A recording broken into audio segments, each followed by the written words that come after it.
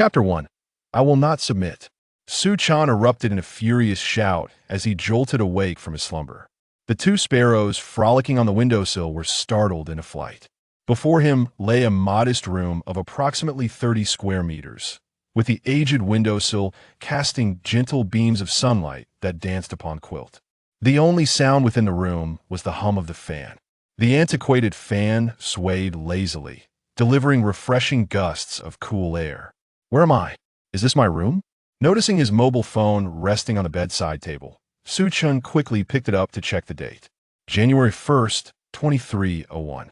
Have I been reborn? Lost in contemplation, Chen began to reminisce. On January 1st, 2300, a groundbreaking game boasting a perfect 100% realism was released, instantly captivating the globe. Yet, it was far from mere fantasy. It was a tangible world. Not long after, the game merged with reality, plunging the world into chaos.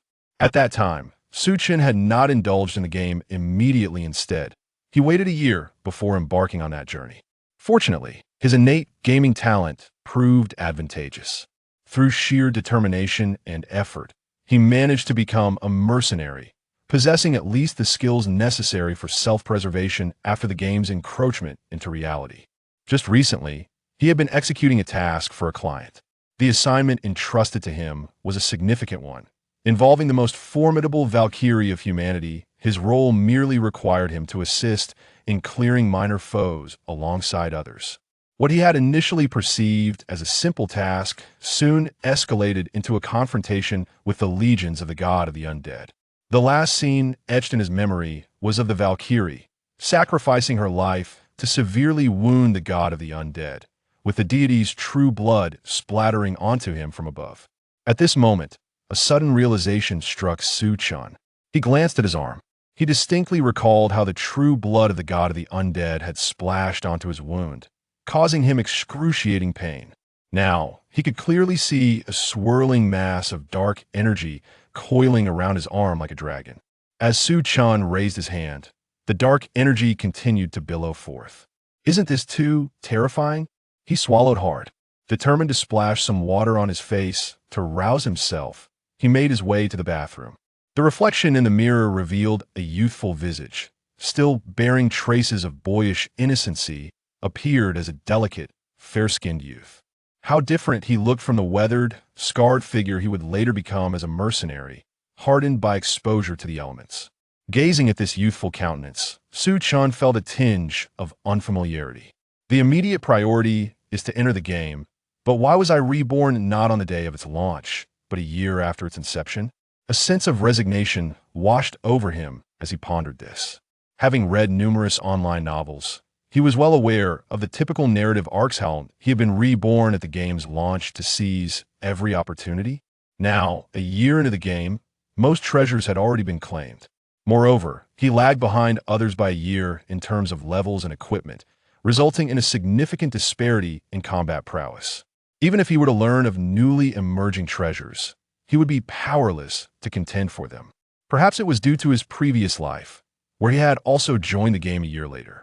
Thus, was it not surprising that his rebirth coincided with his own entry into the game rather than its launch? Chen promptly ordered a gaming pod online. By this point, a year after the game's release, prices had plummeted. The gaming pod, which had once been traded on the black market for $50,000 to $60,000, now cost merely over $10,000 during a promotional event. Additionally, lower-spec gaming helmets have been introduced, allowing players to experience the new world for just $2,000 to $3,000. In his previous life, Chen had also seized the opportunity during sales to purchase a helmet for a trial run. After freshening up, he hastily consumed a light meal.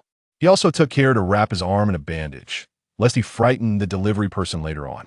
Looking like a ghost hand, I hope I don't get classified as a specter when I enter the game. Amused by his own appearance, Chen chuckled. In the new world, there existed both standard and talent-based job advancements. Individuals with exceptional swordsmanship might instantly become sword saints, while scientific prodigies could transition into alchemists upon entering the game. Typically, the more accomplished one was in reality, the more prestigious their in-game class would be. Before long, the gaming pod arrived. As he stepped into the new world, the ambient lighting gradually dimmed. Su Chen furrowed his brow. He did not recall his first entry into the game being like this. Scanning in progress.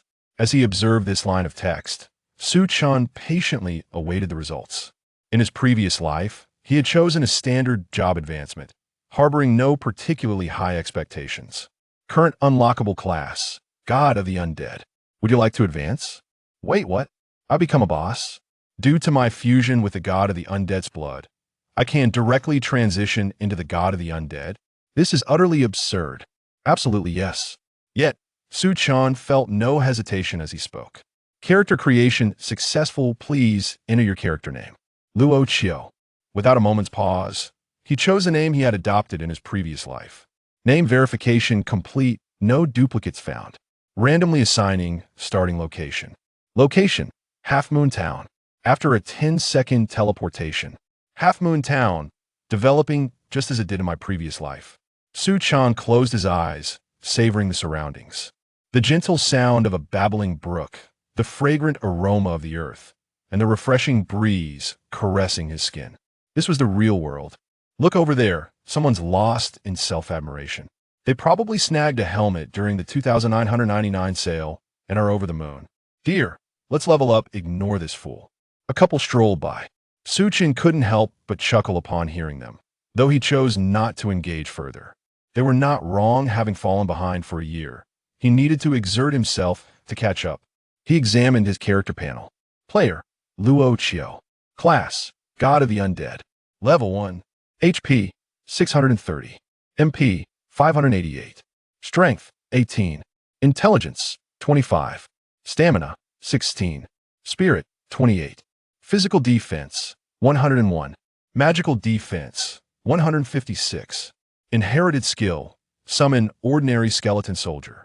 The attributes for the God of the Undead class appeared relatively high. Even standard classes at level 1 typically boasted single-digit stats. However, what was this inherited skill? Just a mere summon of an ordinary skeleton soldier? Even a common necromancer could summon ordinary skeleton soldiers, along with enhancing, weakening, or cursing abilities. As a true god, is this all the God of the Undead has to offer? Su Chen patiently examined the inherited skill. Summon ordinary skeleton soldier. Initially summon 1 million ordinary skeleton soldiers. Level equal to the summoner's current level could be consumed and upgraded upgrade condition. Consume 1 million skeleton soldiers next tier. 1 million heavily armored skeleton warriors. Well, that's impressive. No wonder it's the God of the Undead. Su Chen's expression shifted, overflowing with admiration for the God of the Undead class. Whoever called this skill trash clearly didn't understand it. However, the conditions for skill advancement struck Su Chen as somewhat ludicrous. It required the consumption of 1 million skeleton soldiers for the skill to level up. What does 1 million even mean? 10,000 soldiers seem boundless, 100,000 stretches to the heavens. In any case, it felt rather absurd. Without lingering in town, he set off to seek out monsters to test his abilities. The monster area outside the town was not overly crowded. Considering the game had been around for over a year while there were beginners, the world was vast. With the player base spread out, it was far from the overcrowded chaos of the game's launch. The outermost monsters were small creatures like wild chickens and rabbits, which Su Chen did not bother to engage with. He made his way towards regions inhabited by higher-level monsters. That person's also a newbie. I was thinking of inviting him to join our party for monster hunting. Maybe he's just here to enjoy the scenery. True. Let's level up to level 10 and then transition to life professions. The atmosphere in the novice area remained amicable. Truly aggressive players were those who had entered the game early on. New players entering now were mostly casual players or those who heard that the new profession was quite lucrative, opting for a life profession as a side gig. There were indeed combat enthusiasts, but they were generally students or recent graduates with the financial means to play. The outskirts of Half Moon Town were expansive, and gradually, the presence of other players dwindled. Once he confirmed that there was no one around, Su Chen finally halted his steps. Ahead lay a resting brown bear, which became Su Chen's first target. Fallen creature, heed my command. Su Chen opened his skill panel and activated his skill. The summoning was instantaneous. The dramatic line was his own embellishment. Instantly, a wave of dark energy emanated from Su Chen, coalescing into a circle around him. A bottomless passage opened from the earth. Can I freely set the number of summons? Then let's start with 100. With a mere wave of Su Chen's hand, a creaking sound echoed through the air as dark mist dissipated, revealing a multitude of skeletal figures. These were not mere foot soldiers, they were an assorted array of warriors. Some wielded long swords, others brandished sword and shield, while some carried bows, spears, or staffs. However, their equipment was rather rudimentary, consisting primarily of bone swords, bone knives, and bone bows, as if they had crafted their weapons directly from their own skeletal remains. Upon inspecting the attributes of a skeletal swordsman, Su Chen noted the following. Name: Skeletal Swordsman. Level 1. Health points, 500. Energy points, 80. Strength, 13. Agility, 2. Spirit, 1. Stamina, 20. Movement speed, 10. Attack speed, 10. Skills: Heavy Strike, Parry, Counterattack. Heavy Strike, a charged attack that inflicts double damage. Parry, Counterattack. After a successful block, the skeletal swordsman automatically retaliates. In addition to the swordsman, Su Chen also glanced at the archer. Their attributes were largely comparable, with speed being a notable weakness, as one would expect from skeletons. The archer possessed 2 skills as well, Triple Shot and Bone Shatter Arrow, both designed to enhance damage output. Similarly, the other skeletal units exhibited 2 fundamental class skills each. Overall, the situation seemed quite favorable, especially considering the sheer number of them, totaling in the millions. Upon testing, Su Chen found that these skeletal warriors could operate autonomously and mount their own attacks. Whoosh, whoosh, whoosh. He first commanded the ranged skeletal archers to target a resting brown bear. Roar. Struck by arrows from behind, the bear let out a pained roar. Upon discovering the swarm of skeletal warriors behind it, the bear charged forward in a fury. Thud! Thud! The skeletal shield bearers braced themselves, absorbing the bear's assault. Subsequently, the swordsmen and other melee units surrounded the bear, effectively restraining it. Meanwhile, the archers and mages unleashed a barrage of skills from a distance. This brown bear was a level 6 ordinary creature. Even though the attacking forces were all level 1 skeletons, they could not withstand the onslaught of hundreds of skeletal soldiers. Ultimately, the bear succumbed to the ground. Ding! Player Luochio gains 0.0001 experience level up experience bonus 0.00005. Su Chen nodded, finding the experience gain surprisingly decent. Wait a moment. 0.0001. Suddenly, Su Chen realized something was amiss. Surely, even a level 1 chicken would yield around 10 points of experience, right? How could a brown bear grant only 0.0001?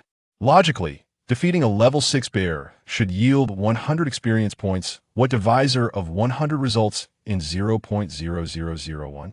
After performing the necessary calculations, Su Chen finally arrived at a staggering figure, 1 million. So, the experience from a single creature is divided among a million units? Su Chen was left in disbelief.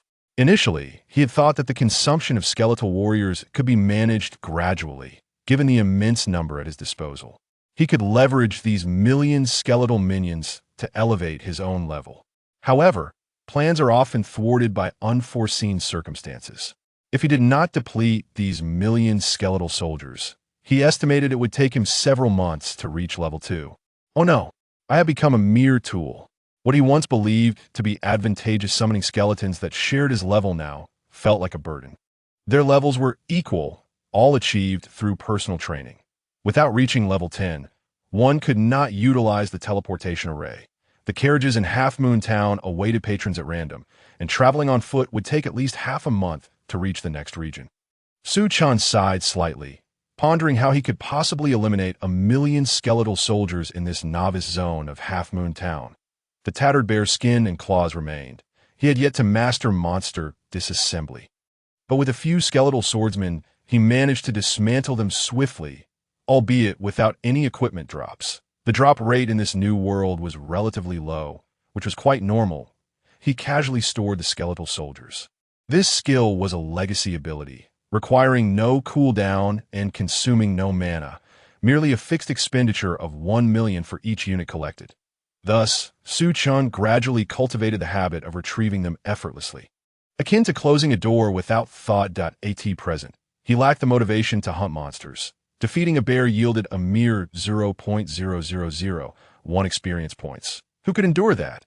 Slaying 100,000 bears would equate to butchering a single chicken. You all could draw the monsters for me. I'll finish them off with a single skill that as he walked, a rough voice suddenly caught his attention. What the hell? You took our money and now expect us to draw monsters. Another voice chimed in. I'm not taking the carriage anymore. Refund my money. Chen glanced over to see a high-level character accompanied by several novices. It was common for individuals who struggled in the game to attempt to swindle inexperienced players.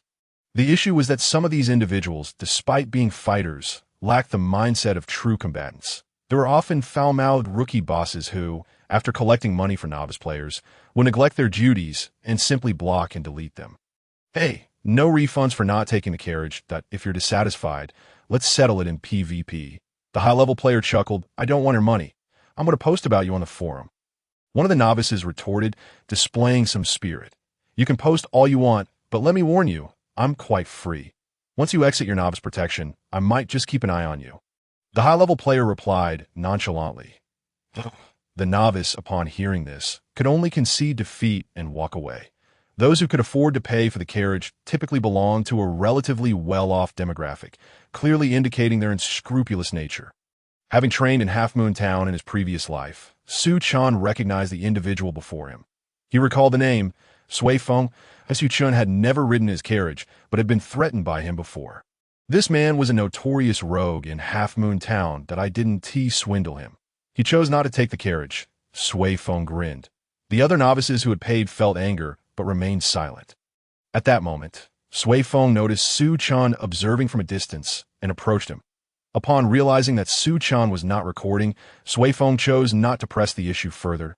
If you dare spread this around, you know the consequences. Get lost, he warned Chen before returning to his previous activities. After being scolded by Sui Feng, Chen felt no anger. Instead, he smiled, for he was troubled about how to exhaust over 1 million skeletal soldiers. And this was akin to an unexpected windfall. The Half Moon Town was rife with such high-level players looking to profit from the Navi. Moreover, the reputations of these high-level players were often less than stellar. Despite Sui Feng's hostile demeanor, he was relatively benign compared to many other scammers. After all, many who came here were individuals already weeded out by larger teams. It was rare for seasoned players to linger in the novice zone without training. Chen noted the coordinates, and in a manner resembling flight from fear of Sui Feng, he made his escape. Sui Feng derived an inexplicable sense of satisfaction from observing Chen's fear. Although he was an experienced player, he had fared poorly, often treated like a dog by those of comparable level. Witnessing the fear of these novices rekindled a sense of lost dignity within him, restoring his confidence. After a while, those who had indeed paid began to scurry around, drawing monsters for Sui Feng like laborers. He lounged in a chair he pulled from his inventory, reclining as he awaited the monsters to be drawn. Dispatching them with a single strike each. Haven't you eaten? Why are you so slow at drawing monsters? He berated, feigning annoyance. His intent was clear. He aimed to drive these novices away with his scorn, ensuring it appeared as though they left of their own accord rather than being conned out of their money. A few skeletal soldiers slowly appeared before him. Sui Feng frowned and swiftly dispatched one with a single swipe. Although he was level 65 and had yet to undergo his second job transition, which unlocked at level 60, his level still afforded him dominance over the level 1 skeletal soldiers. Before long, the number of skeletal soldiers swelled to 20 or 30. Sui Feng rose and unleashed a sweeping attack, obliterating them all. Who the hell is drawing these skeletal soldiers over here? He finally erupted in frustration. The surrounding novice players exchanged glances, bewildered. Before Sui Feng could identify the culprit, a continuous wave of skeletal monsters began to surround him. Suddenly, arrows from the farthest archers struck down a dazed novice player. What is happening? I've been in Half Moon Town for so long and have never seen so many skeletal monsters. Sui Feng realized that something was amiss. It was unlikely that one could draw such a multitude of monsters. He raised his sword and charged towards the area with the highest concentration of monsters, executing a sweeping attack. The level 1 skeletal soldiers fell before his onslaught, their numbers dwindling by over 100 in an instant. However, the gap created was quickly filled by more skeletal soldiers. -1-2 damage notifications flooded in as the relentless attacks began to chip away at his health. While the level disparity mitigated some of the damage, he still lost a point of health. From a distance, Chen observed the unfolding scene that in this new world, there was no enforced health deduction mechanism. After all, this was a real-world experience that, if there were such a mechanism, any player with a health bar could easily be overwhelmed. The skeletal soldiers, however, seemed to inflict a baseline amount of damage, likely tied to the deity of the undead.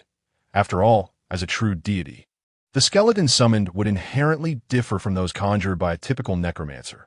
Sui Feng launched another assault, annihilating over 100 skeletal soldiers once more. Yet, as he pushed deeper into the throng of skeletal soldiers, he found himself taking significant damage as well.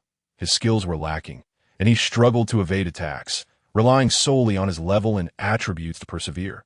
How can I possibly kill them all? After dispatching another 100 skeletons, he realized they were being replaced faster than he could eliminate them as time dragged on. The number of skeletal soldiers surrounding him continued to grow, peering through a reconnaissance skill. He was struck with dread upon seeing an endless sea of skeletal soldiers advancing towards him. Have I stirred a nest of skeletons? Though his health was over 30,000, he knew that if this continued, he would surely fall. Dying would cost him 50% of his total experience, and there was a chance of losing non-soulbound equipment. Sui Feng could not afford such a loss, even in a high-level zone. It would take days to recover that 50 experience. Run. With the wind, a decision was made in an instant. As he prepared to flee, the once docile skeleton soldiers suddenly became agitated, converging towards his escape route. They charged forward with reckless abandon. Upon activating his skills, he dashed towards the nearby town, reasoning that the presence of guard would deter the skeletons from following. The number of skeletons he dispatched soared rapidly. 300, 500, 1,000, 2,000, 3,000. However, his health plummeted just as swiftly. 30,000, 10,000, 5,000, 3,000, 1,000, 500, 300. After slaughtering over 5,000 skeletons, his health bar hit rock bottom. Chen, somewhat speechless, had initially released 30,000 skeletons, hoping for their complete annihilation. Yet this was the outcome. Checking his panel, he noted that his sin value had not increased. Instead, he had gained a mere fraction of experience. It appeared that this class operated under a different judgment system. The god of the undead seemed to assess not by player faction, nor even by human faction. Chen fell into contemplation. For killing players granted experience, a feat unattainable by ordinary players, as he approached. Chen discovered a sword on the ground. This individual had even dropped their weapon. Chen chuckled softly, picking it up for inspection. Wolf's Gift Longsword, Silver. Type: Longsword level requirement. 50 strength bonus, 280 effect. Increases attack speed with each strike, stacking up to 20 times. Equipment rarity: common, bronze, silver, gold, dark gold, epic, legendary, mythical, divine, sacred. No wonder they aimed to swindle newcomers. Wielding a level 50 silver weapon at over level 60 was quite absurd. Moreover, after a year of gameplay, such a low-tier silver weapon held negligible value. Although not particularly valuable, Chen nonetheless stowed it away in his inventory. With a wave of his hand, he recalled all the skeletons, since these skeletons counted as individual units. Not only did they share experience, but their kills were also tallied separately. Thus, it seemed simple to expend them. An idea struck him. Monster Siege. The game frequently featured events where monsters would assault towns. If he could disguise his army of skeletons as monsters, wouldn't that be an effortless means of consumption? How clever of me! Chen commended his own intellect. After depleting the skeletons, he could retain one to ensure the next wave of 1,000,000 would not spawn. Essentially, leveling up would require only one skeleton to gain experience, equating to 1,000,000 skeletons leveling simultaneously to expedite the process. There was no rush to attack the town. First, he would gather a set of equipment. Chen quickly devised a plan. The resurrection point of Half Moon Town. Sui Feng emerged. Bewildered, he found the situation utterly preposterous. Aside from the distant mine, no skeletons could be found in Half Moon Town. The skeletons within the mine were not of this caliber. Although they were skeletons, they appeared larger and more formidable. Damn it, my weapon has been dropped. How am I to lead others now? Subsequently, Suifeng realized his weapon had been lost. Forget it. He would post about this incident on the forum, hoping to garner some views and earn a bit of money. Just before his demise, he had captured a few screenshots. Soon, he shared the incident online. Ridiculous. This made me laugh. A level 65 player slain by a level 1 skeleton. And yet he claims something is amiss. This individual is merely a newcomer scammer in Half Moon Town, likely attempting to exploit the situation. Although there were replies to the post, they were few and far between. Merely a handful of derisive comments, and the thread quickly sank into obscurity.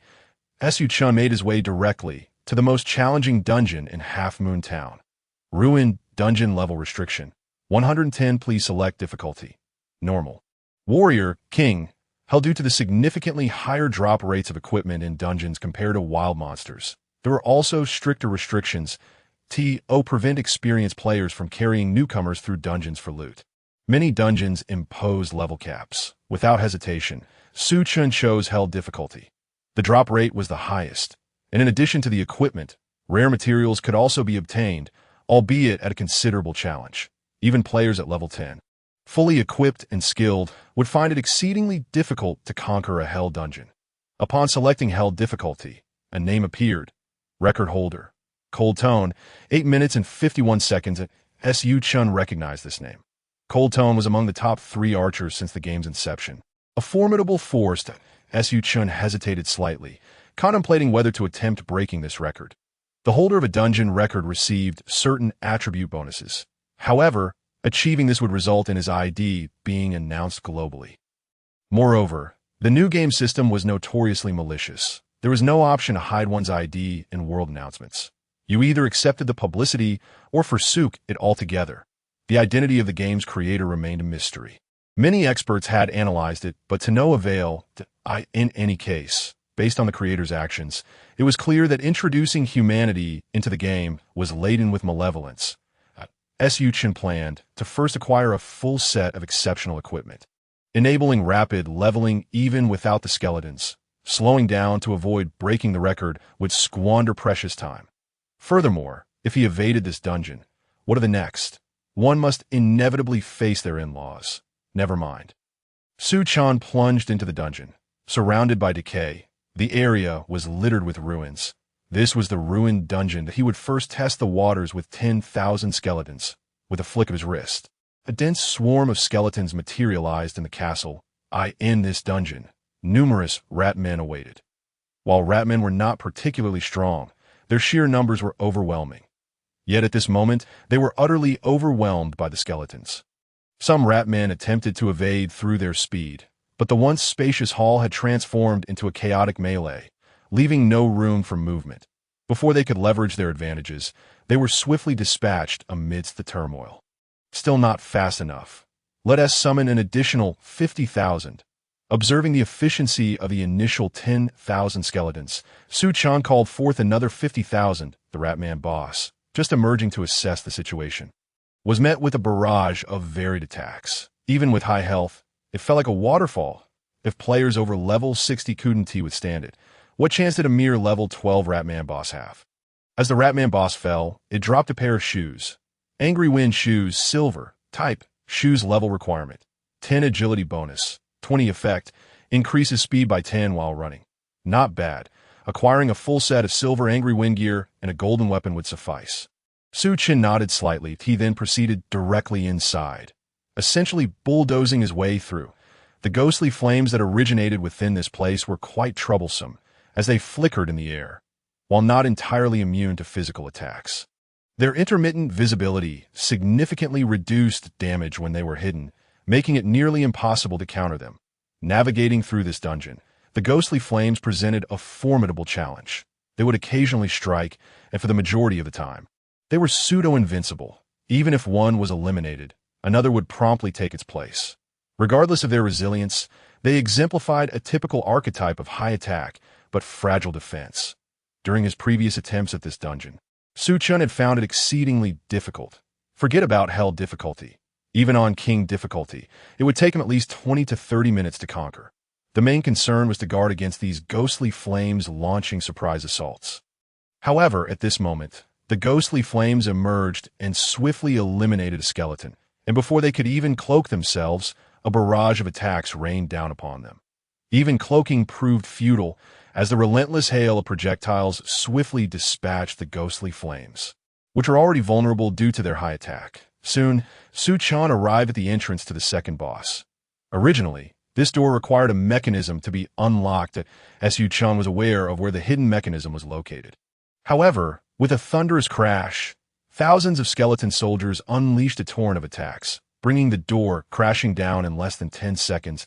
A slumbering stone giant slowly awakened. "Who dares disturb my slumber?" The stone giant spoke in a deep, resonant voice. Yet the response it received was a relentless barrage of arrows and magical projectiles. -8, -10, and -9, -7, -6. The stone giant boasted high defenses. But could it withstand the attributes of a level 60 player? Even these high-level players could be overpowered by the skeleton soldiers, let alone it seemed that as long as there was a health bar. The skeletons could prove their lethality. "How dare you, insignificant skeletons, harm me?" The stone giant was incensed. Though a single skeleton's damage was negligible, the sheer number of thousands turned the damage into something formidable. Even if many melee skeletons couldn't close in, the number of ranged skeletons was substantial. The stone giant lifted a massive boulder and smashed it down upon the sea of skeletons. Instantly, a large number of skeletons were obliterated. Yet, the skeletons were oblivious to the concept of fear. They embodied fear itself. In their perception, there was only Chen-esque command. This game was, after all, a true reflection of reality. If it were still the era of graphics cards, this deluge of skeletons could easily overwhelm the hardware. The stone giant continued to hurl stones and swing its fists, although each attack claimed a portion of skeletons. The sea of skeletons seemed intent on overwhelming it entirely, offering no respite. With a resounding crash, finally, the stone giant could bear it no longer and collapsed to the ground. As Chen inspected the loot and found only a modest amount of basic currency, nothing else. However, this was to be expected. This was not a first kill, and it was unreasonable to anticipate a heightened drop rate. Even receive a silver grade item was fortunate. He had no intention of relying on luck to acquire equipment. Instead, he aimed for an efficient, sweeping approach to clearing the dungeon. After the stone giant fell, a passageway opened, leading to the final boss. The passage was narrow, so Chen retracted his skeletons. After all, these skeletons could summon instantly without consuming mana. The passage was not long, and soon he beheld a circular platform. Upon the platform stood a knight, grasping a lance and mounted on a warhorse. Fallen Knight. The knight's dark red eyes fixated on Chen, emanating a low hum from beneath his armor. Name. Kark title. Fallen Knight level. 10 health. 3000 rank. Gold boss skills. Unknown. You have earned my respect. Once you are prepared, we shall commence. The Fallen Knight Kark did not immediately attack Chen, but instead awaited on the spot.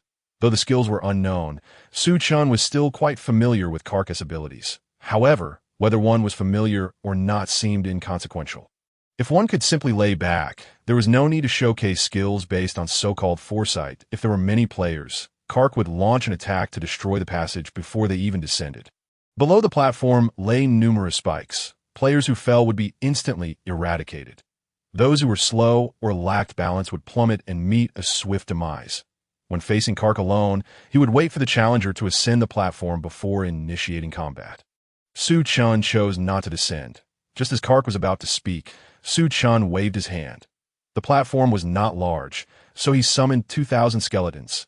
Initially, Kark was in a meditative state, anticipating a fair one-on-one duel.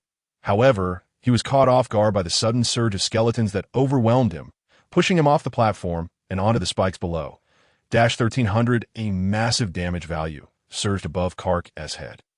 Moreover, crucially, he was trapped beneath the spikes with no means to regain footing. The skeletons that had fallen with him were instantly eliminated, yet the ranged skeletons on the platform were relentlessly assaulting Kark. In that moment, Chen conceived a bold idea. He commanded 1,000 skeletons to leap down. The 1,000 skeletons were promptly obliterated by the heavens. This truly works. A gleeful expression crossed Su Chen's face. He seemed to have discovered a bug that allowed for the rapid depletion of skeletons. Following suit, he commanded another 1,000 skeletons to jump, and once more, they were annihilated, just as Su Chen contemplated a more significant move. A notification chimed. Ding, your entire cohort has experienced a faith value decrease of -1. Current faith value. 99. Startled, Su Chen processed this information, although the game system did not indicate the consequences of a faith decrease. He recognized the risk involved. He promptly abandoned his audacious plan and reverted to a more cautious approach. It appeared that sending them to their demise would diminish their faith value. While he had previously sacrificed numerous skeletons, they had perceived their targets as conquerable foes. Even at great cost, they had believed they could engage in battle. It seemed a calculated and reasonable approach was necessary for such sacrifices. Despicable human. I thought you a rare beacon of integrity among your kind. Kark bellowed from below, his fury palpable. As Su Chen suddenly recalled that he was still engaged in a boss fight, a glance revealed Kark's health was dwindling. Be obedient. Under Su Chen's command, the skeleton army intensified their assault, causing Kark's health to deplete even more rapidly. Despicable. With Kark's anguished cry, he fell silent upon the spikes. As Su Chen noted that no equipment had dropped from this boss. Otherwise, he would have to leap down to retrieve it after dying. Just then, a world announcement rang out. Congratulations to player Luo Chio for breaking the record in the ruined dungeon. Hell, with a time of 3 minutes and 50 seconds. It was as expected. However, this was not reality, and the game did not provide any means to trace the actual events. Su Chen finally sensed the creator's palpable malice within this game. Until now, he had never appeared on any leaderboard. Thus had not faced such confusion, viewing it as the domain of the elite. This approach was intended to discourage players from hiding their growth. The game designers relished witnessing the chaos of player conflict. Ding, you have gained BUFFF, Dungeon Record Holder, Magical Attack, Increase 1. A percentage boost that occupies no slots at all. It is merely a buff from a low-level dungeon, yet it is quite impressive. The news has sent shockwaves through the world channel. This record has been dormant for nearly a year. Who could it possibly be? Could it be that a certain master deleted their account and is attempting to reclaim those records? The player known as Long Se Tiao has already rebuilt once. Otherwise, with their skills, they would not merely rank among the top 3 archers. They undoubtedly possess the capability to secure the top position. But the rebuilding has created a disparity in levels. It seems improbable that any master would undertake such a rebuild after a year. The cost would be immense. Could it be a newcomer's anomaly? Unlikely, considering they surpassed Long Se Tiao's record by 5 minutes. I can hardly fathom how that was achieved. That I implore the master to share a video for us to learn from. I too am curious about their class. Speculation runs rampant among the crowd regarding the identity of this enigmatic figure. Breaking a record is not terrifying. What is alarming is surpassing the opponent by 5 minutes. This scenario is akin to 2 individuals engaged in a game of table tennis. One is a world champion, and yet the other first defeats the champion using their right hand, then follows up with their left. They might as well have used their feet. Of course, it is also possible that Long Se Tiao's record is not the absolute limit. After all, many true masters have been preoccupied with leveling up at level 10, without delving deeply into strategies to break records. Nevertheless, one must acknowledge that Long Se Tiao is indeed a top-tier expert. The Sunsetting Guild's elite team has just conquered a dungeon, and at this moment, they are dividing the spoils and discussing merits. Recently, Long Ji's skills have become increasingly refined. Had it not been for Long Ji's consecutive shots that broke the boss's defenses, we would have faced total annihilation. Before the strategy for the Sad Ruins dungeon was released, we can consider ourselves to have succeeded in a pioneering effort. Haha, we must find a tavern to celebrate this moment. Right? The elite team engages in cheerful banter. There is little to be overly joyous about. We did not secure the first clear. Long Se Tiao, who has been lauded by all, humbly responds at this moment. Enough. Lao Long, no need for modesty. If you hadn't deleted your account to rebuild, I doubt the current top archer would even be your match. Remarks Feng Yu, the guild leader, with a smile. To Feng Yu. Long Se Tiao is the foremost expert in the guild. Had it not been for Long Se Tiao's account deletion and rebuilding, he might not even be a contender against Long Se Tiao. However, the position of guild leader is not simply awarded based on strength. A master like Long Se Tiao, who pursues extreme limits, might not even be willing to take on the role of leader. In his quest for peak attributes, upon learning that the record holder could enhance their stats, he deleted his account to start anew, a feat not every expert could accomplish during their dungeon runs. The entire team muted world chat to avoid distractions that at this moment. They have reopened the chat. World announcement. Congratulations to player Luo Chio for setting a new record in the ruined dungeon. Hell, with a time of 3 minutes and 50 seconds. The opening thunderclap. Lao Lung, if I remember correctly, that time is 5 minutes faster than yours, right? Feng Yu muses, having just been extolling Long Se Tiao, only to be swiftly countered. To be precise, it is 5 minutes and 1 second. Long Se Tiao replies, squinting slightly, for he knows that every second of improvement represents a significant advancement. Feng Yu nods in agreement. When we return, I will have someone check if any top-tier experts had deleted their accounts recently. Feng Yu furrows his brow. Long Se Tiao has broken numerous records. If the challenger is targeting those records, then Long Se Tiao stands to lose significantly, and I'll need to investigate the top-tier experts. Only a select few can best me by 5 minutes and 1 second. Moreover, the fact that they surpass me by 5 minutes indicates that this is their first attempt at breaking records. Long Se Tiao states calmly that in his view, the opponent still has at least 30 seconds of room for improvement. This complicates matters. Feng Yu shakes his head, feeling a sense of helplessness. What do you intend to do? Long Se Tiao inquires, his expression inscrutable. If it were not for those top-tier guild members, I would not allow them to undermine the records you have worked so hard to establish. Feng Yu suddenly breaks into a seemingly harmless smile. To be selfish. You are our guild's strongest asset. Letting them succeed would significantly diminish your strength. Although Feng Yu's smile appears innocent, Long Se Tiao realizes he is capable of such actions. That is not permissible. Long Se Tiao responds lightly, yet his eyes are resolute. Not permissible, you say? Feng Yu's smile fades, his gaze sharpening. However, in the next moment, Feng Yu reverts to his harmless demeanor. Since you disagree, then there is nothing to be done. Considering the opponent's strength, it seems they may grow beyond our reach. Long Se Tiao glances at Feng Yu that if you wish for the guild to strengthen, you might consider trying to recruit him. I believe those top-tier individuals would not delete their accounts to rebuild. He should be a gifted free agent. Long Se Tiao articulates his assessment. However, as he speaks, he notices Feng Yu is already engaged in some action. You make a valid point, but he has not enabled friend verification. It turns out that, during Long Se Tiao's conversation, Feng Yu had already attempted to send a friend request that in that case. Let a few individuals head to Half Moon Town to see if they can negotiate, Feng Yu cheerfully concludes. Similarly, this scene unfolds in several other top guilds, all expressing interest in this sudden emergence of talent. However, waiting for the opponent to grow stronger would take far too long.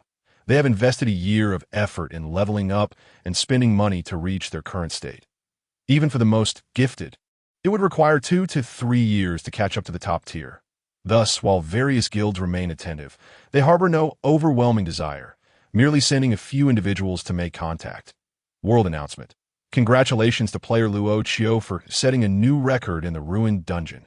Hell, with a time of 3 minutes and 38 seconds. World announcement.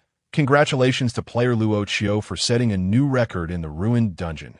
Hell, with a time of 3 minutes and 30 seconds. World announcement. Congratulations to player Luo Chio for setting a new record in the ruined dungeon. Hell, with a time of 3 minutes and 13 seconds.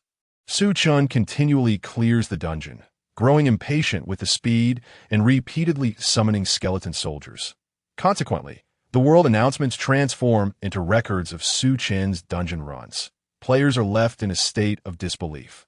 Isn't it true that one cannot enter a dungeon after reaching level 10? Why has he been clearing it for so long and still isn't level 10? It is absurd. He is on the verge of clearing it in under 3 minutes. Were it not for the game's prohibition on cheating, I would suspect he is using some sort of hack. How can one be so extraordinary? At the very least, it should not be possible. A man wielding a large hammer appears in Half Moon Town. His finely crafted equipment indicates that he is a high-level player. Unlike those high-level players adorned in tattered gear, this individual radiates a faint glow from his equipment. Clearly not of mundane quality. Honestly, am I not busy enough? Why must I be sent to recruit a newcomer? The man, known as Chen, complains he is particularly fond of heavy hammers, hence his chosen name. At this moment, he has been dispatched by the guild leader of the Sunsetting Guild to recruit the newcomer who has shattered Long Se Tiao's record. Indeed, it is highly likely that this individual is a newcomer. Before his arrival, the guild leader had already sent inquiries. None of the top players capable of eclipsing Long Se Tiao's record had gone missing. Yet he is indeed impressive, having surpassed Long Se Tiao's record established after rebuilding. His dispatch is also due to his position within the guild's management. If the counterpart in a contract demands certain conditions, they possess a certain authority to make decisions. Upon stepping out of the teleportation array, Daju felt an overwhelming sense of chaos surrounding him. The guards of Half Moon Town were lined up in formation on the streets, as if preparing to march in a battle. The players, too, had retreated into the safety of the town, abandoning their training outside. Daju furrowed his brow, intending to ask a player about the situation when he heard the world announcement resonate. World announcement. Half Moon Town is under attack by the army of the god of the undead. Triggering the special event Defend Half Moon Town. The town has entered a state of combat. Players within the town cannot log out. Logged out characters will remain in the game, and cannot leave via the teleportation array. Please do your utmost to defend Half Moon Town. Failure will incur the debuff gaze of the god of the undead. What on earth is happening? The town is being attacked by a deity. Daju was left dumbfounded. How could such a novice town like Half Moon Town attract the attention of a god? Damn, there's no way back. Daju rushed back to the teleportation array, only to discover that it was inoperable. The debuff was visible for inspection. Gaze of the god of the undead. Damage dealt to undead is reduced by 30, while damage taken from undead is increased by 30 duration until the god of the undead is defeated. What have I done to deserve this? Infuriated, slammed his hammer into the ground, creating a crater in the town's floor. The nearby soldiers glanced at him. Normally, he would have faced a fine for such behavior. But now, they had no time to deal with him, as an endless swarm of skeletal soldiers surrounded Half Moon Town, and this fellow seemed formidable. Some players nearby were also startled by Daju's actions. He surveyed the area and noticed a considerable number of players, including several high-level ones. He understood that novice towns often attracted seasoned players looking to make easy profits. One of them appeared to be a heavy warrior, a contender who had placed in the top 20. He never expected to be trapped here as well. Daju had a certain reputation, having mingled with some veteran players. Why are you all staring at me? This debuff is practically permanent. If you don't want to be punished, follow me out to fight. Daju exclaimed, annoyed that the crowd was discussing him instead of taking action. Lift the debuff. One must defeat the god of the undead, an entity far beyond his capabilities. Yet he wondered if any gods would actually participate in this siege. Meanwhile, the outside world was abuzz with confusion. What is going on? Isn't Half Moon Town just a novice village? Why would the god of the undead attack such a place? Damn, Half Moon Town is where I was born. If it weren't for that failure penalty, I would teleport back to defend it. I've already tried. The teleportation array in Half Moon Town is shut down. There were no mentions of rewards. Only penalties, and I don't even want to go near IT. Is there anyone in Half Moon Town who could start a live broadcast? Add one that a godly battle before they could even start streaming. Half Moon Town might be obliterated. Didn't say the god of the undead would participate, just that his army would. Today, Half Moon Town is truly lively. First a record-breaking powerhouse, and now an attack by the god of the undead. Could there be a connection? Perhaps I'm overthinking it. What connection could there possibly be? The players were intensely curious about the situation in Half Moon Town. Although a year had passed since the game's launch, divine-level NPCs remained an exalted presence to players. They awaited the announcement of Half Moon Town's demise. However, after a prolonged wait, there was no reaction, and instead, a live broadcast captured everyone's attention. Live from Half Moon Town, an endless army of skeletons approaches. The broadcaster was Swayphone. After being killed by skeletal soldiers and retreating to Half Moon Town, he had hesitated to venture out again. Seeing the intense curiosity surrounding Half Moon Town, he decided to restart his broadcast. The viewership skyrocketed past 100,000, rapidly approaching 1 million. It seemed only a matter of time before it breached the 10 million mark.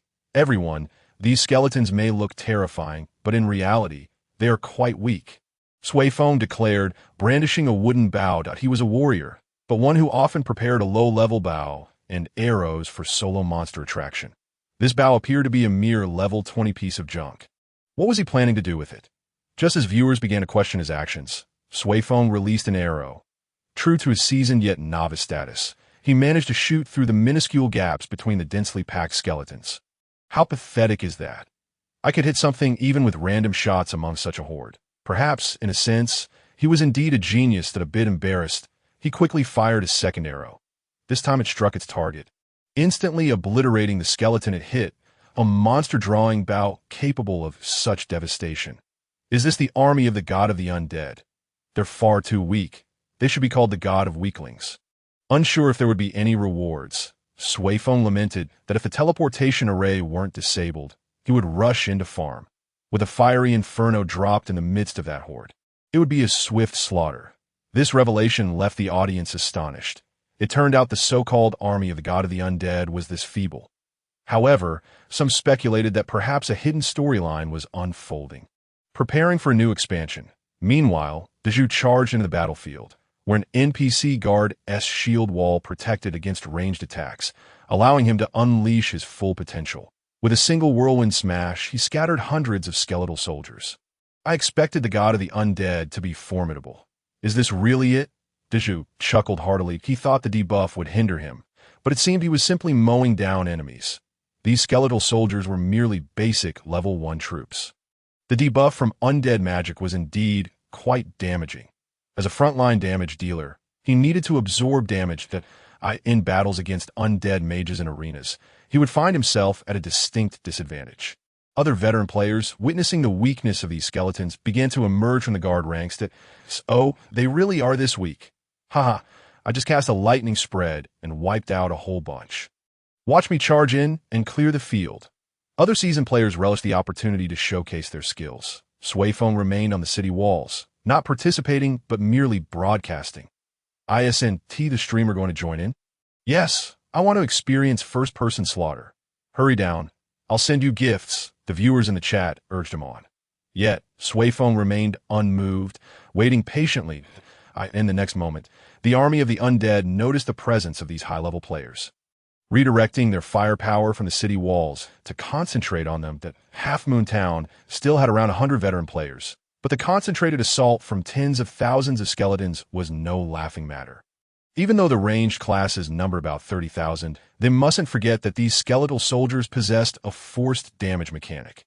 Even if the first hit forced 1 drop of health, a full barrage could easily amount to 300,000 damage. Suifeng had experienced this sensation before and had no intention of throwing himself into the fray. Indeed, amidst such a torrential assault, nearly all of the 100 veteran players perished. Only Daju and a handful of others managed to escape. My goodness, those level 1 skeletons can kill.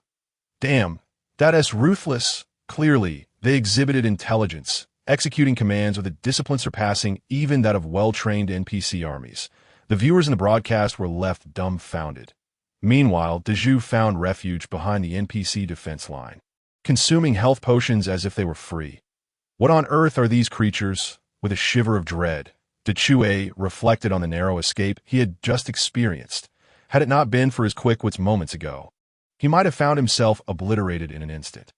Unlike those seasoned ruffians, he was a player of the first tier, boasting an impressive level of 130. Should he perish, even a mere half-level loss would render his leveling efforts painfully arduous. Moreover, not all of his possessions were bound to his soul. Losing even a single item would be quite detrimental.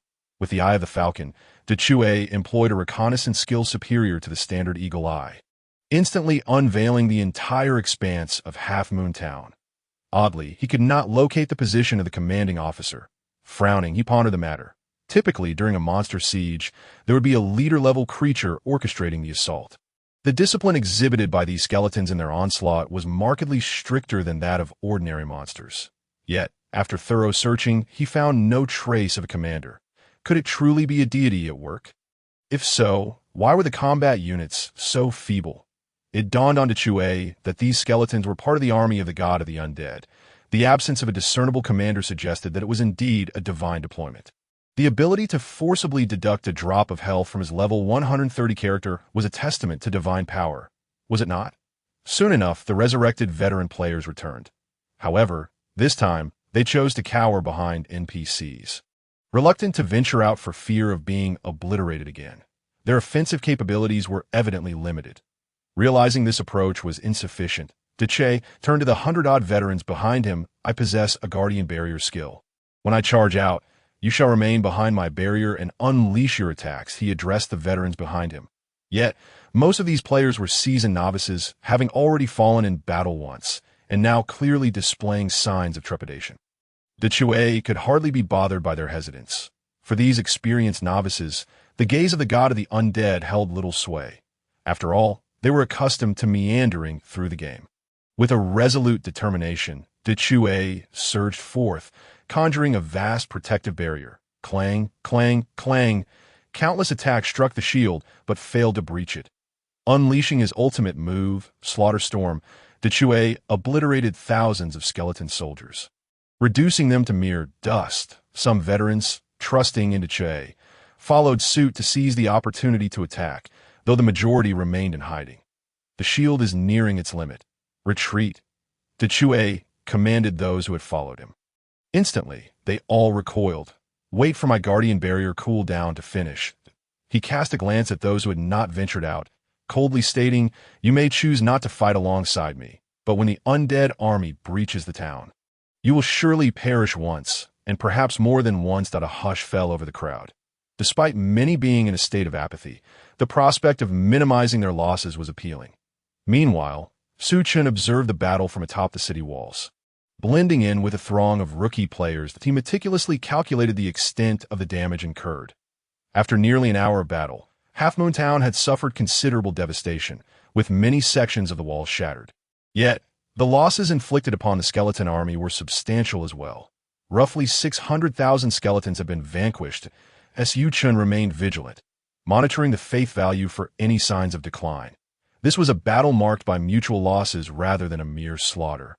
Hence, no decrease in faith value had been observed among the skeletons thus far, which brought him some relief. That Chue is truly formidable. I believe he is affiliated with the Sunset Guild. Chen mused as he watched Deche, who was waiting for the guardian barrier cool down. With a slight smile, Dechue's performance in this conflict had greatly impressed Chen with his singular might. He had annihilated tens of thousands of skeletons. Additionally, thanks to the sanctuary he provided, those veteran players had safely dealt with many skeletons as well. Chue had shown no leniency in controlling the skeletons, striving to maximize their lethality. Having already lost a point of faith, Chen refrained from further leniency. Even without intentional manipulation, the combat instincts of the skeletons were fearsome. They were, after all, an elite force chosen by the gods. It seemed the battle was approaching its conclusion as Chue's guardian cooldown expired. He charged forth once more to strike. Chen estimated that the conflict was nearly over for these level 1 skeletons. Despite their ferocity, had their limits. After incurring a certain cost, the NPC guards and players began their counteroffensive. Gradually, the skeleton army began to falter. 20,000, 10,000, 5,000. The skeletons dwindled, and a smile spread across Chen's face. These troublesome creatures, which had been a source of experience points, were finally being eradicated as the dark mass of skeletons was systematically dismantled. Some lower-level observing players erupted in cheers. Many among them had attempted to engage, but had been instantly dispatched, rendering their efforts futile. "Hooray, we won!" exclaimed a nearby girl, her excitement palpable as she leapt into the air. Noticing Chen beside her, she instinctively gave him a shake. "Indeed, it has not been easy," Chen replied with a smile. It was no small feat. The million skeletons had finally been exhausted, paving the way for proper leveling. Glancing at his skills, Chen noted, summon ordinary skeletons, can evolve after evolution, can summon 1,000,000 heavy-armored skeletons, with the added ability to branch into skeleton priests and skeleton werewolves. Would you like to evolve? Chen chose to defer this decision for now, preferring to focus on leveling up. He would revisit it when he needed to tackle large-scale dungeons for gear. World announcement. Half Moon Town has successfully repelled the invasion of the god of the undead.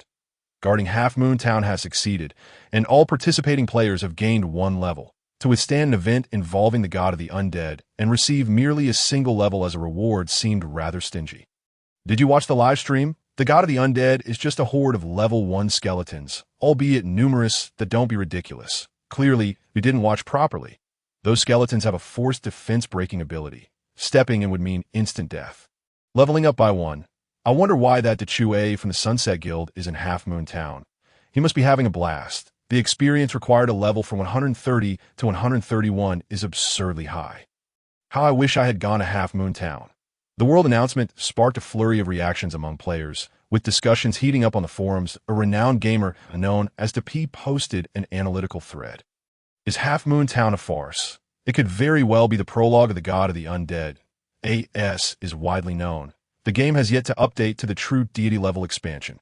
And even top-tier players cannot contend with true deities. The siege by the god of the undead's army is likely just a prologue, with the upcoming expansion expected to be exceptionally challenging. Reason 1. These skeletons are only level 1, yet possess the ability to forcibly deduct a drop of health. This extreme feature is absent in New World, making the god of the undead's deployment the sole possessor of such a mechanism. To understand how terrifying this mechanism can be, one need only refer to past games. Reason 2. I reached out to Dechue, who was present at the time and is currently among the top-tier players. He meticulously observed with the eye of the falcon and could not detect the god of the undead. Reason 3. The skeleton army displayed remarkable discipline, indicative of some form of control, suggesting the god of the undead is indeed watching. Their absence confirms a mere test. Fortunately, Dechue's valiant efforts have held the line. Otherwise, such rudimentary troops might have swiftly captured Half Moon Town, possibly leading the god of the undead to grant rewards prematurely. DeP's analysis is quite compelling. There is indeed a palpable difference between the god of the undead skeletons and others. The forced health deduction mechanism is insidiously frustrating to be confident, perhaps when the true army of the god of the undead arrives. They will simply obliterate you, rendering the forced health deduction mechanism moot. If this is the prelude to the god of the undead expansion, I fear that the gaze of the god of the undead buff will be exceedingly damaging. Especially since we will soon contend with a multitude of undead. Stay vigilant. If you notice an increase in undead presence, make sure to vacate the area post-haste, due to the distinctive nature of this batch of skeletal soldiers from the god of the undead. In contrast to ordinary skeletal warriors, coupled with players' earnest analyses, rumors about the expansion pack of the god of the undead are currently circulating widely.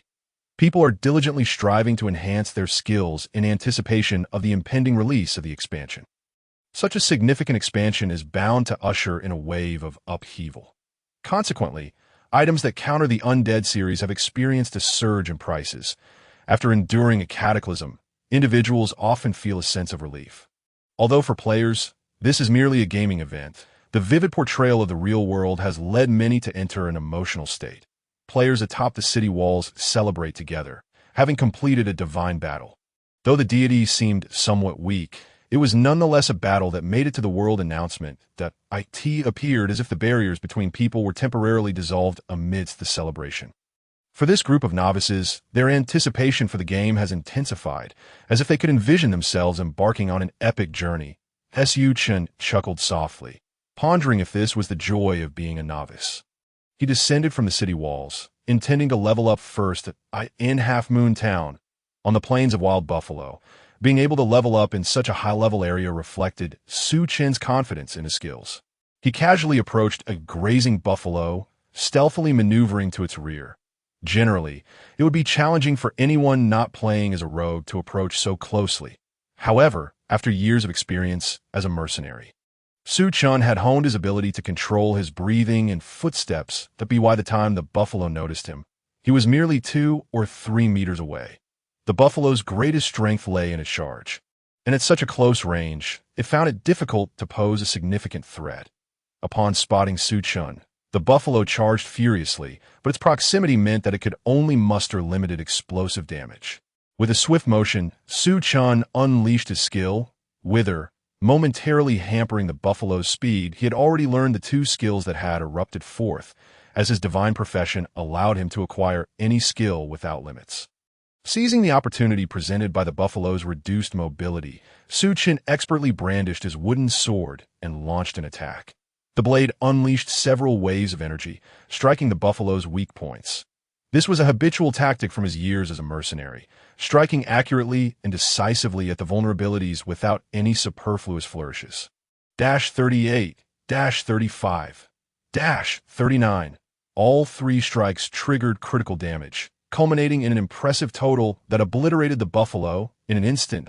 Player Luo Chio leveled up, reaching LV.3. Now, this was what it meant to level up by battling monsters. Chen grinned, reveling in the exhilaration of defeating a mere buffalo.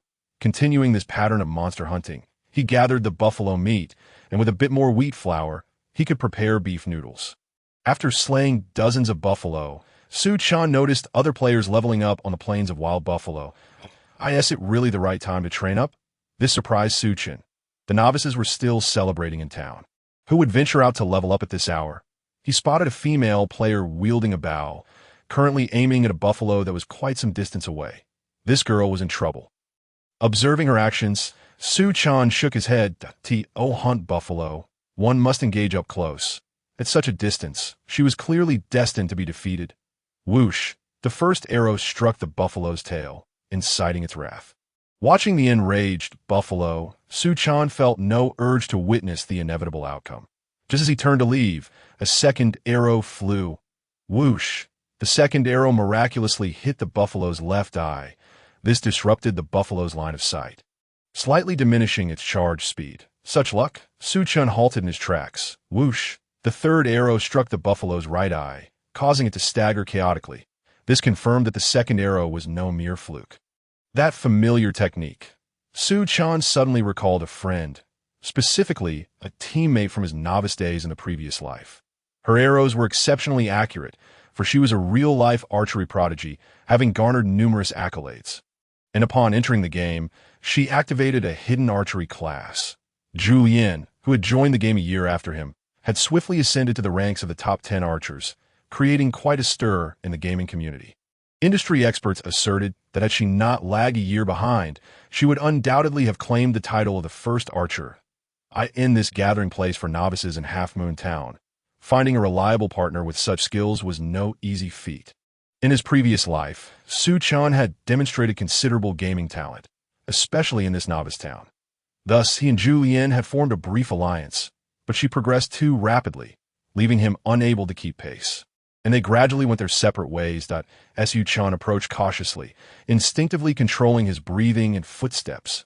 Once he drew near enough, he finally discerned her face. It was indeed Julian. Stop! Julian's bow suddenly aimed at Chen. In that moment, Chen realized that his habitual stealthy approach may have come off as somewhat suspicious. He pointed towards the buffalo and took a few steps back to signal that he meant no harm. Upon seeing that the buffalo had entered a frenzied state, Julian inadvertently drew its attention while speaking to Chen, a novice archer. She was accurate but not seasoned. Witnessing the buffalo charge toward her caused her to panic. With a swift move, Chen intervened, causing the buffalo to slow down. At the same time, he charged forward, and Julian, taken by surprise, failed to regard Chen's presence. -51, a critical hit. Having just leveled up, Chen's critical damage was enough to dispatch the frenzied buffalo in an instant. The beast collapsed into a pool of blood. Apologies for the abruptness. Allow me to introduce myself. I'm Luo Chio. Chen executed a somewhat rusty, sheathing motion with his sword. Luo Chio, the one who just cleared the dungeon. Julian furrowed her brows. In this new world, unless one actively attacked or sent a friend request. It was impossible to view another's information. Noticing the suspicion in Julian's gaze, Chen promptly sent a friend request. It turned out to be legitimate. Julian was taken aback upon confirming his identity. You thought I was an imposter? Chen chuckled softly at the thought of this former teammate. However, he quickly masked his smile, his expression becoming more profound. This was no longer the past, given his profession. Becoming a villain in this world was not out of the question. After all, the god of the undead was inherently opposed to humanity. In this life, he was destined to have little connection with Julian. The path he must tread was one of solitary strength. Yet, having crossed paths in their previous lives, even if they could not become close friends again, they need not become enemies either. Moreover, Julian held considerable potential for collaboration. Shall we team up to hunt some monsters? Chen extended a party invitation. After a moment's hesitation, Julian accepted his invitation. Chen gauged the time, having allowed the skeletal army to assist him earlier. He led Julian to search for wounded buffalo. Indeed, not far off, they discovered a multitude of fleeing buffalo gathering. Using the game's inherent detection skill, Chen noted that many were in a weakened state. Is this a result of the earlier siege battle? Julian remarked, her excitement growing as she observed the buffalo. Looks like we are in luck. Chen smiled lightly. Next came the tedious leveling up. During the leveling session, Chen exhibited what it truly meant to dominate. Zhang Lian, who had not anticipated that Luo Chio's appearance was that of a seemingly delicate young man, found herself astonished by Chen's clean and decisive methods in such a realistic game. It made her wonder if this fellow was perhaps a butcher in real life. A flash of white light passed. Amidst gathering a plethora of low-health items, Chen had already reached level 10. At this moment, a trumpet in the Half-Moon Town area blared. Luo Chio, contact me. I am Chue from the Falling Sun Guild. I have urgent matters to discuss with you. A barrage of area announcements followed, flooding the chat as if they were free. Even though area announcements were not cheap, it was evident that the other party possessed considerable financial means. Luo Chio, it seems they are looking for you, Zhang Lian said, somewhat astonished. Although she was a novice entering the game, she had a cousin who was a high-ranking member of a guild, and she had heard that the Falling Sun Guild was quite formidable. The fact that such a powerful guild would seek out a newcomer like Luo Chio shifted Zhang Lian's perception of him. Of course, someone capable of breaking dungeon records shouldn't be merely a novice. Chen shrugged. All right, you go ahead with your matters. I will log off for a meal. Zhang Lian also smiled. Once she logged off, Chen's expression returned to its usual indifference. His decision to assist Zhang Lian in leveling was not solely due to their past as teammates, but also because her background hinted at potential utility. No, cooperation opportunities. After all, he was a kind-hearted mercenary. Would he engage in the despicable act of exploiting acquaintances? At this moment, Chen equipped his set of Rage Wind armor. He then checked his attribute panel. Player, Luo Chio class. God of the Undead level, 10 strength, 85 intelligence, 118 stamina, 78 spirit, 125 physical defense, 1655 magical defense, 1580 inherited skill, summon ordinary skeleton soldier. Soul bestowed, he discovered an additional inherited skill. Curious, he examined it further. Soul bestowal. For targets killed within the last 24 hours, grants one opportunity for soul bestowal, ignoring tier control to unleash 1080 power, determined by level difference. Permanently existing and can be stored in an exclusive space, cannot be upgraded, limited to once per day. The nature of this skill astonished Chen. Similar skills existed for necromancers, but they could only enslave ordinary monsters and could enslave elite monsters only after a second-class change. As for boss monsters, enslavement was nearly impossible. Ignoring tiers meant that even boss monsters could be enslaved. Moreover, necromancer skills typically lasted only from a few minutes to several hours. Some hidden classes might achieve durations of weeks. The inability to upgrade could be seen as a benefit, as it meant experience would not be shared. Thus, summoning 1,000,000 skeleton soldiers would not be for naught. It could be directed towards enslaving formidable boss entities. Overall, this clarified Chen's strategic objectives. However, he did not plan to summon 1,000,000 skeletons just yet, as he aimed to level up first. How to defeat a boss became another question. The simplest method would be to hire a strong player. After all, players in their 20s were plentiful.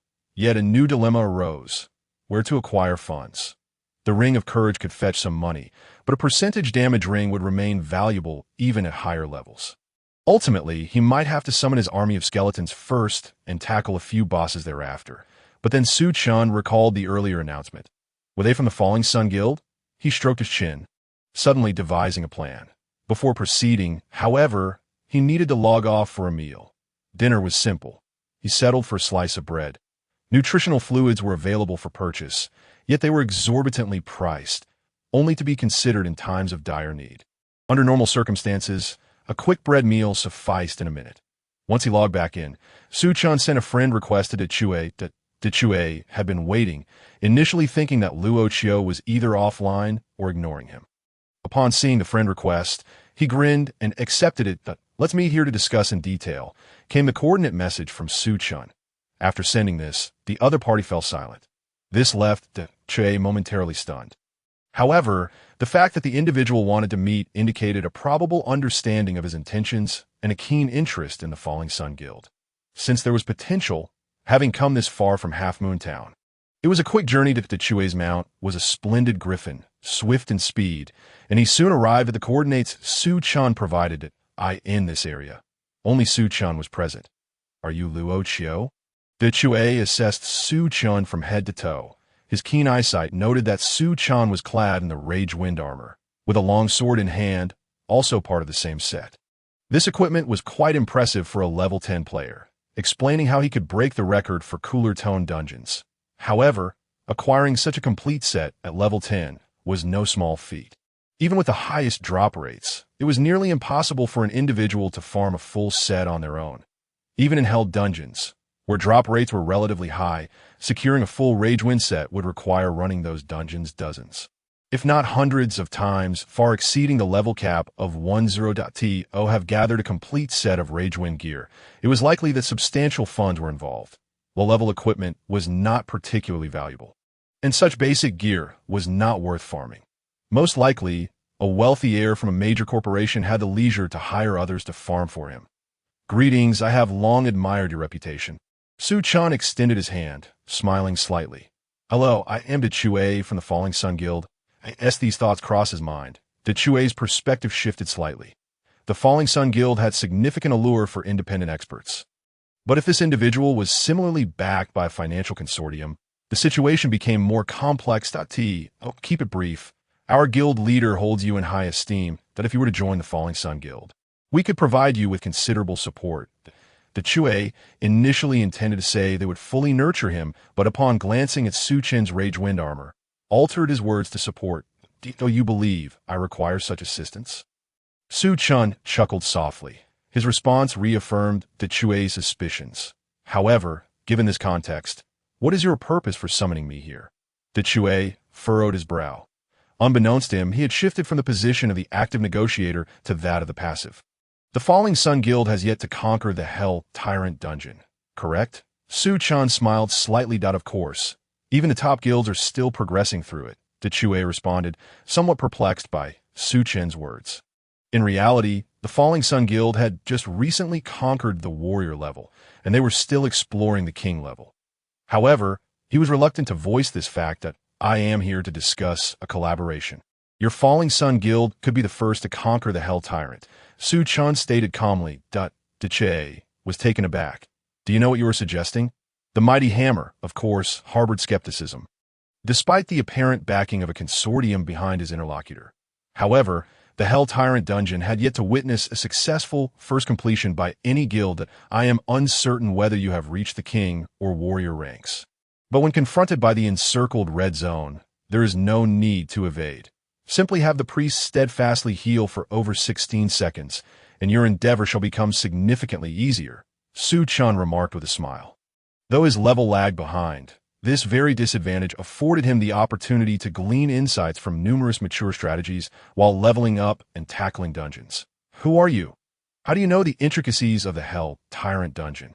Hammer's eyes widened in disbelief. Presently, the Hell Tyrant dungeon remained a realm that even the top-tier guilds had yet to conquer, with the cost of exploration being exorbitant and the information shrouded in absolute secrecy. Not to mention, even the elite guild's primary assault teams had to sign confidentiality agreements concerning such information. He was too apprehensive to divulge any details about the dungeon. Thus, the player named Luo Qiu before him piqued his curiosity. His demeanor suggested a casual familiarity that was disconcerting. Even if his consortium were immensely powerful and advanced, did he not fear violating confidentiality? The only plausible explanation was that this level 10 individual was of a higher echelon. Are you a top-tier expert who has deleted and recreated a character? Hammer blurted out, only to quickly retract. Yet we've clearly gathered intelligence indicating that several top-tier experts are currently engaged in the dungeon. You need not concern yourself with my identity, Chen replied. Feigning profundity with a faint smile, those top-tier experts. Sometimes, what is seen is not the whole truth. What exactly are your intentions? Hammer swallowed hard. Unbeknownst to him, he began to feel a twinge of nervousness and insecurity in Chen's presence. I mentioned I wish to discuss a collaboration with you. Let your guild leader verify the authenticity of my information first, Chen said with calm composure. Hammer pondered briefly. The ability to articulate secrets of the dungeon implied a genuine background. He needed to report this matter to his guild leader immediately. Just as he prepared to depart, Chen called after him. Hey, while this information is a gift for your verification, you don't intend to take it for free. Do you? Turning around, Hammer observed Chen approaching him. Chen, undeterred, strode directly towards Hammer's Griffin. Grant me access. I wish to ride, Chen instructed Hammer. Hammer, utterly perplexed, replied, What is the meaning of this? As compensation for the information, you must assist me in defeating a boss. Did you not notice I am but level 10? Chen stated without a hint of courtesy. Hammer was at a loss for words. The validity of information had yet to be ascertained, and yet he was already being asked for a reward. Nevertheless, after a moment of contemplation, Hammer granted access. Given the capabilities of his consortium, such a feat was not beyond reach. Was he testing the strength of their guild? Hammer mused silently as a representative of the Setting Sun Guild. His prowess was a reflection of the guild's capabilities to an extent. Since Chen had broached the possibility of collaboration, he could not afford to appear too weak, lest it tarnish the Setting Sun Guild's reputation. Thus, Hammer steeled himself. He not only needed to assist Chen in defeating the boss, but to do so splendidly, showcasing the glory of the Setting Sun Guild. Unbeknownst to Hammer, Chen had no intention of engaging in such theatrics. He merely sought to establish a puppet the illusory beast trial grounds, Chen declared, revealing the destination of their excursion. Indeed, you seek to assess my strength, Hammer thought to himself, commending his own insight. The illusory beast trial grounds required payment, after which a corresponding strength of illusory beast would be generated. The generated beast possessed a physical form, and the fee paid was for solidifying that form. The distinction between the illusory and the tangible was indeed significant. However, defeating the beast yielded no experience nor equipment drops. It was purely an exercise for experts to test their mettle. Chen's request for Hammer to help him defeat a boss in the trial grounds, devoid of experience points, was inherently contradictory. He had discerned that Chen merely aimed to evaluate his strength to gauge the Setting Sun Guild's capabilities. Such minor ploys were hardly challenging for him. As a top-tier expert of the Setting Sun Guild, the trials were a regular affair. Victory was inevitable, merely a matter of scoring high enough to impress Chen. The illusory beast trial grounds were quite distant, and after Hammer escorted Chen back to the town, he promptly utilized a teleportation array to reach their destination. This saved Chen some expense, as Hammer nonchalantly covered the cost. Upon arrival at the illusory beast trial grounds, Chen felt a surge of anticipation, eager to see what kind of boss Hammer would face. The soul grant mechanism had a minimum guarantee of level 10. This was what Chen considered the greatest strength of the soul grant system, that if a dragon could be slain, then a dragon could be summoned, and with his current abilities, even retaining only level 10 would pose no hindrance to his leveling up. Having Hammer face a boss matched to his own strength was something typically unattainable even by those who paid handsomely for such services. The payment for the summoning of the tangible beast was, of course, borne by Hammer himself. Such an expense was trivial for him. Before long, Hammer's opponent was matched. Name, Swift Chicken King species, semi-aviary level, 115 health, unknown rank, dark gold boss skills, unknown. The high-tier data was largely obscured as Chen felt he had somewhat overestimated Hammer, as he had only been matched with a dark gold boss. However, boss encounters were inherently designed for groups. The higher the level, the more formidable the boss. A dark gold boss of such high level would undoubtedly be no easy foe to confront alone. The Swift Chicken King, adorned with a sword upon its back, unsheathed it upon noticing Hammer.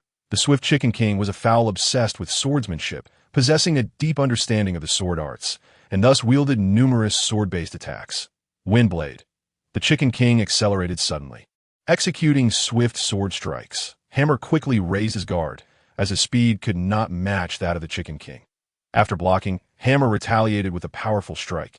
Backstep slash. The Chicken King deftly evaded Hammer's attack with a backward leap, while simultaneously delivering a blow to Hammer. Phantom Sword Chi. The Chicken King pressed the attack aggressively, unleashing a barrage of sword energy towards Hammer. Hammer found himself in a precarious situation, battered by the relentless onslaught, yet the Chicken King was not finished. Following up with several more sword strikes, relentlessly pursuing Hammer. Initially intent on securing a high score to elevate the prestige of the Setting Sun Guild, Hammer found himself under the relentless assault of the Swift Chicken King, causing him to lose composure. War God style, Blood Surge Strike. In a moment of desperation, Hammer unleashed his ultimate technique to demonstrate respect. This was Hammer's signature skill, featuring a locking function that was particularly effective against agile foes like the Swift Chicken King.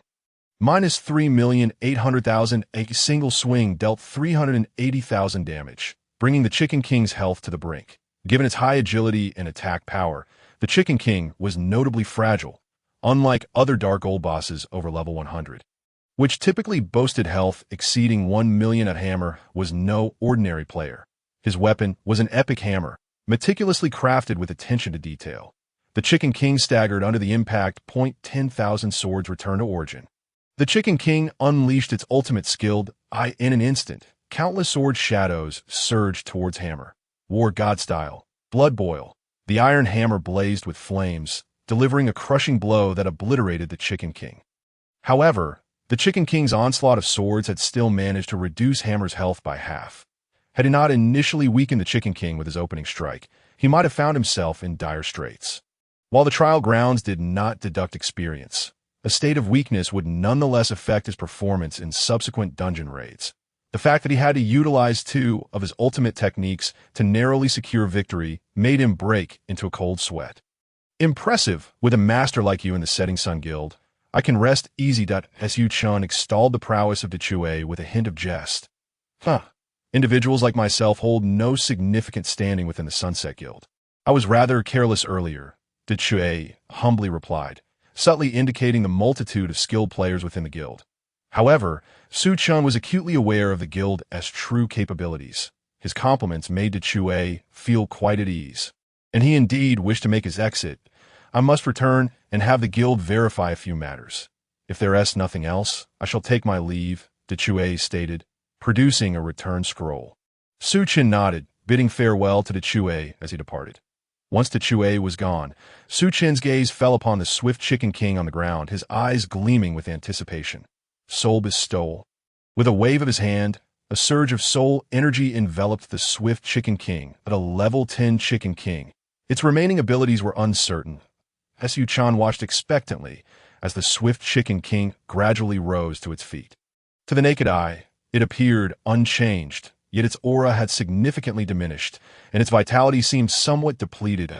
Su Chen promptly examined its attributes. Name: Swift Chicken King, renameable, species, semi-avian level, 60, non-upgradable, health, 20, 000 tier, Dark Gold boss skills, Gale Sword, Backward Slash, Phantom Sword Chi, Wind Sword, Sword Return, 10,000 swords returning to origin, simplified version. Good heavens, this health has plummeted. Su Chen gazed at the attributes of the Swift Chicken King. Somewhat speechless that a typical level 60 Dark Gold boss should possess health exceeding 100,000, even though the Swift Chicken King was characterized by high attack and agility, but low health. Having 70 to 80,000 health would not be unreasonable. It appeared that after enslavement, even while retaining level 10 abilities, its combat prowess had severely diminished. This was, after all, merely a manifestation conjured from the trial grounds, lacking the robustness of a true monster. Nevertheless, it was sufficient for his current needs. With level 10 acquired, he could now utilize the teleportation array, selecting the village of Crook, though referred to as a village. It was devoid of inhabitants, having been ravaged by monsters and transformed into a domain of various beasts. The outer perimeter housed wolf camps, with monsters ranging from levels 20 to 30, venturing further inward. One would encounter higher-level monsters in greater density, requiring little effort to locate. Additionally, the core area contained the Demon Soldier camp, regarded as the optimal leveling spot. Aside from the inherent dangers, there were no significant threats stemming from experience. However, these dangers were indeed perilous. High-level demons roamed the Demon Soldier camp, boasting levels exceeding 100, deterring even seasoned players from bringing others along without confidence. High risk equated to high reward. Those who dared venture here, even with companions, were undoubtedly self-assured. Soon enough, Chen encountered two patrolling soldiers. Name: Wolf Warrior type. Half-orc level. 23, a rather ordinary minion. Engaging them directly would be quite laborious. Yet, as the god of the undead, it was inconceivable for him to engage personally. With a mere wave of his hand, the Chicken King was summoned forth. The two wolf warriors, patrolling with rusted iron swords in hand, emitted garbled sounds upon sighting the Chicken King, seemingly issuing a warning. However, the Chicken King remained still, awaiting Chen's command. Only after Chen issued the attack order did the Chicken King spring into action. Gale Sword. The Chicken King dashed forth, swiftly dispatching one with a single strike. After the kill, it posed dramatically. Player Luo Chio gained 500 experience points, with an additional 150 points from level-up experience bonus. 500 experience is quite decent, Chen observed, noting the visible increase in his experience bar. The most gratifying aspect of leveling up was witnessing the experience bar rise incrementally, offering a sense of relief. The Chicken King did not gain levels or share experience, making it far more advantageous than the skeleton soldiers. Furthermore, by not advancing the skeleton soldiers to the next tier, it meant that with his own level up, the million skeleton soldiers would also level up accordingly. Now, he needed to rapidly accumulate experience to catch up with the main force. You seek out monsters and eliminate them, Chen commanded the Chicken King, remaining in place to receive experience. However, he followed closely behind, as even summoned creatures had a distance limit for experience acquisition, typically determined by the range of the team's experience gain. After a while, Chen noticed a notification from friend. Currently, his friends included Julian and Dechue, and Dechue likely had not contacted him yet. Upon checking, it was indeed a message from Julian that my cousin said she has time tonight to take me. Do you want to join? Upon reading Julian's message, Chen couldn't help but chuckle inwardly. He had no intention of entangling himself further with Julian in this lifetime. Why should he pretend with her? Julian's cousin was the vice president of the first-rate guild, Guanlan. Julian's rise as a newcomer was not solely due to her talent. Her family background was commendable, and with her cousin's assistance, her resources were plentiful. Although he had yet to ascertain what benefits could be gained from this, it appeared to be a mutually beneficial arrangement. I had a friend reach out to me earlier, and I have someone to accompany me as well. Let's defer to another time, Chen replied. All right, perhaps on another occasion. After seeing this message, Chen casually responded and resumed his monster hunting, embarking on the path of leveling up. Meanwhile, on the other side, Sister, he said he has a friend to accompany him and won't be coming. Julian informed the woman before her. That's so. What a pity, Cha Meng smiled, not overly concerned. She had merely thought to meet the individual Julian had mentioned, who was none other than Luo Chio, the record-breaking player. Should he indeed possess the requisite skills, she intended to recruit him into the Guanlan Guild. However, it seemed that the Sunset Guild had gotten there first. There was no forcing the matter. Come, let me take you to level up, Cha Meng said with a carefree smile.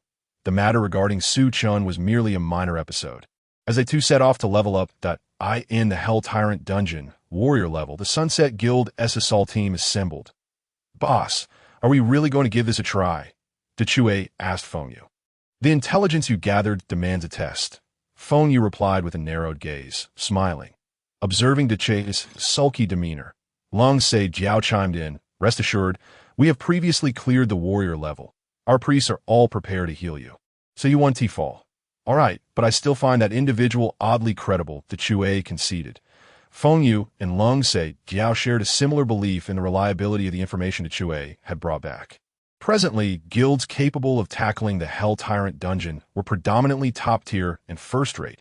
Second-tier guilds had yet to qualify for entry. The fact that they could clearly convey information about the Hell Tyrant dungeon indicated that they likely hailed from a first-rate guild. Yet, I cannot fathom who could surpass my record of 5 minutes and 1 second, aside from those few top-tier experts who delete their accounts to start anew. Long Se Jiao expressed his frustration to Feng Yu. Boss, do you think there are unknown experts out there? Who knows? Let us first test the intelligence and see. Feng Yu replied with a smile, his eyes narrowed as the assault team advanced. The smile on Feng Yu's face faded. Is what we see always the truth? He pondered, reflecting on the words relayed by Deche. It seems you know more than I initially imagined, Feng Yu remarked, opening his eyes with a sharp glint. Boss, what are you still doing back there? Dechue's voice called from ahead. I was waiting for your cover. Without you, I truly feel uncertain, he replied. Don't worry, I'm on my way. Feng Yu's expression returned to that amiable smile as he approached the crowd. Soon, they arrived at the realm of the Hell Lord Dungeon, a domain occupied by an underground fire demon boss. Although this boss was not particularly formidable, the myriad of traps in the vicinity posed a significant challenge. The surrounding area was almost entirely engulfed in hellfire, leaving scant room for the group to maneuver. The most troublesome aspect was the fire demon skill that generated a red circle beneath each player's feet. This circle inflicted continuous damage and applied a healing reduction debuff. While the red circles did not move quickly and could be evaded through constant running, they made the already cramped space even more congested. It took countless practice sessions to defeat this boss. This time, they approached it with the intent of validation to avoid a complete wipe. Only Deche stood firm to absorb damage, while the others adhered to their previous positioning strategies. Deche, don't block the path. Retreat to a corner, said Lung Seijiao. Almost tripping over Deche during their maneuvering, Deche felt immensely wronged. He was already taking the brunt of the damage. Yet he was still being criticized. 0.16 seconds passed swiftly. Despite the healing reduction debuff, all the priests focused their attention on him, ensuring his safety. Is there any change? Lung Seijiao asked, noticing Deche's silence. Feng Yu also turned to look, curiosity piqued. I seem to be immune to the red circles. I'm taking no damage and have no healing reduction debuff, Deche replied, somewhat astonished. Feng Yu pondered this revelation. The mages cast magical shields and consumed potions to withstand the circles, positioning themselves at the back, while the priests monitored the mage's health without concern for others. Report status in 16 seconds, Feng Yu instructed. As a top-tier guild's raid team, their execution was commendably high. No one raised any questions, and everyone diligently performed their assigned roles under Feng Yu's command. Another 16 seconds elapsed. No damage, no healing reduction.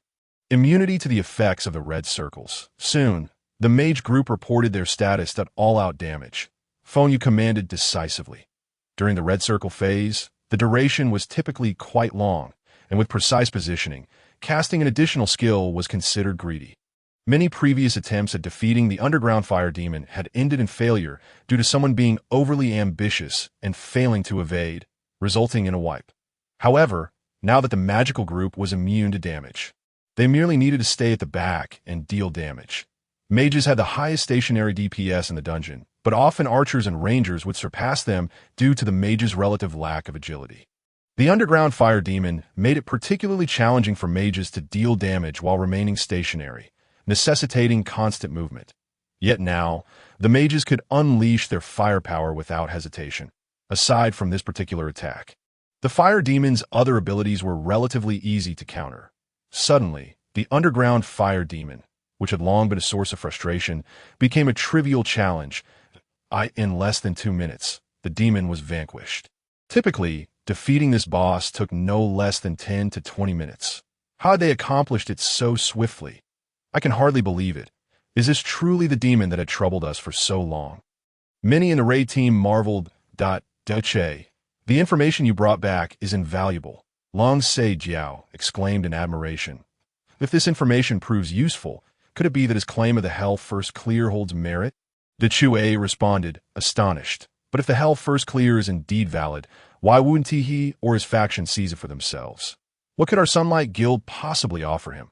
Lung Seijiao pointed out a glaring inconsistency, maintaining his skepticism toward the player known as Luo Chio. This is indeed plausible, Yet it cannot be denied that at the very least, this situation is genuine, even if solely based on this information. We are currently the fastest in the Hell First Clear and in combating the Fire Demon. Feng Yu remarked, squinting with a smile. So, boss, what do you mean? De Chue inquired, looking at Feng Yu if he desires something. Let him discuss it directly with me, Feng Yu replied, his tone shifting, his smile fading as he turned to the others. Matters concerning Luo Qiu are to be treated as guild secrets. Anyone who divulges this information should be aware of the consequences. Seeing the seriousness on Feng Yu's face, everyone nodded in agreement. They all understood that despite Feng Yu's generally approachable demeanor, he was, in fact, a rather dangerous individual. All right, let us continue our dungeon runs. Feng Yu resumed his genial smile. In the village of Cluck, having the Chicken King leading the charge made leveling akin to ascending in a rocket at BY midnight, Su Chun had also reached level 20. Unlike the initial stages of the game, where leveling was slow due to competition for monsters and the lack of equipment for equal-level players, this was a different experience altogether. Even compared to high-level players assisting low-level ones, the efficiency was lower. Teaming up meant splitting experience, and although there was a degree of team bonus, it became negligible after reaching a certain level. Essentially, a high-level player aiding a low-level one would still only earn half the experience. Even without teaming, if a high-level player weakened a monster for a low-level player to finish off, it would still be counted as competition for the kill, granting only 60 of the experience. This meant that direct kills by high-level players were more efficient, unless one was a high-ranking boss employing numerous players to ensure consistent assistance with kills. The Chicken King, possessing high attack and agility, was adept at both finding and swiftly dispatching monsters. One chicken could easily surpass the effectiveness of 10 lackeys. Although in battles of the same level, the Chicken King might be vulnerable due to its low health. It excelled in support roles. After the Chicken King rampaged through the wolf tribe, it finally drew out the Wolfman Chief. However, upon sensing the Chicken King's overwhelming strength from a distance, the Wolfman Chief fled in terror. Yet the Chicken King was too swift, and the Wolfman Chief could not escape. Windblade. The Chicken King transformed, merging its form into a sharp blade that sliced through the air. The Wolfman Chief failed to evade and took the hit directly. However, the Wolfman Chief did not fall. The blow ignited its ferocity. It appeared that this level 30 silver boss still had some fight left in it. Su Chen nodded in acknowledgement of the Wolfman Chief's retaliation. Nevertheless, the Wolfman Chief's furious strike was deftly avoided by the Chicken King, who retaliated with another slash, striking twice. The Wolfman Chief staggered. Phantom Sword Chi. After creating some distance, the Chicken King unleashed a ranged sword energy attack. With a piercing sound, the Wolfman Chief was struck by several waves of sword energy and finally collapsed to the ground. Glancing at the skills granted by the Soul Bestowal, he noted that it had reset. The daily refresh did not occur after 24 hours, but rather at midnight each day. However, Su Chun regarded the Wolfman Chief with disdain. He felt that it was a waste of his time. Even if the gap between him and the Wolfman was not significant, he casually looted the Wolfman Chief, acquiring a worthless level 30 bronze robe, which he stowed away in his bag, intending to sell it for a bit of coin. However, these items were not particularly valuable and could only be sold to newcomers. Defeating the Wolfman Chief granted him enough experience to level up to 21. Noticing that it was getting late, Su Chan decided to take a break. In the early days of the game, staying up all night was no great burden, as every moment of progress was crucial. However, now that the game had been lived for a year, he realized that a little time lost was inconsequential.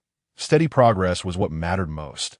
Returning to reality, he opened his eyes to the sight of his 30-square-meter room, as if awakening from a dream. Su Chan felt a deep sense of wonder. Only the hand bound in bandages, faintly emanating a dark aura, made him realize that this was indeed real. Rising to his feet, he extended his hand towards the horizon. Fallen beings, heed my command. As Yu Chun recalled his persona within the game, muttering in a rather melodramatic fashion. Yet this was merely the eruption of his youthful exuberance, with some time still remaining before the game's arrival. And the barrier yet to be breached, how could he possibly acquire the powers from within the game? He chuckled and shook his head.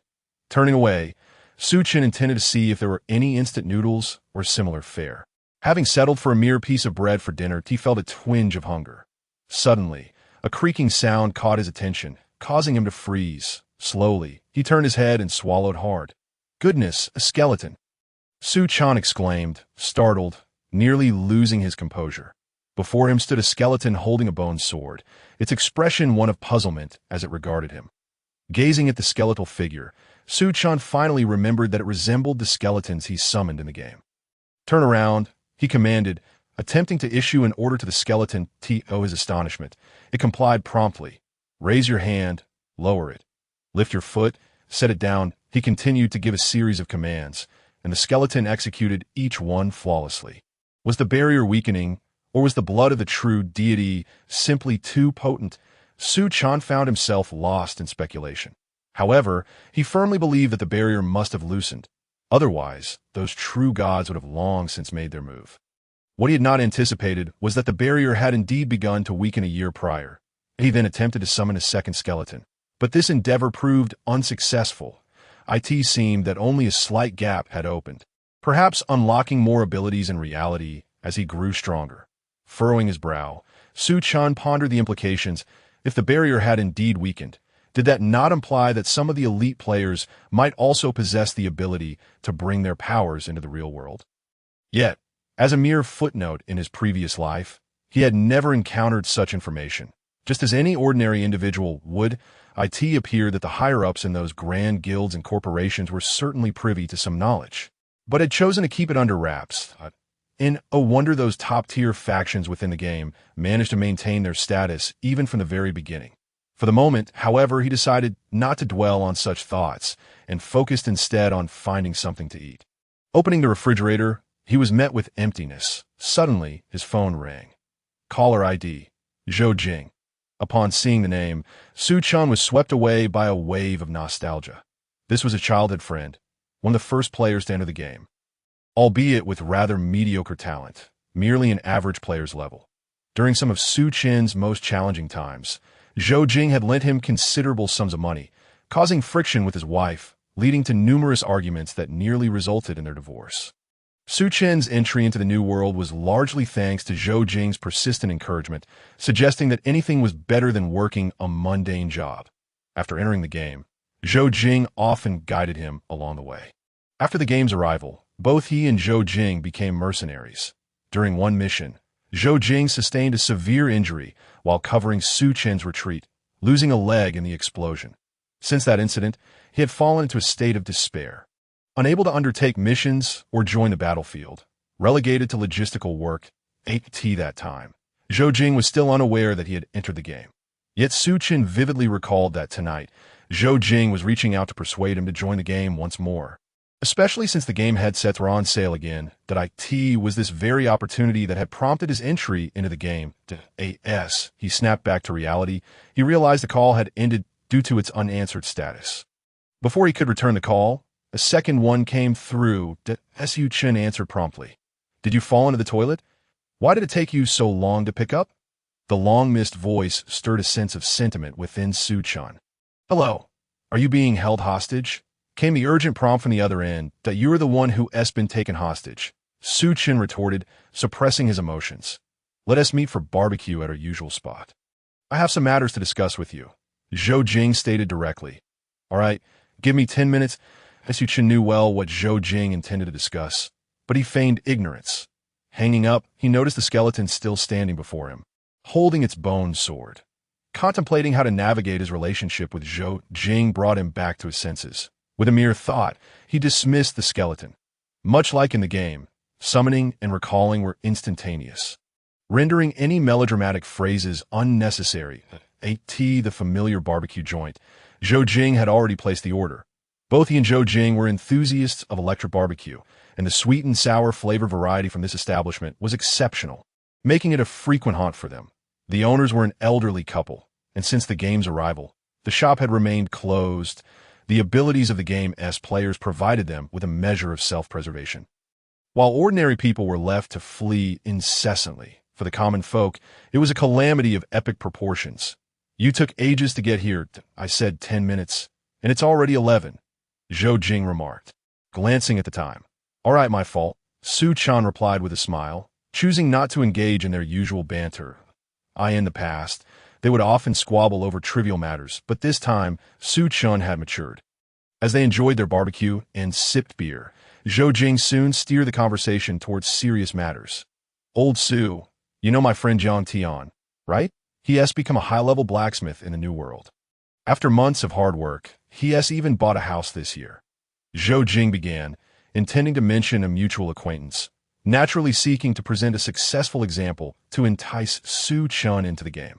Finally, I won't have to hear Jiang Tian's incessant complaints anymore, Su Chen remarked with a chuckle. With a crisp pop, Su Chen opened another beer, pouring a glass for himself and another for Zhou Jing. And they fell into a comfortable silence. Zhou Jing often took his time organizing his thoughts before speaking, perhaps contemplating how best to express himself. Throughout life, one encounters countless individuals. Yet curiously, some seem to connect instantly, while others linger for years without any meaningful progression in their relationship. Su Chen vividly recalled the first time he met Zhou Jing during preschool in a small town. He had struggled to forge friendships with anyone in class. While Zhou Jing was well-liked by his peers, their bond formed as they walked home together. One scorching day, Zhou Jing had asked if Su Chen wanted an ice pop, to which Su Chen, barely a few years old, eagerly nodded without a second thought. Zhou Jing then led him to the front of kindergarten, and together they dragged a trash can out at the recycling center. The scrap dealer offered them 70 cents. But Zhou Jing insisted on selling it for 60, much to the amusement of the elderly man. Even at such a young age, Su Chen understood that 70 cents was greater than 60 and suspected that Zhou Jing might not be the sharpest tool in the shed. 70 cents is too hard to split. This way, you take 30 and I take 30, fair and square. The memory left Su Chen chuckling. What is so funny, old Su? Zhou Jing inquired, puzzled by Su Chen's laughter.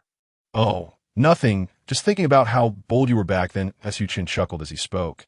Naturally, when the three major guilds sought to eliminate me, I managed to seize the treasure from their grasp and escape. Reflecting on it, I realize it's been 3 days since I last recounted this tale to you. Upon hearing the mention of his prowess, Zhou Jing instantly felt invigorated, eager to share his own past glories. The narrative he wove was indeed grandiose, though in reality, the 3 major guilds he referred to were merely 3 second-rate guilds, and not even the main forces within them, but rather a collection of ordinary members affiliated with these guilds. At that time, the peripheral members of the 3 guilds stumbled upon a wild boss. Engaging in a 3-way confrontation is the most exhausting endeavor. Otherwise, why would the 3 kingdoms' war have endured for so long? Zhou Jing, at that moment, was napping in a tree, completely unnoticed. When the boss was on the verge of defeat, fortune smiled upon him, allowing him to land the final blow as he made his escape. The members of the 3 guilds assumed the treasure had been snatched by another guild, resulting in a chaotic melee, providing Zhou Jing the perfect opportunity to slip away. The 3 major guilds could only watch from a distance, too intimidated to pursue. Realizing just how formidable I truly was, Zhou Jing, with a beer in hand, began to boast without even nibbling on the peanuts. In his words, he appeared as a god of war, intimidating the 3 unparalleled guilds of the realm. Su Chen was nearly lulled to sleep by his tales, and no matter the audience, Zhou Jing delighted in boasting about this incident, especially after a few drinks, when his bravado truly soared. Yet it couldn't be dismissed as mere bluster, for the events did indeed transpire, albeit with a touch of exaggeration. Had Zhou Jing truly vanquished a formidable opponent, one could bet he would recount this story daily. So, how about diving into the new world, with a master like me guiding you? You needn't fear financial losses. Fueled by the spirit of the drink, Zhou Jing effortlessly articulated his desires. However, he did not harbor high hopes, as he had broached the subject of Su Chen joining the New World countless times before. All right, Su Chen replied succinctly. Old Su, why are you so stubborn? The prospects of a new world are promising. As Zhou Jing continued, he suddenly sensed something amiss. Old Su, what did you just say? I said, all right, Su Chen replied with a hint of resignation. Huh, why aren't you being obstinate like usual? Zhou Jing exclaimed. Having prepared a lengthy monologue to persuade him, Zhou Jing inadvertently revealed his candid thoughts. Then why don't you ask again? Chen said, rubbing his forehead. Old Su, come play the new world with me. Zhou Jing, slightly inebriated, actually repeated his question. Not playing. Go away. Chen retorted directly. No, I'm going to ask again. You just said you wanted to play the new world. Zhou Jing quickly began to backtrack. Chen chuckled and raised his glass to clink with Zhou Jing's. His earlier declaration of disinterest had merely been a jest. After a while, Zhou Jing inquired, Old Su, what prompted this sudden change of heart? Didn't you used to think that making money from gaming was unreliable? Curiosity piqued within Zhou Jing that I believe the new world is extraordinary. It may very well replace modern industries and commerce. Chen replied with a subtle smile that, when I was touting the new world before, I wouldn't have dared to make such claims. Now you're outdoing me. Zhou Jing laughed heartily, raising his glass once more. Chen, grateful that he could sway Zhou Jing to join him in the new world for profit, felt a surge of joy. Old Su, the gaming helmets are currently on sale at the lowest price in history. Zhou Jing eagerly reminded him of this important detail. Well, I've already started playing, Chen said, touching his nose. Wait, are you telling me your attitude shifted so rapidly because you've already gotten involved? Zhou Jing exclaimed, eyes wide in astonishment, as if meeting Chen for the first time. What level are you now? Zhou Jing asked curiously. Level 21, I suppose, Chen answered honestly. Zhou Jing nodded. This level seemed normal, indicating that Chen had likely been playing for a week or two. But wait, last week when I asked you, you said you hadn't started yet. Zhou Jing suddenly recalled the inconsistency that I hadn't played until today. Chen clarified, glancing at the clock and adding, Oh, if we consider the current time. Then I played yesterday. What the heck, have you struck it rich or found a sugar mama? Zhou Jing exclaimed in disbelief, letting a curse slip out. Classy, really classy, Chen remarked nonchalantly, nibbling on a skewer of grilled kidney. Classy, you say? Do you realize how outrageous this is? Zhou Jing could hardly contain himself, standing up in agitation. And this is why I told you the new world is extraordinary. Stick with me, and I promise you'll dine like royalty.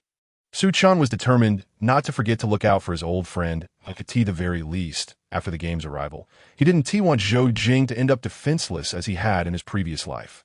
Zhou Jing, initially brimming with excitement, suddenly had a thought that he glanced around the barbecue joint, noticing the sparse clientele. After all, this small establishment was run by an elderly couple. Leaning in closer, he lowered his voice. Old Su, have you discovered some game bug? Zhou Jing gazed at Chen with concern. Although the New World developers had maintained a low profile, so much so that their registration details seemed like mere shells. No one doubted their capabilities. The quality of the game and their monopolistic control over the market had left many powerful entities unable to uncover the truth behind the New World developers. For commoners like Zhou Jing, while they might grumble, it was merely the voice of players whom the developers chose to ignore. Yet if Chen truly uncovered a bug, it could spell disaster. The daily financial flows of a new world were colossal. And should Chen attract the ire of that mysterious game company, it could lead to severe consequences. A bug. Chen chuckled, fully aware of Zhou Jing's concerns. Before the game's arrival, he had shared the same simplistic belief that the game developers were a significant force. However, subsequent insights suggested that there were no developers at all. It was merely a program that would initiate when the time was right. He possessed the blood of a true god, and his current class was triggered by his real-world capabilities. Everything aligned with the program's design. However, his ability to transition into a divine class through divine power indeed constituted a bug for other players. Rest assured, you know what kind of person I am. I have everything under control, Chen reassured Zhou Jing, patting his shoulder. Hearing this calmed Zhou Jing, who nodded in understanding. Throughout their lives, Chen had always been a steady individual, not one to make promises without certainty. His previous reluctance to play the new world stemmed from his cautious nature regarding uncertain ventures. After all, playing the new world wasn't cheap, and for someone like Chen, who was not affluent, it was a considerable gamble. Reflecting on Chen's character, combined with his sudden enthusiasm for the new world, Zhou Jing wondered if it was possible that Chen had been secretly studying the game's bugs all along. Biding his time until the right moment to reveal himself, Is there anything I can assist you with? Zhou Jing pondered aloud. He had never doubted Chen's honesty. Boasting was simply not in Su Chen's nature. No, nothing, Su Chen replied with a light laugh. All right, let me know when you need something. Now, let's drink. Zhou Jing was straightforward, choosing not to dwell on complicated matters. He was, after all, the type to seize the day, enjoying life as it came. The following day, as the sun rose high in the sky, the cacophony from the bustling vegetable market below finally roused Su Chen from his slumber. He had chosen to rent a room near the market due to its affordability. Moreover, Su Chen had always been a diligent individual, rarely indulging in late mornings. Thus, the clamor of the market was bearable for him. Rising from his bed, he felt a lingering headache from the previous night's revelry, rendering him somewhat dazed. Indeed, excessive drinking could dull one's senses, yet indulging in a rare moment of joy was not without merit.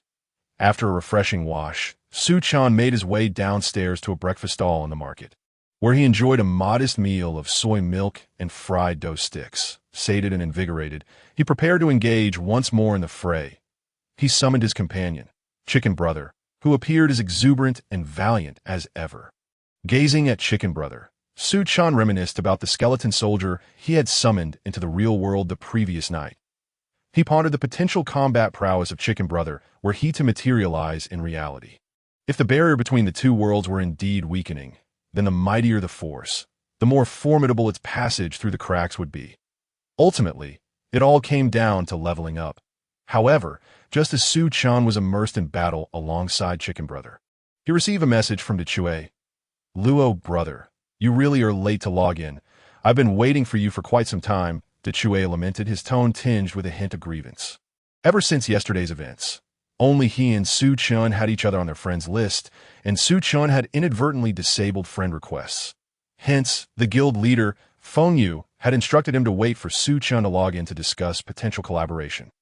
Dechui assumed that someone as enigmatic as Su Chen, who had seemingly deleted his account to start anew, must possess an unwavering work ethic. He had noticed that Su Chen's log-off time was not particularly late, leading him to believe Su Chen would rise early to level up, yet the hours had dragged on.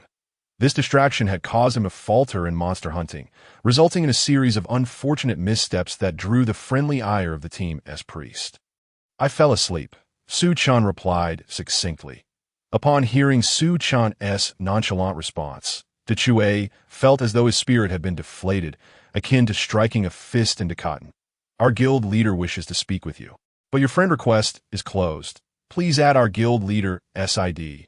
Feng Yu, Dechui said wearily. Su Chen had anticipated this request from Feng Yu, so it did not catch him off guard. Thank you for your efforts, Su Chen replied, sensing Dechui's earlier frustration and offering a measure of comfort. The moment Dechui heard this, his earlier gloom seemed to dissipate.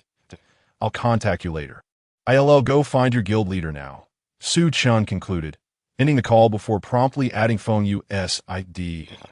Su Chen's understanding of Feng Yu was shaped by later encounters.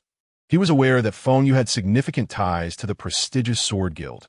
Following the game's launch, Feng Yu had merged the Sunlight Guild with the Sword Guild, seizing control of a substantial resource point. Beyond this, there was much that a mere individual like Su Chen could not grasp. He understood that Feng Yu was not as straightforward as he appeared. Not only was he a charming figure, but the influence he wielded was also considerable. It was precisely for this reason that Su Chen opted to collaborate with the Sunlight Guild, as some of the resources they possessed might prove advantageous to him. Before long, the friend request was accepted. Luo Chio, I have long admired your reputation. Dechui has spoken highly of you. Feng Yu greeted with a warm smile upon connecting. Feng Yu, I too have long held your formidable guild in high regard.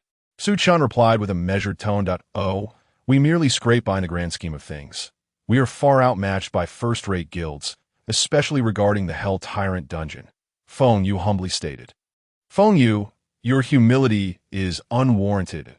If any first-rate guild could contend with an ultra-first-rate guild, it would surely be the Sunlight Guild, Su Chen remarked with a hint of playful sarcasm, observing Su Chen smile. Feng Yu fell silent for a moment. Luo, brother, you flatter me. Let us discuss serious matters regarding the Hell Tyrant dungeon, Feng Yu said, donning a harmless smile as he looked at Su Chen. Please share your terms. That Su Chen noted a subtle shift in Feng Yu's address, from calling him Luo Chiu to Luo brother. Although Feng Yu projected an air of gentility and approachability, devoid of the typical arrogance of a guild leader, he still harbored a sense of pride. The transition from using Su Chen's full name to addressing him as Luo brother signified a newfound equality in their relationship. You should know that the first completion of the dungeon will yield a random piece of equipment from the Hell Tyrant, which I desire. There's also a chance for a mythical blueprint, which I also want, and if the latter does not drop, your guild will need to provide me with one, Su Chen stated directly, laying out his demands. Feng Yu, on the other end, did not immediately acquiesce. Instead, he rhythmically tapped his fingers on the table. So, you mean to say that aside from assisting you in acquiring equipment, we also need to provide you with a mythical blueprint? Is that correct? Feng Yu inquired, maintaining a warm smile. That is indeed the case, Su Chen affirmed with a nod. The mythical blueprint indeed had a very low drop rate. Hence it was likely that the Sunlight Guild would need to furnish him with one. Feng Yu pondered for a moment. Interesting. You mentioned those two as core conditions. Now, what are your non-core conditions? Feng Yu asked with keen interest, gazing at Su Chen. I would like you to train an individual for me, ensuring he receives at least the benefits of a third team. However, he will not sign a contract with your guild, and matters of confidentiality need not involve him. He may slightly hinder progress, Su Chen explained earnestly. This individual was none other than Zhou Jing. This condition had occurred to Su Chen spontaneously. Initially, he had no desire to become overly entangled in the tumult of a major guild. Although the game and reality were distinct realms, with the inability to trace IPs back to real identities, one could never underestimate the methods employed by a major guild. However, after awakening his gaming abilities the previous night, his perspective had shifted. Moreover, without entering the second team, he would have no access to the core. This was merely an attempt to enhance Zhou Jing's capabilities, allowing him to learn from skilled players and thereby establish a solid foundation. As Zhou Jing's current skills were rather lacking to AS for the third team, that poses no issue. We could discuss it further later. For now, a verbal commitment will suffice. Feng Yu mused, finding the condition reasonable. Very well. Though your terms are somewhat steep, securing a first completion is worth the cost. Feng Yu finally conceded. Feng Yu, you are indeed a straightforward individual, Su Chen replied with a smile that he then proceeded to relay the strategy for the Hell Tyrant. The most troublesome aspect of battling the Hell Tyrant was dealing with the effects of Hellfire, necessitating the collection of infernal soil, combined with 5 high-grade herbs, and locating an NPC named Wang Er, who could assist in concocting an ointment to neutralize the Hellfire. The remainder involved explaining positioning strategies for the battle. With the neutralizing ointment in hand, the difficulty would significantly diminish, and the strategy was rather straightforward. Throughout the discussion, Feng Yu listened intently, pulling out a prepared notebook to jot down notes. Now I understand.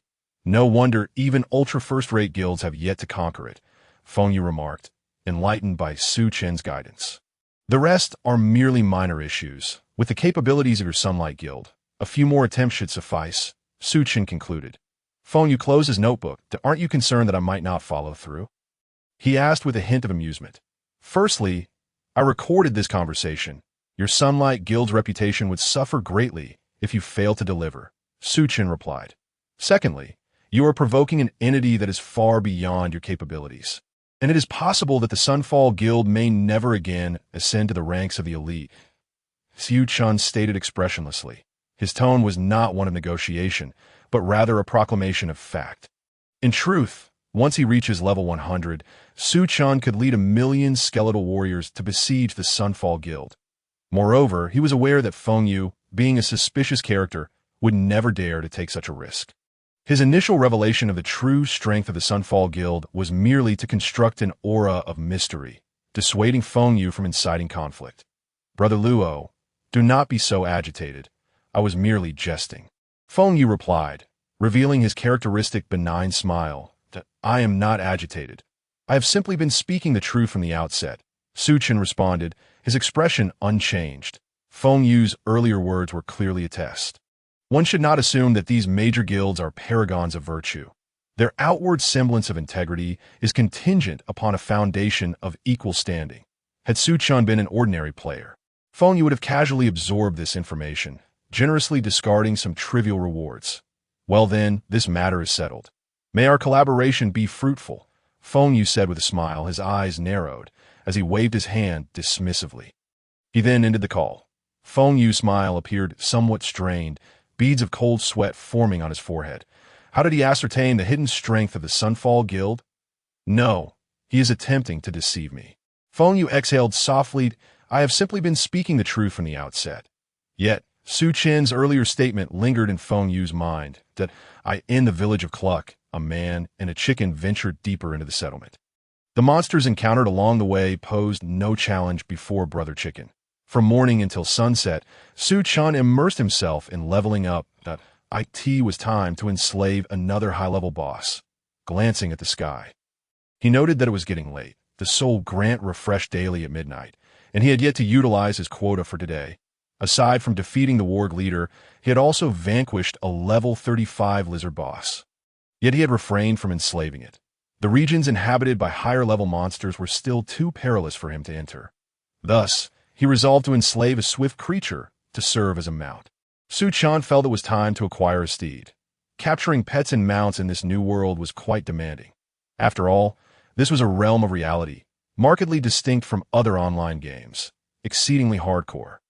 The first to successfully capture a mount was a real-life horse trainer, who tamed a wild horse without any skills in any case, one must consider the characteristics, temperament, and preferences of the target creature. Most monsters possess a wild nature, rendering them exceedingly difficult to tame.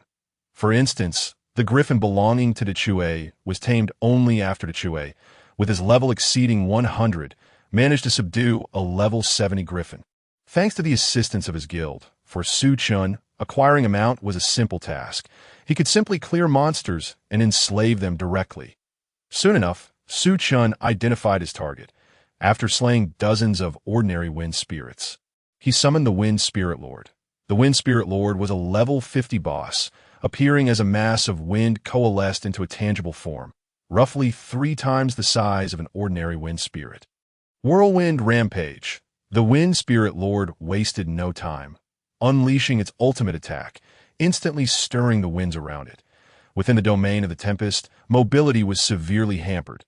Additionally, the whirlwind was laced with countless wind blades, causing his health to plummet. Fortunately, Su Chen was well acquainted with the Wind Spirit Lord's skills, having found cover early on. However, Brother Chicken was struggling amidst the raging winds. Its health was significantly lower than that of its peers, and its defense was not particularly high. If this continued, defeat was inevitable. Brother Chicken understood its predicament and immediately used its ultimate skill to confront the Wind Spirit Lord head-on. Although this skill had been simplified, Brother Chicken was originally a peak-level Dark Gold boss, and could it really be said that a mere creature would triumph over a tiger that had fallen into the valley, even at its current level of 60? Brother Chicken held an advantage over the level 50 Wind Spirit Lord. Streams of sword energy erupted from behind Brother Chicken, slicing through the approaching wind blades. Each blade of sword energy could sever approximately 6 or 7 wind blades before dissipating. After gathering itself, Brother Chicken unleashed these sword energies in an assault against the Wind Spirit Lord. The Wind Spirit Lord excelled in pure physical defense. Despite its tangible form, its essence remained that of wind. Yet, Brother Chicken's sword energy was capable of cleaving through the wind. Boom! The simplified version of 10,000 swords returning to the origin unleashed hundreds of sword energies, obliterating the Wind Spirit Lord. The Wind Spirit Lord collapsed to the ground, its corporeal form beginning to dissipate once more, as its essence was fundamentally wind. Su Chen immediately dashed from his cover to bestow the soul grant upon the Wind Spirit Lord. Its body ceased to dissipate and began to reconstitute. When the Wind Spirit Lord stood up again, it regarded Su Chen with utmost reverence. That name. Wind Spirit Lord, renameable, species, Wind Spirit level, 38, cannot be upgraded, health, 10, 000 rank. Golden boss skills, Wind Blade, Wind Wall, Sigh of the Wind, Wind Dominion, Tornado, Whirlwind Rampage. Truly, its health was fragile, yet in comparison to the drastic reduction experienced by Brother Chicken from over 100 levels, it was likely due to the nature of the entity simulated in the trial. Clearly, the degree of reduction for the Wind Spirit Lord was far less severe than that of Brother Chicken. Your name is too convoluted. From now on, you shall be called Fong Fong, Su Chen decided, renaming the creature. However, Fong Fong appeared rather dazed, lacking the playful demeanor of Brother Chicken. Having reached level 25, further leveling was no longer an option, and it was time to embark on a dungeon with a level cap of 25 to secure a record. After defeating the Wind Spirit Lord, Su Chen attained level 25. The ruined dungeon provided him with a respectable magic attack of 1. So he had no intention of overlooking those major dungeons that offered records.as for the minor dungeons that did not grant any bonuses. Su Chen simply bypassed them. Without hesitation, he mounted Fong Fong. Fong Fong possessed a tangible form, offering a soft and comfortable ride, while Brother Chicken remained seated atop Fong Fong. After all, there were still numerous high-level monsters to contend with on their way out of Cluck Village. With Fong Fong at only level 38, victory was not guaranteed. The presence of Brother Chicken ensured a measure of combat security. However, this spectacle caught the attention of several players training in Cluck Village. What is that? A person and a chicken flying in the sky. It appeared to be a mass of wind spirits carrying a person and a chicken aloft. Can wind spirits still be captured? How come I haven't even managed to tame a horse? The outer region of Cluck Village still served as a beginner dungeon, though some experienced players or those faring poorly were present to assist newcomers. Observant players captured this extraordinary scene and posted it on the forum. Rare Mount Wind Spirit, and there's even a pet chicken alongside. This post quickly attracted attention. Wow, I beg you, great player, please tell me how to capture a wind spirit. I'm already level 95 and still stuck with a lousy horse. This is too cool. That pet chicken looks so dazed. Upstairs, you're mistaken. That's a level 115 Swift Chicken King. Even I, an old player since launch, couldn't defeat it, let alone capture it. What an impressive individual. Our guild leader mobilized the entire guild and only managed to capture a level 100 Fire Giant Lizard, offering 1 million for method. Contact me if you're that player in the image. 1 million. Do you think that player is a novice? Not only can they capture a wind spirit, but also a chicken king. What a symbol of power. Suddenly, this post became immensely popular to in the New World. Both pets and mounts are notoriously difficult to capture. Without special items or unique methods, one might manage to catch low-level creatures, but attempting to capture higher-level ones is exceedingly challenging. Although Wind Spirit is of a lower level, it is well known that these beings possess little intelligence and have no particular preferences. Both intimidation and bribery are largely ineffective. Regarding the uproar caused by the forum, Su Chen had no inclination to pay attention. He was solely focused on grinding through dungeons. Upon arriving at the entrance of the dungeon, the atmosphere here was markedly livelier compared to the novice town. New players primarily spent their days slaying monsters and had yet to grasp the intricacies of dungeon runs. As a result, the novice dungeon was rather deserted. Those who made it to this dungeon had clearly surpassed the beginner phase and had entered the exploration stage. Players above level 20 typically wielded bronze weapons and were expected to have studied the guides. The groups were keen on finding competent players, and they only sought gear that was applicable to them. They insisted on seeing guides and warned that those who didn't know how to play should refrain from joining. Bring a strong warrior to guide me. I'll pay any price. Wah, is there a handsome guy to help me? I'm clueless. We need a melee powerhouse. The team already has 2 priests, and we require someone adept at positioning. Surrounding players bustled about. Unlike those newly launched games, this one had been operational for over a year. Guides for low-level dungeons were well-established and easily accessible. One could find an abundance of information with a simple search. The most significant distinction was that the New World imposed level restrictions on low-level dungeons, preventing higher-level veteran players from escorting newcomers through them to high-difficulty dungeons were the primary sources of top-tier equipment, which meant that low-level players could not effortlessly acquire gear. Coupled with the global allure of the New World, a steady influx of new players arrived daily, ensuring that even after a year of operation, low-level dungeons remained far from desolate. At level 25, Su Chen's impressive gear caught the attention of several teams. Hey, our party consists of players above level 23. Why not join us? We are the efficiency team. Clearing runs in 10 minutes. Absolutely no delays. 10 minutes per run. You must be joking. Someone just took half an hour to finish. Are you looking for a fight? What's wrong? Can't stand the bragging. Want a duel outside the dungeon? Several of the stronger teams in the area had their sights set on Chen, leading to a heated dispute between two teams. Clearly, they had been frequenting this area for quite some time, as recruiting strong players often stirred up rivalries that Chen, however, remained unfazed, steadily making his way toward the dungeon entrance, as if ignoring the commotion entirely. With a slight gesture, he activated the dungeon. Maze Ruins level restriction. 18 to 25, please select difficulty. Normal. Warrior, King, Hell without the slightest hesitation. He directly selected Hell difficulty. From the moment he entered the dungeon area to selecting the dungeon, Chen proceeded seamlessly without a moment's pause. The two arguing players remained oblivious to his actions. Captain, that player has already entered. One of the team members alerted. What? He is already in the dungeon. The captain, who was about to confront the other, stood momentarily stunned.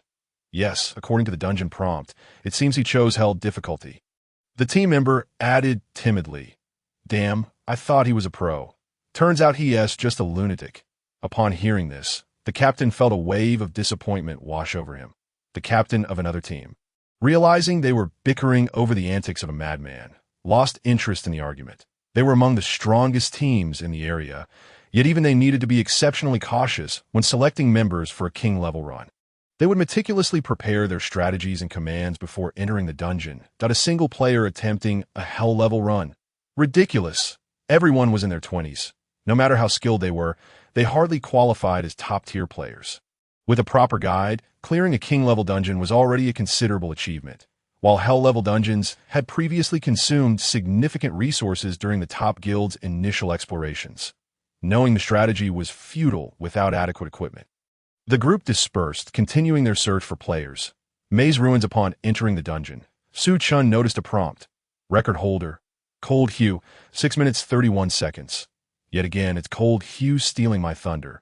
He must be going insane. Chen thought, chuckling at the irony. Cold Hue had gone to great lengths, even deleting his account to reset his progress for the sake of these completion records. Now, Chen had effortlessly taken that away from him. Currently, he maintained a cooperative relationship with the Sunset Guild, and Fony was temporarily deterred. Otherwise, he might have sought trouble with Chen over Cold Hue. Though referred to as a maze, it was merely a ruined labyrinth. If this had been a complete maze, it would never have appeared as a level 25 dungeon. The difficulty was relatively manageable. Chicken Brother and Wind, come forth. Chen promptly summoned his two prominent subordinates. Upon emerging, Chicken Brother appeared considerably composed, drawing his sword to polish it. Wind maintained his usual demeanor, though he seemed less dazed than before. After bestowing souls upon them, Chen noticed that the enslaved creatures were no longer mere puppets. They exhibited a degree of independent thought. However, no matter how their thoughts evolved, one principle remained: their loyalty to him. Within the Maze Ruins, a semblance of a maze could be observed. However, due to its dilapidated state, traversing through the gaps was effortless. That Chen decided against riding Wind and instead oversaw the expedition from behind. The maze contained various traps. Most were easily circumvented, even by ordinary players who could utilize guides to avoid these pitfalls. However, some traps were unavoidable. As he entered a corridor, concealed compartments on either side of the walls sprang open, unleashing several creatures. Name: Mechanized Demon Soldier Race. Puppet level, 28 rank. Elite skills, unknown typically. Hell difficulty begins with elite monsters, which is precisely what makes it challenging. Moreover, their levels exceed the maximum player level allowed in the dungeon. Upon spotting Chen, the mechanized demon soldiers charged forward. However, with a swift gleam of Chicken Brother's sword, several of the demon soldiers were cleaved apart.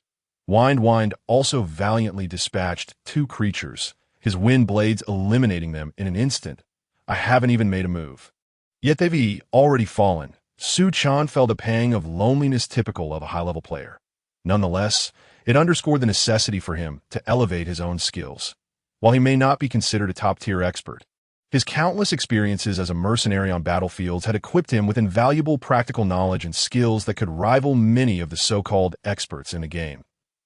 Chen remained confident in this regard. Besides, those strong players were merely comprised of a blend of equipment, skills, and technique. Perhaps his understanding was flawed. After all, he had yet to face a true expert. and with every step ahead, he found it increasingly difficult to catch up. In the allocation of technical prowess, equipment, and skill, perhaps technical skill held slightly more weight.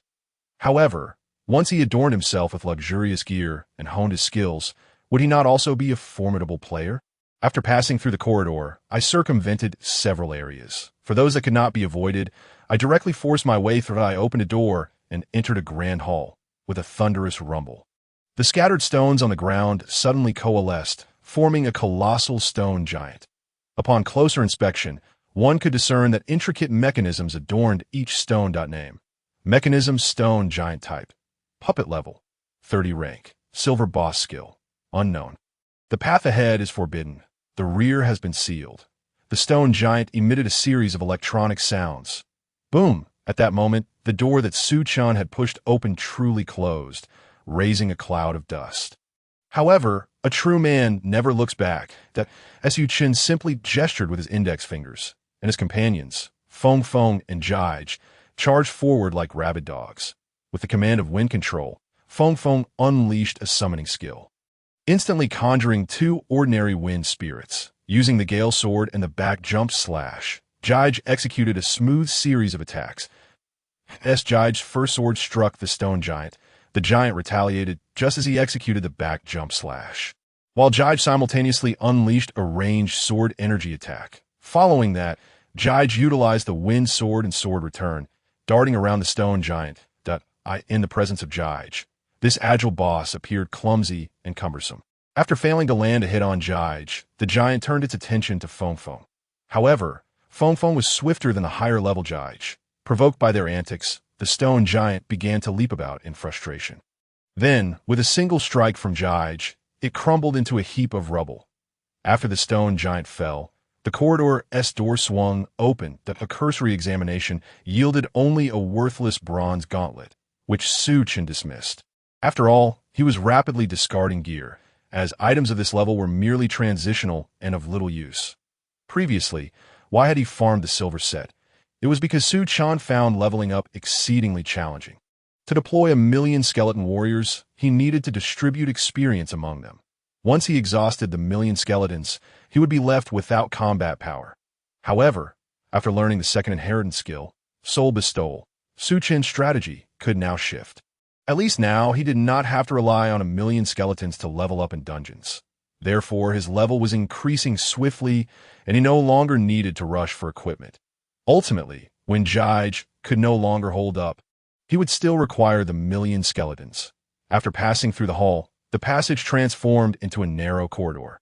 After Chen dealt with a few minor foes, he was finally poised to confront the labyrinth's major boss. The corridor opened into another hall, akin to the previous one, revealing a solitary gigantic statue at the far end. He depicted a knight clad in full armor with twin ponytails. Indeed, the master of this maze had not assigned a gender to the statue. Its essence was the armor itself. Crackling sounds echoed as the stone layers of the statue gradually shed. Boom! As the statue leapt down, its stone layers exploded outward. Name: Twin Ponytail Night Race. Puppet Level. 30 Rank. Gold Boss Skill. Unknown. Although this was not Chen's first encounter with this boss, he always found it peculiar.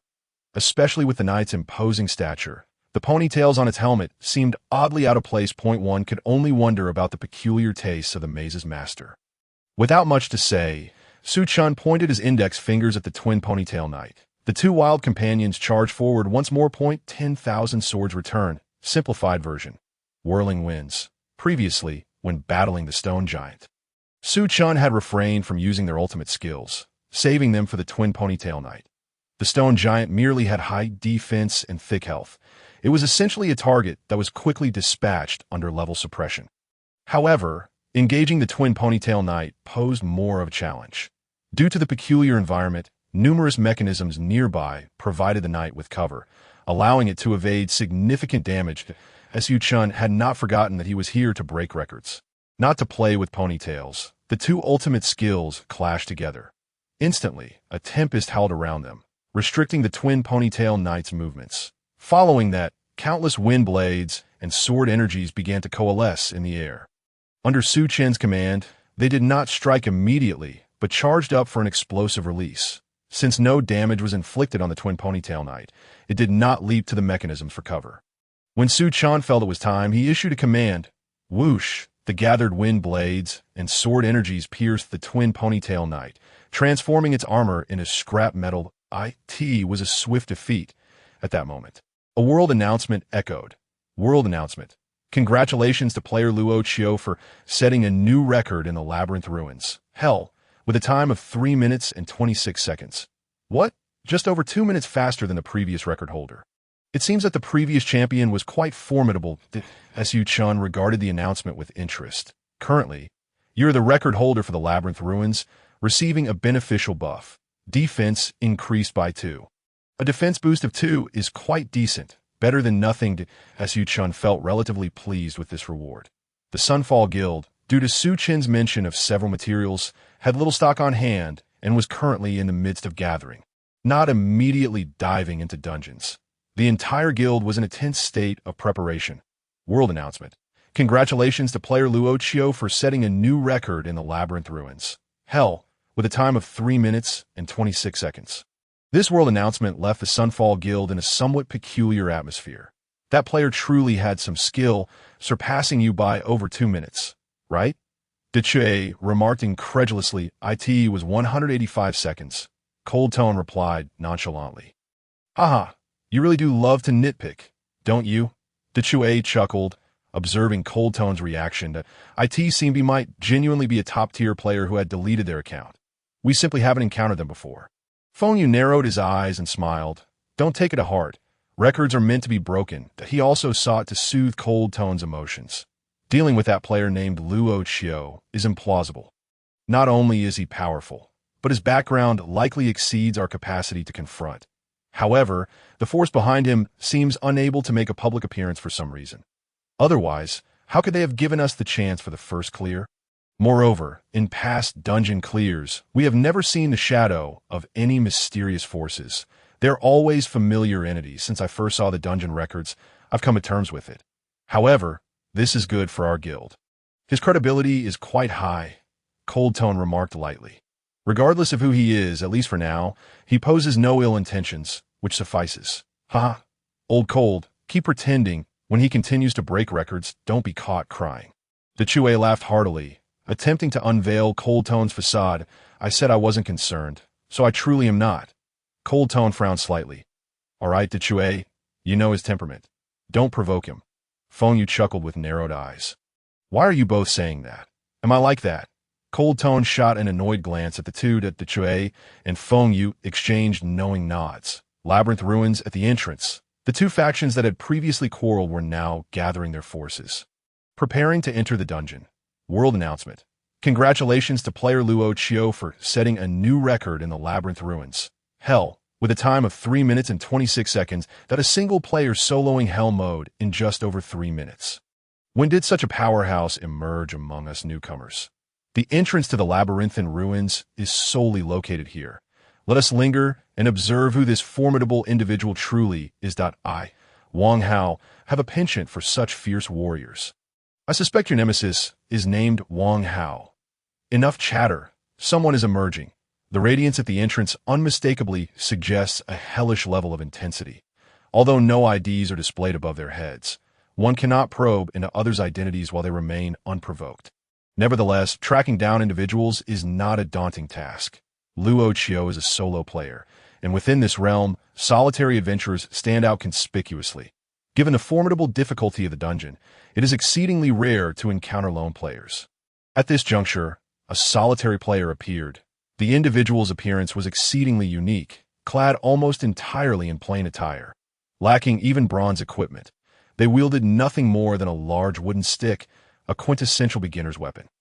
Xiao Shuai is an exceptionally naive novice. He joined this game during a promotional event and soon became utterly captivated. However, he belongs to that category of players who possess limited skills yet harbor great ambitions. After approximately a month of gameplay, relying on hunting chickens and chasing rabbits, he managed to reach level 20. Due to his ignorance and his failure to consult guides, his level prevented him from accessing the first, simpler dungeon. Without the opportunity to accumulate gear from previous dungeons, Compounded by the inherently low drop rate from common monsters, he finds himself still wielding the novice wooden stick. Given his circumstances, it is no surprise that no one wishes to form a party with him. Driven by his insatiable desire to progress, he resolved to enter the dungeon alone, at least for the sake of exploration. With the mindset of merely sightseeing, he carelessly selected a difficulty level, inadvertently choosing the hellish one. Upon exiting, he was met with a throng of individuals encircling him. Assuming they had come to attack, he instinctively raised his wooden stick, preparing to retaliate should they strike. Despite the superior weaponry of the crowd, he doubted his ability to prevail. Just as Xiao Shuai was growing anxious, one person in the front gazed at him with an eager expression. "Big shot. I implore you." Xiao Shuai recognized this individual as the captain who had previously rejected his request to form a party, and who had disparaged him with scathing remarks at that time. How is it you?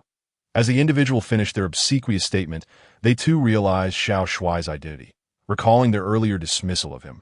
They were instantly filled with trepidation. "Big shot. I was in the wrong. I apologize and beg you not to hold it against me." With that, the player tossed a piece of silver equipment to Xiao Shuai. "This is my most valuable possession. I was wrong. Please do not harbor any resentment." Without awaiting Xiao Shuai's response, they fled, unwilling to linger to incur the wrath of a formidable individual could lead to dire consequences. Encountering him outside could result in immediate hostility. It was far wiser to relinquish a piece of silver equipment in exchange for clemency. While valuable, it was merely a transitional item. Far better than becoming the target of a fierce adversary's ire. Xiao Shuai's expression left the crowd, who had intended to curry favor with him, momentarily stunned. After all, Xiao Shuai had previously applied to numerous teams, and nearly everyone present had rejected him. Some had even been as cruel as the one who had just spoken, hurling insults at him. "Bro, I had no idea you were so formidable. I was wrong. Please let me off the hook. I wasn't intentional. I had a drink before gaming. I too had a bit to drink before playing. But I'm sober now." Several individuals, who had previously offended Xiao Shuai, mimicked the earlier player's actions, tossing him equipment. However, most of them were bronze items, while the earlier individual clearly possessed greater wealth. Others, although they had not insulted Xiao Shuai, had still declined his requests, and thus, a wave of regret washed over them. They dared not approach him to seek his favor. Additionally, several who sought to flatter Luo Qiu also began offering equipment to Xiao Shuai. Xiao Shuai stood in bewilderment. After a while, he grasped the situation. It turned out these individuals regarded him as a legendary player with an impressive record. "I am not. Please do not treat me this way." Xiao Shuai declined. "I do not believe you. That large chicken leg in your hand betrays you. You must be a prominent player of Soul Games. Please, take me along. I can shout 666 like a boss. Brother, I've practiced yoga." You know how it is. Though he spoke the truth, no one believed him. However, as he watched the flow of equipment into his hands, a bold idea began to take shape. That moment, Chen also emerged from the dungeon. As he exited, he spotted a crowd gathered around a single individual, who seemed to be the focus of their eager attention. Suddenly, someone rushed past him, colliding into him. "Step aside. Don't block my way to curry favor. Can you take responsibility for the time wasted?" The individual scrutinized Chen with disdain before proceeding. "My apologies," Chen pondered. Indeed, he had inadvertently delayed someone that if he could garner the favor of that renowned player, even a cast-off piece of equipment could be a treasure. The person's face lit up with hopeful anticipation. However, upon regaining their composure, they shot Chen another disdainful glance and continued on their way. Is there truly such an impressive individual? Why do I not recall them? Chen gazed from a distance at the individual surrounded by admirers. He did not get a clear view, but the throng was too dense. He had no interest in associating with anyone. He felt inappropriate for a divine character like him to seek favor. Thus, he dismissed the commotion and departed for his training session. As for the record, there was no need to improve it further. Even a time of 3 minutes and 26 seconds was not easily surpassed. Even top-tier players starting from scratch would find it exceedingly challenging to break this record. Unless a player even more exceptional than him emerged. Should such a player arise, even a minute or two of improvement would not suffice to maintain his lead, so he accepted it as it was. Meanwhile, on the forum, a post gained tremendous traction. The true identity of the mysterious player Luo Qiu is revealed. 3 minutes and 26 seconds declare a new record holder. Until now, Luo Qiu had merely been a name in the public eye, consistently maintaining a low profile. Aside from the mighty hammer of the Rising Sun Guild and the passionate love interest, no one had laid eyes on Luo Qiu in the New World. Players could not view others' IDs unless disclosed voluntarily. The poster neglected to record a video, providing only a few screenshots. However, it was evident from the images that the individual was indeed Luo Qiu. After all, shortly after the world announcement, a player emerged from the dungeon. Which novice could single-handedly clear a dungeon? The person in the screenshots was undoubtedly Xiao Shuai. His appearance had attracted considerable attention. Previously, some had suggested that Luo Qiu had exploited a loophole to emerge and confront him. What was that individual's weapon? Goodness, what a familiar large chicken leg beginner's weapon. Clad in white gear, this large chicken leg set a record. Cold Color must be utterly bewildered. What sort of monster did he lose to? It turned out that the master of the large chicken leg had directly achieved a record with it. Impressive indeed. I'm inclined to deem Luo Qiu the high priest of the chicken leg. Could it be that another deity from the Soul Game realm has transitioned to the New World? No need for speculation. The earlier deity had watched this post during a live stream and subsequently viewed the video released by Cold Color. He stated that he had no confidence in breaking Cold Color's dungeon record using the large chicken leg, that what breaking a record means. That is annihilating a record. I unilaterally declare Luo Qiu the god of records. The poster remarked that the great Luo Qiu logged off shortly after, presumably exhausted from breaking the record and in need of rest. The Rising Sun Guild, Cold Color, upon seeing the post, immediately sought out the mighty hammer. Fengyu was also present. They had nearly completed their preparations for materials and were in the midst of strategizing that truly Luo Qiu. Did he really break my record using a novice weapon? The cold-toned individual had never encountered Luo Qiu in person. Within the entire Sunset Guild, only did Chue and Fengyu, who had previously engaged in a video call with Luo Qiu, had seen him. What are you talking about? De Chue inquired, looking at the cold-toned individual with a hint of confusion. The cold-toned individual realized he had acted too hastily and quickly showed the post to De Chue. While Fengyu glanced over as well, weren't you the one who claimed to not care about Luo Qiu? I thought you had moved on, yet here you are, surfing the internet with such intensity. De Chue did not directly answer the question, but instead teased, "Stop rambling and answer me quickly." The cold-toned individual was becoming increasingly anxious. He's really anxious, boss. He's really anxious, De Chue remarked, turning to Fengyu. The cold-toned individual was fuming, his face flushed. Yes, that's him, Luo Qiu. When I first saw him, he was wielding a giant drumstick while effortlessly defeating a boss. De Chue stated with a serious demeanor, "Oh, it is true. He managed to break my record using only a novice weapon." The cold-toned individual took 2 steps back and ran out, heading towards the training grounds, clearly seeking an outlet for his frustration. De Chue, you're too mischievous. You mustn't tease him like that again. Fengyu admonished De Chue. Wait a minute, boss. You can't blame me. Didn't you also see Luo Qiu? Why didn't you call me out earlier? De Chue retorted in dissatisfaction. He understood that the boss had a mischievous streak. He clearly wanted to see the cold-toned individual lose his composure, but pretended to be the good guy while lecturing him. I believe our archery team is somewhat lacking. We should focus on nurturing them. Let's allocate some resources from the breakthrough team. Fengyu murmured, expressing his concerns. Boss, I was wrong. I won't tease the cold-toned individual again. De Chue quickly admitted, realizing his mistake, that I was just joking. Fengyu replied, restoring his smile. De Chue pursed his lips, fully aware of Fengyu's character. If he didn't admit fault, Fengyu might truly take action.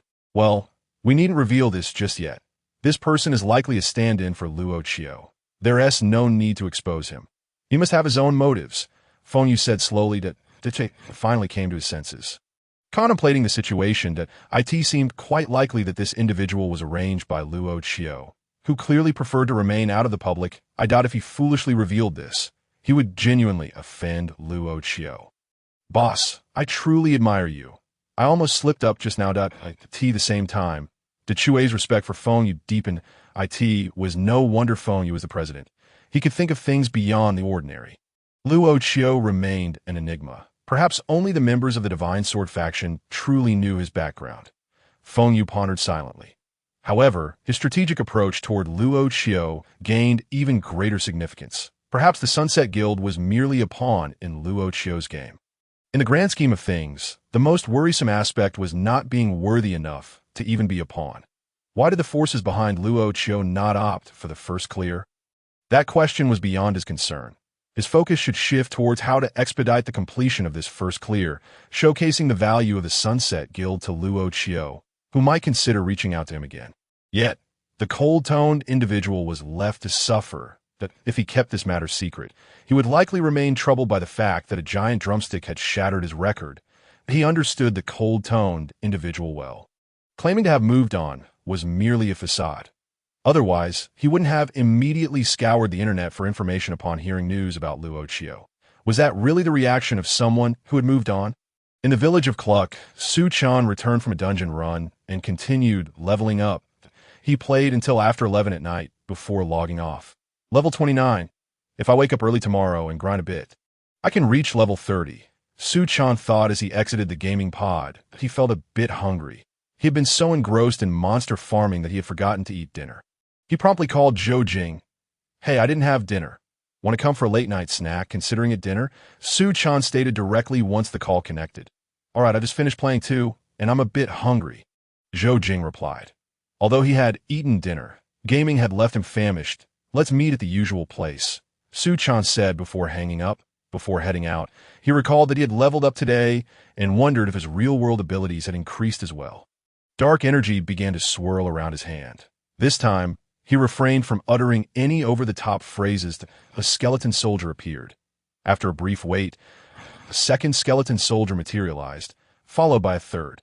However, there was no further activity. It seemed the limit was indeed 3 skeleton soldiers. My assumptions were correct.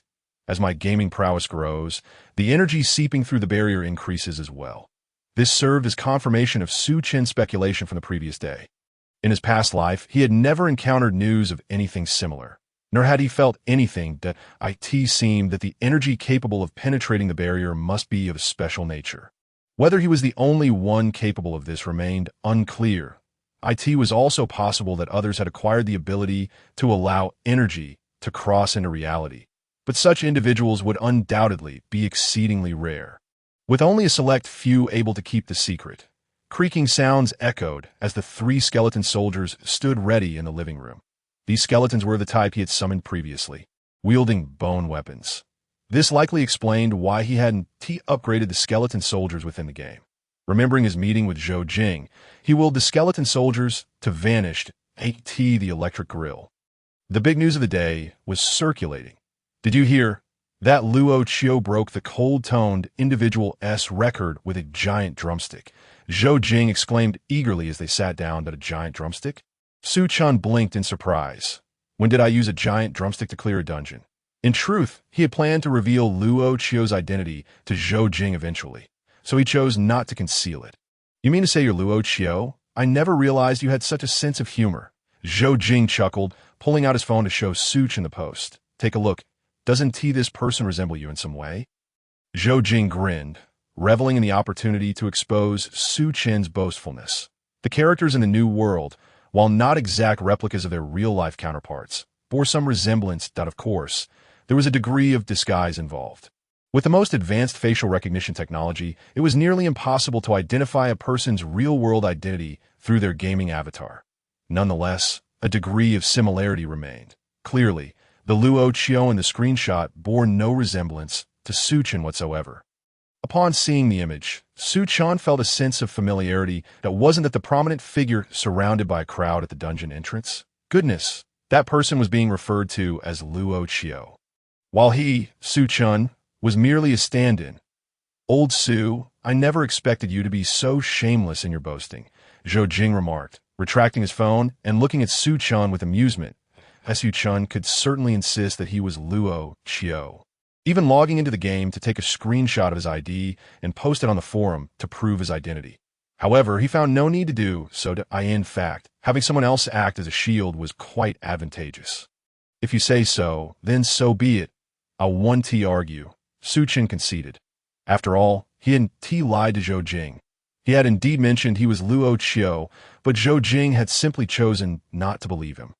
In this day and age, the truth often went unrecognized. Zhou Jing took the joke lightly, not pressing the matter further. The two enjoyed their meal, engaging in conversation, before returning home to rest the following day. In the village of Crook, Chen refrained from indulging in alcohol the previous night, all in anticipation of rising early today. As dawn broke, he eagerly entered the game, embarking on a diligent quest to slay monsters. After a morning of relentless grinding, he finally reached level 30. Previously, attaining level 10 had granted him a legacy skill. He wondered if level 30 would bestow another. However, given that no legacy skill had been awarded at level 20, it would not be surprising if there were none at 30 either. Nonetheless, Chen remained hopeful for an enhancement to his abilities. Currently, he possessed 2 legacy skills, both formidable in nature. Player, Luo Qiu. Profession, God of the Undead, level 30, Strength, 305, Intelligence, 502, Stamina, 211, Spirit, 588, Physical Defense, 5705, Magical Defense, 5103, Legacy Skills, Summon Ordinary Skeletons, Soul Bestowal, and Dark Mark. At last, the legacy skill had arrived. Upon witnessing this, Chen's early morning fatigue dissipated instantly. He promptly examined the attributes. Dark Mark. The damage you inflict will impose a negative status on the target. Poison, confusion, damage amplification, domination, burning. Each status can stack up to 10 layers, and once a single status reaches its maximum, it triggers an explosion effect. Explosion effect. Poison becomes poison burst. Confusion turns into frenzy. Damage amplification doubles the inflicted damage.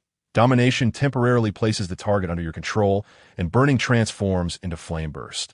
Looking at this skill, Chen felt somewhat bewildered. At first glance, it appeared rather chaotic. He understood that only damage he inflicted would count, yet each status effect was randomly assigned to the opponent. Moreover, the skill description stated that only a single status could trigger the explosion effect once it reached 10 layers. If it were purely random, it would require numerous hits to stack a single buff to its maximum. Of course, there was another method, selecting a weapon or a basic skill that inherently applied status effects. However, based on the explosion effects, domination and damage amplification seemed to be the most potent. While the damage amplification effect was manageable, the domination effect posed significant challenges. Conversely, the statuses of confusion, poison, and burning were relatively straightforward. Many equipment pieces and skills featured these effects, making them easier to collect. On the surface, it appeared promising, but it felt considerably inferior compared to his previous 2 legacy skills. Chen shook his head. The earlier skills allowed him to summon millions of skeletons, albeit at the cost of sheer experience. The other skill directly enslaved any enemy he could defeat, transforming them into his minions. In comparison, this new skill evidently enhanced his personal capabilities. When juxtaposed, it paled in significance. He pondered the level increments for unlocking legacy skills. Previously, he had obtained 1 at level 10, and now at 30. He wondered what level the next would be. Chen stroked his chin thoughtfully. It could be a gap of 20 levels, or perhaps an incremental pattern. If the first was a 10-level difference, and the second a 20-level difference. The third could very well be 30 levels. Of course, it could also be entirely random. For instance, acquiring a legacy skill at 30 and another at 35. Contemplating these possibilities proved futile, as he still had an unused enslavement quota for today. Thus, Chen decided to focus and summoned Feng and Jige. The 2 companions promptly settled on Feng, venturing deeper into Crook. Jige was a melee fighter, while Feng primarily served as a mount, providing control during battles. Chen sought to recruit a ranged ally. After traversing the depths of Crook Village for some time, he finally spotted a suitable target, a humanoid spirit resembling a marionette, meandering nearby with a long musket in each hand.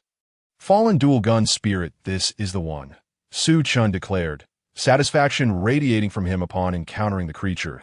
At that moment, the dual-gun spirit noticed Chen and, like a machine of slaughter, its eyes glowed with malice as it prepared to attack. Name: Fallen dual-gun spirit type, Spirit level, 60 rank, golden boss skill. Unknown whirlwind dance before the dual gun spirit could strike. Feng Feng unleashed its ultimate move to establish control. However, being a ranged adversary, Feng Feng's crowd control abilities were somewhat limited that a series of wind blades flew forth, causing the dual gun spirit to vanish. Chen recognized this as the spirit's shadow evasion. Unless he employed a high-level detection skill, it would remain undetectable while refraining from direct attacks. Chen instructed Feng Feng to maintain a vigilant defense while directing Jige to block the dual gun spirit's escape route. Bang! Charged shot. The dual gun spirit had no intention of fleeing. Instead, it launched a preemptive assault on Feng Feng, who had initiated the attack. Critical hit. Dash 5,000. Feng Feng lost half its health instantly.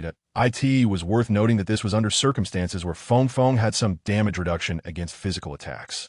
Yet, facing a level 60 golden boss, such encounters were hardly trivial. Jige, too, was merely a level 60 dark gold boss, and even after being enslaved, its health was lower than that of a typical boss. Fortunately, Jige was agile. Had it been slower, it would have been outmaneuvered by the dual gun spirit. Chen quickly commanded Feng Feng to retreat and provide support.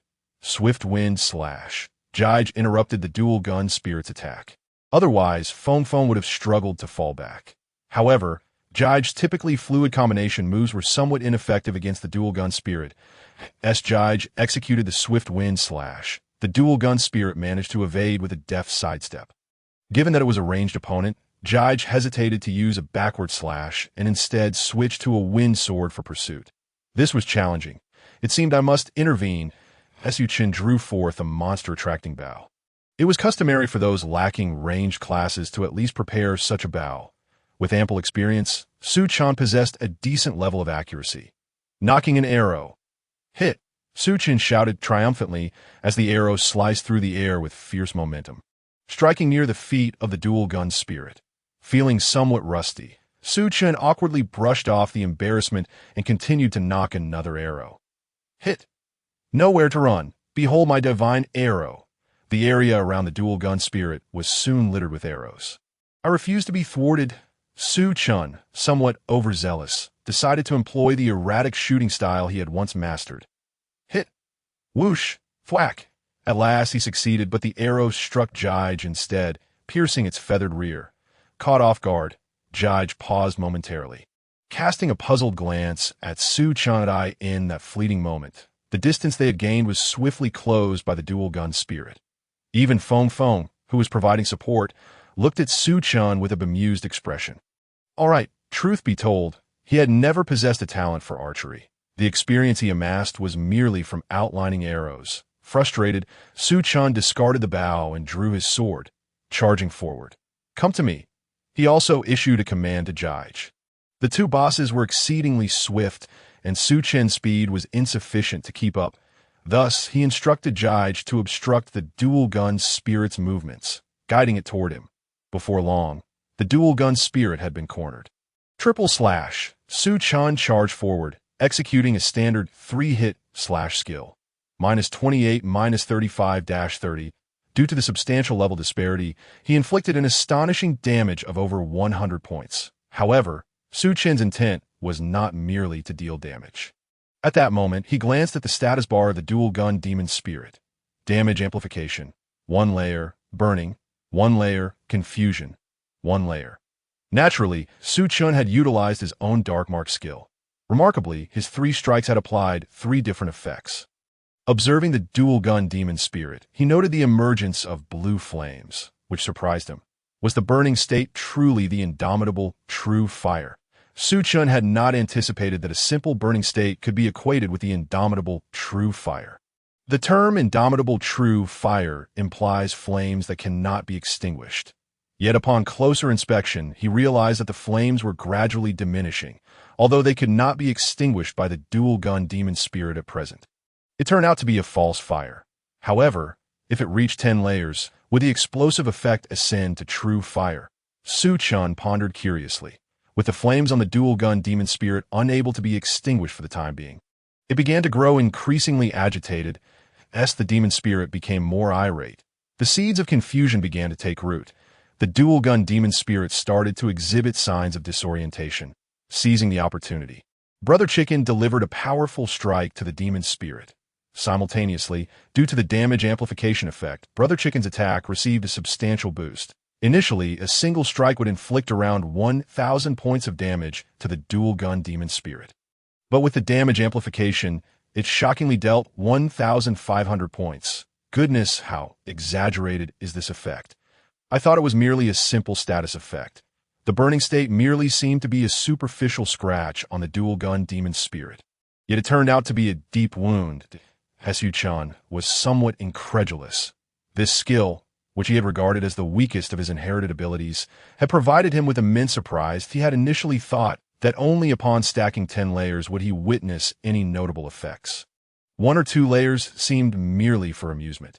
Yet, even with just 1 or 2 layers, the results were already so absurd.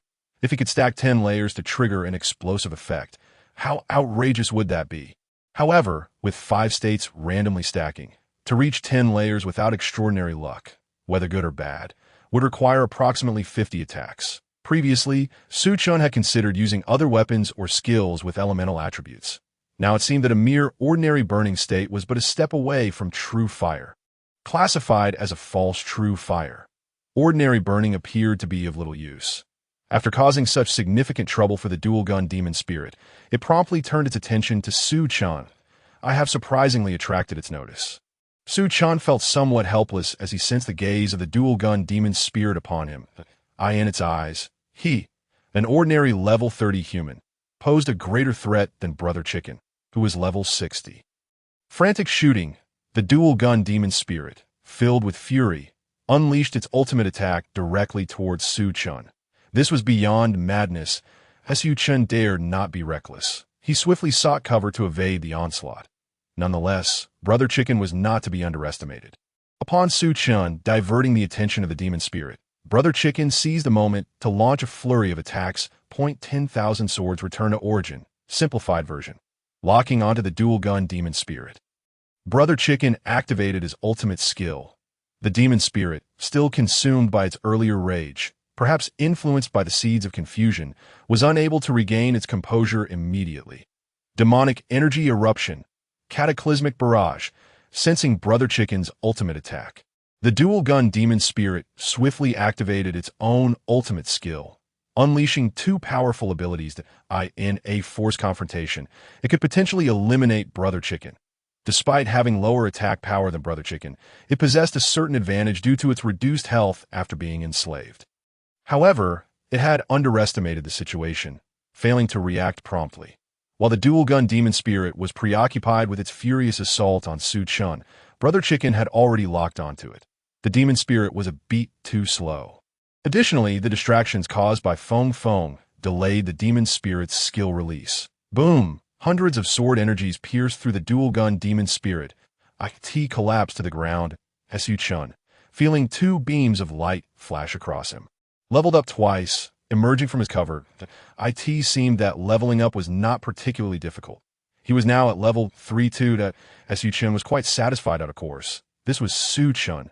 For others, even if accompanied by players of higher levels, the experience gained would be diminished. Furthermore, high-level players defeating high-level monsters would yield no experience boost for lower-level players. Chen, however, was directly earning experience by defeating a level 60 opponent at level 30. The average player, if led to defeat such a boss, would be fortunate to gain even 1/10 of Chen's experience. If other players heard Chen describe his experience as not difficult, it would likely incite their ire, deeming it excessively arrogant. Embrace my servitude and become one of the chosen, as Chen waved his hand gently. The dual-gun demon spirit slowly rose to its feet. Upon seeing Chen, it sheathed its weapons and bowed in acknowledgement. Name: Fallen dual-gun demon spirit, renameable, type, demon spirit level, 50 health, 15,000 rank, golden boss skills, normal shooting, shadow escape, explosive dual shot, charge blast, frantic shooting, gravitational grenade, demonic energy eruption, cataclysmic barrage. Although its health was slightly diminished, it was not as drastically reduced as Brother Chicken's. Chen was relatively pleased with the attributes of the dual-gun demon spirit. especially as its level had only been lowered to 50, which he deemed a fair trade. From now on, you shall be called Dual Gun. Su Chen casually renamed the Dual Gun Demon Spirit. The demon spirit nodded. It appeared not overly dazed after being enslaved. Feng Feng still seemed somewhat dazed. Perhaps its intelligence had never been particularly high. Currently, Su Chen's army comprised 3 formidable combatants. Feng Feng, a level 38 golden boss. Dual Gun, a level 50 golden boss. And Brother Chicken, a level 60 dark golden boss. The dark mark was indeed impressive. I should enhance my own skills and equipment, particularly my skills, as Su Chen surveyed his enslaved forces. Feeling it was time to elevate his own capabilities, equipment was merely transitional, but effective skills could be utilized for a long time. The current dilemma, however, was the lack of a place to learn new skills. Others had professional mentors. If they wished to learn skills, they simply sought out their mentors. He, having been transformed by divine blood, had no mentor whatsoever. He certainly could not approach the current god of the undead to learn skills. While he possessed inherited skills, they were primarily grand abilities, lacking smaller, suitable offensive skills. Without professional inheritance, he could only purchase skills from others. Although there were exquisite skills available for sale, the finest ones were exorbitantly priced and marked up significantly. Su Chen found himself lacking funds. The Solstice Guild had wealth, yet his relationship with them could hardly be described as amicable. For the time being, it was a mutually exploitative arrangement that a degree of deterrence was essential for cooperation between both parties. He could request epic or legendary items, but could not ask for money. That would expose his hand. The nearest establishment that seemed promising was a town founded by the Haijia Guild, known as Haijia Town. Su Chen stroked his chin, contemplating. With several top-tier guilds sequentially establishing villages and upgrading to cities, subsequent first-rate guilds followed suit closely behind. Presently, some reasonably capable second-tier guilds had upgraded their settlements to towns. In contrast, the Haijia Guild was a lesser guild, having only recently upgraded from village to town, still far from achieving city status. Perhaps I should visit the new library in Haijia Town and borrow some skills to learn? Su Chen stroked his chin thoughtfully. However, after some contemplation, he decided it would be prudent to wait a while longer to be present. If he wished to borrow some books from Haijia Town, he would need to deploy 1,000,000 skeletal warriors. Being only at level 32, he suspected that 1,000,000 skeletal warriors might not be sufficient to conquer Haijia Town. Moreover, even if they succeeded, it would undoubtedly complicate matters. His leveling process had been quite smooth thus far, and summoning 1,000,000 skeletal warriors would disrupt his current progress. Therefore, he resolved to postpone the siege and instead head to the trial tower for some preliminary challenges. Su Chen felt it wise to refrain from summoning the 1,000,000 skeletal warriors for the siege and opted to continue leveling up in Crook Village, planning to visit the trial tower the following day. Additionally, he could potentially recruit a new companion, the critical juncture of the Hell Tyrant dungeon. Hell difficulty. The Rising Sun Guild faced the final boss, the Hell Tyrant, whose health was nearly depleted. Feng Yu was on high alert, acutely aware that each decision he made could determine the success or failure of this endeavor. The Rising Sun Guild had invested considerable time, energy, and resources into preparing for this assault. Victory was within reach, yet Feng Yu sensed something was amiss. Apart from highlighting key points, Su Chen had provided scant details, though he had mentioned one crucial detail: to take refuge in the Hell Sandpit. Suddenly recalling this detail, Feng Yu bellowed at the top of his lungs. With the Hell Tyrant's health dwindling, it seemed they could overpower it through sheer damage. But Feng Yu now needed to maintain their rhythm. Many did not grasp the gravity of the situation. The temptation was immense. Defeating this boss would earn them the first clear across all top guilds on the server. Fortunately, the elite team of the Rising Sun Guild exhibited commendable execution. Coated in Hell neutralizing ointment, they could hide within the Hell Sand without suffering damage. Had it not been for this ointment, they would have faced annihilation countless times along their journey. Just as they all took cover, the air suddenly heated up and flames erupted into a blazing inferno. This was a full-screen, instant-kill ultimate move. Those concealed in the sand pit gazed in disbelief at the fiery tempest above. The shock was not limited to the elite team. Feng Yu, who had made the decision, found himself momentarily stunned as well. He had always regarded Su Chen's intel with a degree of skepticism. The neutralizing ointment and earlier strategies were understandable, given the power Chen wielded. Feng Yu had never believed that they could clear the dungeon solely based on this strategy. He had thought that even a partial benefit from the guide would be commendable. Little did he know that it was indeed a comprehensive guide, complete with a solution for the ultimate full-screen attack. The flames raged for a full 30 seconds before dissipating. Now, everyone to the ground. Do not hold back. Unleash your full power on the boss. Feng Yu shouted as the attack faded, and no one dared to withhold their might. Each member unleashed their strongest skills upon the boss. Their extensive efforts, coupled with the glory of completion, provided them with ample motivation to win. Although the Hell Tyrant had unleashed a tremendous attack, it was now too weak to counter. Yet the team remained vigilant. With a resounding crash, the combined firepower shattered the Hell Tyrant into fragments. Did we do it? The team could hardly believe it, and no one dared to cheer loudly, fearing a potential second phase. World announcement. Congratulations to players Feng Yu, Cold Tone, Big Hammer, Little Flying Mouse, and Big Head, and all members of the Rising Sun Elite team, for achieving the first clear of the Hell Tyrant dungeon. Hell difficulty. They are the strongest warriors of the new continent. Let us applaud our heroes. Upon hearing the world announcement, the Rising Sun Guild erupted into jubilation. The excitement was palpable. Many embraced one another in celebration, their joy transcending any concerns of gender. After the thrill, Cold Tone, with trembling hands clutching his bow, exclaimed, "We're the first in the entire server. How incredible!" Big Hammer, ever boisterous, joined in with loud cheers, and no one held any grievances against him. Even the usually reserved members of the team were celebrating wildly. They had secured the global first clear of this dungeon, and their names would be discussed among players worldwide. As Cold Tone regained his composure and sought to celebrate with his fellow members. He noticed Feng Yu standing in a daze near the remains of the Hell Tyrant. "Boss, what's wrong?" he inquired, puzzled. "You seem a bit down." Feng Yu shook his head helplessly. "It's nothing. It's just that we ended up at a loss this time."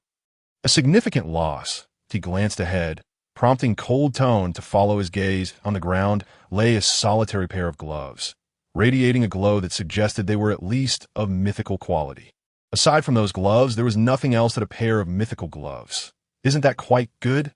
Cold Tone questioned, unaware of the prior negotiations. "According to our agreement with Luo Chio, these gloves belong to him." Feng Yu replied, shaking his head. "Ah, I see." Cold Tone was momentarily taken aback, but recognized that the strategy had been provided by Luo Chio. "President, try to see the bright side. Without Luo Chio's strategy, we wouldn't have cleared the dungeon. Gaining experience by assisting him once isn't a big deal." He attempted to console Feng Yu. "No, aside from these gloves, our guild still owes him a mythical blueprint." Feng Yu rubbed his forehead. Cold Tone opened his mouth as if to say something, but faltered, unsure of how to express it. Mythical equipment was inherently rare, as Cold Tone himself had stated. Without Luo Chio's guidance, they wouldn't have made it through the dungeon, so it was reasonable for Luo Chio to receive the equipment. However, the fact that the Rising Sun Guild had to pay Luo Chio an additional mythical blueprint was a bitter pill to swallow. Luo Chio could not have been unaware that the Hell Tyrant only dropped one piece of equipment. He likely believed that exchanging one mythical blueprint for various other items was a fair trade.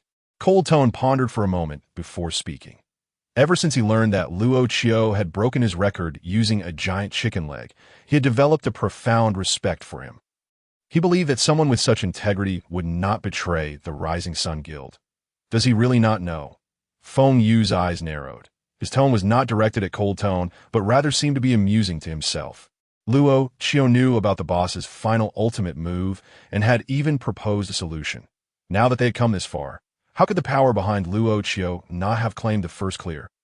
Feng Yu had witnessed the Hell Tyrant cease its resistance after casting that skill, that he found it hard to believe that Luo Chio was unaware that the Hell Tyrant only dropped one piece of Lord-level equipment. However, he had already made a promise. Setting aside the fact that Luo Chio likely had video evidence to back his claims, the sheer might of Luo Chio and his backing forces filled Feng Yu with trepidation. He dared not offend Luo Chio over a mythical blueprint. Nevertheless, with the Rising Sun Guild's first clear, it presented an opportunity to farm the dungeon more frequently. The sooner a dungeon was farmed, the higher the drop rate, and it was normal for the first clear to yield guarantee drops. This could serve to mitigate some of their losses. The guild currently lacked any mythical blueprints in stock, so they would need to make an effort to acquire some, if necessary. They could exchange some of the guild's rare treasures. Feng Yu waved his hand dismissively. There was no denying the debt. They could only accept it now. However, the influence gained from a first clear for the Rising Sun Guild was not something that could be quantified by a single mythical blueprint. To say they had suffered a loss was not entirely accurate. At any rate, they could only think along these lines and avoid overthinking it, lest they become increasingly frustrated. World announcement. Congratulations to players Feng Yu, Lengxiao, Dach, Xiafishu, and Data Datu, as well as all members of the Sunset Elite team, for achieving the first clear of the Hell Tyrant dungeon. Hell difficulty. They're the mightiest warriors of the new continent. Let us applaud these heroes. This world announcement instantly ignited what was otherwise a tranquil day. What is going on? Several top guilds have yet to make any progress. Yet the Sunset Guild has claimed the first clear. Why was I previously unaware of the Sunset Guild's formidable prowess? They must be significantly weaker than those colossal giants, right? Goodness, the members of the Sunset Guild's elite team are undoubtedly seeing their value skyrocket after this. I belong to a first-rate guild as well, yet their main team is still struggling through the warrior level. I might need to switch guilds.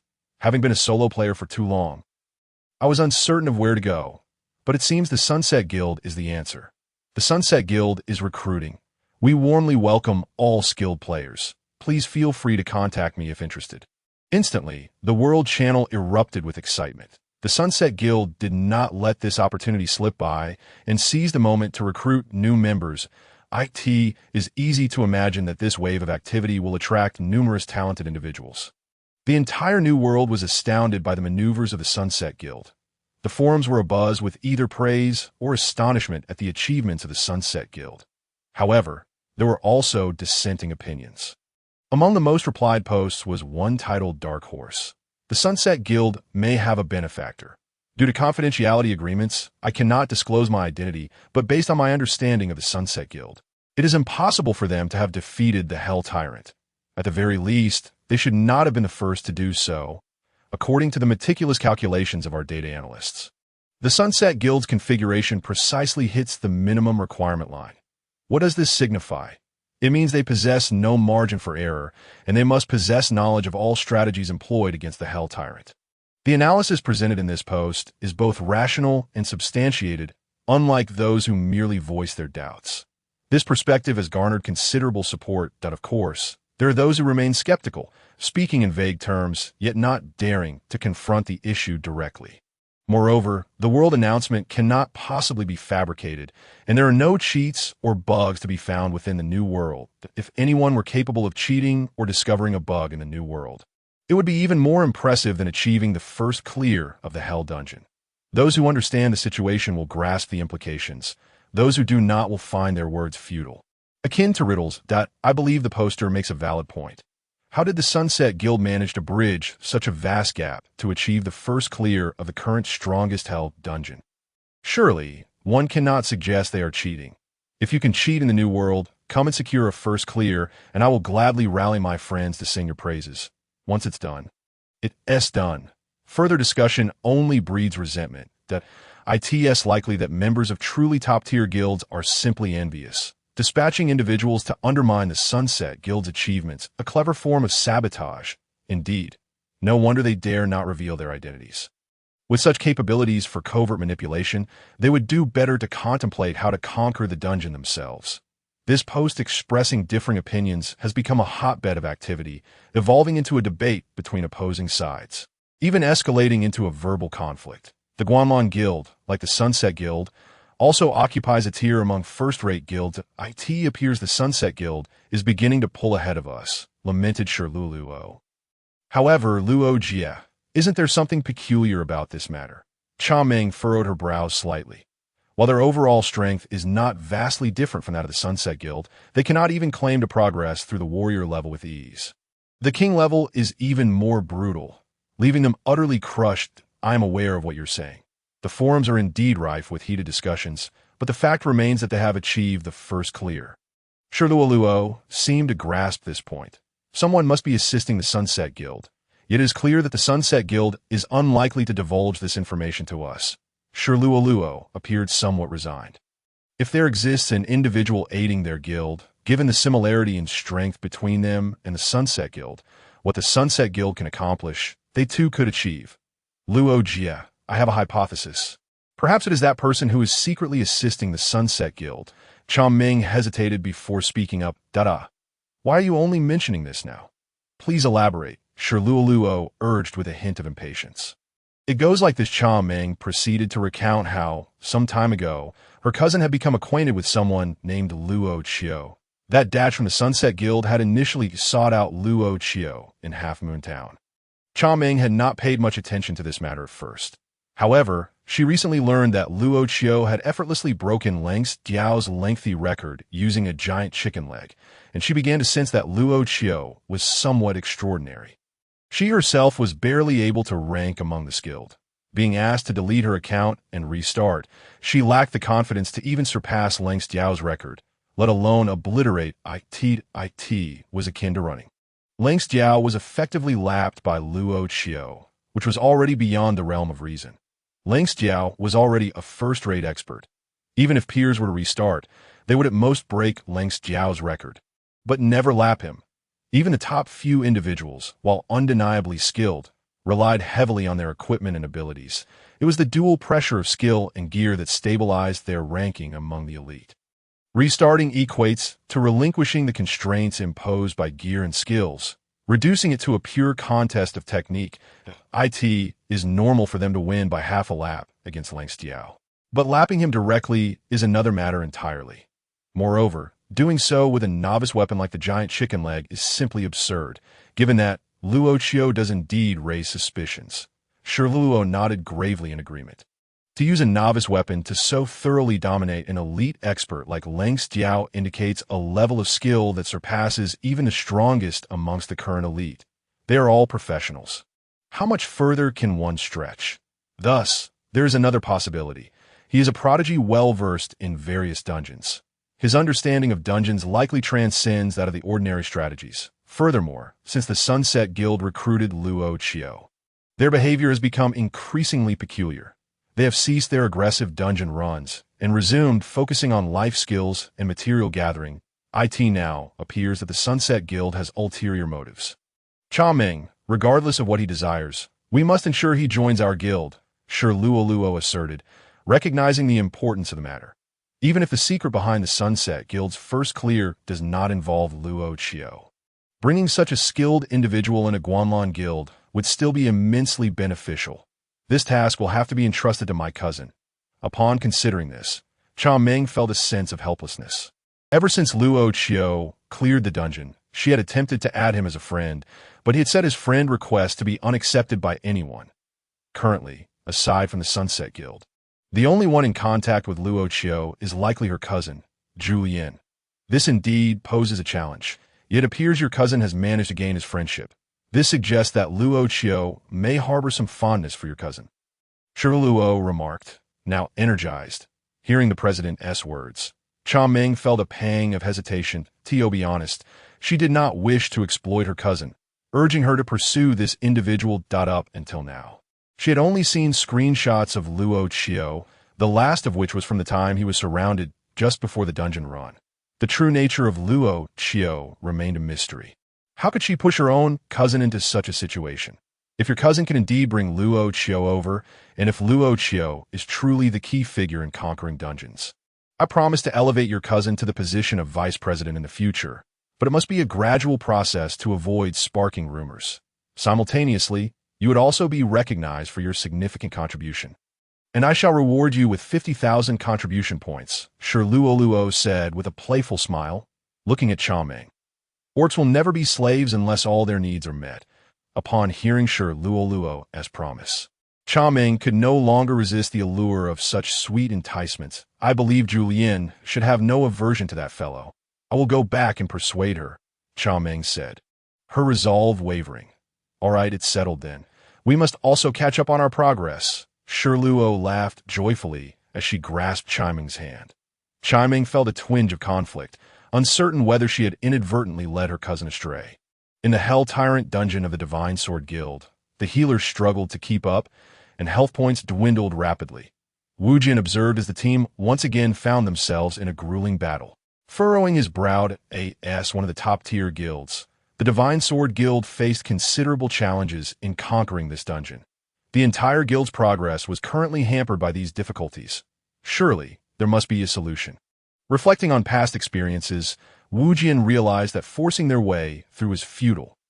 Initially, he believed that the Divine Sword Guild's lack of brute strength was the issue, but seeing that even the Sunset Guild had achieved a first clear, it was evident that it was not merely a matter of capability that we must retreat.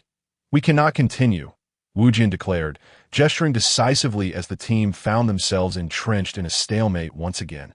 Upon hearing the command to withdraw, the entire team began to retreat in an orderly fashion, providing mutual cover, knowing that a few seconds were needed for the withdrawal process. The retreat went remarkably smoothly, a testament to the discipline of a top-tier guild. Let us focus on leveling and regrouping, Wu Jin stated before promptly choosing to return to the city. The others were left bewildered as they watched Wu Jin depart so effortlessly. It was indeed the Divine Sword Guild, and the leaderboard still featured only the Sunset Guild among the top tier. It seemed the Divine Sword Guild had once more returned empty-handed. This could not be blamed solely on them, as their melee-centric roster was at a disadvantage in this dungeon. In fact, aside from the Sunset Guild, no other guild had managed to clear it. The Sunset Guild had truly risen to prominence. The members of the Divine Sword Guild, overhearing the murmurs around them, wore expressions of displeasure. Noticing their discontent, others hesitated to speak openly. Though discussions continued in hushed tones that moment, Wu Jin had already returned to the city founded by the Divine Sword Guild and entered his private chamber in the Lord's mansion. Closing the doors and windows, he initiated a video call from his friend list. After a few rings, the call was abruptly terminated by the recipient. Few dared to cut off a call from Wu Jin. Even if he himself was not angered, the pressure he exuded made such an act unthinkable. However, Wu Jin remained patient, awaiting a response. Moments later, the video call was returned. "Brother, I knew your call would come soon," came the voice from the screen, accompanied by a sly smile from Fengyu.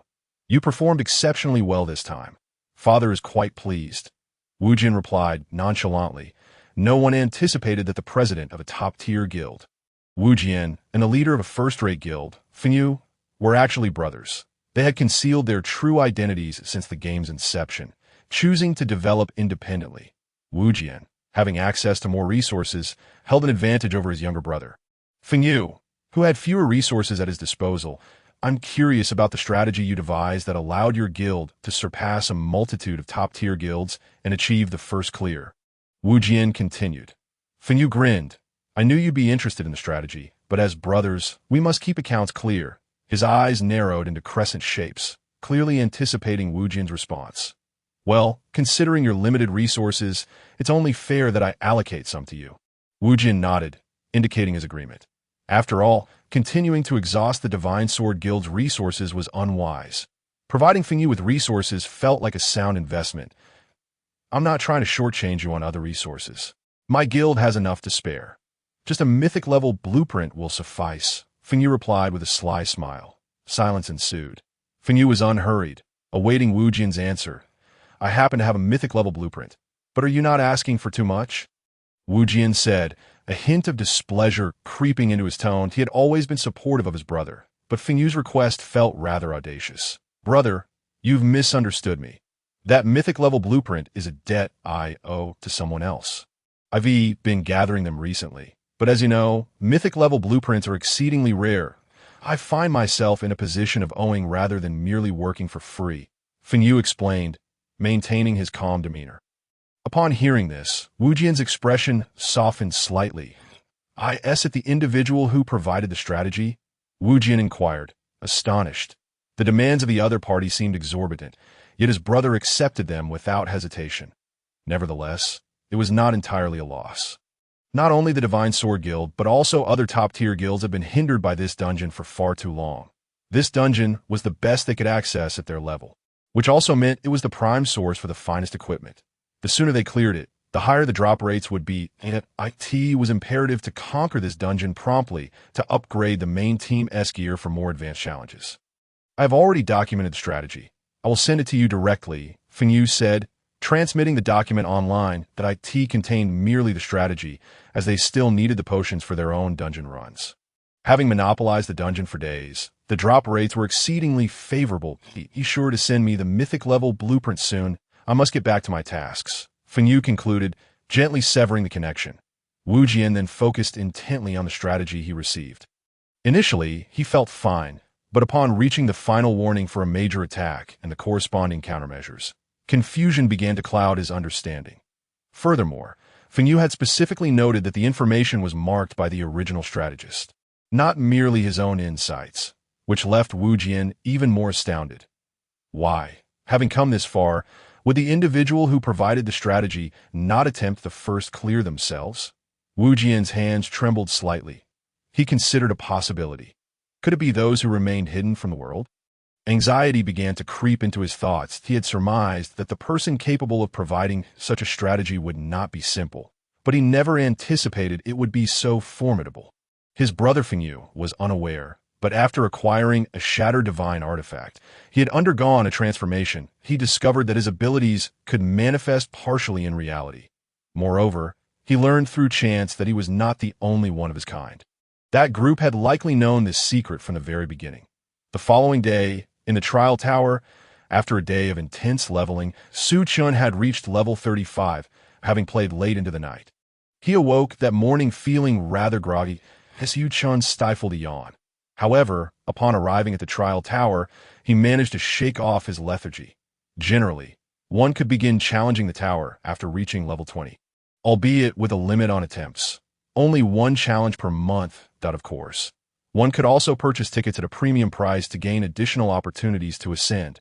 The trial tower operates on a certain balance system. However, after the 10th floor, the balance mechanism weakens considerably. For instance, at level 35, Su Chen typically faced monsters around the same level before reaching the 10th floor.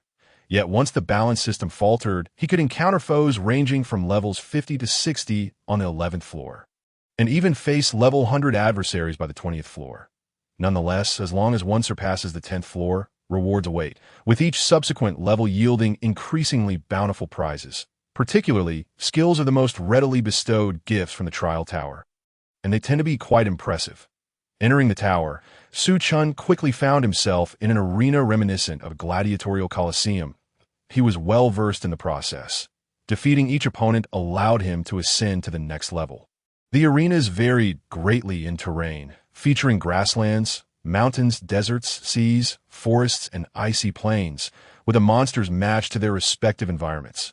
Notably, battling in a sea arena against aquatic creatures posed a significant challenge, especially for those proficient in fire magic. The first arena was relatively straightforward. 3 level 32 gladiators approached from the periphery. Jigu, Shuangchang, and Feng Feng took to the field. Before the three gladiators could close the distance, Shuangchang unleashed a barrage of ordinary attacks. Simultaneously firing at two of them, Jigu charged forward to engage another target, swiftly dispatching it. The first battle concluded in a mere 3 seconds, a remarkably swift victory. The trial tower usually transitions scenes and monsters rapidly. Yet the system momentarily lagged. Nevertheless, it soon propelled him to the second floor. For Su Chen, the first 10 levels were fairly uniform. The second battle concluded in 3 seconds, and the third in 5.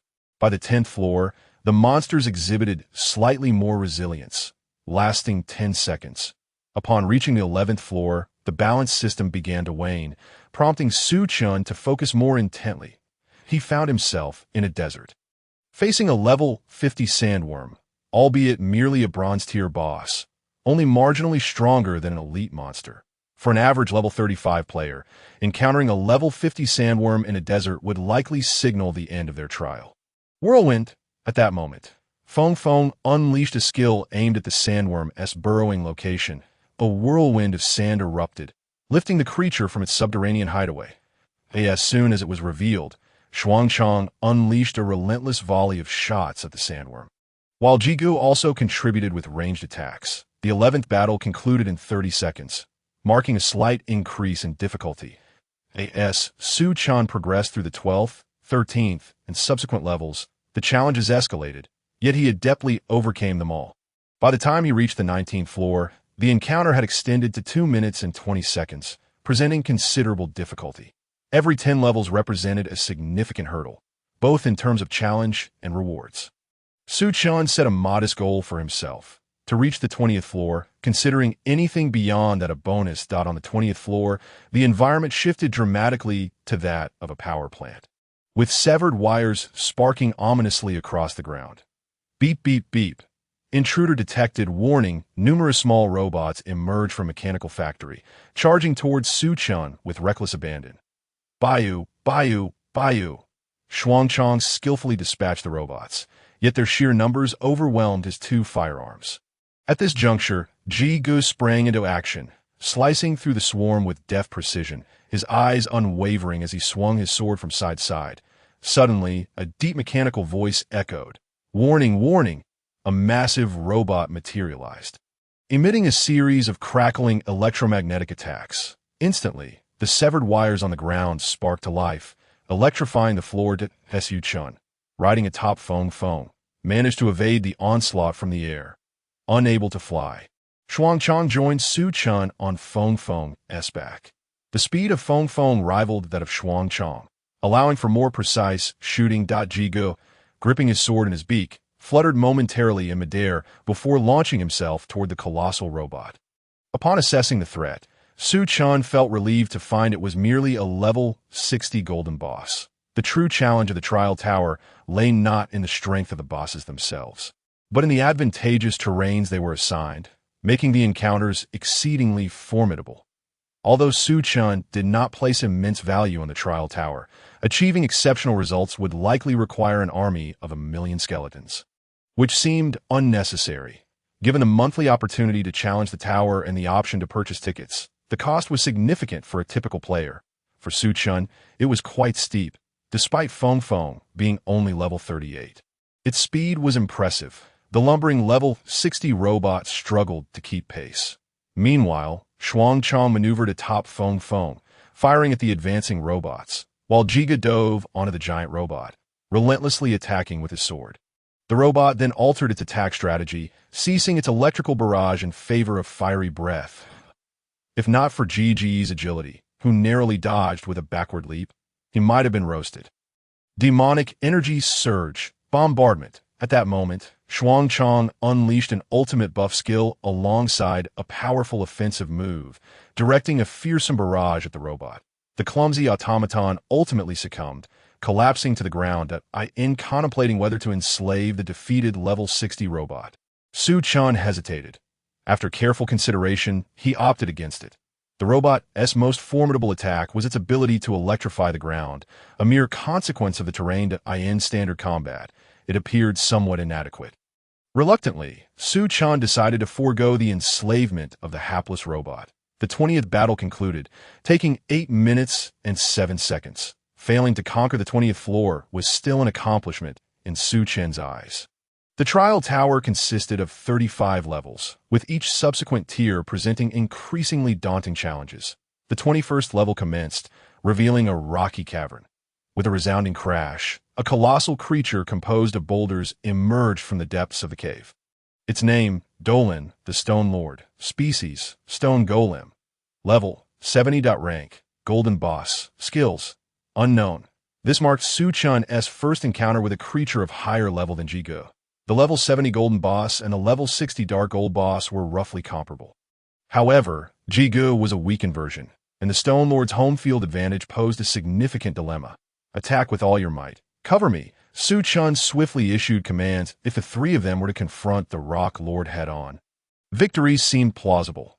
However, it was likely that both the dual-gun wielder and Feng would perish, or perhaps Chicken Brother would be vanquished, leaving only the dual-gun wielder standing, the ability to permanently enslave. Coupled with the power granted by the soul, was already formidable enough. It was unreasonable to expect resurrection as well.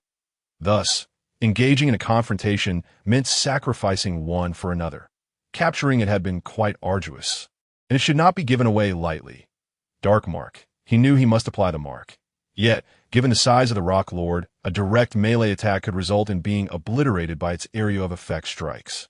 Thus, he once again retrieved his makeshift bow for drawing aggro. However, he refrained from launching an immediate assault. With a cacophony of explosions and swirling winds, he unleashed 3 powerful skills simultaneously towards the Rock Lord. The Rock Lord, massive in stature, moved sluggishly. Correspondingly, its defenses and health were exceptionally high, and only Chicken Brother managed to inflict a modicum of damage, while the other 2 merely scratched the surface with a resounding crash. The Rock Lord stomped the ground, causing debris to rain down. Chicken Brother, having received Su Chen's evasion command beforehand, managed to evade the attack. Even Feng Feng, the lowest in level, possessed a commendable speed to the moment the Rock Lord targeted Chicken Brother and the others. Su Chen had already knocked an arrow in the corner. Whoosh! Whoosh! Su Chen executed a rapid 3-shot volley. Previously, during his battle with the dual-gun wielder, he had knocked arrows but had failed to hit. Yet this time, the Rock Lord's size made it nearly impossible to miss out of course. These arrows failed to breach its defenses. The Rock Lord's formidable defense was beyond his capability to overcome. Nonetheless, he managed to stack layers of effects. Burn, 1 layer, poison, 1 layer, domination, 1 layer. Su Chen's intention was not to deal damage. Merely making contact with his attacks would apply the Dark Mark. After firing, he anticipated the Rock Lord's movements and swiftly relocated, as expected. The Rock Lord charged towards Su Chen's new position, but he deftly evaded. Even in its home terrain, the Rock Lord's cumbersome nature remained unchanged. Whoosh, whoosh, burn, 2 layers confusion, 1 layer, damage amplification, 1 layer. Su Chen launched another volley of arrows, and the debuffs on the Rock Lord shifted. Tremors erupted as the Rock Lord, enraged, slammed its fist into the ground, causing the earth to shake. Feng Feng, Su Chen called out, prompting Feng Feng to promptly bear him.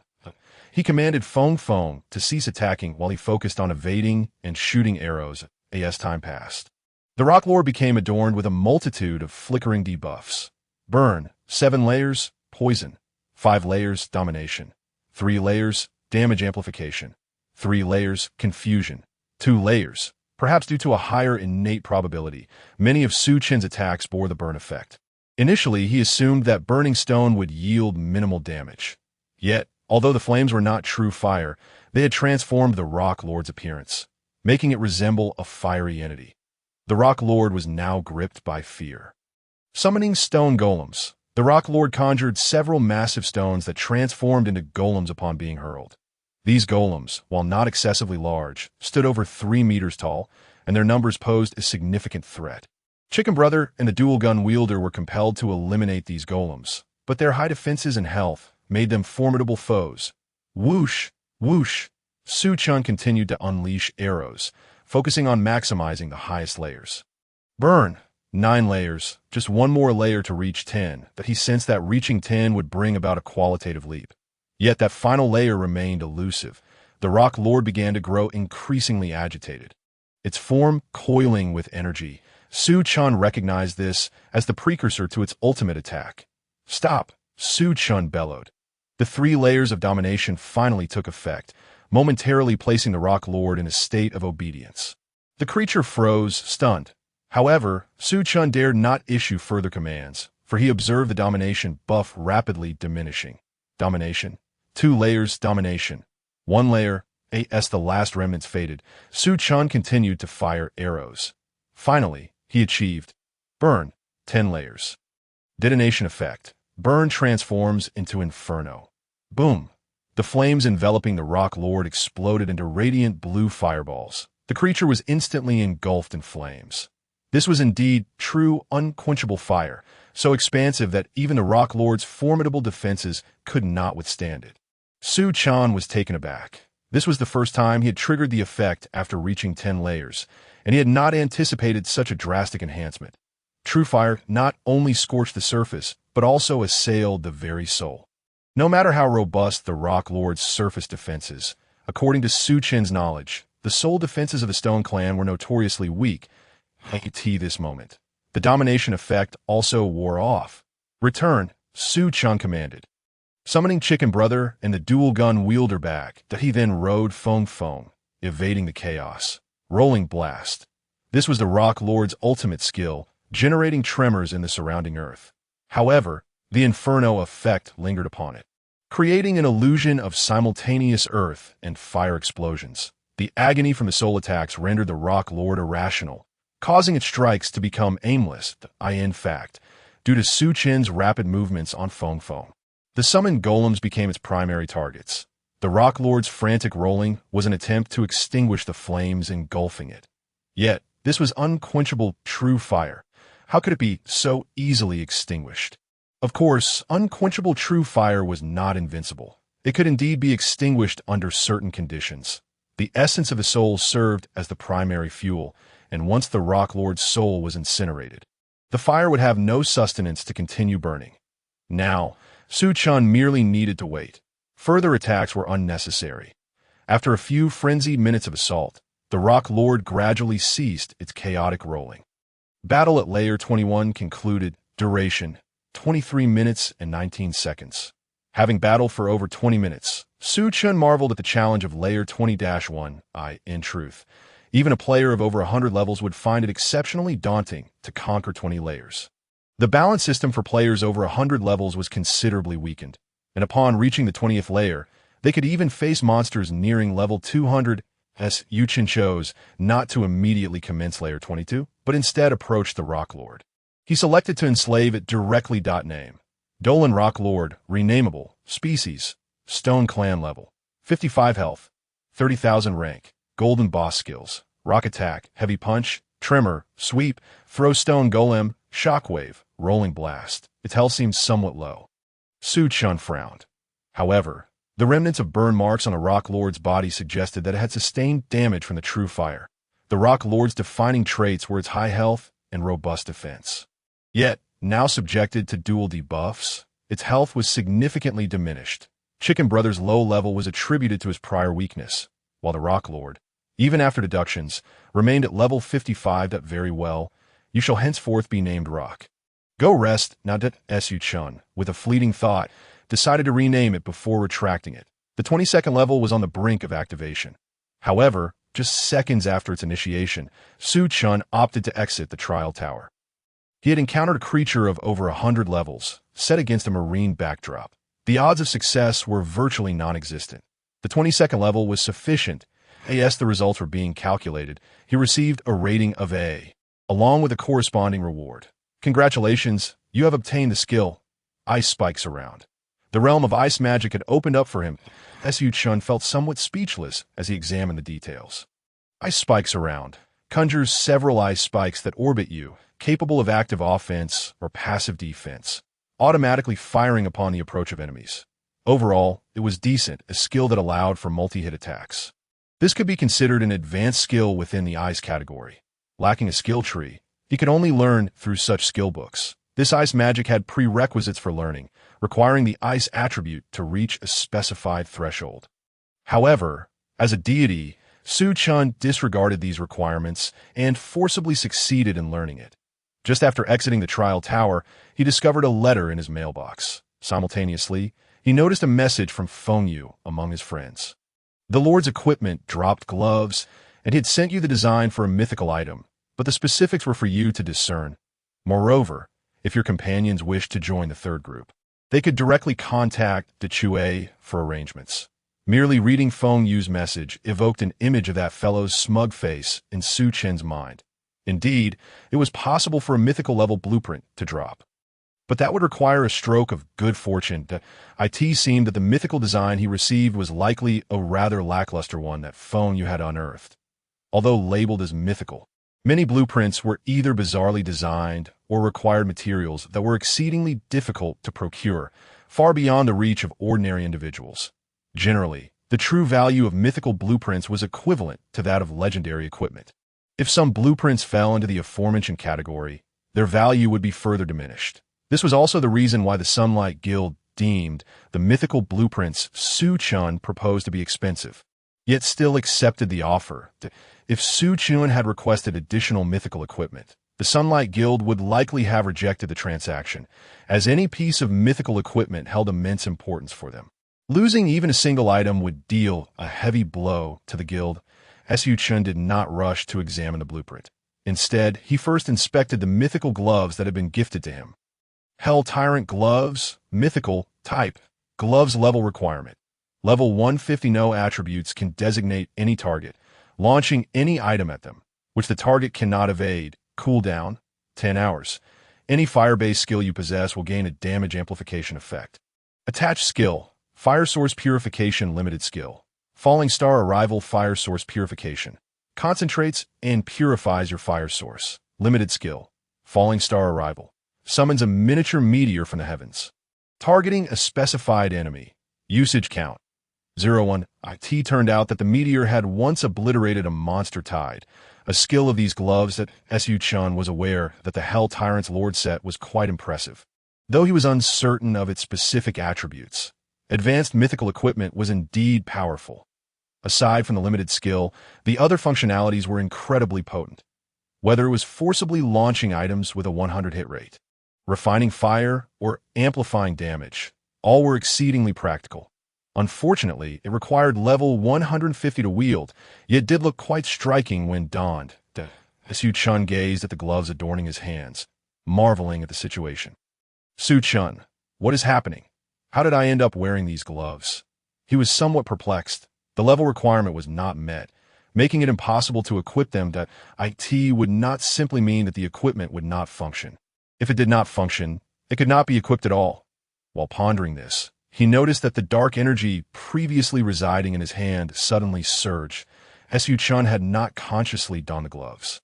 Instead, the dark energy had ensnared and drawn them to him. This dark energy stemmed from the true blood power of the god of the undead. The Hell Tyrant was far inferior to the true gods, and thus the gloves naturally bore the aura of the Hell Tyrant. In the next moment, the aura of the Hell Tyrant was violently eradicated by the dark energy, after obliterating the aura from the gloves.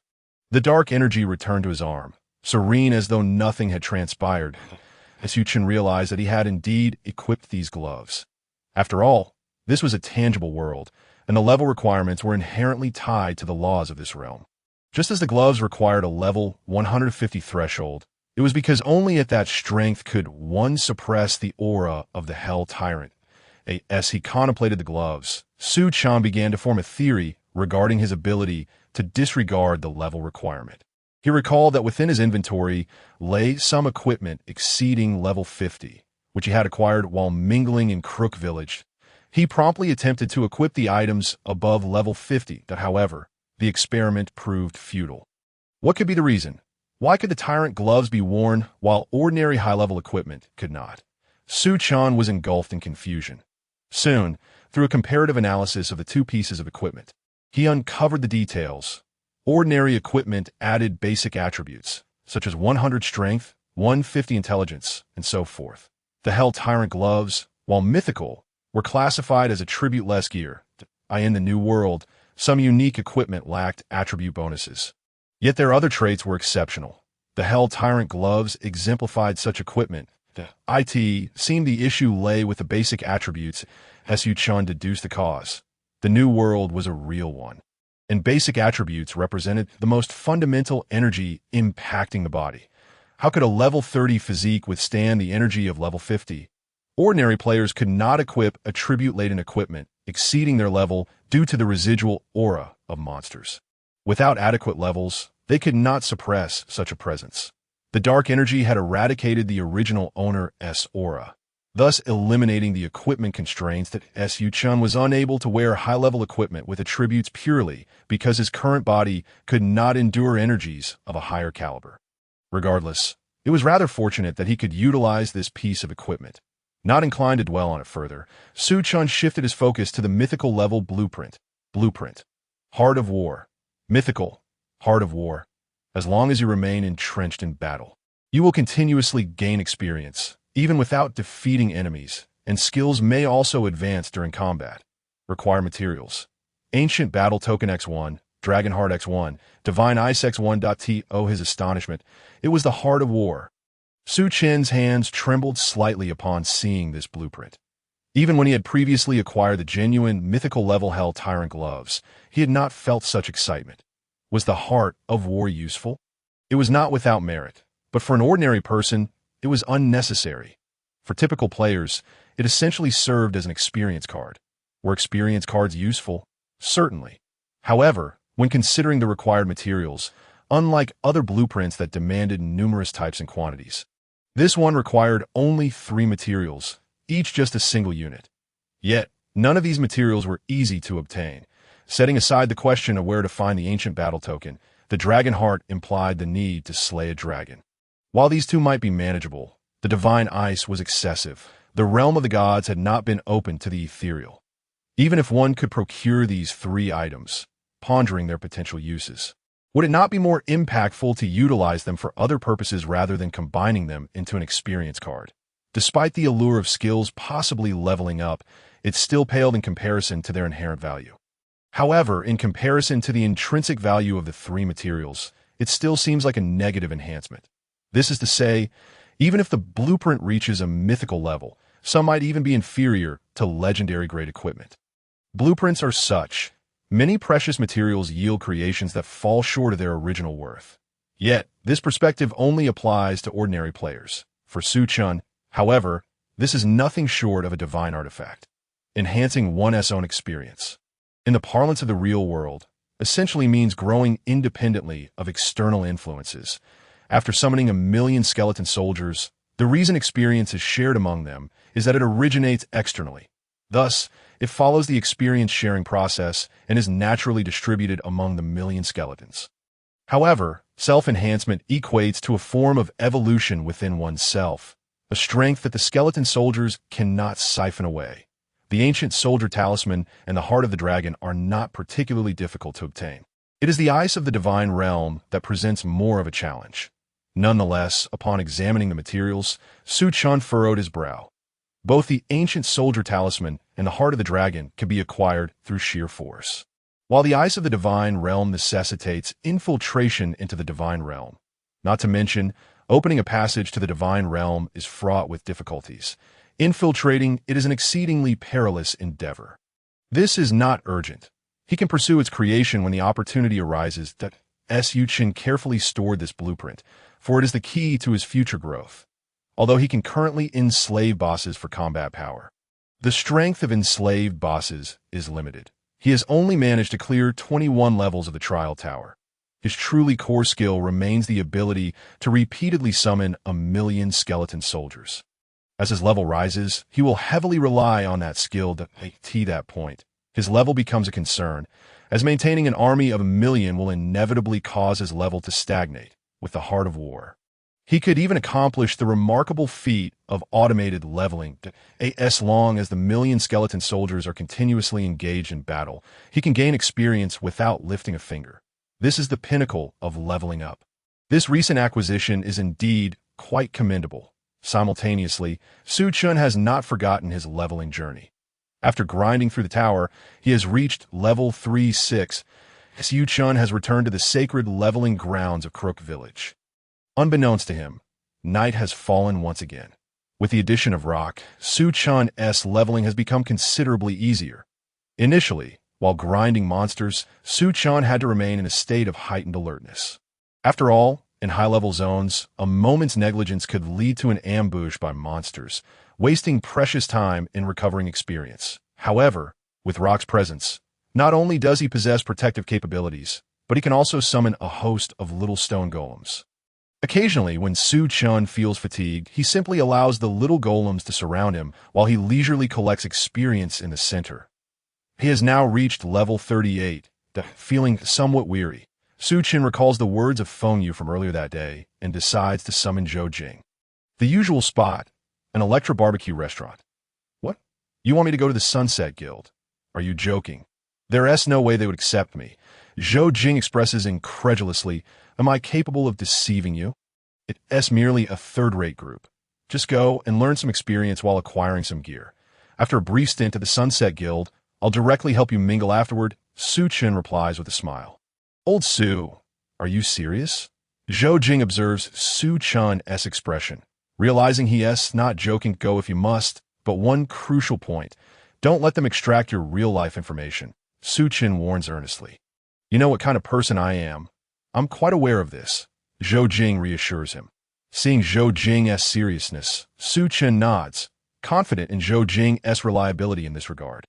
However, in reality, Chen feels assured. He recalls that just before stepping out, he had successfully summoned 10 skeleton soldiers during his routine summoning practice. All right, let us part ways for now.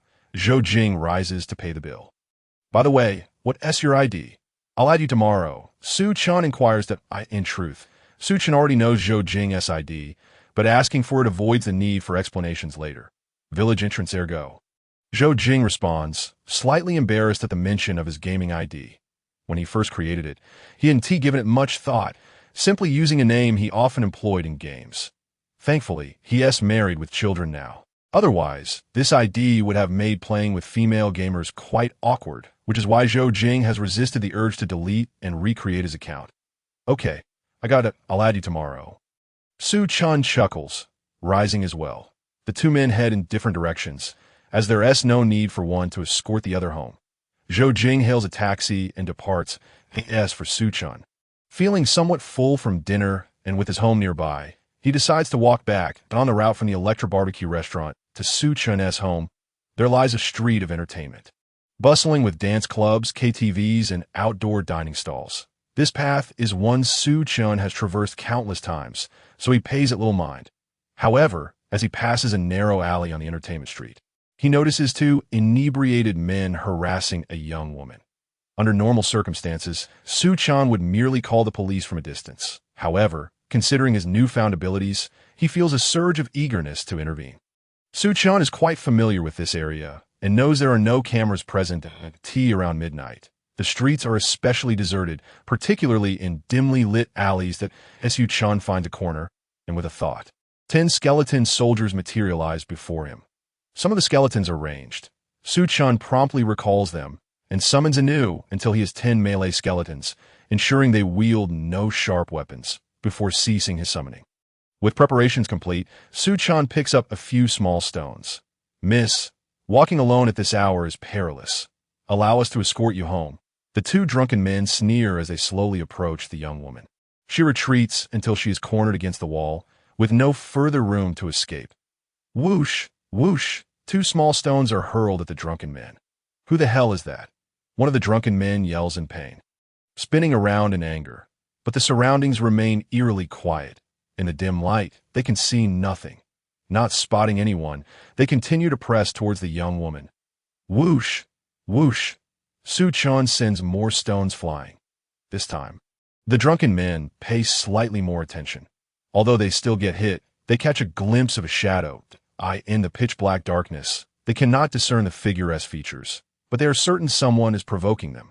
Someone is throwing at us. Chase. The two men, clearly local ruffians armed with weapons, charge forward with a menacing demeanor. However, as they round the corner, they are met by 10 skeleton soldiers, forming a semicircle and watching them intently. A ghost! 2 inebriated men were so startled by the scene before them that they swiftly sobered up. Their legs turned to jelly, rendering them incapable of fleeing. The 10 skeletal warriors wasted no time in launching an assault. If they were capable of speaking, their words would have been even more terrifying as Chen summoned a variety of shield-bearing units and skeletal warriors wielding bone hammers. For those he lacked, he resorted to using his own fists. In mere moments, he rendered the 2 men unconscious, one of whom had likely fainted from sheer fright. Although he acted in defense of justice, Chen refrained from inflicting serious harm, stopping short at injuries that would heal within a few months. Should the situation escalate, it could become quite troublesome. Once he saw both men had succumbed to unconsciousness, Chen concentrated and recalled the skeletal warriors before making his escape. He asked for the young woman inside. He deemed her capable of fleeing upon witnessing such chaos. Regarding the matter of leaving his name behind, although Chen was no great hero driven by patriotic fervor, he felt no guilt in his actions. Not long after, patrolling personnel discovered the 2 inebriates. Listening to their ramblings about skeletons and ghosts, coupled with the unmistakable scent of alcohol, no one took their claims seriously. Instead, the 2 were found in possession of prohibited items, and their vehicle contained controlled knives, leading to their immediate detention. However, considering their injuries, they were first taken for treatment before any further detainment could occur. Thus, the matter reached a temporary conclusion. The following day, Zhou Jing logged in, as usual. Almost immediately, he noticed a friend request that, a bit confused, he clicked on it, momentarily forgetting what Su Chen had mentioned the night before. Luo Qiu has requested to become your friend. Do you accept? Zhou Jing blinked, taking care to ensure it wasn't some imitation name like Shui Guqiu or Luo Hia. Luo Qiu had recently been the talk of the town, rumored to be a top-tier player from Soul-based game, shrouded in an air of mystery. But why would Luo Qiu wish to add him? Without delay, Zhou Jing accepted the request. Hello, esteemed Luo Qiu. May I inquire as to the purpose of your message? Zhou Jing chose his words with great caution, even employing respectful language. I didn't expect you, Zhou Jing, with your prominent features, to be such a sycophant. Why the sudden respect? The message from Luo Qiu left Zhou Jing dumbfounded. He fell into deep thought, finally recalling Su Chan's word from the previous evening. Wait a minute, old Su. You're actually Luo Qiu. Zhou Jing was taken aback. He suddenly remembered Su Chen had previously mentioned he was Luo Qiu, but he didn't believe it at the time. Now, it dawned on him that Su Chen had indeed told him all along. Was the Luo Qiu from rumors merely a fabrication? Zhou Jing remained utterly perplexed. It's just a misunderstanding. But please don't expose him. It's quite nice for him to remain in the limelight. Su Chen remarked with a slight smile, and oh wonder you recommended me to the Sunset Guild. It seems your bug is quite impressive, leaving the members of the Sunset Guild in awe. Zhou Jing laughed heartily. Since you're aware that the Sunset Guild was fooled by me, you should know what to say and what not to, Su Chen replied, having accepted Zhou Jing's belief in the bug without contest. This relationship allowed Zhou Jing to be more cautious in his words and actions. Such a misunderstanding was rather favorable. After a casual chat, Zhou Jing recalled something important. By the way, I didn't know you were Luo Qiu. You should really check the forum. Ba Dao has been calling you out. Zhou Jing had initially logged in with a mindset to observe the happenings, only to find himself entangled in Su Chen's affairs. All right, I'll take a look shortly. The Chue should be adding you soon, and he'll arrange things for you. Su Chen nodded. However, he was not particularly concerned about Ba Dao was the president of the second-tier guild, Sha Mo Xing, and Su Chen had already coordinated with the Chue to facilitate Zhou Jing's entry. Once Zhou Jing's matters were settled, Su Chen did not forget to see what Ba Dao was up to. Upon logging into the forum, he found Ba Dao's post without needing to search for his ID. Ba Dao. Luo Qiu, come in. I have matters to discuss. Luo Qiu, I know you're formidable, but no matter how strong you are, your level is still here. If you're wise, skip the toy water park and ice cave dungeons. Add me as a friend, and we can sit down to negotiate terms if you persist in your obstinacy. Upon your breaking one of my specified dungeon records, I, as the president of Sha Mo Xing, will issue a bounty for your capture. Even though Su Chen was somewhat prepared for Ba Dao's personality, seeing his call-out still amused him. Ba Dao was even more fragile than he had anticipated. Ba Dao is the quintessential bully, one who preys on the weak. He must have ascertained that none of the top guild leaders would resort to deleting their accounts to start over, which emboldens him to issue such a warning to Su Chen mused himself. It seemed that Ba Dao wanted to demonstrate his resolve, as he attached a screenshot of a fake Luo Qiu at the end of his post. The image depicted the imposter, a rather handsome young Ba Dao, the world's number one. Little Luo Qiu, kneel before me. Ba Dao, the mightiest, please give your orders. We can't wait to surround him. Ba Dao had maintained this habit of bringing his minions into his post for quite some time. Does anyone dare to reveal their ID? How can Ba Dao still be so arrogant? Didn't he learn his lesson after the last encounter with the irregular mage? You're mistaken. Ba Dao was quite humble last time. He almost knelt at the mage's feet. Does the person above not wish to continue in the new world? As he continued reading, he found little value in the comments and casually closed the forum. While he chuckled at the exchanges, he had to admit that Ba Dao, with his boisterous demeanor, was indeed bothersome. Ba Dao possessed a certain level of strength, evidenced by his capture of 2 records. In a world abundant with experts, even the cold-toned character who deleted and restarted couldn't claim half of the records. Many remained unbroken even from his perspective. Moreover, the second-tier guild's might was still beyond his reach. Even if he allied with the Sunset Guild now, securing the loyalty of a first-tier guild like Sunset was no simple task. Furthermore, his current relationship with the Sunset Guild was built on a foundation of deception. If they were to see through his facade, it would be considered quite honorable of them to refrain from exploiting his vulnerability. In conclusion, he needed to bolster his strength and reach level 50, at which point he could contend with guilds of lesser standing, such as Haijia Guild. Chen contemplated this. Dungeons were indeed to be tackled, yet both dungeons were designed for levels beyond 50, rendering them currently inaccessible to Chen in Cluck Village. Chen resolved to utilize his enslavement quota for the day. This time, he sought a 75-level, golden-tier guardian-type demon. His enslaved forces grew ever stronger. Coupled with Chen's Dark Mart assistance, he effortlessly acquired a new companion. Name: Loyal Guardian, renameable, type, demon level, 60 health, 35,000 rank, golden boss skills, shield wall, shield counter, shield strike, reflective shield, flame shield, loyal protection, hexagram fire array. The Loyal Guardian, donned in a mask and towering over 2 meters, wielded a combination of sword and shield, with most of its skills centered around defense. That Chen particularly favored its loyal protection ability. Even if it wasn't present in battle, it could instantly teleport to his side to absorb damage when he was threatened. Additionally, its ultimate skill dealt considerable damage. Let us call you Little Shield. Chen has renamed IT to the same time.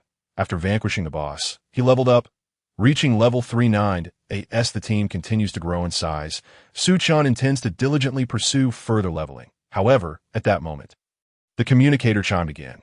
With only a few friends in his circle, Chen was curious about who it might be. Surely, Zhou Jing and the members of the Setting Sun Guild would not seek him out so quickly. Upon checking the sender's identity, he discovered it was Julian, and rather than a message, it was a request for a video call. After a moment's contemplation, he decided to answer. After all, Chen was still keeping an eye on the person behind Julian, and maintaining appropriate contact was necessary. That it had been quite some time since their last encounter. Once the call connected, Chen greeted her with a light-hearted smile. Indeed, it has been a while. On the other end of the video call, Julian appeared troubled, and her expression seemed somewhat awkward upon hearing Chen's words. Chen smiled at her, sensing that she had something to say. My cousin gave me a random Treasure Island ticket, which has level restrictions of 30 and 50. I'm not very confident going alone, so I wanted to ask if you're free. As she spoke, her voice gradually dwindled. Although she had a decent impression of Luo Qiu, being urged by her cousin to cultivate a closer relationship with him still felt rather uncomfortable. If you're busy, then forget it. Goodbye. By the end of her statement, Julian felt she could no longer continue. Her resolve wavering. She harbored a certain disdain for transactions laden with ulterior motives. Yet her cousin insisted it was merely a friendly invitation to use a ticket. What a stroke of luck to receive such a prize. Chen had been keeping in touch with Julian, demonstrating his value, all the while understanding her character. Wasn't it simply an attempt to see if he could benefit from a free ride on something? On the other end of the call, Julian felt increasingly awkward, contemplating whether to end the conversation. Although I've been somewhat busy lately, since you asked, of course I can. Chen, being the charming rogue, spoke without hesitation. Just as Julian was about to hang up, she heard his voice again. She looked up to see Chen's handsome face adorned with a warm smile. At that moment, Julian was at a loss for words. A random Treasure Island ticket was indeed a valuable item. She was grateful that he would consider sharing it with her. Chen continued to smile. Is that so? Upon hearing Chen's explanation, Julian felt something was amiss, yet she could not pinpoint what exactly felt wrong. Even if the destination was the most mundane slime area, time spent in the company of a beautiful person could still be delightful. Chen wore a nonchalant smile. Were anyone else to make such a statement, it might come off as crass or overly familiar. However, combined with Chen's striking looks and the current renown of the ID Luo Qiu, along with Julian's underlying sense of guilt, it felt altogether different. Send me the coordinates, and I will come to you, Chen said with a smile. After Julian sent the coordinates, Chen ended the video call. What did I just say? Julian mused, touching her face, Feeling rather perplexed, it was all her cousin's fault for insisting she interact with Luo Qiu. In frustration, she stamped her foot that a little while later, Zhu Yin spotted a man on a wind cloud mount approaching her. She was currently leveling up while waiting for Su Chen. The leveling area was bustling with players, all of whom were astonished by Su Chen's flamboyant entrance. "That mount is simply magnificent," exclaimed one. "Hey, handsome, would you like to take a spin with me?" Another chimed in, though they quickly noted that he had stopped before a beautiful girl who was clearly waiting for him. "I remember his previous mount was quite the sensation on the forums. I think there was even a chicken involved." "Wow, I envy that so much." "Your envy seems rather misplaced. It appears you are more envious of the lovely lady by his side." Most of the surrounding players were relatively low level, and despite Su Chen's impressive arrival, none dared to approach him. "Come on up," Su Chen called out, extending a hand to Zhu Yin from atop the wind cloud. "Huh," Zhu Yin responded, momentarily bewildered. "When opening a treasure ticket, there's a few seconds of a portal. You aren't thinking someone might sneak in through the portal, are you?" Su Chen explained. Upon hearing this, Zhu Yin found it reasonable. Her cheeks flushed as she extended her delicate hand as Su Chen helped her onto the mount. Typically, in such situations between men and women, the male could easily take advantage, while the female would often acquiesce. However, throughout the interaction, Su Chen remained entirely gentlemanly, making no inappropriate advances towards Zhu Yin. His goal was merely to reap the benefits, not to exploit her. The wind clouds surged swiftly, whisking them away from the crowd. "Now that we're alone, let us open the random treasure island ticket here." Upon reaching a secluded area, Su Chen dismounted and gently lowered Zhu Yin from the mount using a soft breeze. Zhu Yin's voice was barely audible, her usual spirited demeanor replaced by shyness. Observing this, Su Chen found it amusing but chose not to address it. His primary concern was the potential treasures awaiting them on the island. Treasure tickets were quite precious. Although this one had level restrictions of 30 and 50, it was still not something to be dismissed. Be able to partake in a treasure ticket without cost was simply delightful. Meanwhile, in the Setting Sun Guild, Lich, after receiving Zhou Jing's message, sought out the leader of the third team. He discreetly advised Minong to keep a close eye on this individual named Ergo. After all, anyone associated with Luo Qiu, especially someone who could garner his attention, must possess some extraordinary qualities. However, he did not expect too much regarding the extent of their connection, given that Luo Qiu had the capacity to send someone over. He certainly wouldn't fear scrutiny from their side. Minong was quite warm towards Zhou Jing, leading some in the third team to suspect that this Ergo might be a relative of his. Yet, no one dared to inquire further. They were merely part of the third team. The Setting Sun Guild, as a major guild, had its elite team at the core, while the second team served as the guild's primary force. The third team was essentially a reserve. Typically, the third team had little interaction with the guild's core, unlike the second team, which occasionally undertook tasks that were integral to the guild. Otherwise, the Setting Sun Guild would never have consented to such arrangements. Even Feng Yu, being magnanimous, would not allow someone to be planted within their ranks to spy on the core. The third team represented Feng Yu's bottom line. Zhou Jing's amiable nature allowed him to fit in well. And with Minong's enthusiastic reception, the others dared not show him any disdain. Zhou Jing quickly bonded with the members of the third team. When the three major guilds besieged me, I remained completely unfazed. I calmly seized treasures from their grasp and made my escape. The members of the third team gathered around Zhou Jing, as if entranced by his storytelling. Zhou Jing recounted various details from that time, his narrative devoid of fabrication, as he was merely recounting the truth. Yet, every fact he presented was magnified and embellished, delivered in an exaggerated manner. Under normal circumstances, such behavior would have drawn a reprimand from Minong as the leader. However, with Lich advising him to observe Ergo closely, he listened attentively from a distance. Which three major guilds were involved? They sound rather unfamiliar. Someone questioned it. That is a secret I cannot divulge. Zhou Jing recalled the words that Su Chen had entrusted him with. Boasting is one thing, but one must not easily reveal one's true information. Minong quietly slipped away, subsequently making a call to the Chue. Recounting the information he had just gathered, he also sent a short video clip along with it. Why do I have no recollection of those three major guilds? Lich, upon hearing this, appeared equally perplexed. My gnome exhibited a similar demeanor, by the way. His displayed strength seemed quite ordinary. I suspect he might simply be bragging, my gnome remarked. Just continue to observe him, but be careful not to let him notice you. Simply maintain your previous attitude. Dechue nodded and ended the call. Simultaneously, Dechue sought out the guild leader and recounted the matter once more. Boss, I believe he is merely boasting. His abilities are so average that he might not even be able to defeat a member of our regular team. Dechue helplessly shrugged. I understand. However, Feng Yu showed no indication of his thoughts. Merely smiling and nodding, Dechue was unsure of what the boss was contemplating, but he returned to his own affairs. After Dechue departed, Feng Yu's smile faded. Am I overthinking this? Could it be that this individual is truly just an ordinary person? Feng Yu found himself in a state of confusion. There was no correlation between the three major super guilds mentioned and the top guilds he was familiar with. My gnome not only relayed the information, but also recorded a short video. Feng Yu repeatedly scrutinized the brief clip that my gnome had captured. He had a keen interest in micro-expressions and had conducted tests. Discovering that the micro-expressions in the new world reflected genuine thoughts from the real world. This was quite intriguing. As Feng Yu meticulously analyzed each frame, he discerned that the player named Go exhibited no signs of deceit. This left him somewhat baffled. Among the current top guilds, there was no corresponding entity, yet Go appeared to be truthful.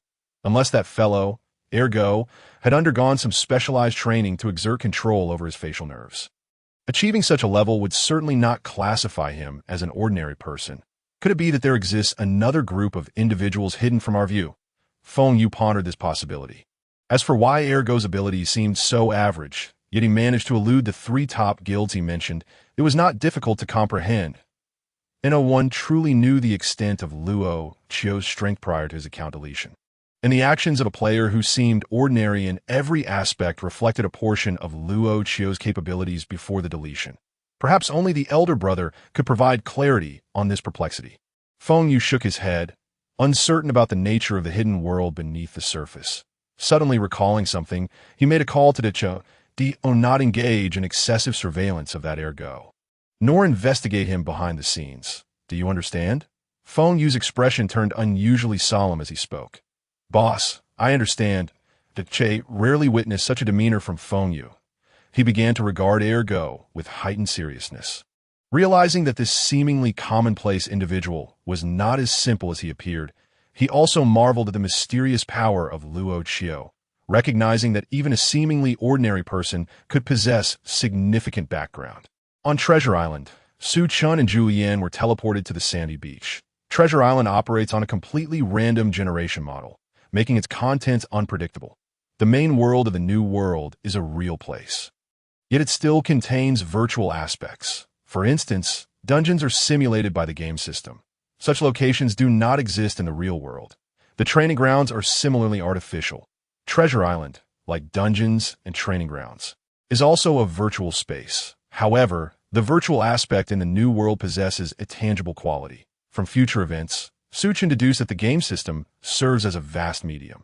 Players are essentially a tool for the game system to gather resources and energy in this world. Player respawns, dungeon runs, and training grounds are all mechanisms through which the game system utilizes the energy collected from players in reality, the energy stored within the game system is likely even greater. Players in the new world have continually complained about the difficulty of leveling up. Yet no one has considered that this is not merely an issue of game difficulty, but rather that the game system has siphoned off a significant amount of experience. Coupled with the subsequent arrival of the game, it is evident that the game system has accumulated sufficient value to directly cause chaos between the two worlds and establish a new one. The game system itself may be seeking new connections to two worlds, thus initiating a new game. In summary, this game system is not to be underestimated. Wow, how adorable! At that moment, Julian was captivated by a fluffy little creature. It was a level 1 ornamental monster. Now at level 31, Julian found the level 1 fluffball utterly defenseless, cradling it in her arms with no means to escape. Holding the little creature, she appeared to be a trio of fluffballs from a distance. Ahem, creatures from Treasure Island cannot be taken out. Observing Zhu Yin's infatuation with the little fluffball, Su Chen gently remarked, "What a pity. I would love to raise such a little fellow." Zhu Yin gazed into the fluffball's round, sparkling eyes, clutching it even tighter. Noticing that the little creature was struggling to breathe, Su Chen wanted to offer a reminder, but hesitated upon witnessing the affectionate scene. He had never noticed before how Zhu Yin could possess such a hefty companion. In truth, if he genuinely wished to take the little fluffball with him, Su Chen had a means to do so. However, he knew Zhu Yin would surely object. This would involve defeating the little fluffball first, and then using a soul bestowal to summon a new fluffball in its place. Such a delightful creature. Discussing options like braised or steamed would certainly dampen the mood. Moreover, unless one was truly bored, Su Chen was reluctant to waste his daily soul bestowal on a creature that could neither be eaten nor fought. Let us depart. Our time on Treasure Island is limited, and we must set out quickly to Su Chen summoned Feng Feng. Zhu Yin also cradled the little fluffball and climbed onto Feng Feng's back. "Are you really going to bring this creature along?" Su Chen looked at Zhu Yin with a hint of curiosity. "It's fine. It seems to understand me." "Look," Zhu Yin said, glancing at the fluffball in her arms. "Little one, please hold on my shoulder and don't squirm." After saying this, she placed the little fluffball on her shoulder. To her surprise, the little creature indeed grasped her shoulder, remaining still. It appeared to possess a fair degree of intelligence. Yet regrettably, it was only level 1, and its quality seemed ordinary. Observing the little one's cleverness, Su Chen felt a measure of astonishment. The intelligence of monsters can have an impact. Some highly intelligent creatures might even undergo transformation or possess hidden bloodlines. However, gazing at the level 1 fluffball, with its adorably innocent demeanor, it hardly seemed like a candidate for transformation. Since Zhu Yin was fond of it, Su Chen refrained from voicing any objections, instead beginning to ride Feng Feng in search of adventure. This island appeared rather expansive at Feng Feng's speed. After several minutes of running, they were still met with an expanse of grassland. There were some cattle and sheep, but they were purely ornamental, all at level 1. Observing this island, Su Chen found it somewhat peculiar. Typically on Treasure Island, one must defeat formidable creatures to obtain guarded treasure chests. This island is truly beautiful. Zhu Yin seemed to be enjoying herself as she took in the scenic views. Su Chen did not urge Feng Feng to proceed at full speed, but instead slowed down. Zhu Yin looked at Su Chen, puzzled. "Don't you find this island strange?" Su Chen turned to Zhu Yin and spoke slowly. "Strange?" Zhu Yin glanced around with a hint of confusion. Although the scenery along this journey was undeniably exquisite, there was an unsettling tranquility that felt excessive. Her cousin had specifically warned her when handing over the ticket that Treasure Island was fraught with peril and that she should exercise caution. Yet, the scene before her bore no semblance of danger whatsoever. It was indeed peculiar, as Zhu Yin finally began to sense that something was amiss. With a mere thought, Su Chen summoned the twin-gun demon spirit before him. "Fire towards the horizon," he commanded the spirit. The twin-gun demon spirit obediently complied, immediately unleashing a barrage of gunfire into the distance. However, the shots fell into the expanse like stones cast into the ocean, creating no ripples whatsoever. It was clear that something was indeed wrong. Without hesitation, Su Chen waved his hand, summoning all his minions instantly. Zhu Yin watched in astonishment as Su Chen continuously called forth monsters. Realizing that Luo Qiu was indeed as extraordinary as her cousin had described. "Attack!" Su Chen issued the command. Boom! Suddenly, the sky seemed to tear open, and the surrounding greenery began to wither, transforming the grazing cattle and sheep into stone. Su Chen noticed that the small fluffball perched on Zhu Yin's shoulder was starting to change as well, revealing its true form, an evil creature with a small demon tail and horns. Its size remained unchanged, but it bared its claws and lunged at Zhu Yin. Zhu Yin gasped, her face paling at the sight of the demon's grotesque visage, even though she was capable of remaining composed. Being confronted at such close quarters as an archer left her helpless. "Little shield, loyal guardian," Su Chen commanded calmly, as if he had anticipated this moment. Instantly, the guardian demon, now known as Little Shield, teleported to Zhu Yin's side and raised its large shield to block the demon's assault. Meanwhile, Chicken Brother seized his sword and charged at the demon. At that moment, the demon's detailed information materialized. Name: Evil Island Spirit of Treasure Island type. Evil Spirit level. 50 health. Unknown rank. Dark Old Boss skills. Unknown to encounter the Guardian Spirit of the island directly was surprising for Su-Chun. The Guardian Spirit was considered the ultimate boss of every treasure island, yet encounters were rare.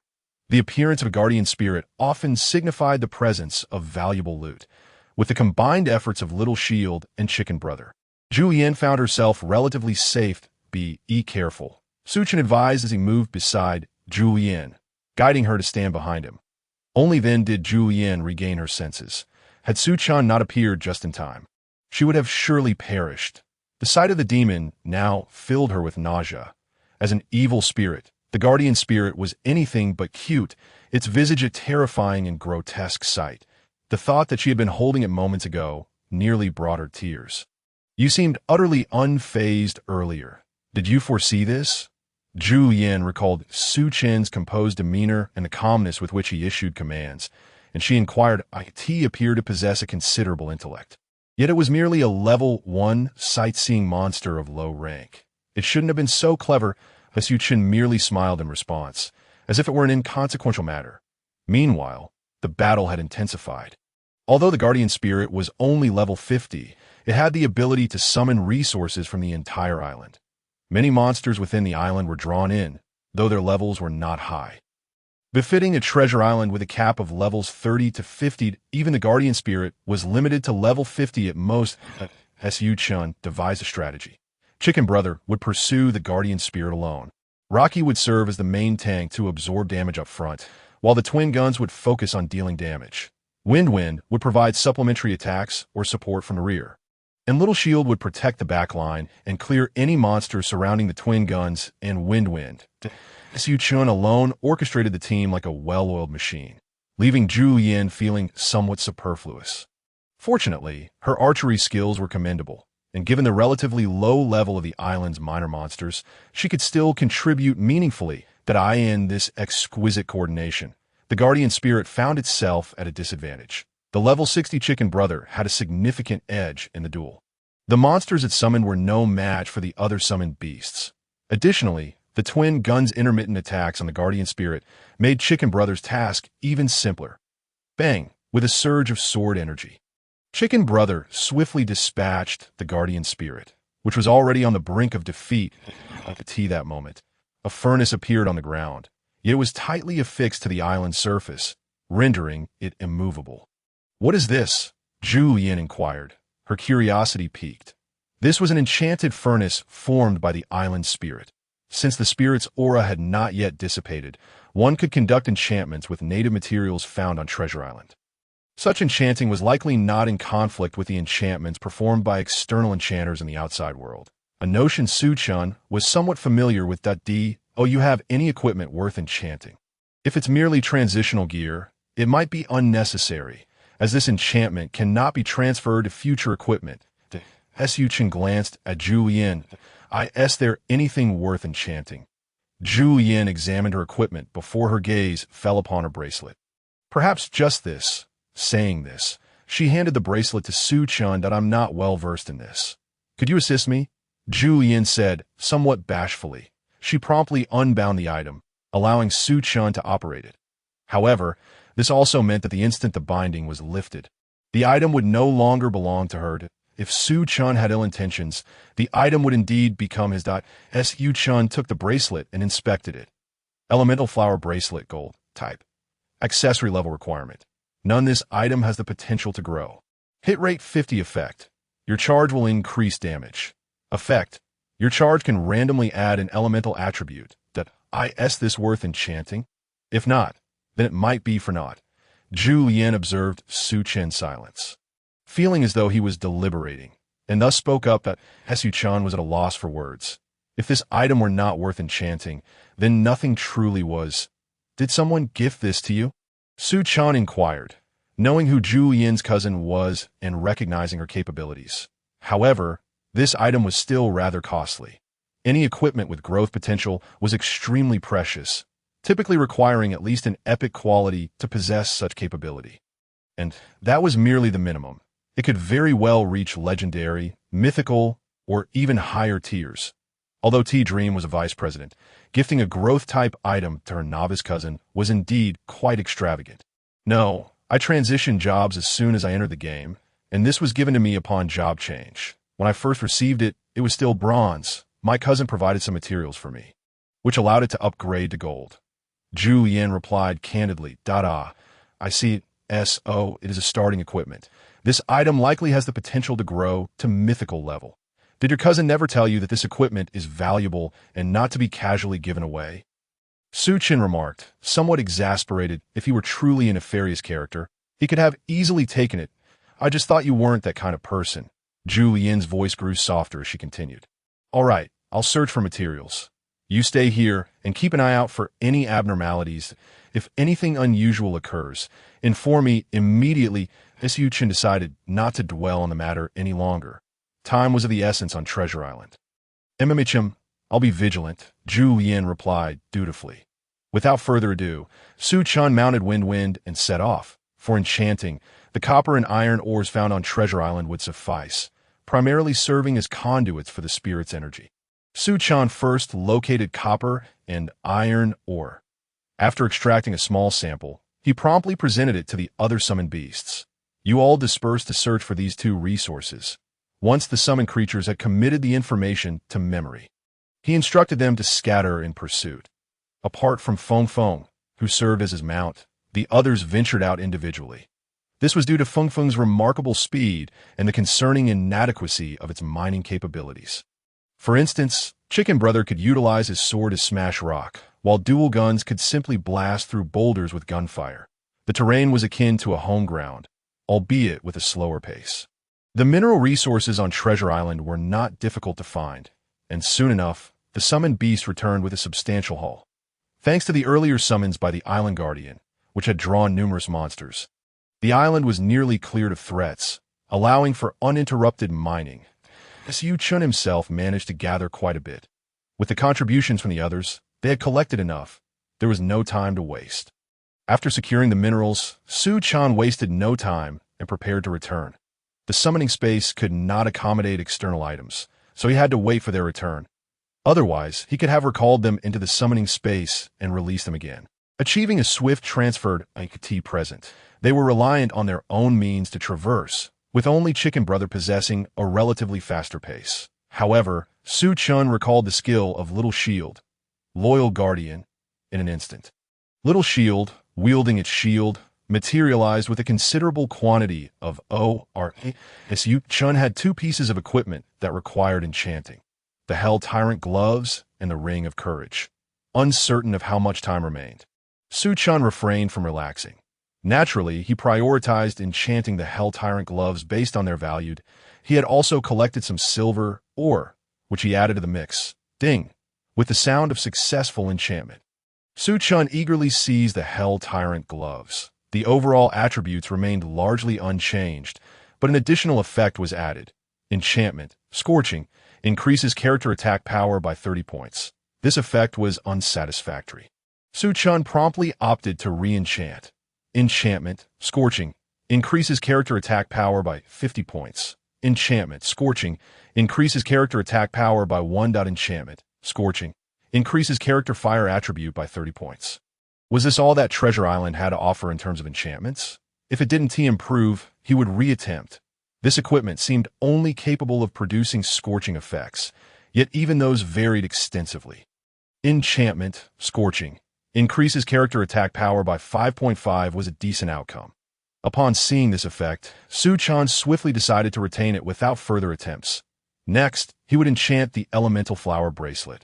Given that it was a ticket from Zhu Yan, and Chen deemed it only fair to this moment, dual guns and the others returned, bringing back a trove of minerals, which Chen immediately tossed into the enchanting furnace. Alongside the Elemental Flower Bracelet, Ding! Enchantment, Crimson, increases character stamina by 30 points. Chen did not show favoritism. This was clearly a lackluster attribute, and he continued to refine it. Enchantment, Crimson, increases character endurance by 50 points. Enchantment, Crimson, increases character stamina by 100 points. Enchantment. Crimson. Increases character endurance by 1. Enchantment. Crimson. Increases character stamina by 2. Enchantment. Crimson. Increases character endurance by 100 points. The Crimson attributes were not impressive, and Chen spent considerable time without achieving any noteworthy effects. The best was an increase of 2 in stamina, but as he was not a warrior, such an attribute held little use for an archer. Perhaps he should settle for any acceptable attribute. He still had one piece of equipment left to enchant, noticing Chen's frustration with the current effect. Julian spoke up, though her eyes betrayed a hint of disappointment. After all, obtaining favorable attributes was ideal. Enchantment. Extremely Crimson. Increases character endurance by 10. Finally, a decent effect emerged as Chen sighed in relief and handed the elemental flower bracelet to Julian. Upon seeing this attribute, Julian beamed with joy. Embracing the bracelet with both hands, Chen then placed his ring of courage into the furnace. Ding. Enchantment. Hazardous. Increases critical hit by 50 points. Decreases defense by 30 points. What a dreadful attribute. Chen felt a wave of irritation as he regarded this outcome. Enchantment. Hazardous.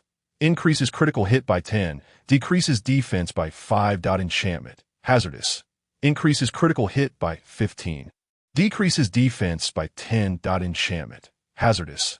Increases critical hit by 100 points. Decreases defense by 100 points. These attributes became increasingly outrageous, leading Chen to lose all interest in this enchantment. Enchantment. Slightly hazardous. Increases critical hit by 10. Decreases defense by 20 points. Seeing this outcome, Chen finally felt a sense of relief.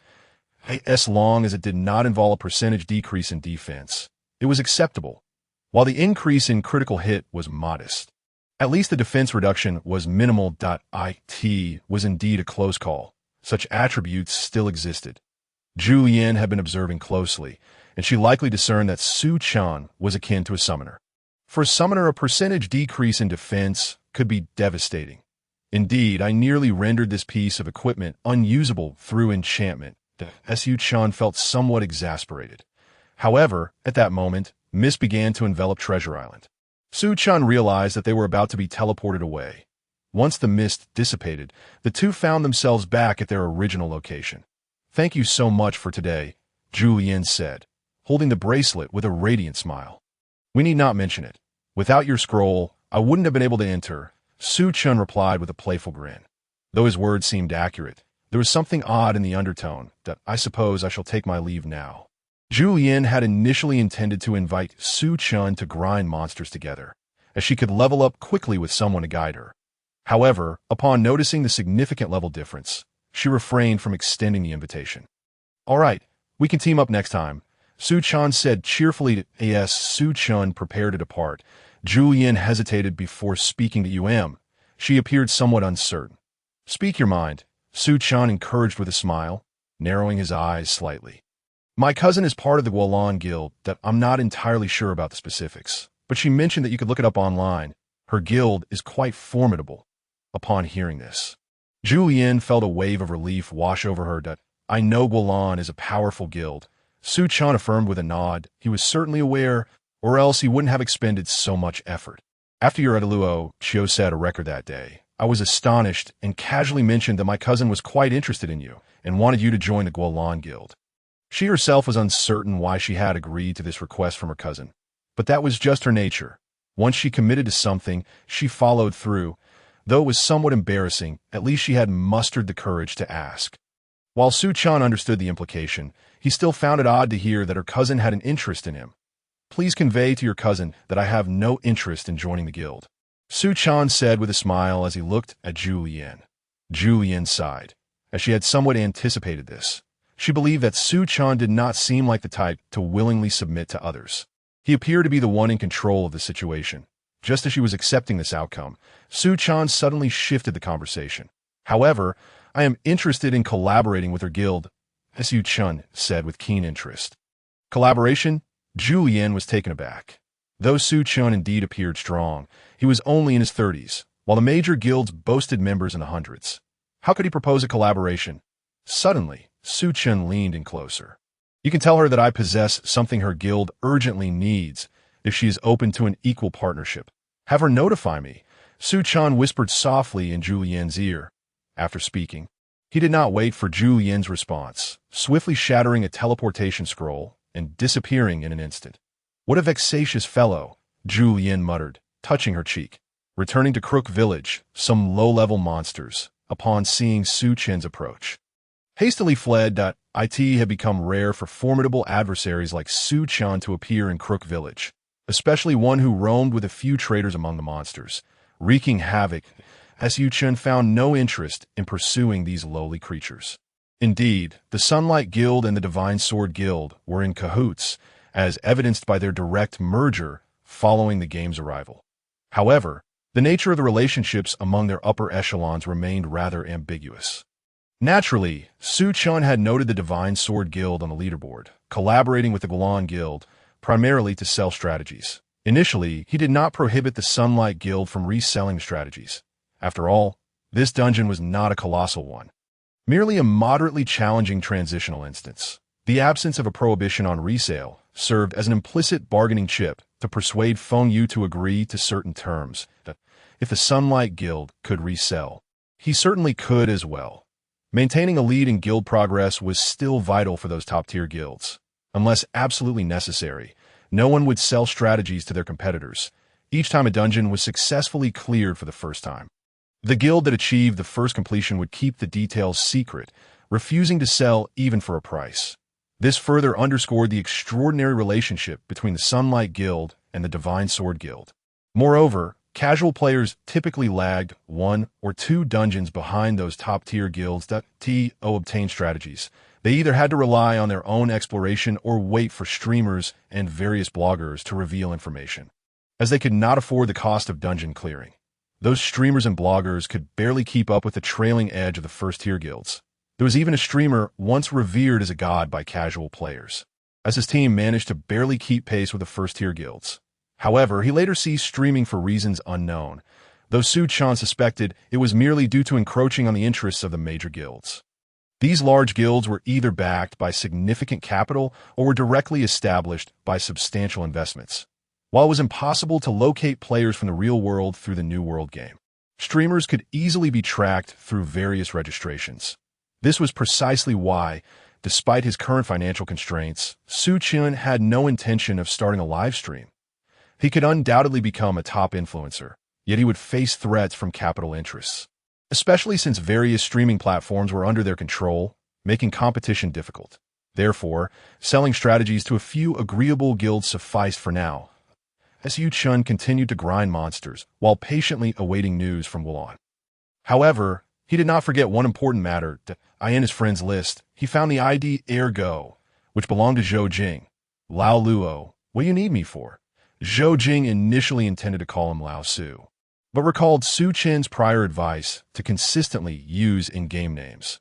What are you up to? Su Chen inquired, noticing that Zhou Jing was currently in a combat scenario. The guild has gradually initiated the second and third teams to tackle the Hell Tyrant dungeon. Mainly, the second team where I am serves as practice for the third team.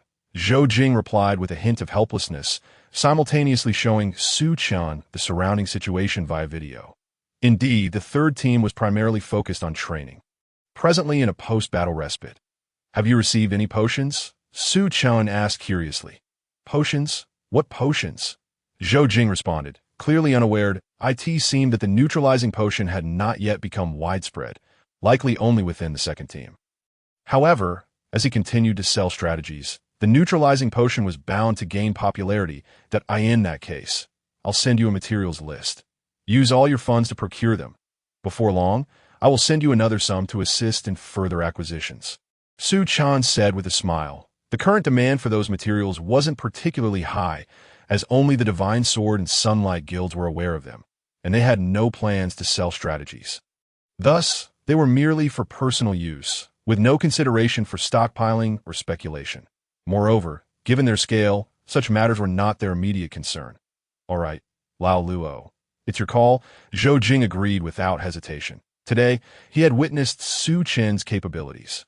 Although he was merely in the third team of the elite Sunlight Guild, The upper management treated him with great courtesy. Despite his tendency to boast, Zhou Jing had only slightly exaggerated his accomplishments. He was well aware of his own worth, and given his status and abilities, members of these elite guilds typically looked down upon someone like him. Yet within the third team, Zhou Jing sensed no hint of disdain. Everyone was exceedingly polite, which made him feel respected. He understood that this respect was not directed at him personally, but was owed to Su Chen, who had facilitated his introduction. Having experienced today's events left him with no doubts about Su Chen. "It seems you are faring well," Su Chen remarked, observing Zhou Jing's cheerful demeanor, and teased him. Indeed. Once we have some downtime, I'll regale you with tales." Zhou Jing laughed heartily. He felt no need to be overly cautious about his words and actions, since he had essentially parachuted into the third team without even signing a contract with the Sunlight Guild. "All right, once the dungeon concludes, you should promptly gather those materials." Su Chen nodded. "And no need to wait for the dungeon to finish. The one in charge, my gnome, said we could take leave whenever necessary." Zhou Jing replied directly. This surprised Su Chen, as it essentially granted Zhou Jing a privilege, indicating that the Sunlight Guild truly valued him. "Just don't get too carried away. Your main focus now should be honing your skills alongside the third team." Su Chen added, wanting Zhou Jing to learn something valuable, as he wasn't merely securing him a cushy job. "Don't worry. You know what kind of person I am," Zhou Jing assured Su Chen with an okay gesture. Seeing Zhou Jing's demeanor, Su Chen felt reassured and continued his frenzied leveling in Crook Village. In the real world, a certain villa, Zhao Mengyu, barefoot, sat on the sofa enjoying ice cream while watching television. At that moment, another girl clad in a long hoodie and shorts descended the stairs. "Finished so soon?" Zhao Mengyu smiled at the hoodie girl. "Did you not spend a wonderful day with that handsome guy?" "Don't say such nonsense about spending a wonderful time." The hoodie girl blushed slightly. "Oh dear, our Yao Yao is blushing. What's there to be embarrassed about?" Zhao Mengyu seized the moment, launching a playful onslaught. As the hoodie girl reached the bottom of the stairs, she playfully retaliated against Zhao Mengyu's teasing, and the two began a light-hearted pillow fight. "I concede. Our Yao Yao is an iron nun who won't fall for any man." Zhao Mengyu feigned surrender. "You are the iron nun." Zhou Yao Yao huffed, still eager to continue the playful assault. Wait. Look at our clothes. They're all dirty." Zhao Mengyu raised her hands in surrender. Just moments ago, Zhou Yao Yao had been enjoying ice cream, and now both girls were splattered with white ice cream due to their playful scuffle. Particularly in the sweltering summer, both wore shorts, which made them feel uncomfortable. "That's all your fault. You insisted I agree to that thing. Do you have any idea how awkward I felt today?" Zhou Yao Yao complained, clearly irked. Naturally, Zhou Yao Yao was the one with a crush, while Zhao Mengyu was her cousin. "Charming. Oh, how did things go for you today?" Zhao Mengyu leaned in, a mischievous grin plastered on her face as she looked at Zhou Yao Yao. Zhou Yao Yao furrowed her brows, feeling a surge of irritation. "Oh dear, isn't it all for the guild's sake? Our guild has been in a rather awkward position lately." Deep down, Yao Yao still wished to assist her cousin. Didn't she? It was evident that Zhao Mengyu, despite being older than Zhou Yao Yao, could play the coy game even better. He said joining the guild is out of the question, but collaboration is possible. Zhou Yao Yao shot Zhao Mengyu a disapproving glance. Collaboration? At this remark, Zhao Mengyu appeared utterly bewildered. Although she suspected that Luo Qiu had ulterior motives, she intended to first bring Luo Qiu into the guild before discussing further. Yet Luo Qiu remained silent, and with his current level, how could he possibly negotiate a collaboration with a top-tier guild like Wanlon? Indeed, you heard correctly. He specifically mentioned seeking equal collaboration as a prerequisite before engaging with him. While playful banter was one thing, Zhou Yao Yao was not one to indulge in childishness when it came to serious matters. However, the memory of Su Chen whispering softly in her ear made her cheeks flush with embarrassment. Fortunately, at that moment, Zhao Mengyu was preoccupied with her thoughts and did not notice her reaction. Otherwise, she would have been teased mercilessly. "Yao Yao, you entertain yourself for now. I'm going to log into the game to discuss matters with Sister Luo." Zhao Mengyu felt that this issue required serious attention to AT that moment. She was indecisive and planned to consult the guild president, Sir Luo, in the game. With that, Zhao Mengyu dashed upstairs. "You still have ice cream on you. Aren't you going to take a shower?" Zhou Yaoyao observed Zhao Mingyu sprinting upstairs, undoubtedly to log into the game. All she received in response was a casual wave of the hand. This made Zhou Yaoyao reflect on how, despite Zhao Mingyu's usual frivolity, she became remarkably serious when it came to guild affairs. The new world was gaining global popularity and was trending towards becoming humanity's second realm. Otherwise, Zhao Mingyu would undoubtedly be classified as a quintessential gaming addict. Zhou Yaoyao's curiosity about the game, piqued by Zhao Mingyu's enthusiasm, led her to contemplate giving a try to, oh, how uncomfortable. Zhou Yaoyao suddenly remembered the remnants of ice cream clinging to her. She hurriedly made her way to the shower. At the Guanlan Guild, Cha Meng was discussing recent events with Shi Luo. It appeared that the first clear of the Sunset Guild was likely connected to him. After listening, Shi Luo pondered for a moment before analyzing. Indeed, he specifically noted the need for an equal partnership. That I concur that this is likely the only reason he possesses the leverage to make such a statement. Zhu Yin nodded in agreement. Then, I shall leave this matter in your capable hands. I grant you full authority. Shi Luo smiled. What if he demands an exorbitant price? I believe such a significant matter would be better handled by you. Sister Luo. Zhu Yin shook her head, feeling somewhat insecure about her negotiation skills. Did you not just mention that he has a good relationship with your cousin? With that familial connection, he is unlikely to exploit you. Shi Luo remarked matter-of-factly.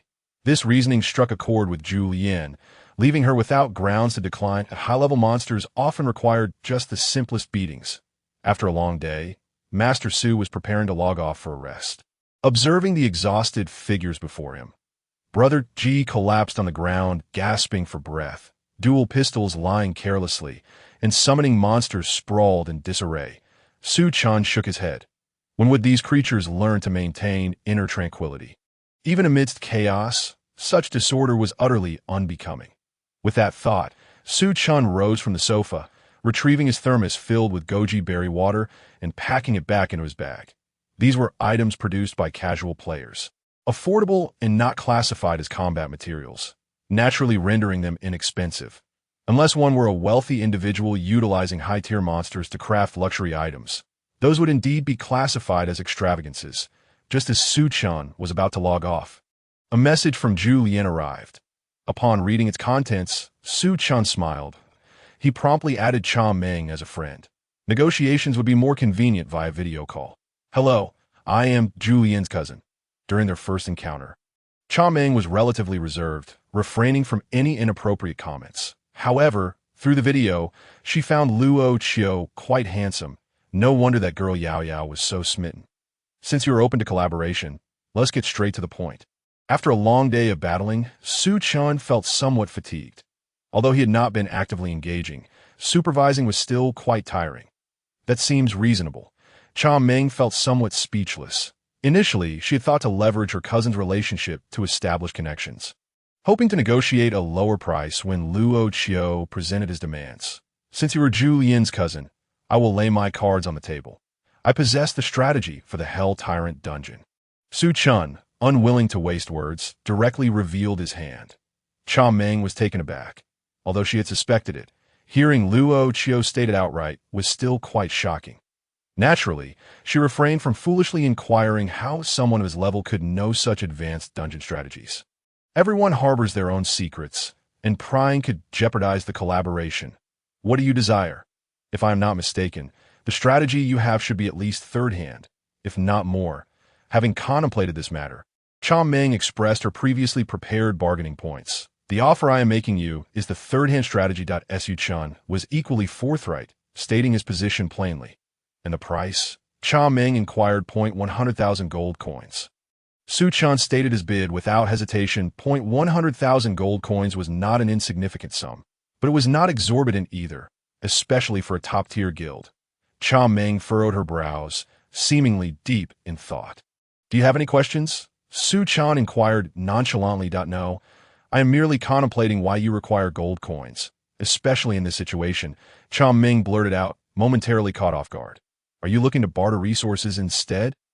That's feasible. Su Chan maintained a calm demeanor. No, that is not what I meant. Let's stick with gold coins. Cha Meng quickly shook her head, realizing her earlier blunder in bringing that up. The transaction proceeded smoothly. Su Chen directly forwarded the previously sent strategy for the Sunset Guild to Cha Ming. Seeing Su Chan's straightforwardness, Cha Ming did not hesitate.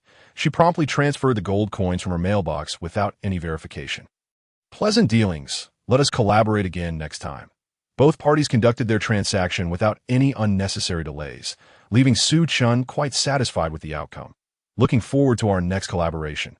Cha Ming smiled gently before ending the call. After receiving 100,000 gold coins, Su Chen did not keep a single coin for himself, transferring the entire amount to Zhou Jing. Observing Zhou Jing online, Su Chen chose not to initiate a call. Assuming Zhou Jing was still engaged in dungeon runs with her team, I sent you the material list. Focus on acquiring the stone bloom. Su Chen highlighted the most lucrative materials for Zhou Jing before logging off. Once offline, Su Chen recalled the enhancements he had received from enchanting and figured it should be substantial. He decided to test his summoning abilities. Initially, Su Chen thought the increase would merely allow him to summon a few more minions. However, upon waving his hand, he sensed something amiss. This fog is rather excessive. As the mist dissipated, a horde of skeleton soldiers nearly filled the room to capacity. Currently, Su Chen was renting a small single room, and after counting, he estimated there were roughly 50 skeleton soldiers. Compared to his previous summoning, this was an increase of about 5-fold. He quickly retracted them. How could he forget? Since the last summoning, not only had he gained the enchanting abilities, but he had also equipped a mythical-grade glove. Su Chen suddenly recalled the matter of the gloves. However, what currently vexed him was the cramped confines of his room, which rendered him unable to ascertain the extent of his enhanced abilities. As for venturing outside, he dismissed the idea. Being photographed by passers-by would only serve as a source of amusement. Perhaps I should invest in a larger residence, or better yet, construct a villa in the countryside, and even acquire a mountain. This notion seemed increasingly plausible to Su Chen. Following the game's arrival, various resource locations would emerge that it would be prudent to secure one in advance, utilizing his funds to establish a bastion while possessing a resource site. He could navigate the impending chaos with greater composure. Locating a city-building decree of mythic rank or higher within the game would significantly bolster basic defenses, and with ample resources, he could further upgrade defensive structures. Since he could not opt for a solitary existence as a wandering mercenary, it would be far more advantageous to establish his own territory. The aftermath of the game's onset would witness a brief period of turmoil, during which having a stronghold would prove essential. The cities created by guilds in the New World would not be transferred over. Only those who brought city-building decrees into the real world could construct new settlements. Yet, Su Chen suspected that some individuals were privy to this information ahead of time, just like the Divine Sword Guild and the Sunset Guild, who had prepared high-quality city-building decrees from the onset of the game's arrival. Such guilds were not alone. Several others possessed similar advantages. However, the majority of guilds were fragmented by the initial wave of the game's emergence. Even those that managed to endure were often relying on low-quality village-building decrees for their development. There were numerous channels to obtain city-building decrees within the New World, but after the game's arrival, virtually all avenues would become ineffective, leaving matters to sheer luck. Nevertheless, acquiring a mountain would still require a substantial sum of money. The mere thought of finances left Su Chen feeling somewhat constrained. While he had recently acquired 100,000 gold coins, the value of gold was stabilizing, no longer holding the same worth it did at the game's inception. Securing a mountain was not merely a matter of a single payment. Developing facilities and constructing inconspicuous projects also demanded funds. Furthermore, acquiring a mountain was no longer as affordable as it had been centuries ago. And since it was a resource site, it encompassed much more than just a plot of land. For now, he decided to wait for this wave of speculation to settle before exploring other avenues for financial gain. With his plan set, 3 days swiftly passed. The Dragon Court Guild, a top-tier guild on par with the Divine Sword Guild, had fallen significantly behind in the race and was facing considerable pressure from public opinion. "We should be able to conquer it today," a silver-haired youth remarked to the middle-aged man seated in the hall. Fu Hailong puffed on his cigar, his expression stern. "Why do you look so displeased?" "President Fu?" the young man inquired with a smile. "What do you think?" Fu Hailong retorted curtly. The youth before him was Tian Qi, an esteemed figure he had invited at great expense. nicknamed Ghost Calculator. Yet upon returning, they found themselves lagging behind in the dungeon progress. Had Tianqi been one of his other subordinates, he would have been met with a barrage of scathing remarks by now. Oh, you truly believe you are falling behind? Tianqi countered with a smile that I tolerated the first clear by the Sunset Guild, and I endured the Divine Sword Guild's swift follow-up. Even the folks from the Guanlong Guild have surpassed us. Fu Hailong's dissatisfaction finally erupted in the past few days. Another guild had joined the completion leaderboard, the Guanlong Guild. This marked the first time a non-top-tier guild had occupied a spot in the top 3 records. What if I said we were the first clear? Would that make you feel better, President? Tianqi continued to maintain his relaxed demeanor. What do you mean by that? Fu Hailong frowned at Tianqi's words. He was well aware of Tianqi's capabilities. Otherwise, he wouldn't have lured him with a lucrative contract, granting him the authority to stand above all others in the guild. If it had been anyone else, Fu Hailong would have had little patience for such idle chatter. They were not relying solely on their own abilities, and neither was the Divine Sword Guild. A smirk appeared at the corner of Tianqi's mouth, as if he had already deduced something. Are you suggesting that someone from their guild is assisting them? Fu Hailong was no fool. He quickly grasped the implications of Tianqi's statement. Indeed, it was peculiar for a first-rate guild to surpass them, which could be attributed to a stroke of luck or an advantageous opportunity. However, the second first-rate guild following closely behind raised suspicions. That moment, Tianqi produced a copy of a document. President, take a look at this. Tianqi smiled as he handed it over. Fu Hailong accepted it, albeit with some confusion. Upon reading its contents, he was rendered speechless with astonishment. Indeed, this is the strategy for the Hell Tyrant, and I have verified its authenticity, Tianqi confirmed with a smile. However, I did not utilize this strategy. As per my original plan, we were already set to clear this dungeon today. Fu Hailong furrowed his brow. Now he understood why Tianqi claimed they were the true first clear. Without that strategy, they indeed would have been the first. You should have investigated who created it. Fu Hailong spoke in a low tone. He knew that since Tianqi could produce the strategy, he must possess information about the individual behind it. That person has taken measures to conceal their identity, but I managed to trace it back to a player named Luo Qiu, who is peddling strategies everywhere. Tianqi reported with a light chuckle. Luo Qiu. I have not heard of this person. Fu Hailong frowned. He was busy with various matters and had little interest in tracking low-level dungeon records. Recently, he had broken 2 low-level dungeon records in a row, reportedly using novice weapons. However, that rumor was false, a mere coincidence that had led to a misidentification. Tianqi had conducted a thorough investigation. But his level is too low. I suspect he is backing. However, the forces behind him are quite mysterious, and I have yet to uncover them. Tianqi elaborated that in that case, let us hold off on taking action against him for now and focus on uncovering the forces behind him. Fu Hailong felt a sense of annoyance at the emergence of yet another mysterious force. You need not worry too much, President. I suspect the forces behind him are somewhat special and not particularly strong. Tianqi reassured him with a smile. This is also my greatest finding. According to my investigation, the primary material needed for the Hell Tyrant strategy, the stone flower, has already been preemptively bought out, leading to a shortage. Moreover, it's quite fortuitous that with each strategy sold, the transaction volume for the stone flower increases significantly. A sly smile graced Tianqi's face. Are you implying that the forces backing him are struggling to secure funds? Fu Hailong discerned the implications. The opposing party's maneuver was clearly speculative. Speculation was not the crux of the matter.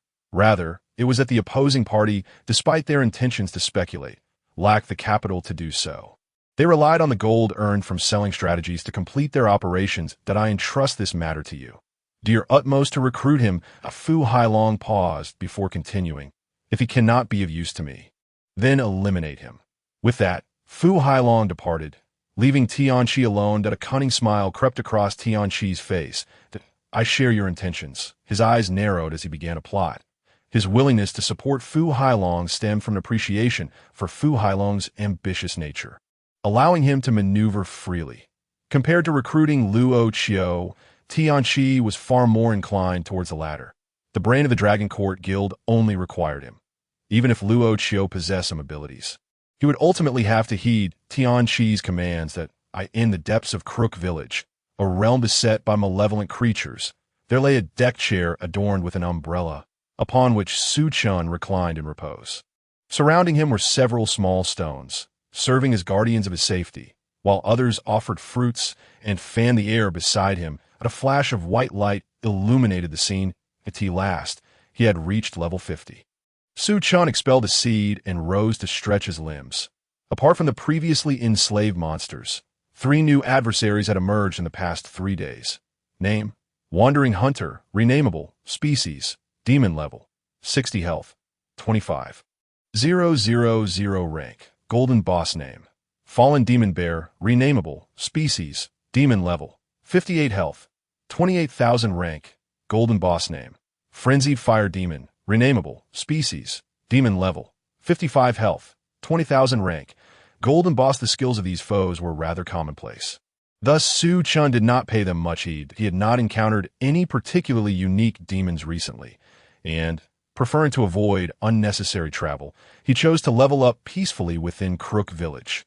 Every day, the bestowal of souls could not be squandered, so he casually captured some ordinary bosses. Of course, if other players were to discover this, they would likely be infuriated enough to delete their accounts.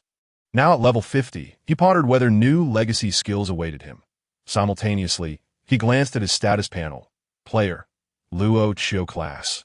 God of the Undead level. 50 strength, 509 intelligence, 875 stamina, 398 spirit, 905 physical defense, 8605 magical defense, 7903 legacy skills. Summon Ordinary Skeleton Soldier. Soul Bestowal, Dark Mark, Dark Evolution, Dark Evolution. Your Skeleton Legion can record the template of a defeated foe of the same type after multiple slayings. When the Skeleton Legion evolves next, you may select a template for functional evolution. A new legacy skill had indeed manifested. Chen contemplated the skill description for a moment. If he understood correctly, the template could only be acquired from the skeleton's vanquished foes. Furthermore, the evolution of skeletons presumably referred to the consumption of light to unlock the next phase. However, lacking both skeletons and templates at present, he would have to forego the benefits of dark evolution this time and await the next opportunity, surveying the desolate landscape of Crook Village and the throng of summoned beasts. Chen couldn't help but marvel. We are truly formidable. Despite having spent the past 3 days idly gaining experience, he recognized the effort he had put forth. Commence evolution. With a gentle wave of his hand, he initiated the second stage of the Skeleton Soldiers. The skill previously labeled as Summon Ordinary Skeleton Soldier transformed into Summon Heavy Armored Skeleton Soldier. Upon a successful evolution, Chen first examined the new skill. Summon Heavy Armored Skeleton Soldier. Initially summons 1 million Heavy Armored Skeleton Soldiers, matching the level of the summoner, capable of consumption and upgrade. Upgrade condition requires the consumption of 1 million Skeleton Soldiers. The next tier requires 2 million Heavy Armored Skeleton Soldiers. Does the next tier merely increase quantity? He pondered whether this counted as Dark Evolution. However, he set aside his uncertainties for the moment to inspect the attributes of the newly summoned Heavy Armored Skeleton Soldiers. He summoned a few hundred to assess their specific attributes. Name: Heavy Armored Skeleton Blade Master level. 50 health cap, 50-80 energy cap, 100 strength, 380 agility, 100 spirit, 100 stamina, 300 movement speed, 100 attack speed, 150 skills, heavy strike, sweep, smash, frenzy, whirlwind slash. Name: Heavy Armored Skeleton Sorcerer level, 50 health cap, 3700 energy cap, 100 strength, 100 agility, 100 intelligence, 360 stamina, 200 movement speed, 80 attack speed, 100 skills, Dark Curse. Soul Strike, Burst Mark, Dark Gun, Charged Magic Arrow. Name: Heavy Armored Skeleton Gunner level, 50 health cap, 3600 energy cap, 100 strength, 298 agility, 260 intelligence, 233 stamina, 260 movement speed, 230 attack speed, 300 skills, shooting. Fire rate, Hunter's Mark, Sprint, Firepower boost. Upon casual inspection, Chen was astonished by the current Heavy Armored Skeleton Soldiers. Each possessed a standard complement of 5 skills, many of which were not merely basic but also included intermediate skills. He even noted one skeleton wielding a sniper rifle, endowed with advanced skills. Yet it bore only two skills, one enhancing precision and the other an advanced skill significantly increasing damage that it was amusing to think that battling amongst themselves would cost them faith points. Otherwise, Chen would have relished witnessing a skirmish between the gunners and dual wielders. Such a unit could be deemed rare. Among the hundreds of skeleton soldiers summoned, he had only encountered one with a sniper rifle. Nevertheless, with 1,000,000 in number, even the rarest should be capable of forming a small squad. The notion of skeletons wielding firearms was somewhat absurd, yet in a world where heavy armored skeletons existed, it seemed reasonable as Chen chuckled to himself. This new world was one where magic, martial prowess, and technology coexisted, much like the indigenous existence of dual-wielding sorcerers. Like that moment, Zhou Jing contacted him. Old Luo, we've struck gold. The statue flowers have tripled in value, and other materials have doubled. Should we sell? Zhou Jing's excitement was palpable. That's just the beginning. When they triple again, then we can talk, Chen replied nonchalantly. Haha, I must be inexperienced. I got a bit too carried away. Zhou Jing chuckled. All of his assets were entrusted to Chen, opting for an all-in strategy. Naturally, the lion's share belonged to Chen, who had recently profited around 500,000 gold from selling strategies to whatever you need to do. Now it's just a matter of waiting. Chen waved his hand dismissively. All right, I'll get back to it. With that, Zhou Jing ended the call. Observing Zhou Jing's exuberance, Chen couldn't help but smile that it was time to depart. The depths of Crook Village were only home to level 70 monsters, and now that he had attained level 50, it was time to change his battlefield. The 1,000,000-strong army was eager for action. Haijia Town. This small town was established by the Haijia Guild, its name derived from that of the guild. They were not among the guilds formed at the onset of the server. Having missed the prime opportunity, the guild leader, Shang Yun, was a seasoned veteran in managing a commercial guild. However, he also missed an opportunity by failing to establish himself in the new world at the first opportunity. The so-called commercial guild is merely a guild for harvesting profits. They have a fixed group of individuals who flit between various games, particularly those that frequently launch new servers. Once they manage to operate the guild, they claim official rewards when available. If there are none, they resort to selling advertisements or even reselling the guild itself. For the majority of the guild's members, they are merely seen as resources to help elevate the guild's status. Just when they manage to build a sense of belonging to the guild, the president and the upper echelons can be replaced in an instant. Nevertheless, despite their predatory practices, their ability to maintain the guild is commendable. The president, Shang Yun, is a master of success, and with his exceptional eloquence, he has indeed attracted investors willing to fund their venture in the new world. Yet, they still remain a mediocre guild, which has begun to test the patience of their investors. At this moment, two players on patrol for the guild were engaged in casual conversation. It seems our president is pouring money into projects that yield no tangible results. This small town has received more funding than others, yet is still inferior to their villages. One player expressed concern about the guild's current development. Did you not hear the president say we've squandered 300 million? If we were serious about the guild, we could easily secure 1 billion. Couldn't we? The other player countered. However, I feel our guild is not just facing developmental issues. Our treatment is quite poor as well. The first player voiced a new concern. Have you not heard the president recount his past? He even gave 1 million to those who betrayed him. Wouldn't it be a few billion to follow him loyally? The other player clearly was well versed in these discussions. Upon hearing this, even the honest player began to question whether he had misjudged the situation. Just then, a massive black cloud slowly enveloped Haijia Town. What is that? Is it going to rain? The two looked up at the sky, puzzled. Almost as if in response to their inquiries, a world announcement soon resounded. World announcement. Haijia Town is under attack by the army of the God of the Undead, triggering the special event Defend Haijia Town.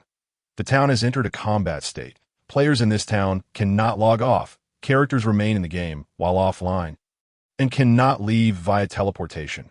Please strive to defend Haijia Town. Failure will result in the debuff Gaze of the God of the Undead. Gaze of the God of the Undead. Your damage to undead creatures is reduced by 30, while their damage to you is increased by 30 duration until you defeat the God of the Undead.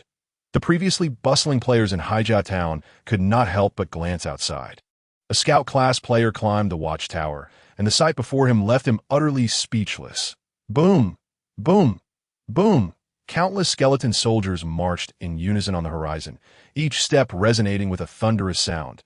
The sheer number of skeletons was overwhelming, rendering him momentarily at a loss for words. The orderly march and clearly defined formations intensified the oppressive atmosphere. Meanwhile, Shang Yun had just concluded a conversation with an investor, and his expression betrayed some dissatisfaction. This scoundrel is getting increasingly astute. It's no longer easy to deceive him for funds, Shang Yun thought, feeling a wave of irritation. Although he earned more than the leaders of second- or third-rate guilds with his mediocre guild, the time for harvesting resources would inevitably come to an end. Just then, the world announcement echoed again. What is going on? Shang Yun was taken aback. Suddenly, he recalled that the so-called God of the Undead had previously attacked Half Moon Town. Why would he come to this insignificant place? Shang Yun felt a sense of panic, despite the fact that Haijia Town and even the Haijia Guild were merely tools for his exploitation. They were still his means of sustenance, and no matter how devoid of sentiment he may be, he still needed to eat. However, after calming down, he recalled that the God of the Undead seemed rather weak. At that moment, he received a message from the game system. You have been detected as the mayor of Haijia Town. You now possess the authority to forcibly summon all players in Haijia Town and an opportunity for assistance, limited to no more than 1/10 of Haijia Town's total population. Upon seeing this prompt, Shang Yun felt emboldened. Summon all players of Haijia Town. Without hesitation, Shang Yun used both options simultaneously. In the World channel, players began to chatter that is the God of the Undead back again? Didn't he get enough last time? But what is Haijia Town? I've never even heard of it. After a quick search, they discovered it was a guild of no particular repute, though certainly better than a novice town. Many were disinclined to rush over just to watch. Compared to the last time's fervor, far fewer were paying attention now. Many simply ignored the announcement and continued with their activities. World announcement. The mayor of Haijia Town is requesting assistance. Click agree to join the battlefield. Successful and failed rewards and penalties will be calculated equally with the citizens of Haijia Town. Current number of joiners, 500. I might as well go watch the fun, someone remarked. Clicking agree. It's a pity the God of the Undead won't descend. Otherwise, we could form a team to farm him. Current number of joiners, 35, 500. The number surged quickly to 35, but growth thereafter slowed considerably. The last time, the reward was only a level up, while failure resulted in a permanent negative status. I don't think it's worth it. I agree. It's unnecessary. After all, the last time the Hammer from the Sunset Guild nearly flipped. Is there a chance that Haijia Guild can't hold out? Most players remained rational. Does anyone remember me? I'm the one who live-streamed last time, Sui Feng, that I've already teleported over to broadcast. The room number on Crocodile platform is 235-6750. Everyone is welcome to come support. Aside from him, several of his followers helped promote his room number. It turned out that Sui Feng had previously experienced the benefits of streaming after that one live broadcast. He earned over 10,000 and gained a following. Tasting the sweetness of success, Sui Feng decided to transition from being a freeloader to a streamer. However, that sweetness was fleeting. Following that event, his viewership evaporated. This time, he seized the opportunity. Without a second thought, he clicked agree and was transported to Haijia Town. Haijia Town live broadcast. Watch how skilled players take down the weak skeleton soldiers. Sui Feng's title this time was also rather audacious. Coupled with the curiosity surrounding Haijia Town's situation, many viewers, hesitant to take risks but intrigued, flocked to his stream, causing its popularity to soar, surpassing many prominent streamers. The last time I streamed Half Moon Town. I wonder if you all remember me. Sui Feng greeted with a smile, continuing to speak. Those skeleton soldiers look terrifying, don't they? In truth, they're quite weak. Drawing from his previous experience, Sui Feng began to narrate. Bullet comments, stop boasting. If you kill 100 of them, I'll send you a rocket. Initially, Sui Feng intended to ignore the comment. However, upon noticing the commenter's high membership level, he realized they must have spent a significant amount on the platform. Thank you in advance for the rockets, boss, he chuckled, drawing his sword. This moment. The gates of Haijia Town were tightly shut. However, Sui Feng, anticipating such an opportunity, had come prepared. He produced a lasso and slid down from the city wall. The city gates weren't always open. He had been able to exit last time because the NPCs were ready to engage and battled on the Hijaw Guild side, aside from a small number of hired NPCs. Most were players. Brothers, I'll hide first. When they get close, watch me take down these weak skeletons, rather than arrogantly charging ahead. Swayfoam opted to conceal himself, recognizing that his level had already begun to plateau, rendering him less valuable. Dying once merely meant trading his life for a rocket, which was hardly a loss. While the acquisition of a rocket was one aspect, the key lay in the spectacle he could create, which was immensely profitable. After voicing his thoughts, Swayfoam nestled into a patch of grass, motionless, only peeking out to broadcast the situation. That moment, the grand battle commenced in earnest, with Shang Yun personally taking command. This conflict aimed to protect the tools for harvesting resources while simultaneously enhancing the reputation of Hijiao Town. He did not seek to attract seasoned players or even the more experienced veterans. What he desired was to draw in a greater number of novices, which would be the true victory. A glance at the external reinforcements revealed a mere handful of players, most of whom seemed more interested in the spectacle than in following his commands.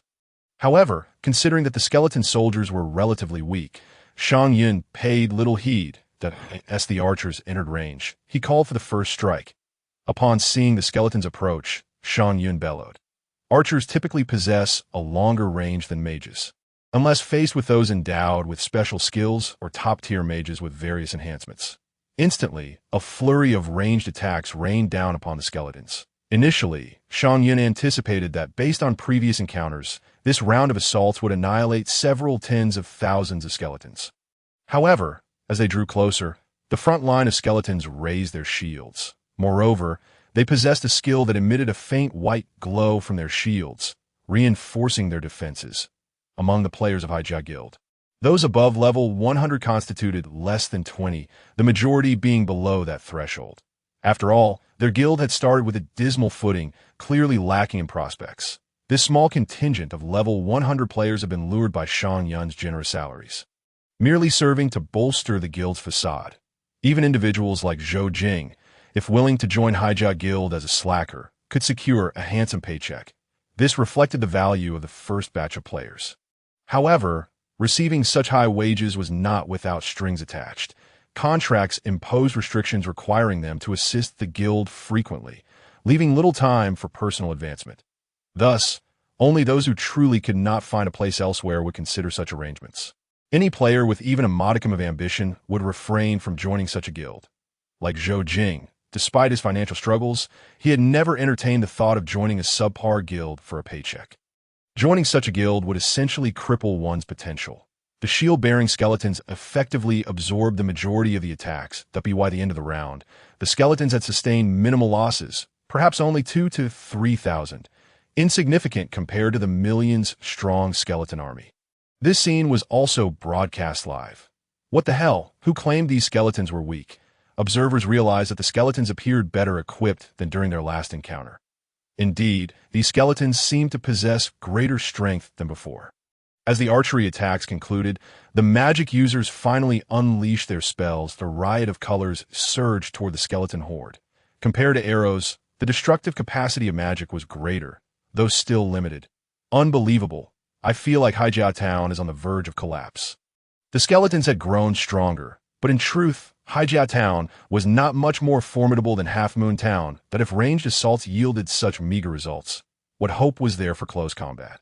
Most viewers in the livestream, though not necessarily veterans, had played long enough to possess some level of discernment. That moment, the camera quivered slightly. Why does the image seem shaky? Streamer, please hold steady. Have you forgotten what the streamer said earlier? I almost did. Is the streamer trembling at the thought of facing hundreds of skeletons? Swayfoam was indeed filled with regret. Had he known the situation would change, he would not have jumped down. He wished to retrace his steps, but upon glancing back, he found that the rope he had descended was severed. After all, leaving such a rope intact could allow skeletons to climb up. Swayfang's livestream camera was head-mounted. At this moment, Swayfang's perspective was clearly revealed to the viewers. The streamer is scared and wants to retreat, only to discover the rope has been cut. As the threat drew closer, It seemed inevitable that Haijia Town would fall. Regardless, if it was destined to collapse, he might as well die several times. Streamer, don't back down. Go for it. The chat was abuzz with activity. Yet, Sui Feng could not muster a smile. Others who had teleported to witness the spectacle shared his sentiment. What a pathetic guild, utterly weak. I just realized something. If we have to share failure penalties with this guild, won't we be unable to fight undead creatures in the future? I can't believe I was so foolish. Chasing after paltry rewards only to lose experience. Those who had teleported and were now despairing. Sweat trickled down Shang Yun's brow, who claimed these skeletons were weak. They had only lost over 10,000 skeletons thus far. Once the endless tide of skeletons reached the city gates, wouldn't they obliterate them in no time. However, before Shang Yun could ponder further, he felt a sudden surge of danger. Instinctively, he dodged. Upon focusing, he realized it was an arrow. At that moment, the skeleton archers had reached their range, launching a counterattack. A few skeleton archers were not alarming, but the simultaneous assault of tens of thousands was terrifying. Even a single hit could take out 10,000 health points. Moreover, the now level 50 skeleton heavy archers came equipped with arrow skills, making their attacks far more potent than mere glancing blows. Once their defenses were breached, the true terror of the skeletons would be revealed. In just one round of attacks, dozens of players on the city walls fell. This was already alarming, but soon after, the range of skeleton mages and sorcerers also reached its peak. Another wave of bombardment ensued. This time, over 200 players from Haijia Guild fell in a single round. Although players could respawn, they still lost experience points, and the time taken to return to battle was considerable. Some players, after respawning once, began to slack off. A few even hid behind the city walls, refusing to emerge. They prefer to do nothing rather than risk making a mistake. Everyone, those who have respawned, hurry over. We must defend our city, Shang Yun exclaimed passionately. However, this was far from the impact of his usual speeches. It was evident to all that Haijia Town was in dire straits.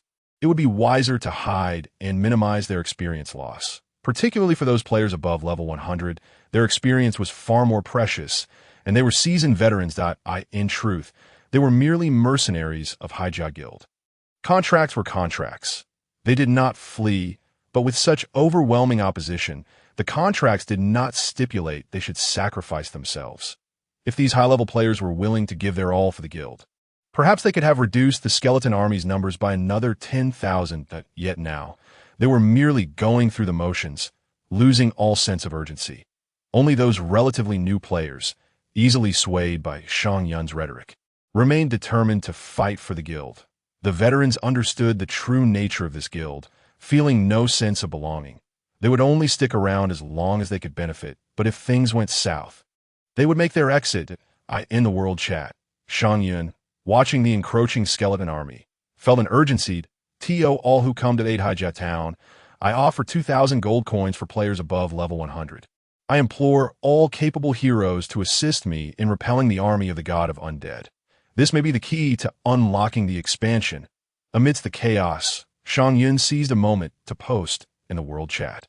2,000 gold coins for a participation fee. You must be joking. With a permanent debuff and experience loss, are you serious? I just watched the stream. This guild is practically finished at ITS 2301. How can a guild still be populated mostly by inexperienced players? I encountered this character, Shang Yun, during my previous ventures in that mythological game. He is merely a purveyor of commercial guilds, likely having imported the entire commercial guild framework into this game. He has been deceiving others to the point of folly. Upon observing the state of the world channel, Shang Yun promptly decided to silence it. By the way, I possess a crystal cannon. This thought suddenly struck Shang Yun.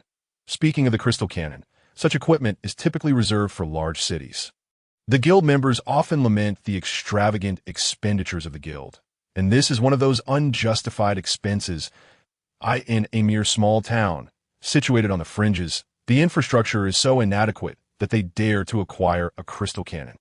Not to mention, a single shell for the cannon is worth tens of thousands of gold coins. Shang Yun had little intention of fortifying the town.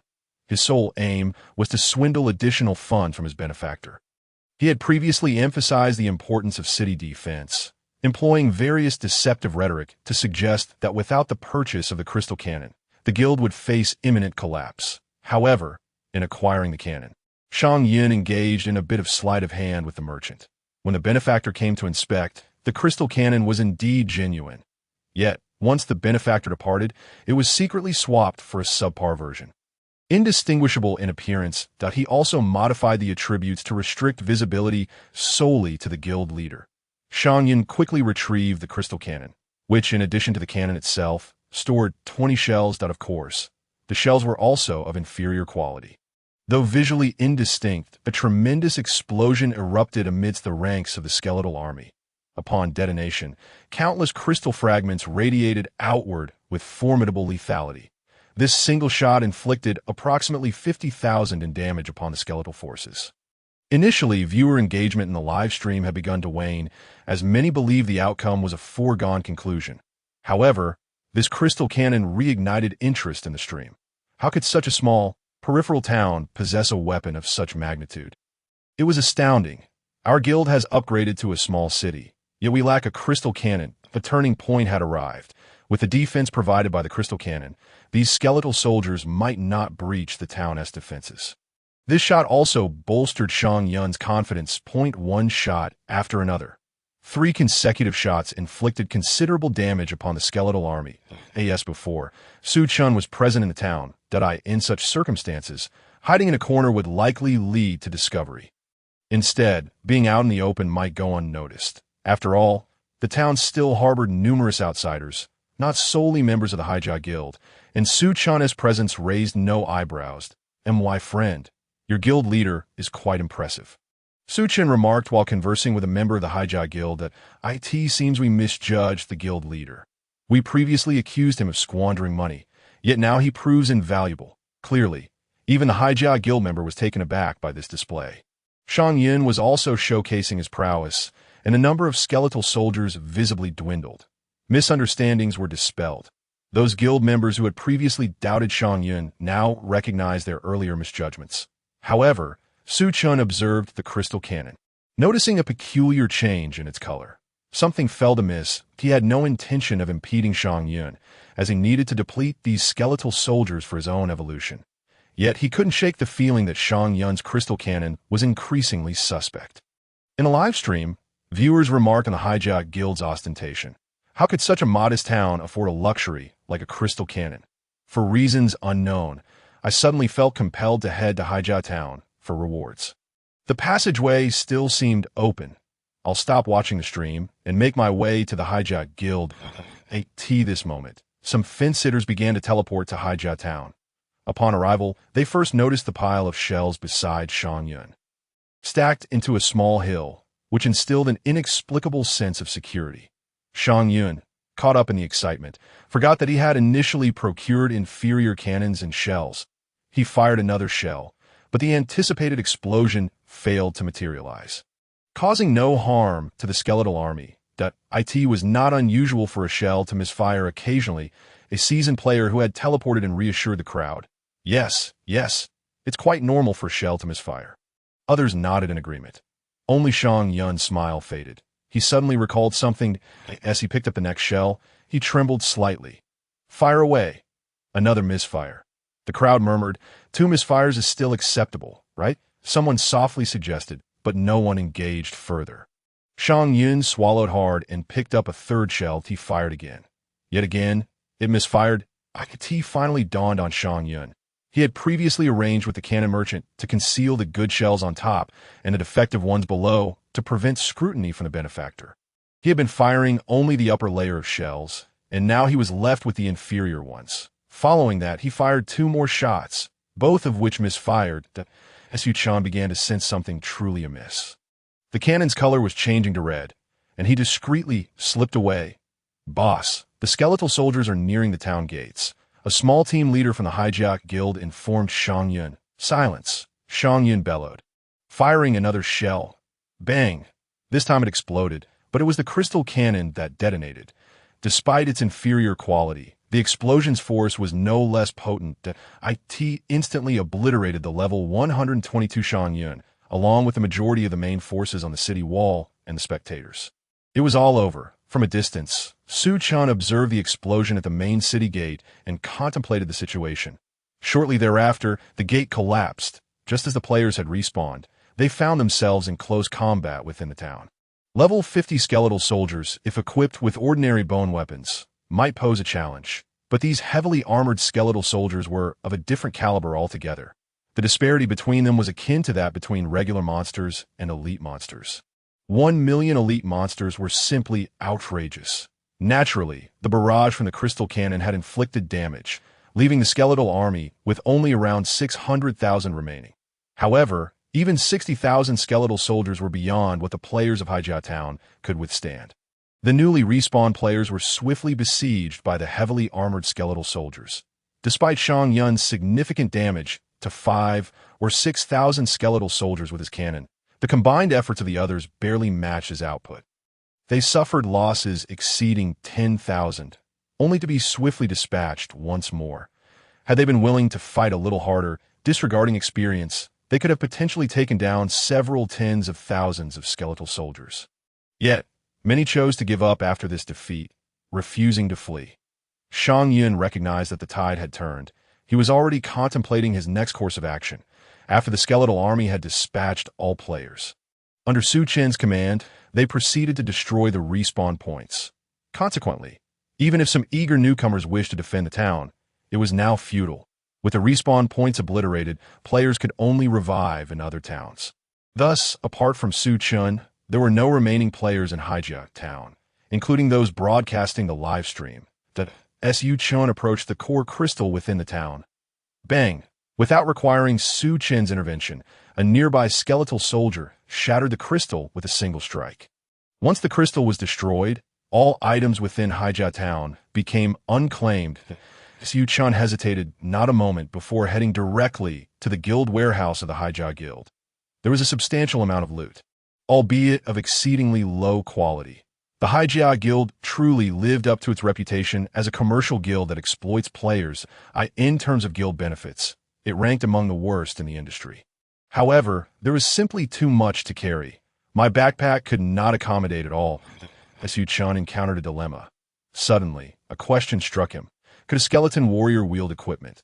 The Haijia Guild possessed an abundance of low-level gear, presumably to lure in new players. Consequently, Su Chen commanded one of the skeleton warriors to equip itself. Originally armed with an iron dagger, he instructed it to procure a silver grade sword, and to his astonishment, it actually complied. Remarkably, it was usable. Su Chen was taken aback. However, the next course of action was rather ruthless. Valuable items were stowed away in a backpack, inferior ones were promptly donned by the skeleton warrior, and all other items were discarded. One must admit, it was quite cathartic. World announcement. The defense of Haijia Town against the invasion of the god of Undeath has failed. Guarding Haijia Town has been unsuccessful, and all players involved in the event have fallen under the gaze of the god of Undeath. God of Undeath's gaze. Your damage to the undead is reduced by 30, while damage from the undead is increased by 30 duration, until you defeat the god of Undeath. Wow. Haijia Town has been utterly obliterated. This truly feels like the pace of an expansion pack. Will the god of Undeath's siege become a regular occurrence? I thought this feeble god of Undeath would falter once again. I was not paying attention when a message popped up informing me that the siege had succeeded.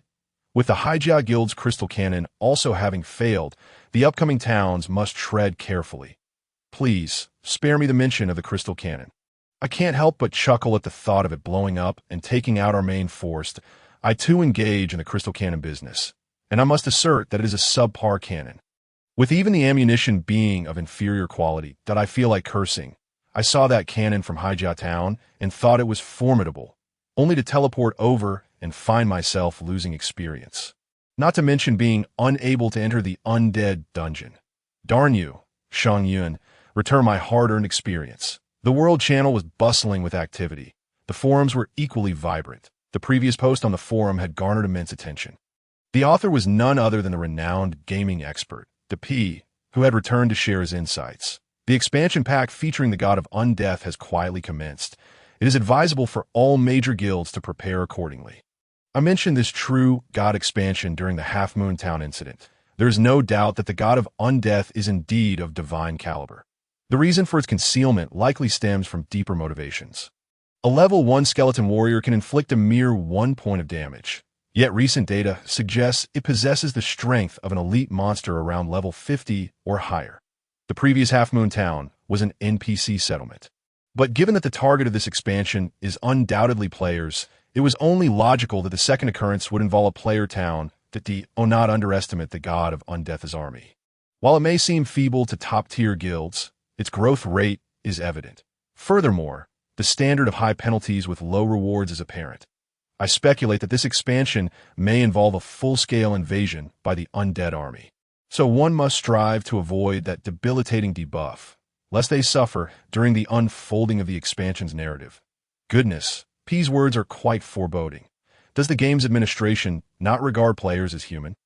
Why release an expansion with such high penalties and meager rewards? Given that the skeleton army will only grow stronger, it stands to reason that victories will likely come at the cost of experience. With rewards feeling trivial, the officials must clarify this matter. Otherwise, I shall take my leave from the game. The planner of this expansion ought to be dismissed. Meanwhile, Shang Yun logged out of the game, as the gaming pod indicated someone was seeking him outside. Upon opening the door, he discovered it was the financier, accompanied by several bodyguards. "Brother, you've come." Upon seeing the financier, Shang Yun exhibited no signs of panic. "The town has been utterly destroyed. What do you propose we do?" The financier's expression was grim. "Brother, how much money do you have left?" Shang Yun, rather unfazed, responded with a calm demeanor. "How much? I'm on the verge of bankruptcy with just a few million." The financier, incensed by this revelation, had invested heavily in the town. "Quickly, borrow some money. Sell your house if you must, and secure additional funds that we must rebuild the town, and it needs to be opulent and grand." Shang Yun asserted with conviction. "Financier, you have no money, yet you still want to maintain appearances. You should also secure a loan of several $100,000 to organize some events and invite a few of our allied guilds." Shang Yun maintained his resolute tone. "Financier, this is to inform your acquaintances that I am back on my feet. You need to re-establish those connections." Shang Yun spoke as if it were all factual, even causing the financier to waver slightly. However, the financier soon regained composure and gestured towards the back point. Two bodyguards approached Shang Yun, each carrying a box. "Brother, is this money? Rest assured, I will definitely get things up and running again." Shang Yun's face brightened upon seeing the boxes. Yet when the bodyguards opened them, one contained a long baton, while the other held a solid steel rod. "If I hadn't checked the forum, I wouldn't have realized how long I had been deceived by you." "Repay me." The financier, pointing at the two boxes, exclaimed furiously, "I meant for you to choose one. Which one do you want me to use to strike you?" "Brother, you're thinking too small," Shang Yun attempted to continue. But the financier rose and kicked him down. "Since you won't choose, I'll make the adult decision for you. You shall take them all." With a wave of his hand, the two bodyguards approached Shang Yun, wielding the weapons from the boxes. Soon, cries echoed from within Shang Yun's room.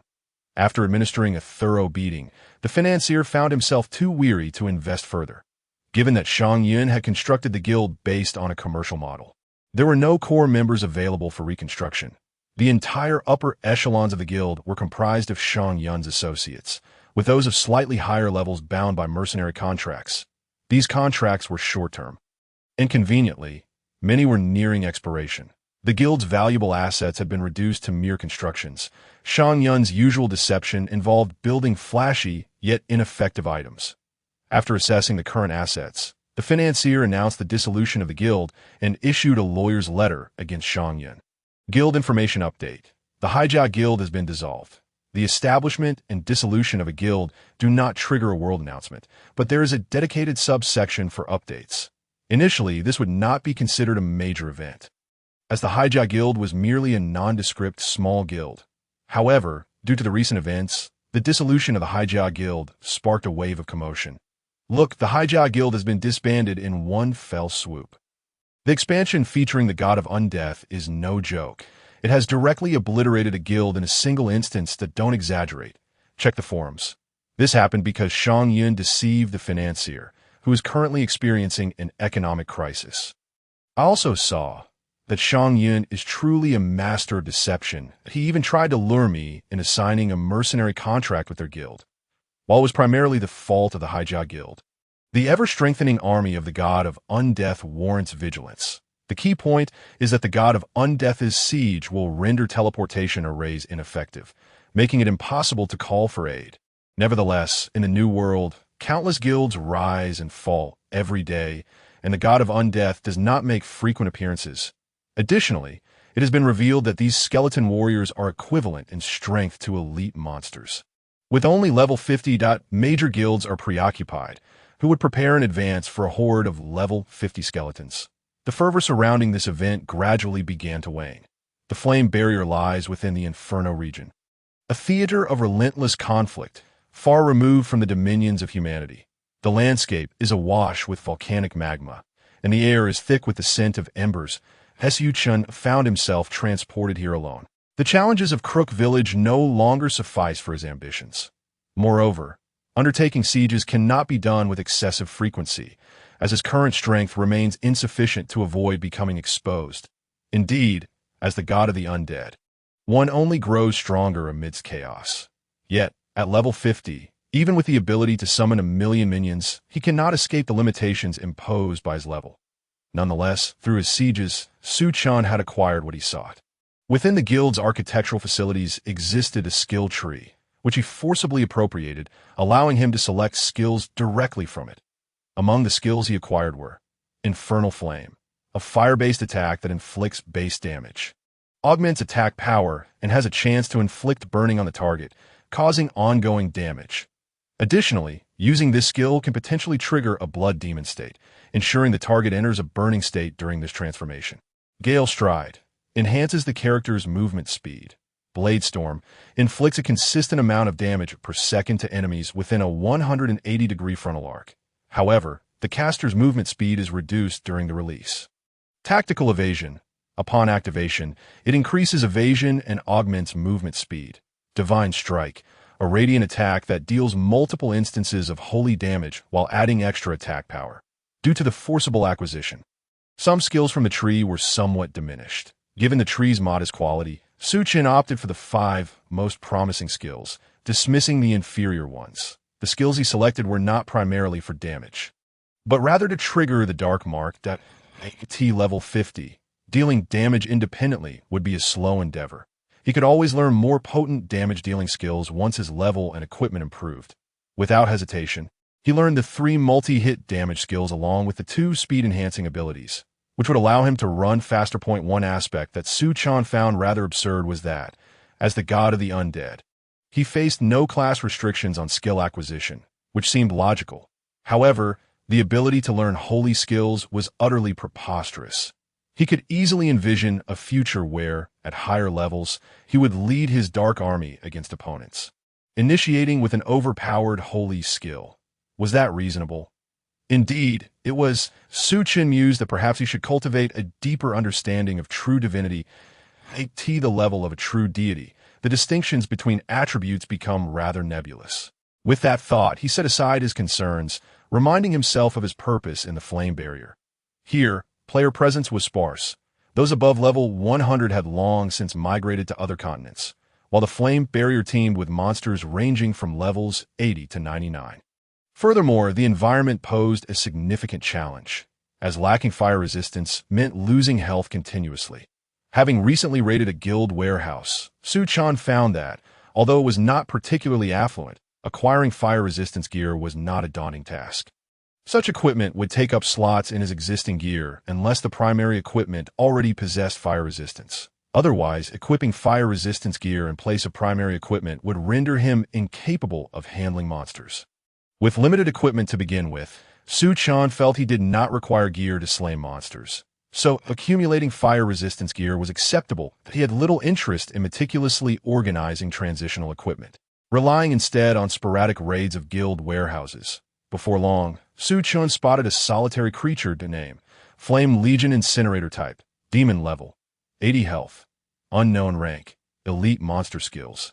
Unknown, the Inferno region is embroiled in strife, and one of the dominant factions is the Flame Legion, prevalent throughout the area. This was merely a lone entity, With over 600,000 skeleton warriors at his command, there was no need for stealth in his approach. Su Chen summoned 10,000 skeleton warriors casually. Although the incinerator was level 80, it was still 30 levels below his skeletons. Upon summoning, the multitude of skeletons swiftly overwhelmed it.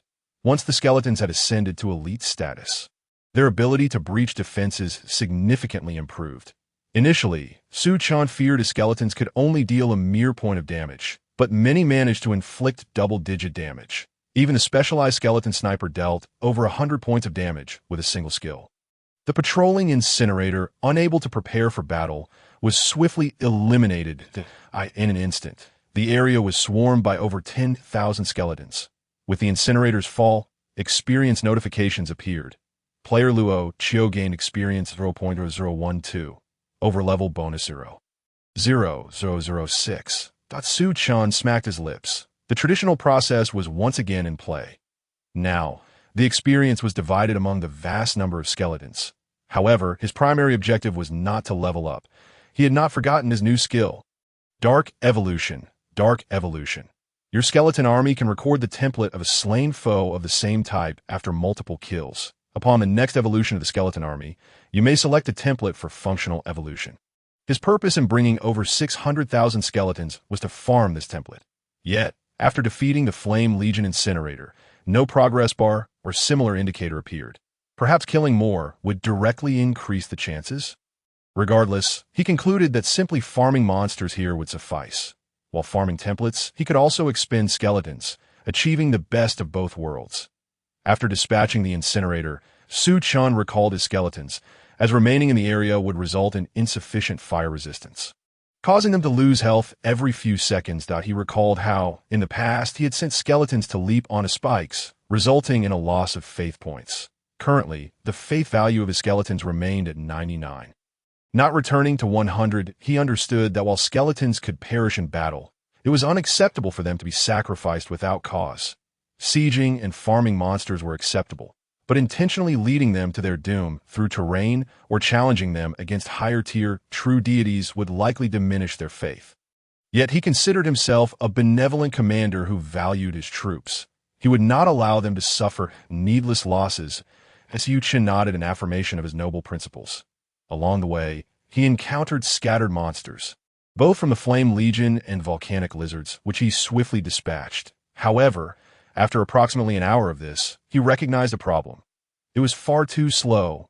Both the speed of farming templates and expending skeletons were inadequate due to their scattered nature. Why not simply raid the Flame Legion's encampment? Su Chen smacked his forehead, realizing he had overlooked this straightforward solution. Flame Legion encampment before long. Su Chen located a camp of reasonable size. It appeared to house only 3,000 demonic soldiers, which felt somewhat inadequate. Rubbing his chin in dissatisfaction, he concluded it would have to suffice. With a subtle gesture, dark energy enveloped the area. Over 600,000 skeleton warriors manifested, instantly organizing themselves into formation with remarkable discipline. 2 patrolling soldiers from the Flame Legion quickly noticed. There was no way to miss such a massive, ominous presence. The arrival of this horde of skeletons was clearly not intended for idle chatter. Alert! Enemy attack! The 2 soldiers sounded the alarm. Instantly, 3,000 demonic soldiers assembled at that moment. A leader riding a flame steed made his entrance. Name: Flame Legion Knight King type, demon level, 95 health. Unknown rank, dark old boss skills.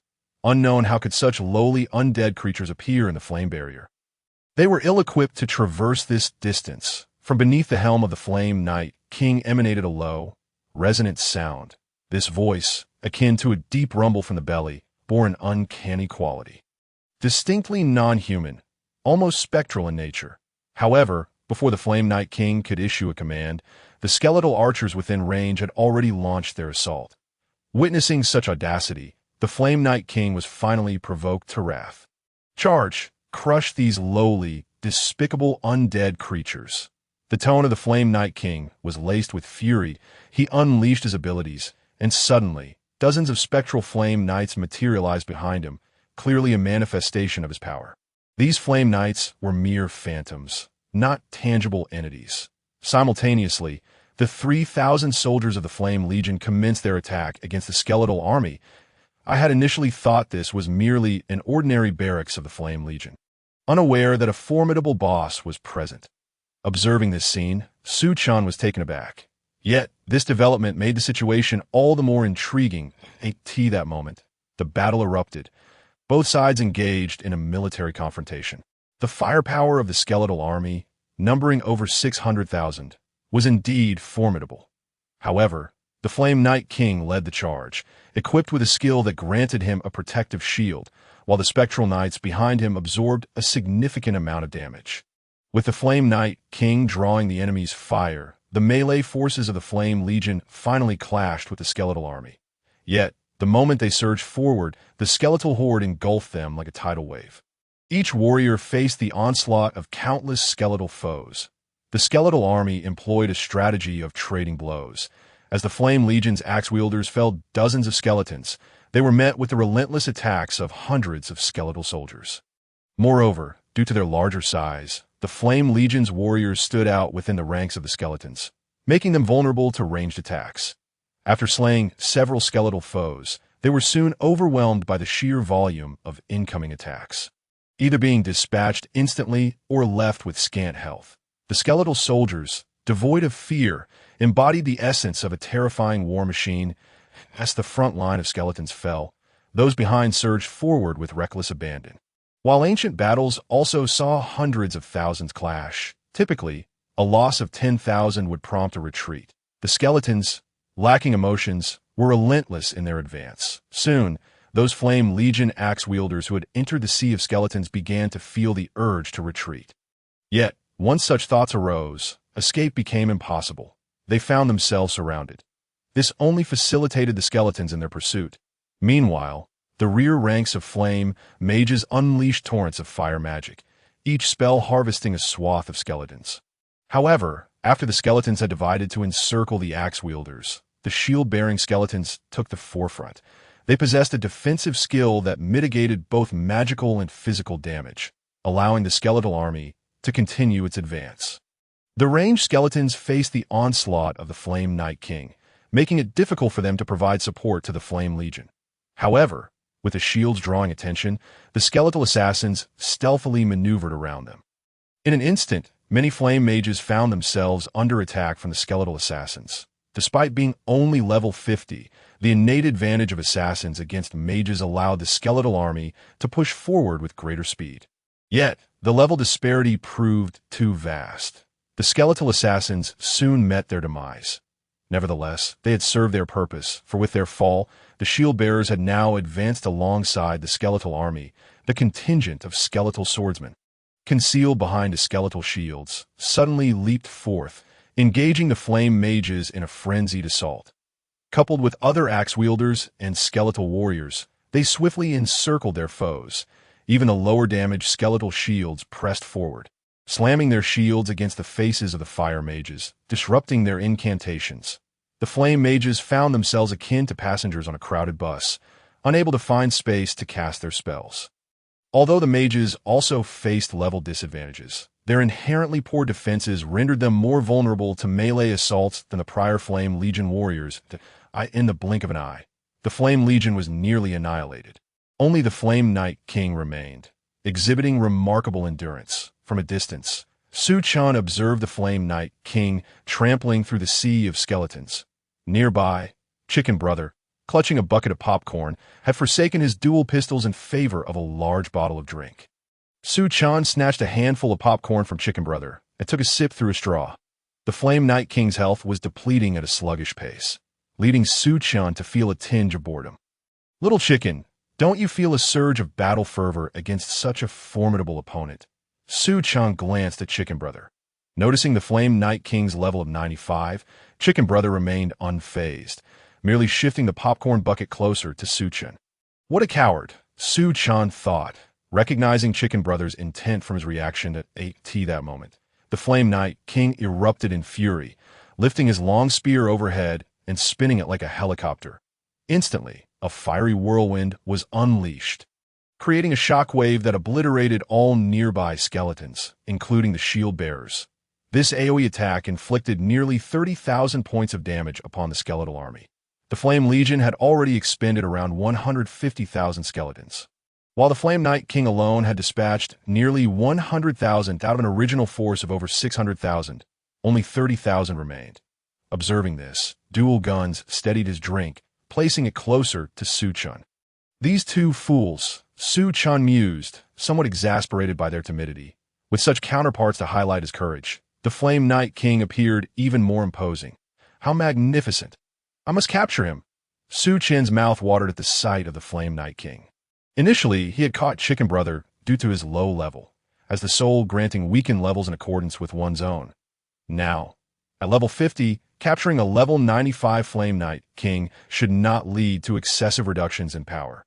With this thought, Su Chen ceased to expect the Flame Night King to continue depleting the skeletons and began to operate more seriously. The skeletons possessed a degree of battle instinct, and given their divine selection, this instinct was quite remarkable. However, with a more adept operator, their combat effectiveness could be even further amplified.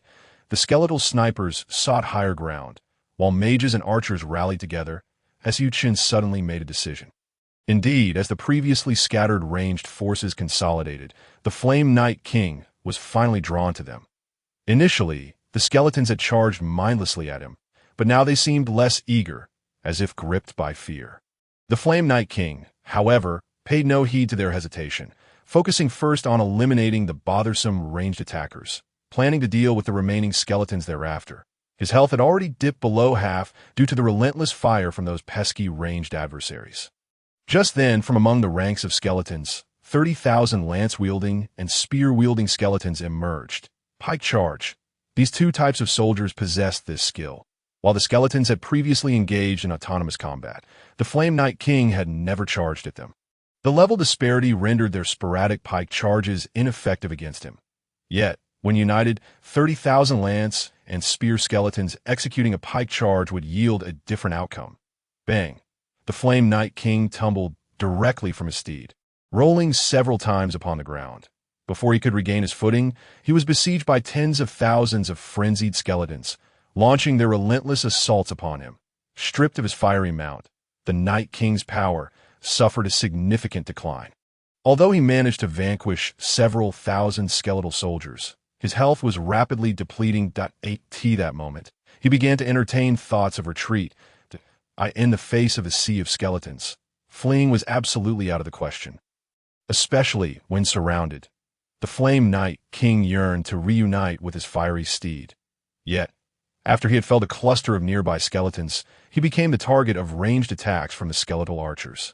In particular, the skeletal snipers had found elevated positions and were delivering precise strikes against the Flame Night King. While mounted, he posed a threat to ranged attackers, but without his fiery steed, that threat evaporated instantly.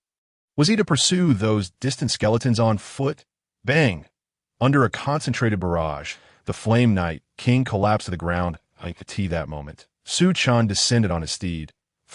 In this battle, the skeletal army had suffered over half its numbers, leaving approximately 300,000 remaining. However, upon witnessing the fallen Flame Night King, Su Chen immediately activated a skill.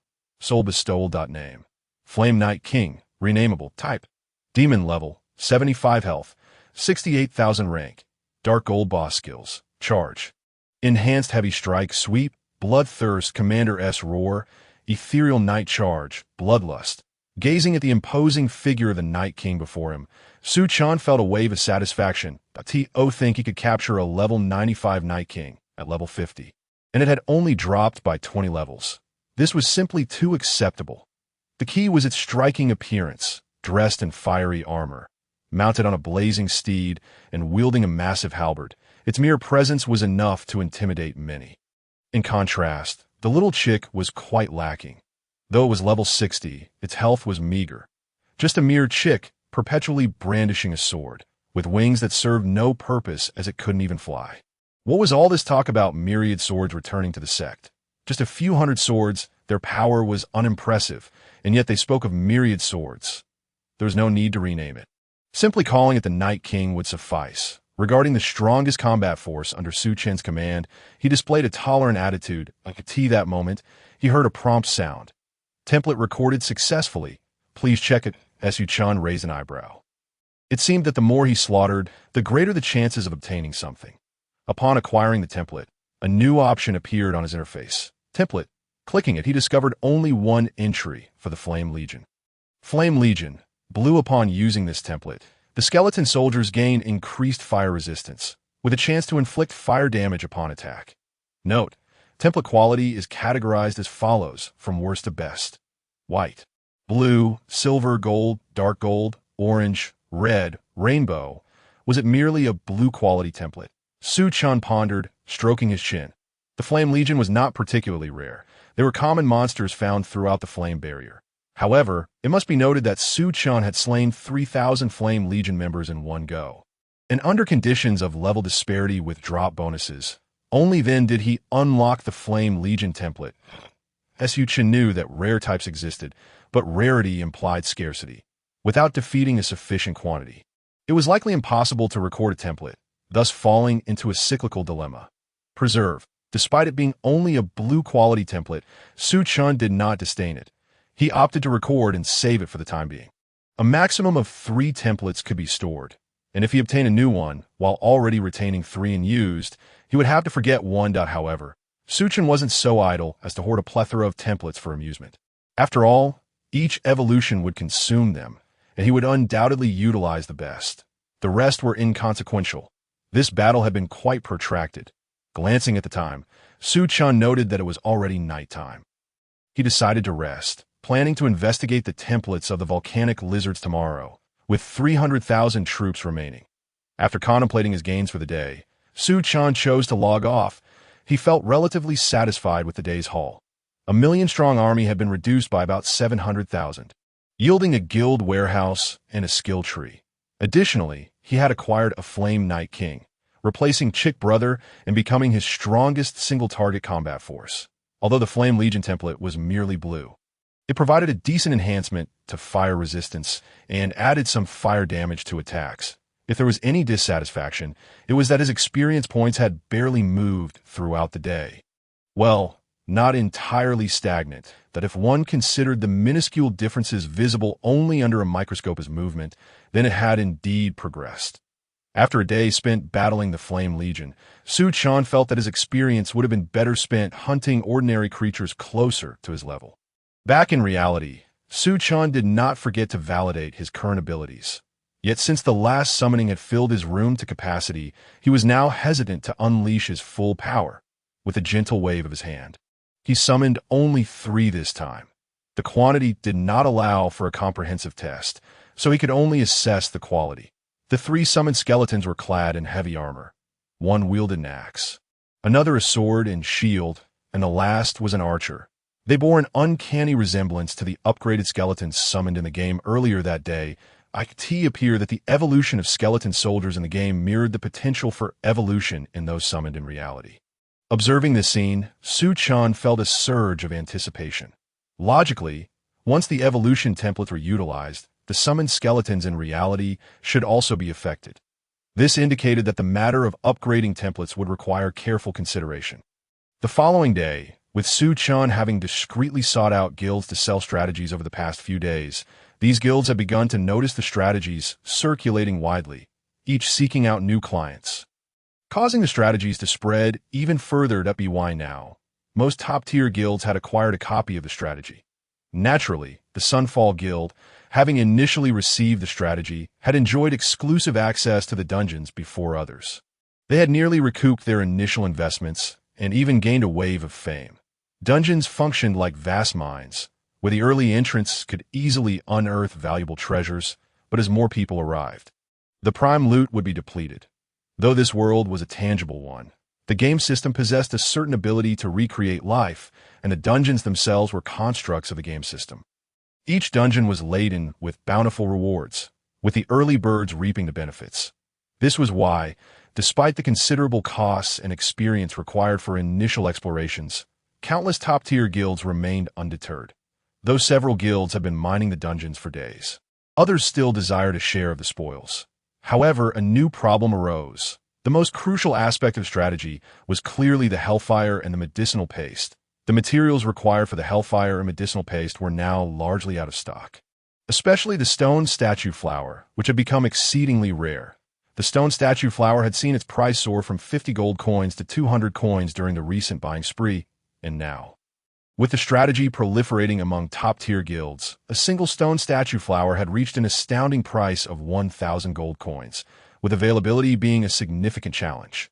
Upon logging in again, Chen discovered he had over 20 missed calls. All from Zhou Jing. Chen was well aware of the reason for Zhou Jing's calls. Old Su, the stone statue flower has hit 1,000 gold coins. Should we stock up more? Zhou Jing's voice trembled slightly. Hearing Zhou Jing's words, Chen couldn't help but chuckle. Yesterday, you jumped at 600 gold coins, and now at 1,000, you're somehow managing to hold your ground. I'm just wary of the depth of this water. I can't seem to gauge it, Old Su. Should we stock up or sell? Zhou Jing's voice quivered, clearly indicating his nervousness. 5-fold is sufficient. It's time to sell, Chen nonchalantly remarked that the next new instance was about to open. And soon this particular instance would lose its value. Especially since the strategy he shared included not only the neutralizing ointment, but also explanations of other fundamental approaches. Some powerful guilds could manage to conquer it after a couple of days without relying on the ointment. A 5-fold increase was nearly the pinnacle. Although the output of the statue flower was scarce, it was not entirely unobtainable. Players, particularly those who played solo, found the statue flower valuable and thus sought to acquire it.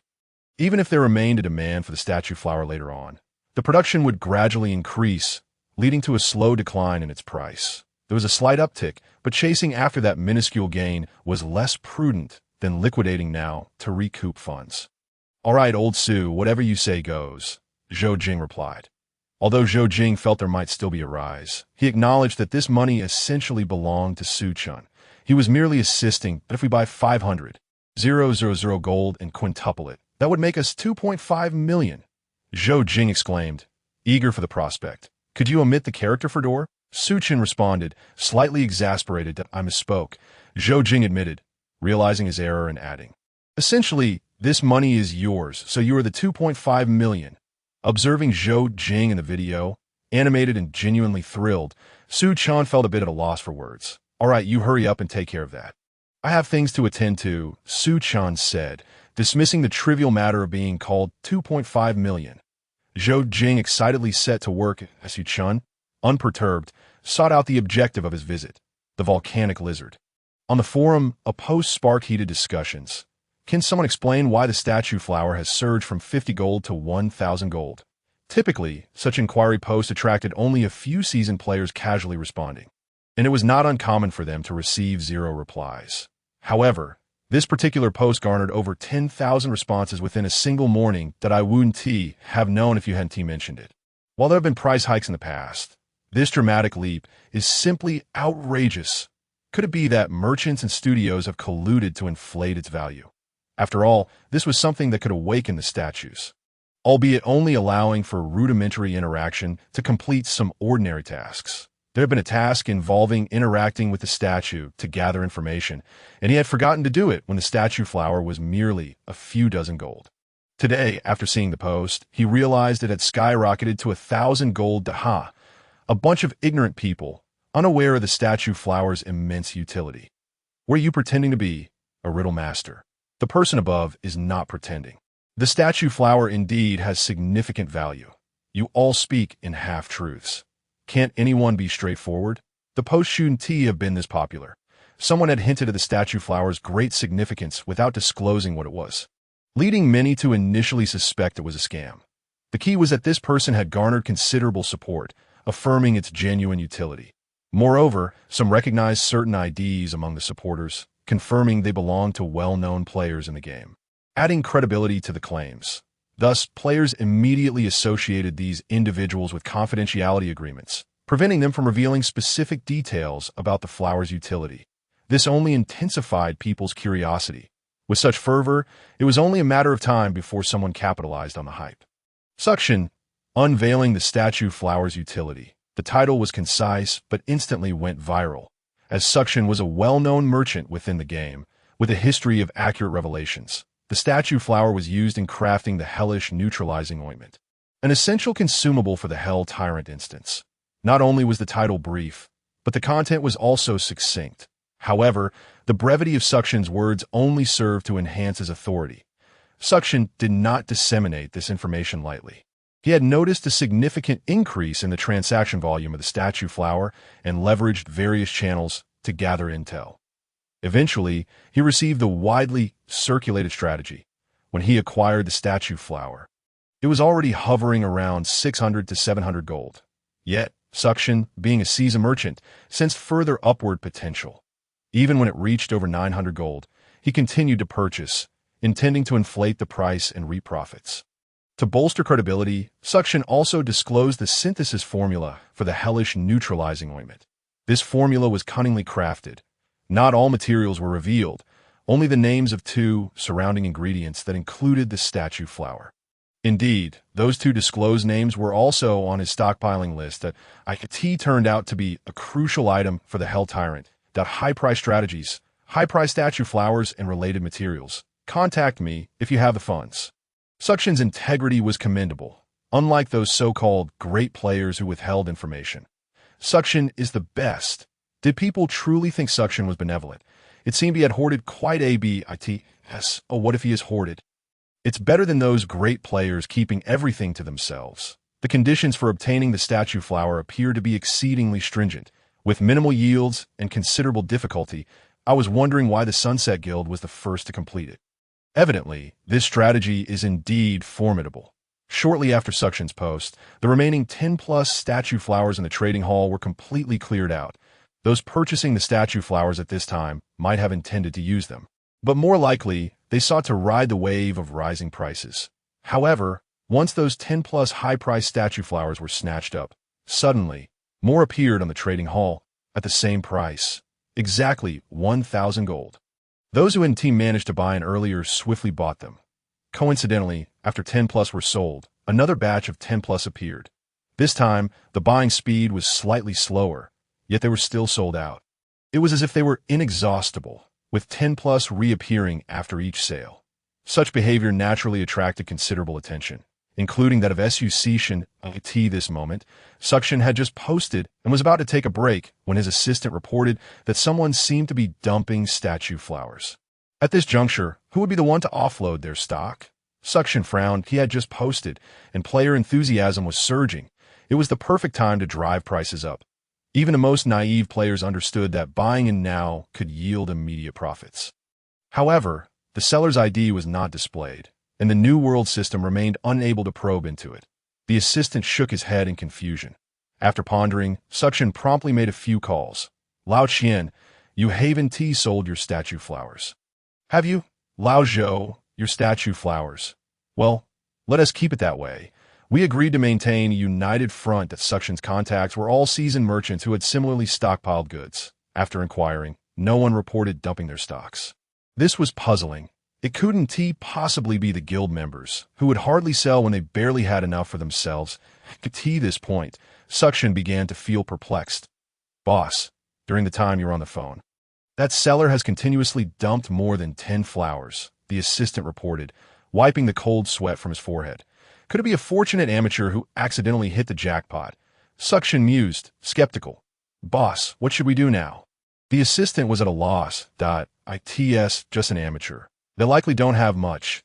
We could just forcefully take it all. Suction scoffed. After all the effort to create this hype, if I sell now, the price of the statue flower will likely crash. I can't accept a meager profit after all this work. Once Suction made a decisive move, statue flowers began to be swept up en masse. Those who had been wavering now saw someone aggressively purchasing statue flowers, which solidified their confidence. I can't even get a statue flower. It disappears as soon as it spawns. Hasten, hasten. Currently, there are not many guilds that have conquered the Hell Tyrant dungeon, primarily due to the stone statue flower. Surely, the guilds will pay a premium for it soon. Is there any hope of prices soaring to 2,000 gold coins? It is not beyond possibility. In fact, it may even surpass 2,000 coins as it continues to rise. This is indeed the golden hour for top-tier dungeons, and those grand guilds will undoubtedly make purchases. It is exhilarating to be the first to reap the benefits from these large guilds. Clearly, The target of the stone statue flowers to rely on these grand guilds to take over. Meanwhile, Zhou Jing, who is managing the auction house, finds the situation rather peculiar to avoid inciting market panic. He opts to release small quantities patiently. Initially, the buyers were relatively swift. However, as time went on, the pace began to stagnate. Zhou Jing immediately realized that Su Chen's estimations were indeed accurate. This price was essentially at the player's threshold of tolerance. He contemplated whether to lower the price slightly and sell off before the impending price collapse. Yet a sudden influx of buyers emerged, snatching up his goods the moment they became available. Zhou Jing quickly deduced that someone was indeed purchasing aggressively. The previous buying speed of players had never been this rapid. Uncertain of who this eager buyer was, he hastened to release more stock. Zhou Jing was quite pleased with this turn of events. Nevertheless, to avoid raising suspicions, he continued to release just over 10 pieces at a time, slowly wearing down the supply. The lava lizard's encampment, situated atop a barren mountain peak, was peculiar in its construction. Fortunately, Feng was swift, and the ascent was not too burdensome. Engaging the lava lizards proved more challenging than contending with the Flame Legion. This was primarily because the lava lizards excelled in mountainous combat. And despite the prolonged skirmishes, the Flame Legion struggled to gain the upper hand. The Flame Legion's influence in this region was significantly greater than that of the lava lizards. However, the lava lizards' territory was easily defensible, rendering the Flame Legion unable to make substantial progress. Nonetheless, Su Chen remained confident. While the lava lizards possessed superior individual combat capabilities compared to the Flame Legion, their numbers were considerably fewer. For instance, within this encampment, there were approximately 500 lava lizards, which, despite being a substantial force, was still limited to. In contrast, Su Chen summoned 10,000 skeleton soldiers from each of 30 different locations, totaling 300,000. With Feng's remarkable speed, they accomplished this in under a minute. Attack! With the preparations complete, Su Chen issued the command, and a vast sea of skeletons advanced toward the encampment atop the mountain. They were soon detected by the lava lizard sentinels, who let out a cacophony of alarm. The entire lava lizard encampment shifted into a state of alert. They were never intimidated by attackers descending from above. The Flame Legion had previously attempted assaults, only to be repelled decisively, leading them to refrain from further reckless attacks. The leader of the lava lizards, a lizardman sorcerer wielding a staff, was designated as the Great Mage of the lava lizards. Name: Great Mage of the lava lizard species. Demon level: 95 health. Unknown rank: Dark Gold boss skills. Unknown. What is this? Why are there dark beings in the flame barrier? The lizardman sorcerer was utterly perplexed by the tide of skeletons surging upward. Fireball. The lizardman sorcerer, disregarding his confusion, chose to strike first. He certainly did not believe that these skeletons were merely sightseeing as they climbed the mountain. Boom! An explosion erupted, obliterating a portion of the skeletons. However, the gap was quickly filled by the remaining skeletons. Attack! The lizardman sorcerer recognized that intimidation would not suffice. They could only engage the entire encampment in battle. Almost every lava lizard possessed the ability to spit fireballs, and their melee combat skills were exceptional. A barrage of fireballs rained down upon the skeletons like a hail of bullets, while each round of attack decimated swathes of skeletons. The skeletal army showed no signs of retreat. Upon entering range, the ranged skeletons unleashed a relentless volley of attacks. The lava lizards found it increasingly difficult to retaliate against the skeletons. Each time they exposed themselves to launch an attack, they had to endure a furious onslaught from the skeletons. The skeletons drew ever closer to the encampment. At this point, the lizardman sorcerer readied a powerful spell. Fire Spirit Erosion, centered around the encampment. Dozens of fire spirits emerged, darting into the sea of skeletons. Each chaotic movement resulted in skeletal casualties, and the spell inflicted burn damage, leading to a loss of 50,000 skeletons. However, the remaining skeletons had already reached the summit. In the ensuing ranged exchange, several lava lizards perished, while approximately 200,000 skeletons continued to swarm into the encampment from all directions. Indeed, they crawled in without utilizing any form of defense. Instead, they formed makeshift ladders to forcefully invade the lava lizard territory. As 20,000 skeletons poured in, A fierce melee erupted against the lava lizards. The lava lizards fought fiercely, rolling through the sea of skeletons and dispatching hundreds, if not thousands of them. Yet, some lava lizards fell swiftly, overwhelmed by concentrated fire. Land of blazing flames. The lizardman sorcerer unleashed yet another powerful spell. Flames erupted from the ground with tremendous force, combined with the remaining 200 lava lizards. They inflicted further damage, claiming an additional 70 to 80,000 skeletons. However, Chen had no intention of allowing his skeletons to perish in vain. He was determined to seize this encampment, and he harbored a keen interest in the lizardman sorcerer. Just as the lizardman sorcerer prepared to chant for his next spell, the Phantom Knight charged forth. The Flame Night King suddenly appeared and lunged toward the lizardman sorcerer. Despite the 20-level difference, they were once equals. Return of 1,000 swords.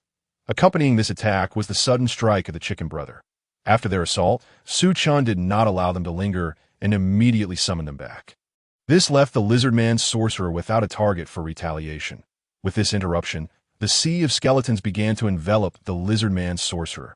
The skeletal tide swallowed him whole, bringing the battle to its conclusion. Indeed, the singular strength of the lava lizards was significantly greater than that of the Flame Legion. However, their numerical disadvantage meant that the skeleton army faced considerably less resistance than in the previous day's battle. After the desperate struggle of the lava lizards and their leader, the lizardman sorcerer, which resulted in further skeletal losses, the conflict finally came to an end. It was no easy feat. Chen assessed the casualties.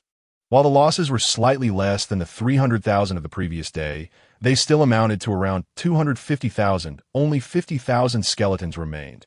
Glancing at the fallen lizardman sorcerer, Chen opted to utilize soul bestowal. Name: Great Mage of the Lava Lizards. Renameable species: Demon level, 75 health, 56,000 rank. Dark Gold boss skills: Wrath of Flames, Fireball, Chain Fire Explosion.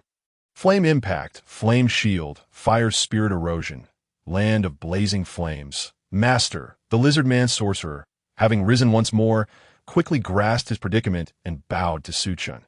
This was the first time Chen had witnessed a subject speak willingly after being subjugated. Unlike the likes of Chicken Brother and others who remained silent, perhaps the others lacked the requisite level and intellect, while Chicken Brother, being an illusion, naturally possessed no intelligence. When you encounter your king again, will you waver? Confronted with the enigmatic creature that spoke for the first time, Chen inquired with a hint of curiosity. The king of the volcanic lizard had already sacrificed one life for it. Now, it possessed a second life, a gift bestowed by the master, to which it must remain loyal. The lizard Archmage replied with calm indifference. However, I was the one who vanquished you. Do you not harbor any resentment towards me? Chen pressed further. That is a matter resolved in another realm. The master need not feel remorse. It is merely an arrangement of fate. The lizard Archmage responded earnestly. Is that so? Chen mused, stroking his chin as he summoned the Night King. Upon his emergence, the Night King assumed a stance of readiness. Can you also speak? Chen asked with intrigue. The Night King hesitated momentarily before nodding. If you can speak, why do you not converse with me? Chen continued to probe. Because I am unwilling to engage in conversation with you. To do so demands a demeanor of respect. Lest I suffer the torment of my soul, I still remember that I fell by your hand. The Night King finally articulated after a brief silence. Hearing the disparate responses, Chen began to comprehend the situation. The lizard Archmage had seemingly come to terms with his fate, pledging allegiance to his master. In contrast, the Night King harbored lingering animosity. Yet his soul's endowment came with constraints. It was evident that any dissent, even in speech, would incur the penalties of the contract. Judging by the Night King's demeanor, this contract was not one he willingly accepted, but was rather imposed upon him. And no wonder, at such a high level. The Night King possessed the ability to communicate, yet refrained from doing so. Is this the power of a true god? There is no need for such formality, when I no longer require your services. I shall restore your freedom. With a casual gesture, he dismissed the Night King. Beneath the mask, no expression was visible, yet a slight tremor coursed through him. He had prepared himself for a life of servitude. To his astonishment, Chen had granted him such a promise. Even though he had become weaker and transformed into an undead entity, he was still granted the prospect of freedom upon resurrection. Before he could express his stance, he was immediately transported away. And you too may choose freedom when I no longer require your assistance, Chen remarked, turning his gaze to the lizard Archmage. Master, your servant dares not. However, the lizard Archmage seemed to perceive Chen's words as a test of loyalty, promptly professing his allegiance. Chen smiled, reassured by the constraints of the contract, rendering it unnecessary to discern the sincerity of the loyalty proffered. Glancing at the template, Chen noted that the volcanic lizard template had yet to materialize. "You're familiar with this vicinity. Lead the way to locate a smaller tribe," he instructed the lizard Archmage. "It is an honor to serve my master," the lizard Archmage replied, assuming the role of guide. Upon discovering a smaller tribe, the lizard Archmage even contemplated engaging directly. Although currently at level 75, 5 levels below the typical level 80 volcanic lizards. As a dark gold tier boss, he could still feasibly defeat dozens of them. "There is no need for you to intervene. Let these matters be handled by them," Chen commanded, sending the lizard Archmage back while allowing the remaining 50,000 skeleton soldiers to charge forward. The lizard Archmage, though puzzled, dared not inquire further. Aware that he held no right to question his master's directives, he simply needed to follow Chen's instructions to the letter, with the lizard Archmage as a guide. Chen's hunt for volcanic lizards proceeded with greater efficiency. Meanwhile, as night descended, the mundane deity paced restlessly in his chamber. "Are they still releasing goods?" he queried impatiently. "Indeed, it has been ongoing for a full day. We have already expended over 2 million gold coins," reported the operative staff. The mundane deity remained uncertain of the quantity of goods the other party possessed. They released them in batches of merely 10 or so throughout the entire day. A veritable torment. Frequently, he contemplated shouting for them to release everything at once, wishing to bypass the vexation. "Not just 10. Suddenly, there are several hundred," someone burst in to announce. "Could it be that they have heard my unvoiced plea and decided to release them all at once?" "Boss, do you wish to partake?" the operative staff inquired. Upon hearing this news, the mundane deity hesitated. He had consumed an excessive amount of goods today, all at the high price of 1,000 gold each. 1 minute passed, then 2. As he deliberated for a full 5 minutes, to be candid, he was beginning to lose confidence at that moment. The market released several hundred more. "Boss, it has already surpassed 1,000. The operative reported, a sheen of cold sweat breaking upon his brow. The time he spent hesitating had evidently caused a stir in the market. This revelation irked the mundane deity. "I'll take them." Today he had been thoroughly vexed. The rationality of a merchant was momentarily cast aside, overtaken by impulse. Having come this far, if he did not continue, it would mean truly taking the plunge, with the assistance of the lizard Archmage as a guide. Chen finally unlocked the template for the volcanic lizard. Volcanic lizard. Silver upon utilizing this template. The skeleton army gains the universal skill, Fire Attribute Enchantment. Fire Attribute Enchantment bestows fire attributes to weapons, lasting 1 minute, and oh wonder, it was so challenging to obtain. It turned out to be a silver template. Upon witnessing this effect, Chen affirmed that it was indeed superior to the Blazing Legion. At that moment, a notification appeared. Template count increased to 2. Decomposition and enhancement functions added. Consequently, buttons for decomposition and enhancement were now accessible. Decomposition. Excess evolution templates can be decomposed into evolution points. Enhancement. Strengthens template abilities. With a chance to elevate the template's level, consuming evolution points. That is how it works. Chen nodded. He promptly decomposed the Blazing Legion template. Decomposition successful. Evolution points gained. 10.1 blue template yielded 10 evolution points.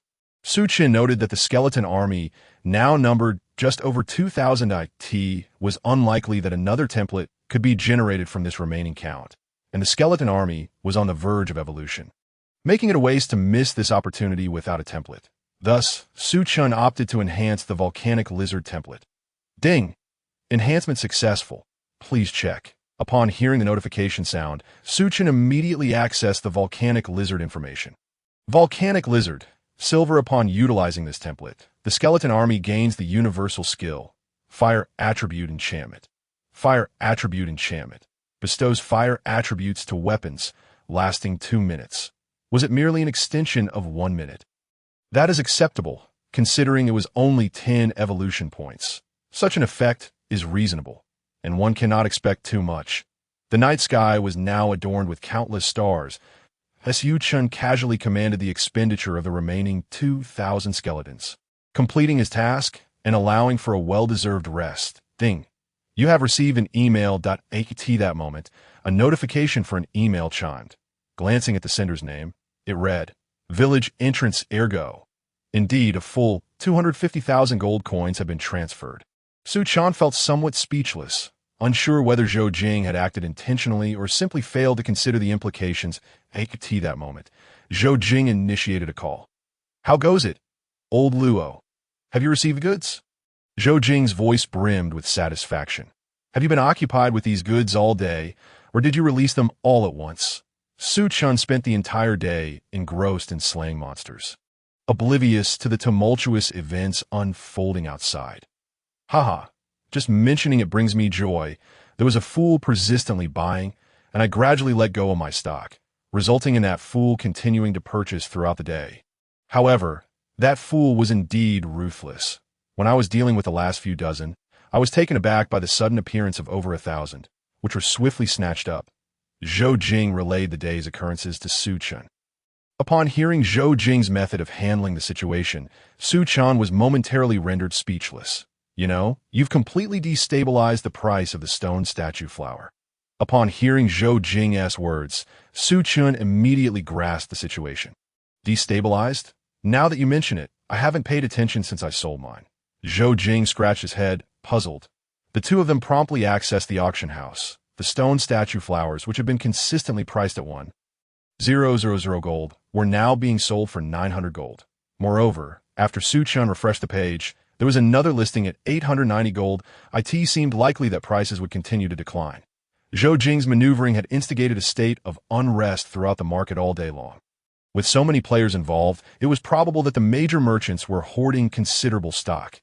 Initially, after the morning's events, the price of the stone statue flower had been on an upward trajectory, and Zhou Jing's initial actions had gone unnoticed by most. Some ordinary players even attempted to join in the fray. Yet after a whole day of torment, many began to question their psychological stability. The sudden influx of over 1,000 listings was perplexing to Chen felt there must be some underlying news that had ignited the frenzy. In fact, Chen's intuition was not misplaced. The mundane deity, who had been tormented by Zhou Jing throughout the day, finally received a piece of news. What? The Longting Guild cleared the dungeon without relying on neutralizing potions. The mundane deity was taken aback by this revelation. However, upon further reflection, he realized something was amiss. While the Longting Guild had indeed cleared the dungeon, how could one be certain they had not used the neutralizing potions? Indeed, the Longting Guild released a video of their dungeon clearance, proclaiming to the entire server their status as the true #1 guild. Employees quickly opened the forum. It turned out that the Longting Guild had experienced a setback in prestige during this dungeon run. After mastering the dungeon, and while ensuring that their core combat strategies remained undisclosed, they released a clearance video. In the video, they demonstrated that they had not utilized hellish neutralizing potions, but had instead drawn upon various strategies, most of which were unique methods already devised by the Longting Guild. Once this news broke, informed merchants began to offload their stone statue flowers before the post was made. The price of the stone statue flower had skyrocketed, with top-tier guilds as the target demographic, willing to spend lavishly to catch up in progress. However, the Longting Guild directly informed everyone that they could clear the dungeon without that particular strategy, implying that the guilds that had previously cleared it had merely relied on potions to gain an unfair advantage. They were the true first completion guild. This effectively diminished the number of potential buyers. Naturally, some could not remain passive. Initially, this news alone should not have caused a total price collapse. After all, the strength of the Longting Guild was not something every guild possessed. Yet, Zhou Jing's relentless pressure throughout the day was undeniably significant. With players continuously offloading their stock, suspicions arose regarding undisclosed insider information. Stop. Cease all purchases immediately. The mundane deity shouted helplessly. However, Due to the fervor of the mundane deity earlier, they had managed to acquire nearly several thousand units. Not only had they taken on the burden of the day as offloaded stock, but they had also absorbed some major merchant goods, as well as individual player items. Bang. Who is setting me up? The mundane deity smashed a cup on the coffee table in frustration. After the outburst, he slumped powerless onto the sofa. This time, I admit defeat, but don't let me catch you. The mundane deity clenched his fists, a shadow of anger flickering in his eyes. What's the current price? He inquired the trader point 810. Now it's down to 800. Although the room's temperature was not high, beads of sweat covered the trader's forehead. Sell everything in the 600 to 750 range. The mundane deity had resolved to cut his losses. With the top-tier buyers exiting the scene, this game was coming to an end. Forum. Great P observes, why did the suddenly popular stone statue flower plummet in price in just one day? A well-known figure in the forum, Great P, posted once more. His previous analyses of the Undead Goddess expansion pack had garnered significant attention. However, unlike before, this time Great P shared a video, which also surged in views across various video platforms. First of all, I happen to possess 2 stone statue flowers, which I acquired during a recent quest. Does this count as my participation? Back to the main topic, the price surge of the stone statue flower was initiated by persistent buyouts. And the explosive increase was due to the mundane deity's revealing post that disclosed the flower's uses. It is evident that the mundane deity also held a considerable stock, which is a common tactic employed by merchants. When they leak information, it is typically during a harvesting phase. However, amidst this price surge, there were continuous sell-offs of stone statue flowers, while purchases persisted throughout the day. Initially, I speculated that this was a coordinated sell-off by the guilds. However, that assumption was incorrect, as I found that the guilds were using their stock for personal use. The buyers were merchants who likely shared my suspicion that the guilds were collaborating to suppress prices. I must assert that this price collapse of the stone statue flower was orchestrated. Furthermore, the news regarding the Longting Guild was also under someone's control. Great PS analysis enabled some bewildered onlookers to quickly comprehend the situation. This market truly seemed to be harvesting us. The chives that I managed to snag a few for 1,000 gold. I was quite pleased at the time. Luckily I have no gold, so I escaped the harvest. You up there, feeling quite proud, are you? The price drop is quite favorable, allowing us commoners a chance to utilize them. The major losses were primarily borne by the merchants, as few players hoarded stock. Most players benefited from the situation, and thus, rather than harboring resentment towards the mysterious figure behind it all, they found themselves praising him. However, that individual remained elusive, and no information could be uncovered, leaving them to abandon the pursuit. The next day, Chen had returned from the flame barrier. There was a dungeon that needed to be tackled soon. Otherwise, his level would surpass the threshold. The dungeon entrance. Chen arrived early in the morning, when a number of players seeking to form parties was still manageable. Let us get a group together for an early run, tackling normal difficulty to farm some monsters. If you're a lackey, come prepared to earn your keep. If you lack strength, don't bother showing up. Bring your gear and stats to sign up. With fewer players in the morning, we'll set off once we have a full group. Just don't be too pathetic. As Chen passed by, he caught the attention of several onlookers. This time, it wasn't due to his impressive gear, but rather because his attire was rather peculiar. Chen donned a mask and a cloak, lacking any obvious signs of his class weapon. This hidden outfit had cost him 200,000 gold coins, a rare item he had purchased. After his last dungeon experience, he had learned from it, ensuring he wouldn't be recognized when venturing out. It wasn't that he feared notoriety, but rather that his current level was too low. The first-tier players were all above level 100.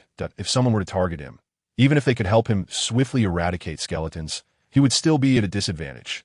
However, it is evident that a first-rate expert can still distinguish themselves amidst the throngs of competitors. Such a distinction would significantly delay his advancement. With the impending arrival of new games, Chen lacked the patience to engage in a war of attrition with those individuals.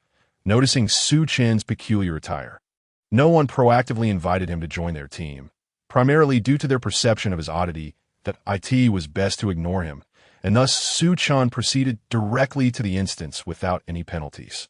Toy Water Paradise level restriction. 4753 choose difficulty. Normal, Warrior, King. Held out as usual, there was no need to deliberate over the difficulty. He selected Hell directly. Upon entering the toy water paradise, Hell, a message box appeared. Record holder, Ba Dao, 9 minutes 50 seconds. This ID seemed somewhat familiar. Reflecting on it, Su Chen recalled that this individual was the one Zhou Jing had previously warned him about, who had threatened him on the forum. The leader of the second-rate guild, Sha Imo Xing. To be honest, this guild was rather mediocre even among second-rate guilds, and Su Chen had hardly paid it any mind. However, they were still a group of players over level 100, possessing some skill. Fortunately, having purchased a hidden outfit, he was confident they would not be able to locate him. Su Chen chuckled out, of course. Leaving this guild intact could pose a problem. Once he leveled up, he planned to evolve his skeleton soldiers multiple times and then annihilate their guild's stronghold. This thought lingered in his mind. Naturally, he was not ready to summon the next tier of skeleton soldiers. He intended to focus on leveling up first. Thus, the creatures he commanded were his enslaved monsters. The primary forces were the Lizardman Archmage and the Flame Night King. Currently, these two had become the prominent figures among his enslaved monsters. Following them were the Ragtag group, led by Chicken Brother. With such combat prowess, breaking a record should be achievable. Su Chen was certainly undeterred by Ba Dao's threats and was determined to pursue the record. To achieve this, he did not linger. With a simple wave, the Flame Night King charged ahead. Before him lay a large pool, reminiscent of a swimming pool, within which resided a gigantic snail, half submerged in the water. The water's height could nearly submerge the knight's body, but with the Night King's forceful charge, even the water was cleaved apart. Name: Paradise Guardian Toy Snail Type, Puppet Level, 50 Health, Unknown Rank, Silver Boss Skills, Unknown.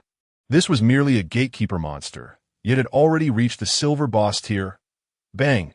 Under the overwhelming might of the Night King, the level 75 Dark Gold Night King effortlessly reduced the snail's health by half with a single thrust. This was due to its naturally high health and defense, compounded by the water's influence, which mitigated the Night King's fire damage. Otherwise, a level 50 monster would have been eliminated in an instant. Fury Flame. The Archmage also did not remain idle, delivering a follow-up attack from behind. Boom! This blow shattered the snail's shell entirely. The giant snail had not even been able to unleash a single skill before being dispatched by the two high-level Dark Gold bosses, each delivering a skill of their own. What are you standing around for? Let us go. Su Chen glanced at the group led by Chicken Brother, who were gaping in astonishment, and waved his hand. With the guardian toy snail down, a stone bridge appeared behind it. Beneath the bridge lay a mire, from which numerous attacking toy water bugs would emerge to assault those crossing the bridge. In addition to evading the attacks from below, one would also need to dodge the aerial assaults from toy guard birds and the toy soldiers stationed on the bridge. This instance could be considered simple, yet challenging. It was simple in that it was not as lengthy as other instances, which typically featured 5 or 6 scenes and 3 to 5 bosses. In contrast, the toy water paradise contained merely 2 bosses. And after defeating the initial gatekeeper snail, one could directly confront the final boss. Break the record. The key lay in strategizing on the bridge. The bridge was lengthy, and with intermittent disturbances, it was more manageable for a warrior among solo players. Ba Dao, being a berserker, could indeed facilitate record setting as long as he maintained his health well. However, this was particularly unfriendly for mages and archers, who were ranged classes. For Su Chen, however, it was quite simple. He mounted the Night King's steed and commanded his other subordinates to provide full protection. The Night King charged forth, rapidly advancing across the stone bridge. Any toy bugs that leapt out to attack were swiftly dispatched by the Night King's blade.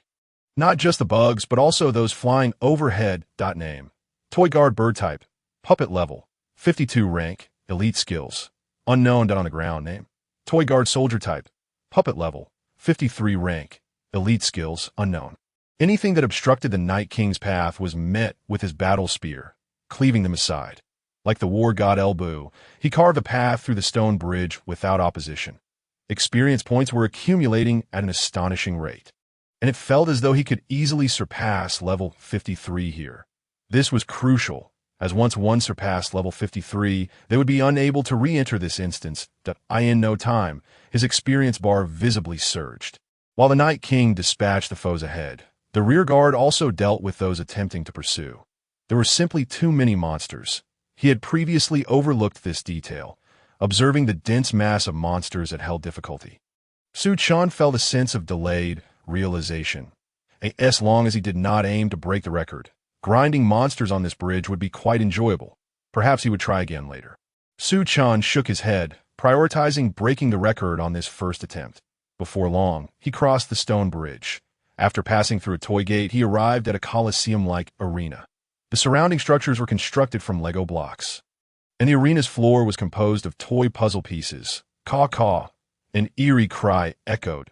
A massive shadow descended from the sky. It was a gigantic 7-star ladybug, larger than the Night King. It possessed 10 arms, each wielding a sword akin to those used in fencing competitions. Adorning its head was a crooked crown, proclaiming it as the king of this paradise, though it appeared somewhat disheveled. Name: Swordplay Enthusiast Nox type. Mutated insect level. 55 health. Unknown rank. Dark Gold boss skills. Unknown. Upon seeing this boss, Chen could not help but glance at Chicken Brother. Chicken Brother typically wielded a single-handed sword and rarely used dual swords, yet Nox wielded 10 swords. Who truly was the king of fencing? Had he not been so eager to break the record, Chen would have relished the opportunity for Chicken Brother to compete against Nox. This instance was notably more challenging. The previous held difficulty had only featured golden bosses, while now dark gold bosses had emerged. Dao's record did not necessarily indicate that he was the strongest among berserkers. In fact, he was not even ranked within the top 30 among melee professions overall. Many top-tier players were engaged in leading teams to tackle various instances and would not waste time perfecting solo clear strategies for a single instance, as they were already sufficiently renowned without needing such records to bolster their status. Ba Dao's guild was merely average. He sought fame through this instance, investing considerable resources to achieve a noteworthy record. This urgency was evident in Ba Dao's threats upon realizing someone might break his record. Perhaps next time, you could compare who the true fencing champion is.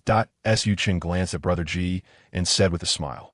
Subsequently, he waved his hand gently. The Night King and the Archmage, both formidable figures, joined forces to confront Nox. This scene was quite extraordinary. After years of conflict between the Volcanic Lizard and the Flame Legion, it was surprising that a leader from one faction would ally with another. Fire spirits emerge. First, the Grand Archmage summoned several fire spirits. Chen vividly remembered these fire spirits. They had inflicted significant damage on the skeleton army in the past. Nox was incredibly agile. Upon seeing the fire spirits approach, it chose to evade them. The evasion was successful, as its speed far surpassed that of the fire spirits. Indeed, the fire spirits were quite slow. Just as Nox pondered this, it realized that the fire spirits had turned around and were pursuing it once more. These fire spirits were relentless trackers. No matter how nimble Nox was, the fire spirits had locked onto it, meaning evasion would only lead to further pursuit. Phantom Knight's charge. At this moment, the Night King did not merely observe.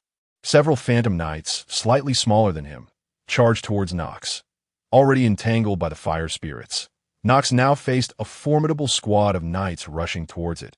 With attacks coming from both sides, it had no choice but to engage one of them. However, it seemed there was little choice to be made.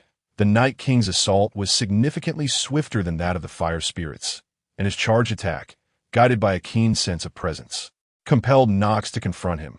Clang, 10 slender swords clashed against the Night King's spear. The collision produced a shower of sparks. Bang!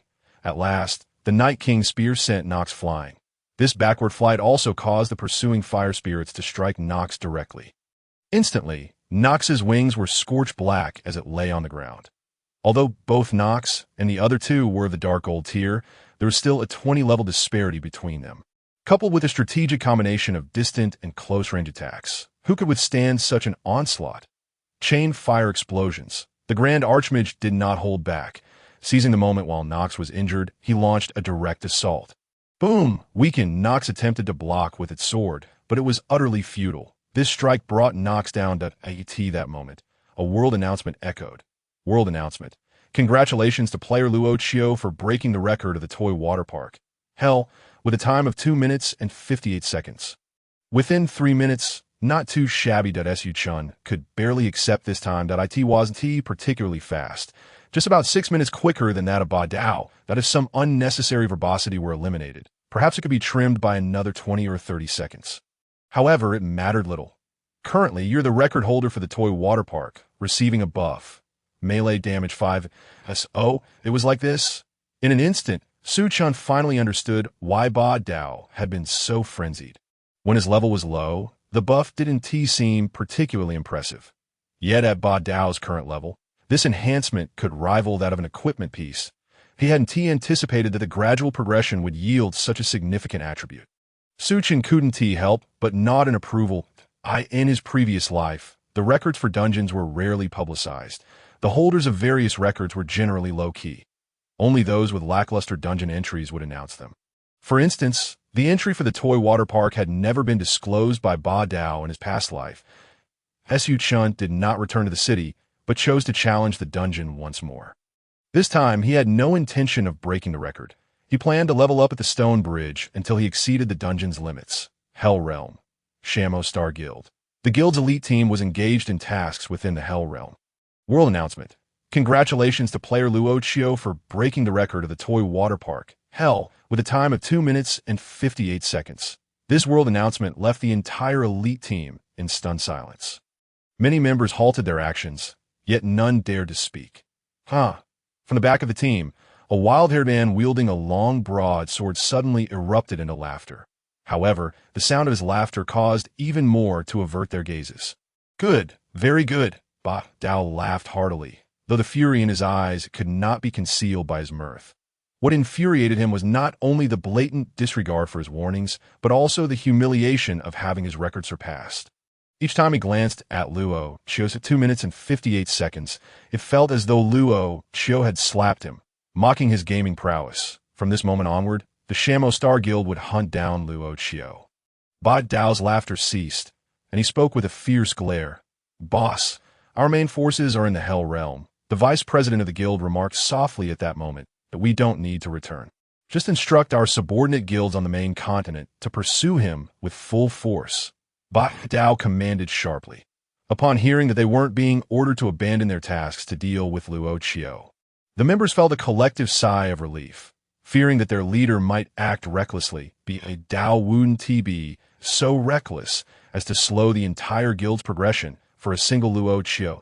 Their subordinate guilds on the main continent, while distant from the top tier, still possessed considerable strength. Soon after, their bounty was officially issued.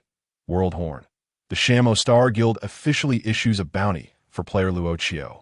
Players are welcome to provide information regarding Luochio, with generous rewards promised. The content of this World Horn instantly sparked a flurry of discussion. Sunset Guild. What do you both think? Feng Yu inquired of the Cool Tone and Chue after hearing the World Horn from Shamo Star announcing the bounty on Luochio. Let us just observe, Chue replied earnestly. I'm asking you seriously. Feng Yu's eyes narrowed slightly, causing Chue to shudder. Meanwhile, Cool Tone remained deep in thought. Feng Yu noted that Cool Tone was contemplating earnestly and chose not to interrupt. Since Luochio is of potential use to us, we might as well do him a favor and warn Ba Dao. Chue shrugged. In his view, a second-rate guild like Shamo Star was merely a younger brother in the presence of the Sunset Guild. There was no need for the entire guild to intervene. Even a portion of their main force could easily make Shamo Star cry for mercy. Feng Yu yawned, clearly uninterested in this suggestion. President, regarding Luochio, I think we should just wait and see. Not to mention that Luochio has mysterious backing. Shamo Star, despite being second-rate, could still pose some trouble for us. Moreover, since Luochio isn't joining our guild, any actions against Shamo Star would lack justification. After some reflection, Cool Tone spoke slowly that Chue and Cool Tone's opinions diverged, one being aggressive, the other cautious. Yet Feng Yu displayed little enthusiasm after hearing them. Forget it. You both go about your business. Feng Yu waved his hand, dismissing the two. They exchanged puzzled glances but could only exit for now. Once they left, Feng Yu pondered for a moment before dialing a number. The call was predictably dropped. Feng Yu had anticipated this and patiently waited. After a while, the call was returned. If it's not necessary, let us keep contact to a minimum. On the other end of the video call was Wu Jian from the Divine Sword Guild. Brother, I wanted to discuss that Luochio. I have a feeling there's an opportunity here. Feng Yu shared his thoughts, expressing his desire to connect with Luo Qiu, yet he feared it might lead to embarrassment. Don T provoke Ba Dao. Yes, under the protection of Lord Qin. Wu Jian replied expressionlessly after hearing this. Lord Qin? The same Lord Qin I know, Feng Yu asked incredulously. Wu Jian nodded. The disparity between Ba Dao and Lord Qin was vast. How could they possibly be compared? Feng Yu was filled with perplexity. Lord Qin had an affinity for dogs, and when he had no use for it, that dog appeared no different from Stray. Wu Jian spoke with a tone of indifference. Does that imply I truly cannot intervene in this matter? Upon hearing this, Feng Yu felt a tinge of despondency. Initially, he had hoped to leverage this situation to deepen his connections with Luo Qiu. However, he needed to find a dignified approach, one that did not overtly seem like flattery. Yet, upon discovering that Ba Dao was somehow linked to Lord Qin, Feng Yu hesitated to involve himself any further. That may not necessarily be the case. Just as Feng Yu was losing hope, Wu Jian shifted his tone. But that is Lord Qin's. Feng Yu felt a sense of helplessness. The individual who could provide the initial strategy must have formidable backing that wouldn't easily be intimidated by Lord Qin. Even if they were not as powerful as Lord Qin, he would not establish a formidable rival merely because of a dog he raised. This matter presents you with considerable maneuvering space. You can stand by and observe the direction this unfolds before making your choice, Wu Jian stated earnestly. Upon hearing this, Feng Yu found it somewhat compelling. What should I do then? Feng Yu sought Wu Jian's counsel. Wu Jian elaborated on a course of action. Brilliant! Feng Yu exclaimed, realizing that this approach would place the Setting Sun Guild in an invulnerable position, ensuring no losses on their part, as Chen was still comfortably gaining experience within. While the external world had already turned tumultuous, Sha Mo Xing not only ordered a manhunt for Luo Qiu on the main continent, but also offered a substantial bounty. Many still recalled Luo Qiu's appearance from his last exposure. Of course, that individual was Xiao Shuai, mistakenly identified as Luo Qiu. After enjoying the perks of Luo Qiu's identity, he initially claimed he was not Luo Qiu, but eventually acquiesced when others referred to him as such. At that moment, Xiao Shuai was resting in a tavern in a small town, Dada Qiu. I was so tired just now that I accidentally fell asleep. Naturally, he was unaware of the events that had just transpired in the game. Was he not Luo Qiu? Shoo, keep your voice down. The people from Sha Mo Xing's second guild are already heading this way. The great Luo Qiu truly was formidable, disregarding the members of the Sha Mo Xing guild. Just look at his calm demeanor. Let us quietly observe. Neither side is one we can contend with. How thrilling! A great battle is about to unfold. Yet the great Luo Qiu should only be in his 50s. If it were me, I would hide until I leveled up before confronting them. This illustrates the difference between you and the great Luo Qiu.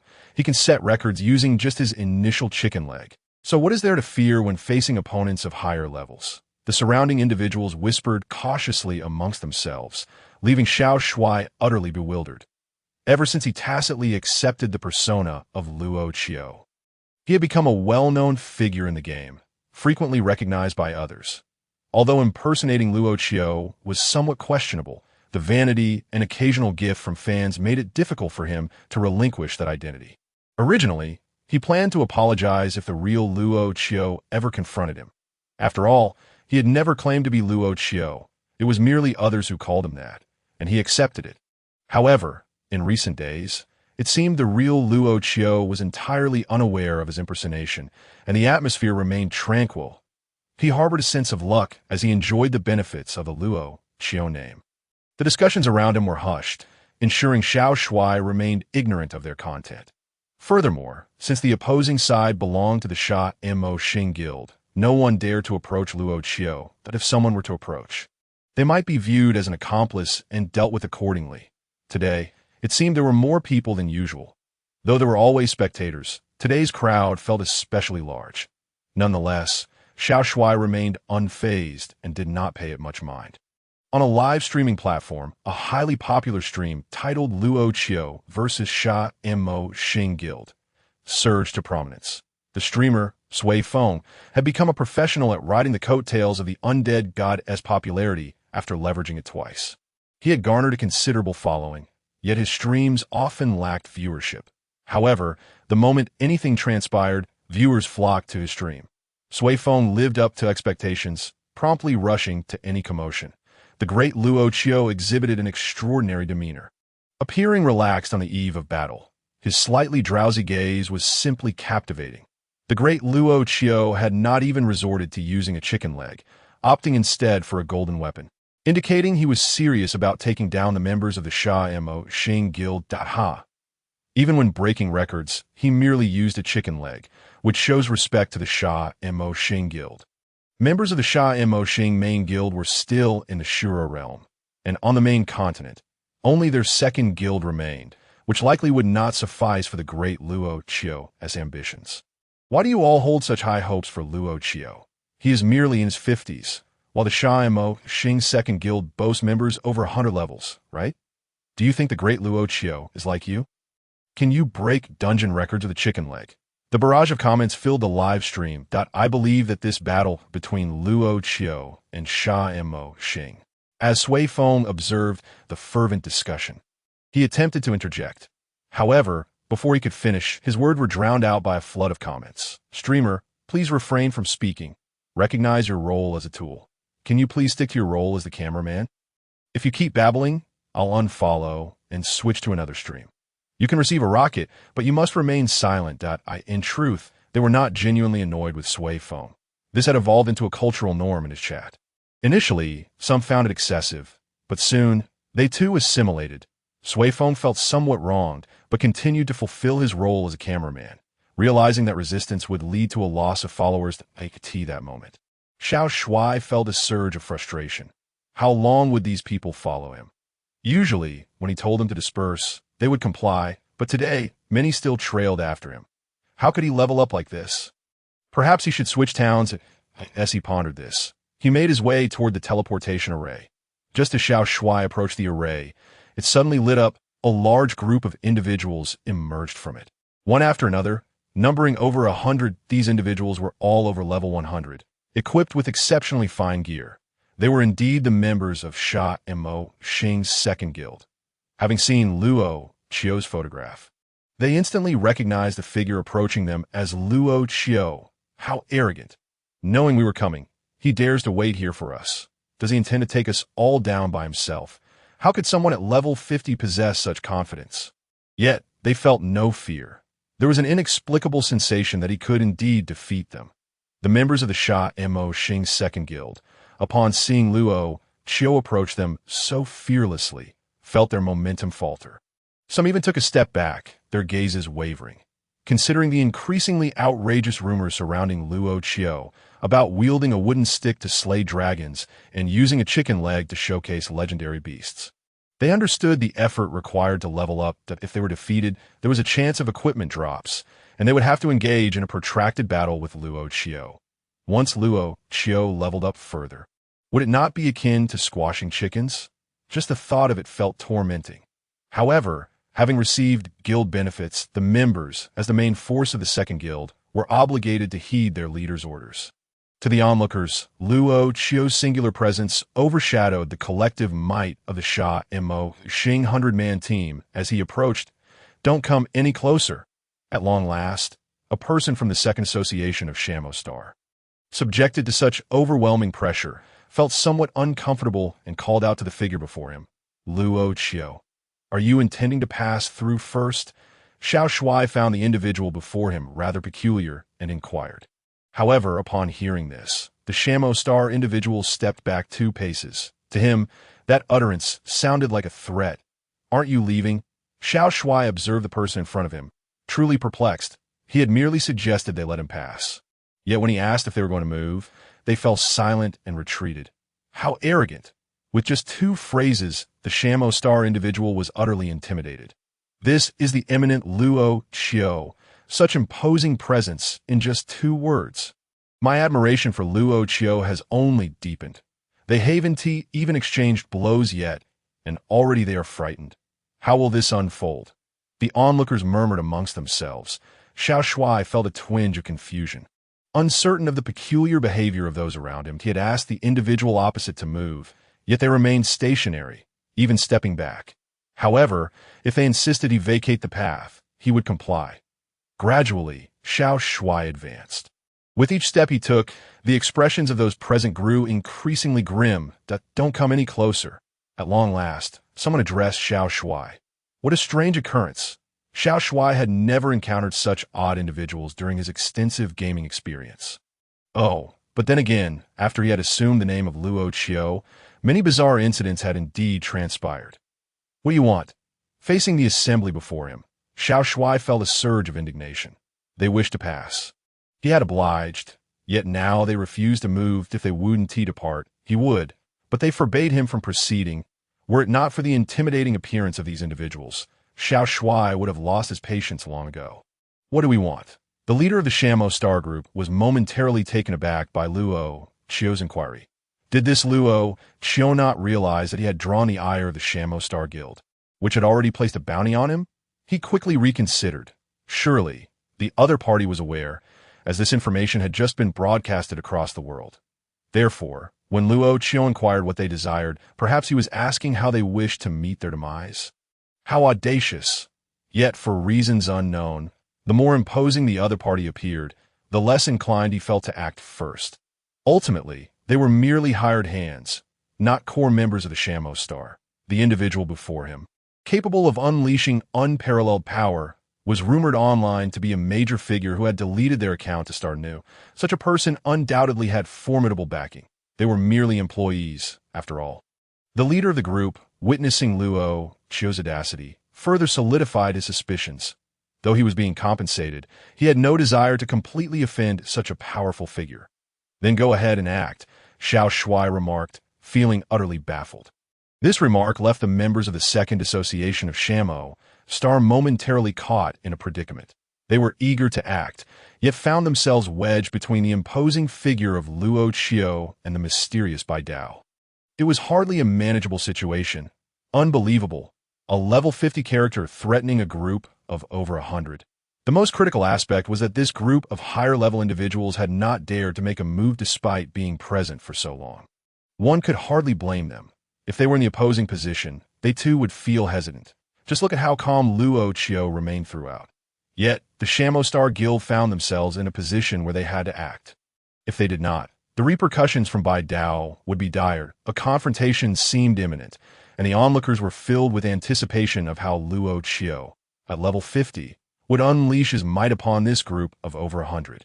The crowd was captivated, each spectator brimming with excitement. Meanwhile, this scene was being recorded by viewers in a live stream, quickly transforming into a viral video. In no time, the video skyrocketed in views, climbing the ranks of various platforms. Is this the record-breaking Luo Qiu? Provoking such an individual was truly unwise for the Shamo Star Guild. This could very well be considered a historic moment in gaming. A level 50 instilling fear into a group of over 100. Have you seen Luo Qiu's golden weapon? A mere chicken leg could ravage a dungeon. Wielding a golden weapon is tantamount to slaughter. Hurry and tune into the livestream. Concurrently, many were drawn to the spectacle, with countless viewers flocking to the stream. The leader of the Shamo Star Second Association could not help but take notice of how his group appeared as jesters, cowed by a level 50 Luo Qiu. He regained his composure. Indeed, Luo Qiu's aura was fearsome, yet if they did not act soon, Bai Dao would not spare them, while Luo Qiu remained unfazed by Bai Dao's bounty and maintained his composure. They could not afford such luxury. Once this patrol of guards passed, they would strike. The leader resolved firmly, communicating through the team channel. If the over-level individuals faced these town guards, they certainly had a fighting chance. However, they preferred to avoid conflict with the guards whenever possible, as engaging would drastically increase their infamy. Excessive infamy would lead to a bounty placed upon them by the Empire, despite Bai Dao's promises of compensation. Allowing them to confront Luo Qiu even within the town, the formidable pressure emanating from Luo Qiu left him feeling uneasy. Faced with a level 50 Luo Qiu, he harbored no confidence in being able to contend with him while dealing with the guard simultaneously. What are you doing? Xiao Shuai observed the actions of the individuals before him, his tone growing more assertive. After speaking, he felt a pang of apprehension. How had he dared to address this group in such a manner? The individuals before him began to encircle him.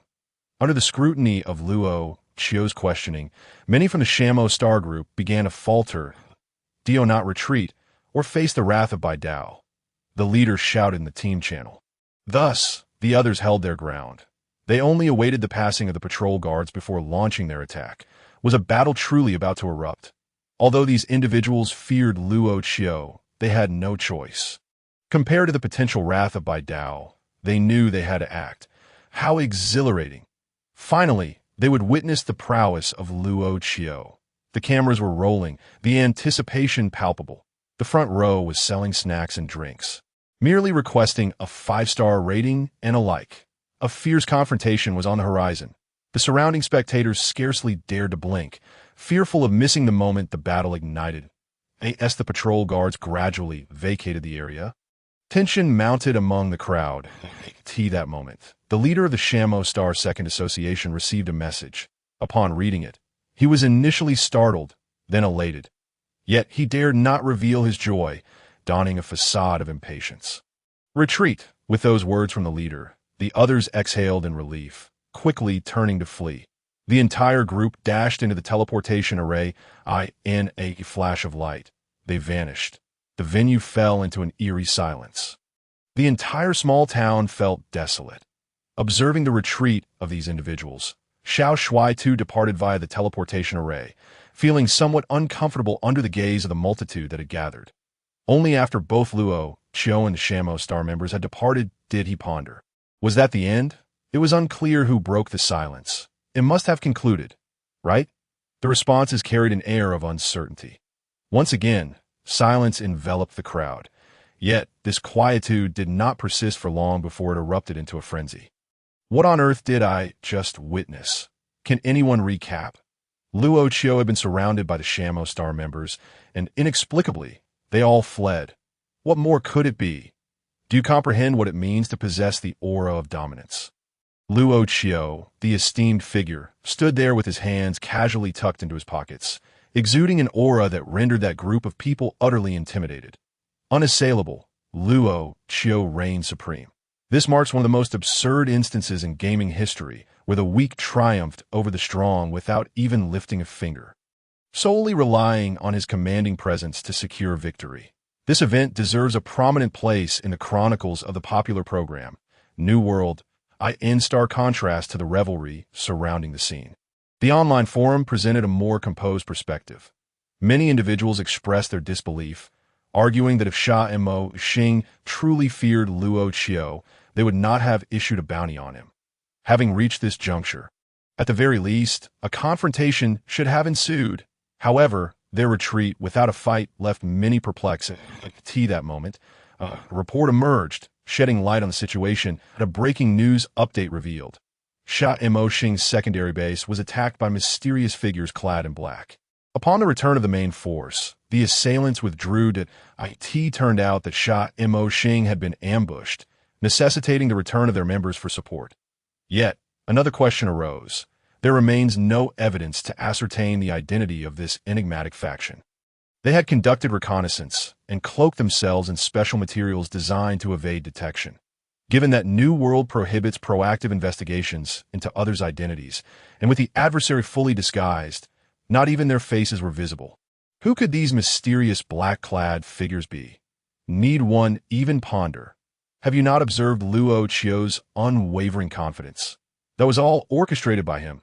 It appears that Luo Qiu is not merely a transient player from another game. Following this incident, his identity has only grown more enigmatic, and the leaders of the top guilds have confirmed that he has not deleted his account to restart. If only the identities of those black-clad figures could be uncovered, the mystery would unravel. Such naivety. Setting aside the difficulty of the investigation, even the paparazzi who might uncover this matter would hesitate to disclose it. I was present at the scene, intending to request an autograph.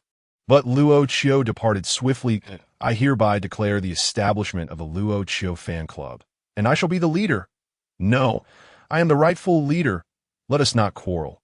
For fairness' sake, I shall assume leadership. In the small grove, the black-clad figures found their designated retreat location and, once confirming the area was clear, immediately utilized the teleportation scroll. Upon arriving at a secure location, the leader removed his mask. The imposing figure revealed was none other than Che. Boss, The task has been accomplished. De Chue gestured affirmatively. Our identities remain concealed, correct? Feng Yu squinted at De Chue. Rest assured, boss. I, De Chue, have handled it expertly. De Chue chuckled heartily. However, boss, we ought to have been informed directly. Does Sha Mo Xing truly dare to oppose us, the rising sun? At this moment, De Chue voiced his inner doubts. For now, refrain from questioning. Your efforts are appreciated. Return to your usual training spot with your team. Allow the imposters from the third team to return as well to avoid raising suspicion. Feng Yu casually instructed before terminating the call. Although De Chue was brimming with questions, he knew he must heed Feng Yu's words and proceeded to execute the instructions. After ending the call, Feng Yu rose from his chair and stretched his limbs. Indeed, the entire affair had been orchestrated by him to avoid suspicion. He had even fabricated alibis for De Chue and the others, though he could not fathom why Luo Qiu did not intervene to protect his puppet. He mused that this action might assist in resolving certain inconvenient matters for him. With this thought, Feng Yu couldn't help but smile knowingly. Through the insights provided by his elder brother Wu Jian, he grasped that Luo Qiu might not require his assistance. Yet he could not adopt the detached stance suggested by the cool-headed tone. Even if he could not provide timely aid, he should at least refrain from being superficially helpful. Although he did not reveal his identity, Feng Yu felt confident that the forces behind Luo Qiu could be traced. Thus, he could engage with Luo Qiu on equal footing rather than groveling. Additionally, this approach would prevent him from incurring the wrath of Lord Q. Assist openly would be akin to confronting Lord Qin directly. Undertaking this task while concealing his identity meant that, even if Lord Qin discovered the truth, he would merely feel disgruntled, without losing face. Ultimately, this was a trivial matter. Given Lord Qin's busy schedule, he had little time to concern himself with the mischief of his wayward subordinates. This maneuver would undoubtedly solidify the Rising Sun Guild's position, ensuring no loss on their part. Feng Yu commended his own cleverness. Although this strategy was devised entirely by his elder brother, it would be remiss to overlook his own contributions. In the toy water park, Su Chun was engrossed in the dungeon, blissfully unaware of the events unfolding outside. From dawn until dusk, and from dusk until the moonrise, he continued his relentless grind as Jetgu successfully felled the swordplay ladybug. He upheld his title as the swordplay king with honor. Ding! Perhaps it was Jieji's determination to safeguard his reputation that moved the dungeon itself. From the defeated swordplay ladybug, 3 experience stones dropped. These experience stones were non-tradable, yet Su Chun had no intention of selling them. Instead, he promptly absorbed them, resulting in 2 consecutive flashes of white light signifying his level up, having already maxed out his experience at level 53. The infusion from the 3 experience stones propelled him directly to level 55. It was time to take a break for the day. Su Chen glanced at the clock, feeling quite fatigued, laying atop the wind without a blanket. He felt the chill in the air. Observing the Night King collapse on the ground, and the High Sorcerer barely propping himself up with his staff, Su Chun felt optimistic about everyone's bright future.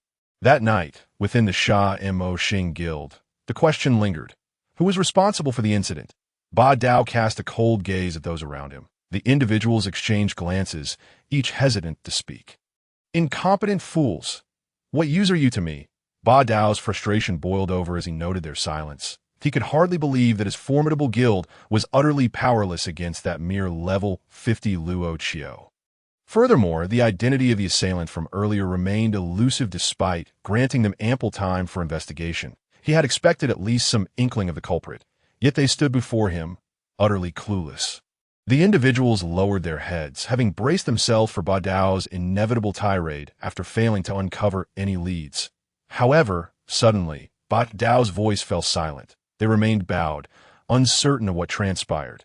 You may leave. Ba Dao's demeanor shifted abruptly, his tone calming. The group exchanged wary glances, none daring to be the first to exit, fearing Ba Dao might choose to make an example of the one who did. I said leave. Do I need to invite you out?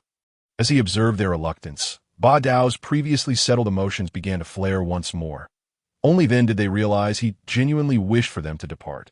The group hastily retreated, not daring to linger further. Once they had all exited, Ba Dao, still uneasy, meticulously checked the windows to ensure they were securely fastened. Finally, he cautiously initiated a video call.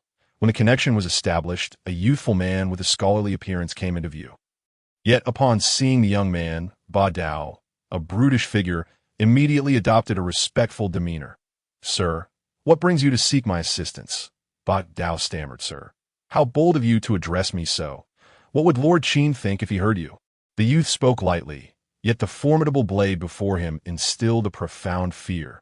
The individual standing there was none other than Fu Hailong from the Dragon Court Guild, who had expended considerable resources to summon the renowned strategist known as a... The mention of Lord Chen's name from his lips clearly indicated that his true allegiance lay with the legendary figure of Lord Chen. If Fu Hailong were to witness this scene, he would undoubtedly be infuriated, realizing that the strategist he had painstakingly retrieved had turned out to be a traitor. "Gui Shi, I was foolish. I beseech your mercy." The blade, trembling with trepidation, gazed at Tianqi. They were not merely engaged in tasks for Lord Chen in the game, but mirrored that loyalty in reality as well. Despite both serving Lord Chen, the disparity in status between him and the young man known as Gui Swan was as vast as the heavens and the earth. Thus, upon seeing Tianqi, he mistakenly addressed him incorrectly, influenced by the thoughts of his subordinates. "Enough, I've come to convey a matter to you."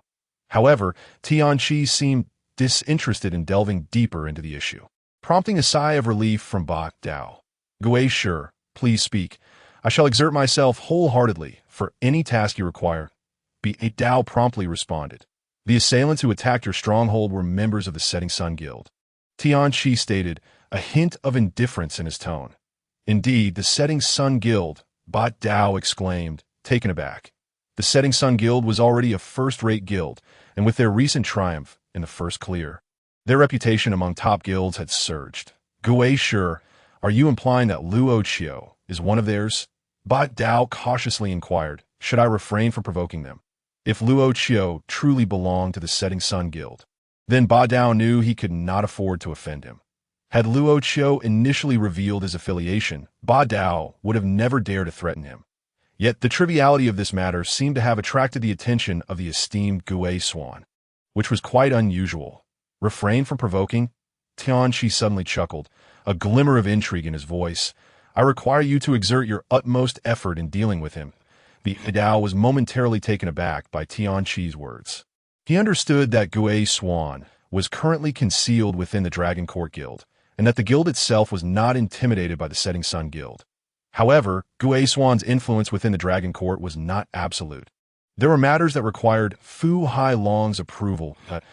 In other words, Gui Swan lacked a justifiable reason to mobilize the Dragon Court Guild in his favor, although they both served Lord Chen. Ba Dao knew he must maintain a degree of respect for Gui Swan. After all, while Lord Chen had generously provided some resources, the arduous journey of managing Sha Mo Xing had not been easy. If Lord Chen were to issue a command, the guild could easily be sacrificed. Yet, Gui Swan, despite his higher rank, had never offered him any assistance. Merely a word from him demanded that Ba Dao rally the guild against the Setting Sun Guild. Did that not equate to recklessly jeopardizing the guild's existence? In the event that Gui Swan could not provide support, there was no guarantee that Lord Chen would even remember Ba Dao's existence. "Luo Qiu is not a member of the Setting Sun Guild. Though I cannot utilize the Dragon Court's power to directly aid you, the shadow guards left by Lord Chen may be at your disposal if necessary." Tianqi observed Ba Dao's hesitation and discerned his thoughts with remarkable acuity. Upon hearing that Gui Swan was willing to deploy the shadow guard bequeathed by Lord Chen, Ba Dao's confidence surged. He understood the formidable power of Lord Chen's shadow guards, which reassured him greatly. "Gui Shi, I shall not disappoint your expectations," Ba Dao promptly resolved. "I shall lead the main force back from the Shura realm to besiege Luo Qiu. When the time comes for you to act, I shall notify you. For now, allow your second guild to probe the waters. The members of the Setting Sun Guild are covertly assisting him. There must be some force behind him as well. Your task is simply to draw out that force," Tianqi instructed before abruptly ending the call. Once the call was terminated, Ba Dao exhaled deeply after a 10-second pause. "Damn it, to be used as a pawn by Gui Swan. What possessed me to provoke that Luo Qiu?" He cursed under his breath. And Luo Qiu, if you have such a powerful backing, why not announce it openly? Had you done so, I would not have bothered you. After cursing Gui Swan, he unleashed a tirade against Luo Qiu. Ultimately, he was never the hardened brute that the outside world perceived him to be, although he was often seen as a reckless thug. A mindless brute would never qualify to serve Lord Qin's interests. He still possessed a fundamental understanding of the situation. He was capable of yielding when necessary, just as Gui Swan had mentioned the involvement of the Setting Sun Guild. Ba Dao had already begun contemplating letting the matter slide. Indeed, if the situation escalated, he would not hesitate to apologize or offer compensation. However, with Gui Swan utilizing him as a pawn for testing, any chance of reconciliation was now out of the question. He was left with no choice but to confront the enigmatic Luo Qiu. 2 days passed. For Su Chen, these days had proven rather amusing. He was aware that Sha Mo Xing had sought out the player impersonating him. Initially, he believed that the impersonator would crumble under the pressure of Sha Mo Xing's pursuit, inevitably revealing his identity. However, to his surprise, after the attack on Sha Mo Xing's stronghold, the impersonator managed to escape unscathed. For the past 2 days, he had been perfectly safe, not pursued by anyone. Post-incident, Sha Mo Xing seemed to have lost their drive. While the bounty on him remained, they appear to be merely going through the motions of searching for Luo Qiu, with everyone seemingly slacking off. This left Su Chen perplexed as to their intentions. His knowledge of Ba Dao was limited, as this individual had not made waves in history and thus provided little useful intelligence. Nevertheless, as long as they did not trouble him, he was content to focus on leveling up in peace. With diligent effort, he finally reached level 6 through that IT had been arduous. Why couldn't he simply delegate his online presence and return to reality? Su Chen stretched his neck after the grueling days. Although his subordinates had been handling the monster slaying, he still needed to be online to pass the time. He sought out some online mini-games, which turned out to be quite entertaining. However, he became so engrossed that his neck began to ache. Wasn't that more exhausting than the nights lying on the ground resting? Let me see if there are any new legacy skills at level 60. Su Chen was eager to discover whether he had acquired any new skills. Player, Luo Qiu class, God of the Undead level, 60 strength, 701 intelligence, 1015 stamina, 588 spirit, 1083 physical defense, 10900 magical defense, 9800 legacy skills, summon ordinary skeleton soldier, soul bestowal, dark mark, dark evolution, mind fusion, you and your contract spirit, not a skeleton soldier. Reach a new agreement through the flower of contract. This agreement must be signed only if the contract spirit genuinely submits. Upon signing, the contract spirit's level will grow alongside yours, and the evolutionary barriers will open, allowing for devouring evolutionary tiers. Upon reaching epic quality, true mind fusion will be unlocked. True mind fusion. Merge with your contract spirit. The contract spirit temporarily merges with you, and all skills and equipment of the contract spirit become universal with yours. You may choose the body of either party, with full control remaining with you. Note, the flower of contract will only bloom under suitable circumstances, as long as the contract spirit sign through the flower of contract remains alive. You may choose to resurrect from that contract spirit. What is this? Su Chen opened his palm and discovered a delicate blue flower materializing from his hand. Presumably, this was the contract flower mentioned in the skill description. The contract flower hovered in the air, emanating a gentle light that spread like faint ripples across water. The exhausted figures of the Night King, the Archmage, and the others, who had collapsed on the ground, were all captivated by this soft blue glow. As the light waves touched them, it seemed to unravel some form of confinement that bound them. Yet, it was too faint, merely a simplistic guidance. Gazing at the contract flower, Su Chen had never before displayed such a lack of composure since entering the game. His hand trembled, and despite his efforts to remain calm, he could not contain it. After the merging of the two realms, players' infinite respawns had vanished, transforming it into a true world. This contract flower, a manifestation of a signed contract spirit, equated to an additional life. It was no longer a mere game attribute. That moment, a transformation occurred. The contract flower began to rotate in mid-air, slowly fading away. Much like a night blooming cereus, it blossomed swiftly yet withered just as quickly. Initially, Chen had contemplated that this contract flower would seek a sufficiently powerful contract spirit to gradually tame before utilizing it. However, he harbored no doubt that if he did not make a decision soon, the contract flower would perish. You wish to genuinely submit to me? He addressed the assembled spirits. I cannot say whether you perceive anything from the contract flower, but I can forewarn you that after signing the contract, there may come a day when you are replaced. I once promised that if any of you were unwilling, when I have no further need of you, I would return your freedom. That Chen directed his gaze toward the first-tier contract spirits and spoke slowly. As the skill indicated, what was required was true submission. Submission born of coercion held no value. Before signing the contract flower would certainly instill the contract's contents within them. Concealing it would only diminish the likelihood of successful signing. Forcing them to accept the contract flower would likely result in a futile endeavor, as the flower would not take effect. Chen's gaze fell upon the lizard-man Archmage, who had once pledged loyalty to him. Yet, the contract flower had just revealed the contents to it, and now, under Chen's scrutinizing gaze, it hesitated to respond.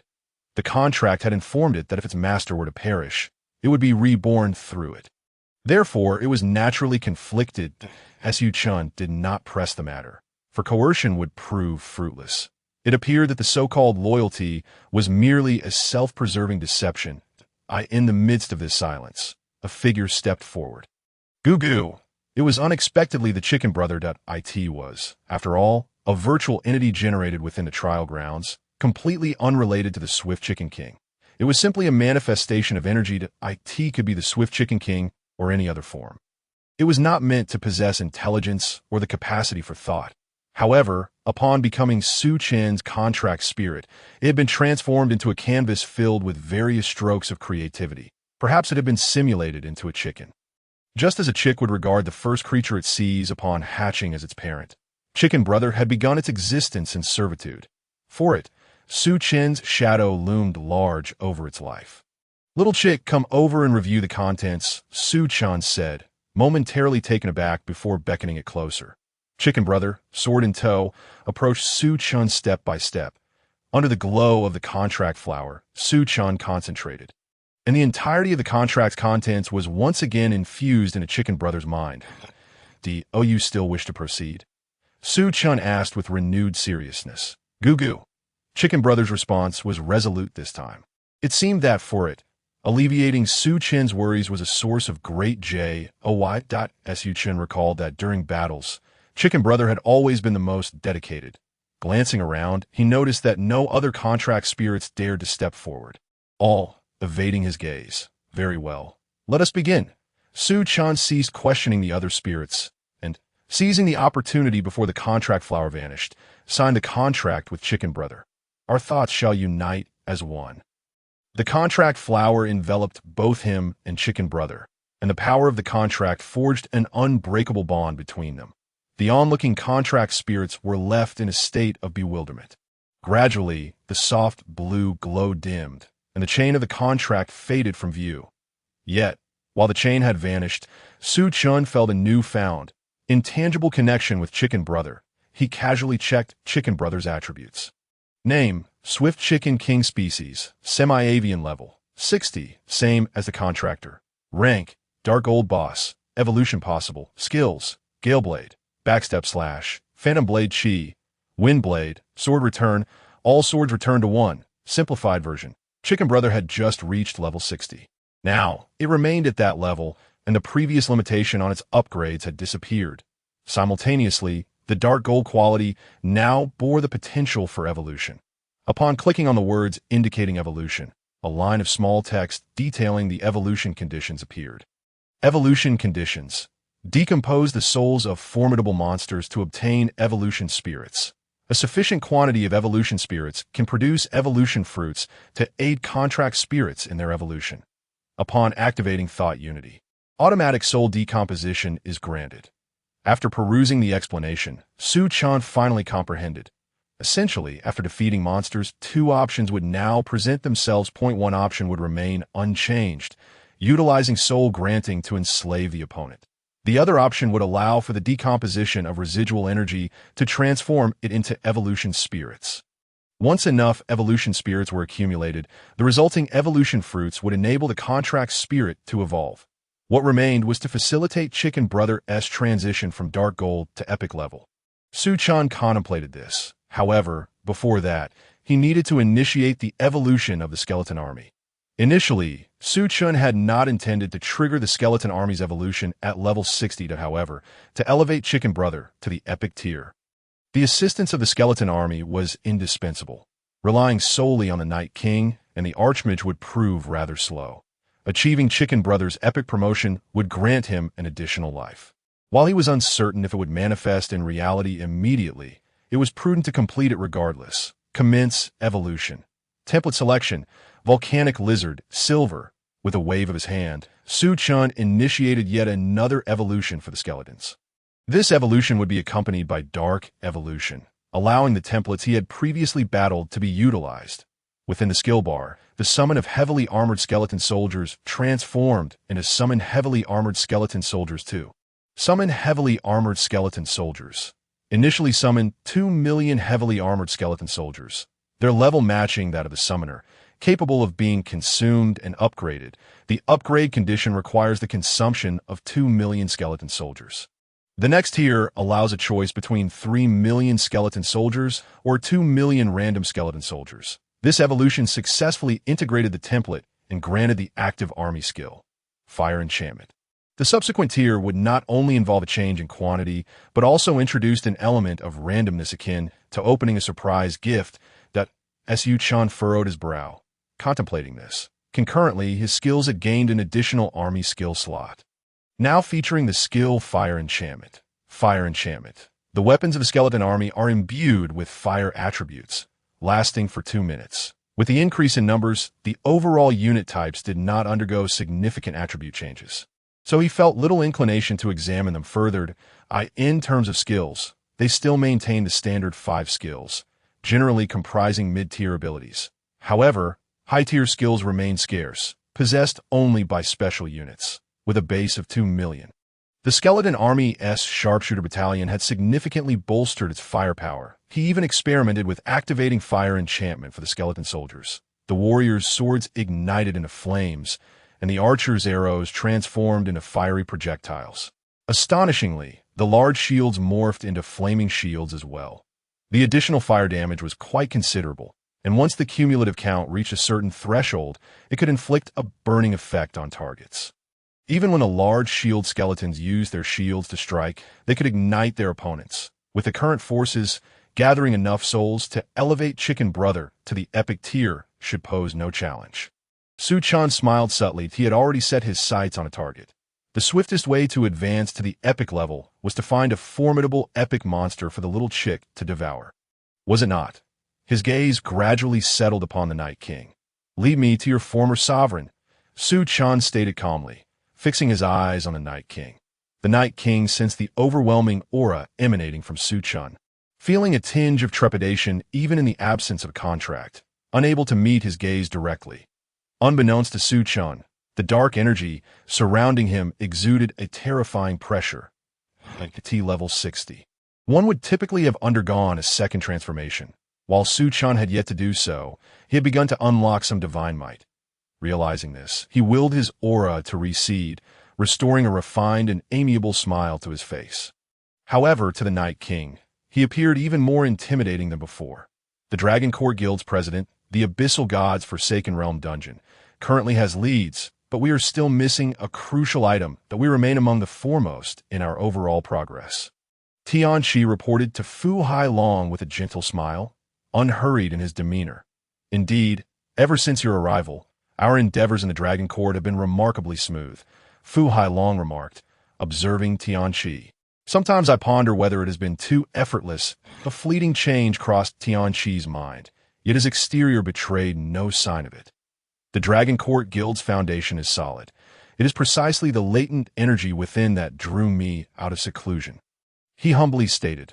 When their gazes met, he maintained an air of equanimity, neither servile nor arrogant. Haha, I have always had complete confidence in entrusting the guild to you. Fu Hailong suddenly beamed, patting Tianqi on the shoulder. By the way, how was the progress with that fellow named Luo Qiu? Fu Hailong inquired further. Apologies, I have been preoccupied with matters concerning the new dungeon, so I assigned my disciple Shi and to oversee this matter. Tianqi replied, and oh worries, the new dungeon takes precedence. You may attend to that first. Fu Hailong waved his hand dismissively. Tianqi nodded and exited the hall. Outside the hall, a carriage awaited him. Beside the carriage stood a neatly dressed young girl, simply attired, waiting for him. Teacher, she greeted, lowering her head upon seeing Tianqi. We shall discuss it later, he replied without a hint of emotion as he boarded the carriage. The girl promptly took the reins, transporting Tianqi to his residence. The journey was marked by silence. Upon arriving at his abode, the girl waited at the entrance. Come in. I have matters to discuss with you, Tianqi said as he entered, not bothering to look back. Yes, teacher, the girl responded, finally daring to step inside Tianqi's dwelling. This was not merely due to Tianqi's disposition, but also because the exterior was shielded by a magical array, preventing entry without his consent. This young girl was none other than Tianqi's disciple. Sure, and once inside, Tianqi waved his hand gently, sealing off the external world with the magical array. Their conversation would remain unheard by those outside. Rather than speaking immediately, he settled into a grand chair, closing his eyes to rest. Shuren, perceptive as ever, promptly prepared tea for him. After a brief wait, Tianqi slowly opened his eyes. What have you uncovered about Luo Qiu? He inquired, raising the cup to his lips and gently blowing on the tea. The rumors surrounding Luo Qiu from the outside are false, Shuren answered promptly. How long did it take? Tianqi asked. His expression, neutral. 0.8 hours. Shuren replied, honestly 0.8 hours. I shall consider that satisfactory, but it is still far from enough if you were to undertake tasks specifically for Lord Chen, Tianqi acknowledged with a nod. A silence enveloped the room as he fell quiet. Teacher, if you were already aware, why did you allow Ba Dao to target that false Luo Qiu? Shuren could no longer contain her curiosity. Do you believe Ba Dao was able to deal with that false Luo Qiu?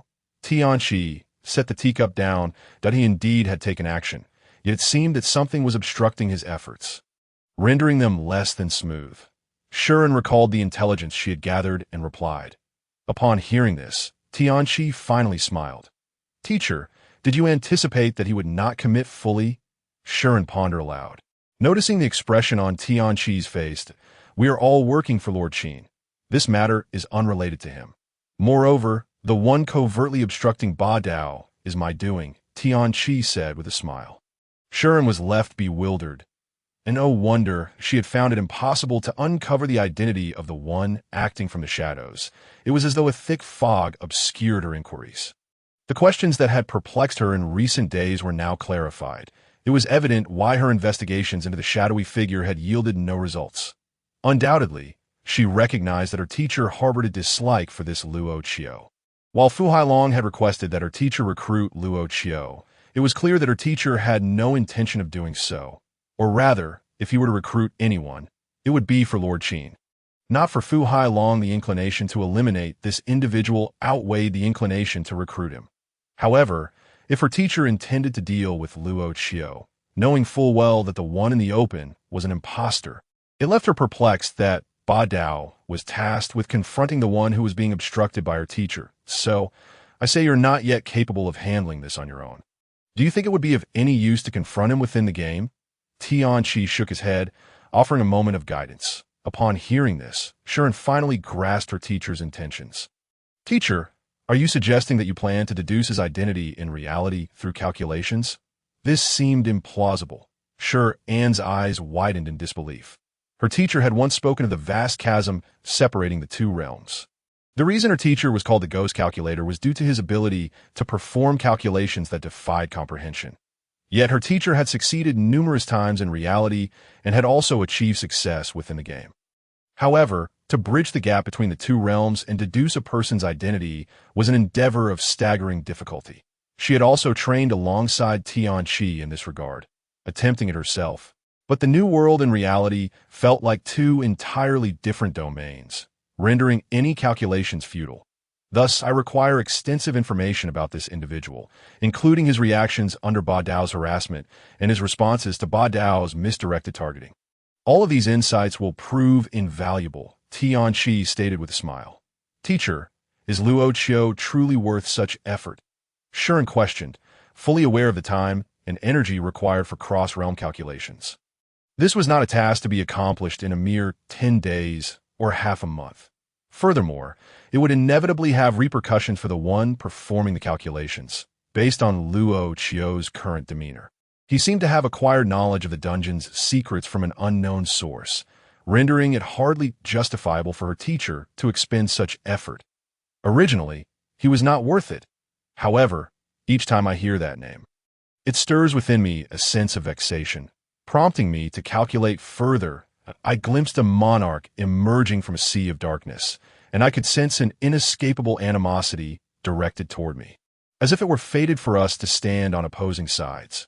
Upon reaching this point, he refrained from elaborating further. In her teacher's gaze, Shuren discerned a long-lost glimmer of fear. She finally understood why her teacher would go to such lengths, expending his energy on cross-realm calculations. Nevertheless, there is no need for alarm. Recently, I have sensed the distance between the two realms closing. What once required 3 to 5 years for calculations may now take place within a year, or even a matter of months. If I can get close to him, my deductions should proceed more swiftly. With Lord Chen backing us, as long as we identify him, we can exert control over him. Tianqi suddenly beamed with a smile. Hey, your disciple, I am willing to alleviate your concerns. I can disguise myself to approach him, Shuren offered, bowing her head. Tianqi regarded her with a smile. Your willingness is commendable. However, if the opportunity arises, I shall still prefer to handle it personally, he replied, waving his hand. Shuren, understanding Tianqi's desire to rest, discreetly withdrew in the blazing barrier. Su Chen returned to the realm of fiery flames. This time, his objective was crystal clear, the Flame Monarch. The monarch resided within the palace, and, ordinarily, it would require a fierce assault from the outside to breach its defenses. The palace was laden with numerous traps and guarded by elite sentinels. However, with the Flame Night King as his guide, the task became significantly easier. The Night King wielded a chain forged from flames, while a spectral knight supported Su Chen, making him appear as if he were captive. As they approached the entrance, the palace guards obstructed their path. I bring word to the king. I have captured a human spy and extracted crucial secrets of the human empire from him. The Night King proclaimed to the guard before him. Please wait, Night King, the guard replied respectfully. Moments later, the guard returned. The king permits your entry, he announced, stepping aside to allow the Night King passage. The Flame Palace was vast, and due to the Night King's need to report significant intelligence, he was not prohibited from writing that as they traversed the interior, numerous high-ranking Flame Sentinels patrolled the vicinity. Su Chen and the Night King smoothly made their way inside, eventually arriving at a dark crimson door. Before them stood a massive stone pillar, thick and ablaze, connecting the ceiling of the palace. In front of this pillar loomed a colossal throne crafted from an obsidian-like material. Deep and imposing, seated languidly upon the throne was the Flame Monarch, towering a height of 5 to 6 meters, his form enveloped in dark red flames, accentuated by the flowing magma surrounding the throne, imparting an air of immense authority. Upon sensing the Night King's entrance, the monarch snapped his fingers, causing the great door behind him to slam shut with a resounding thud. The Night King dismounted and knelt on one knee, performing the knightly salute that "My Knight, I have heard you bring good tidings." The Flame Monarch intoned with a voice imbued with gravity that "My King, the matter is of great importance. I request to seal the space to report." The Night King replied firmly, still kneeling. The oppressive aura of the Flame Monarch made it difficult for the Night King to maintain eye contact. However, Su Chen, perched upon his steed, remained unfazed by this pressure. Instead, the monarch's presence stirred the divine power within Su Chen, compelling him to suppress this burgeoning force. "My King, may your discernment be true. Should I utter a single falsehood, I would accept banishment from the Flame Legion without protest." The Night King declared, bracing against the weight of the monarch's aura. Under the pressure of the Flame Monarch, he could not lie, yet he spoke the truth nonetheless, upon hearing the Night King's words. The Flame Monarch found them credible, but he believed that the Night King would not dare deceive him, especially after expressing willingness to forfeit his place within the Legion. The Flame Monarch adjusted a mechanism on his throne. With a resounding crash, dozens of stone pillars emerged from the ground, forming an invisible energy field that sealed the entire hall, isolating it from the outside world. This seal is impenetrable. Even I would require considerable effort to dismantle it. The Flame Monarch stated, fixing his gaze upon the Night King, "I hope your news is sufficiently exhilarating." Otherwise, but before he could finish, he sensed something amiss. Initially, he had overlooked it, but now, with the space sealed, he could discern the Night King's diminished strength.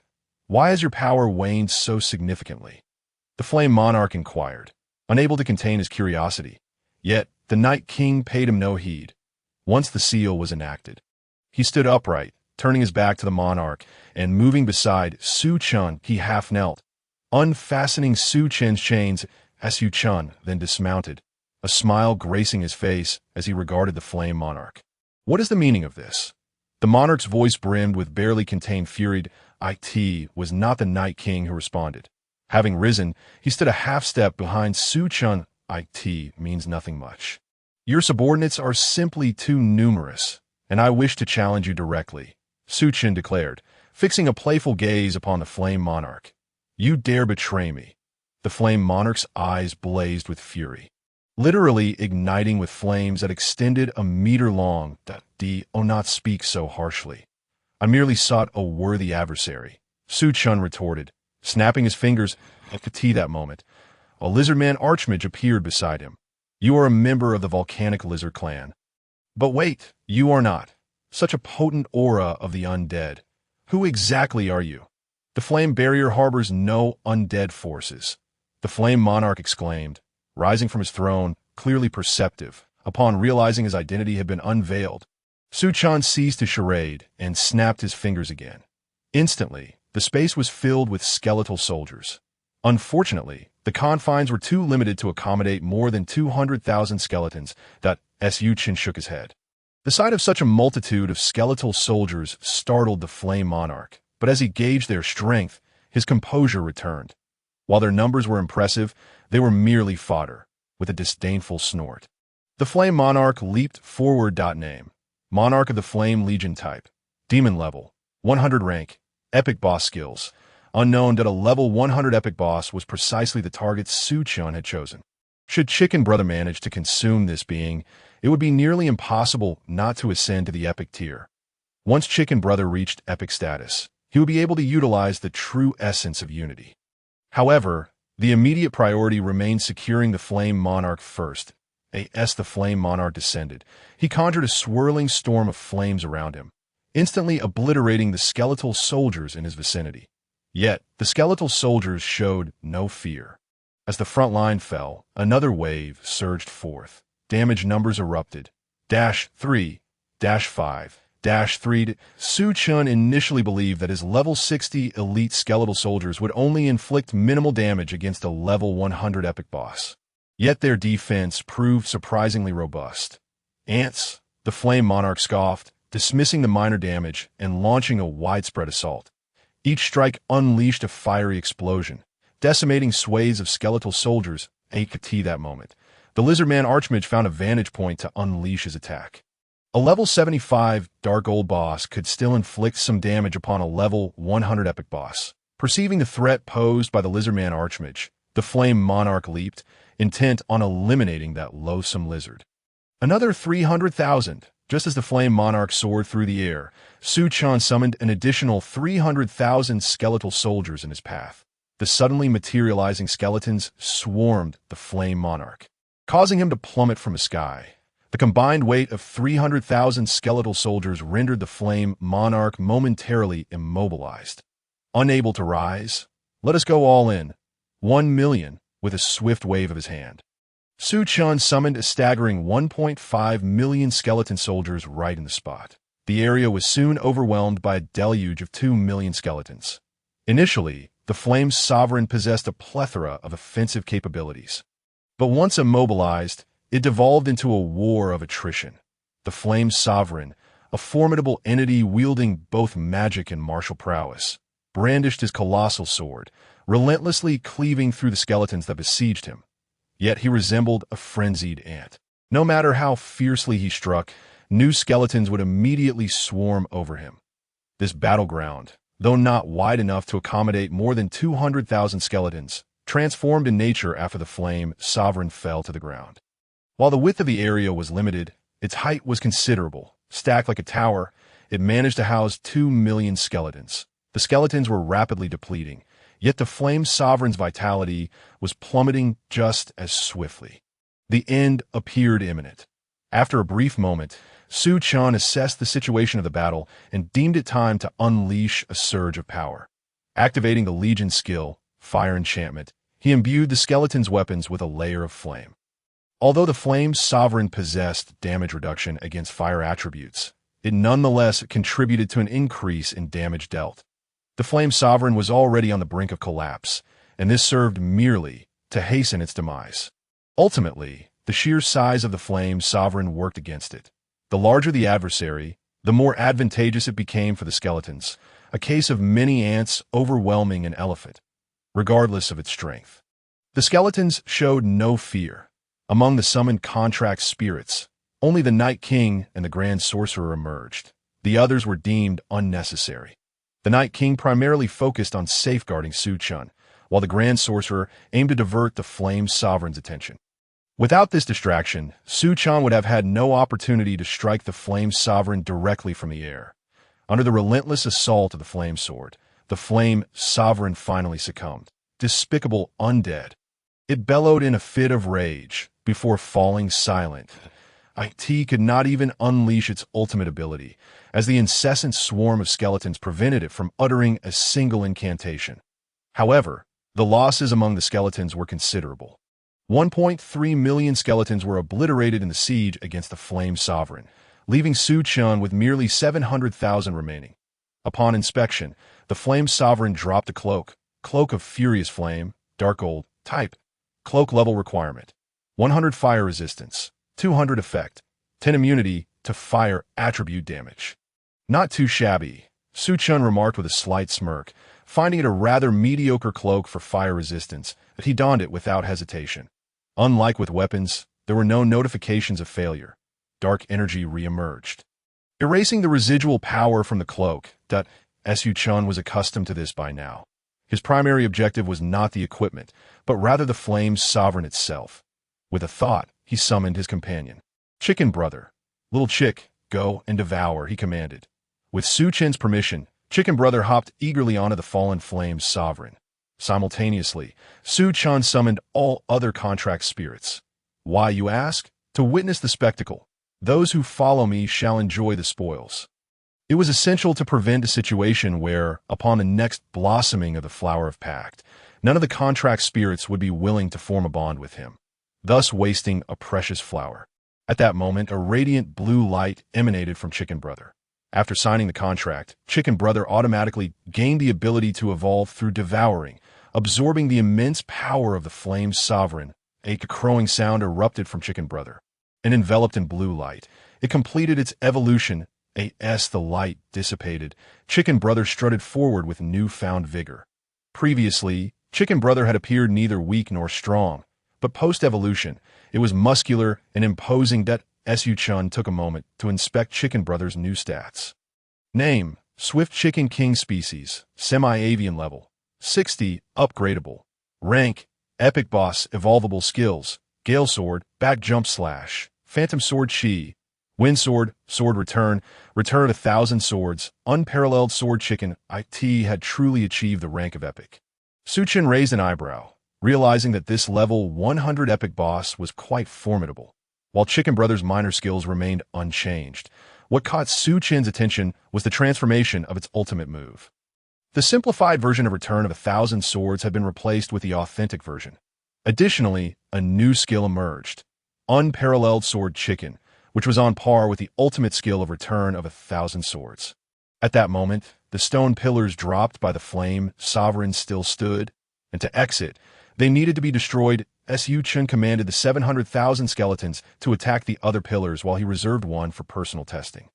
Rather than issuing orders to Chicken Brother, he preferred to experiment himself. That we are one in thought, Su Chen declared, focusing on Chicken Brother and activating the skill, True Unity of Thought, before Su Chen appeared an option to transform into himself or into Chicken Brother.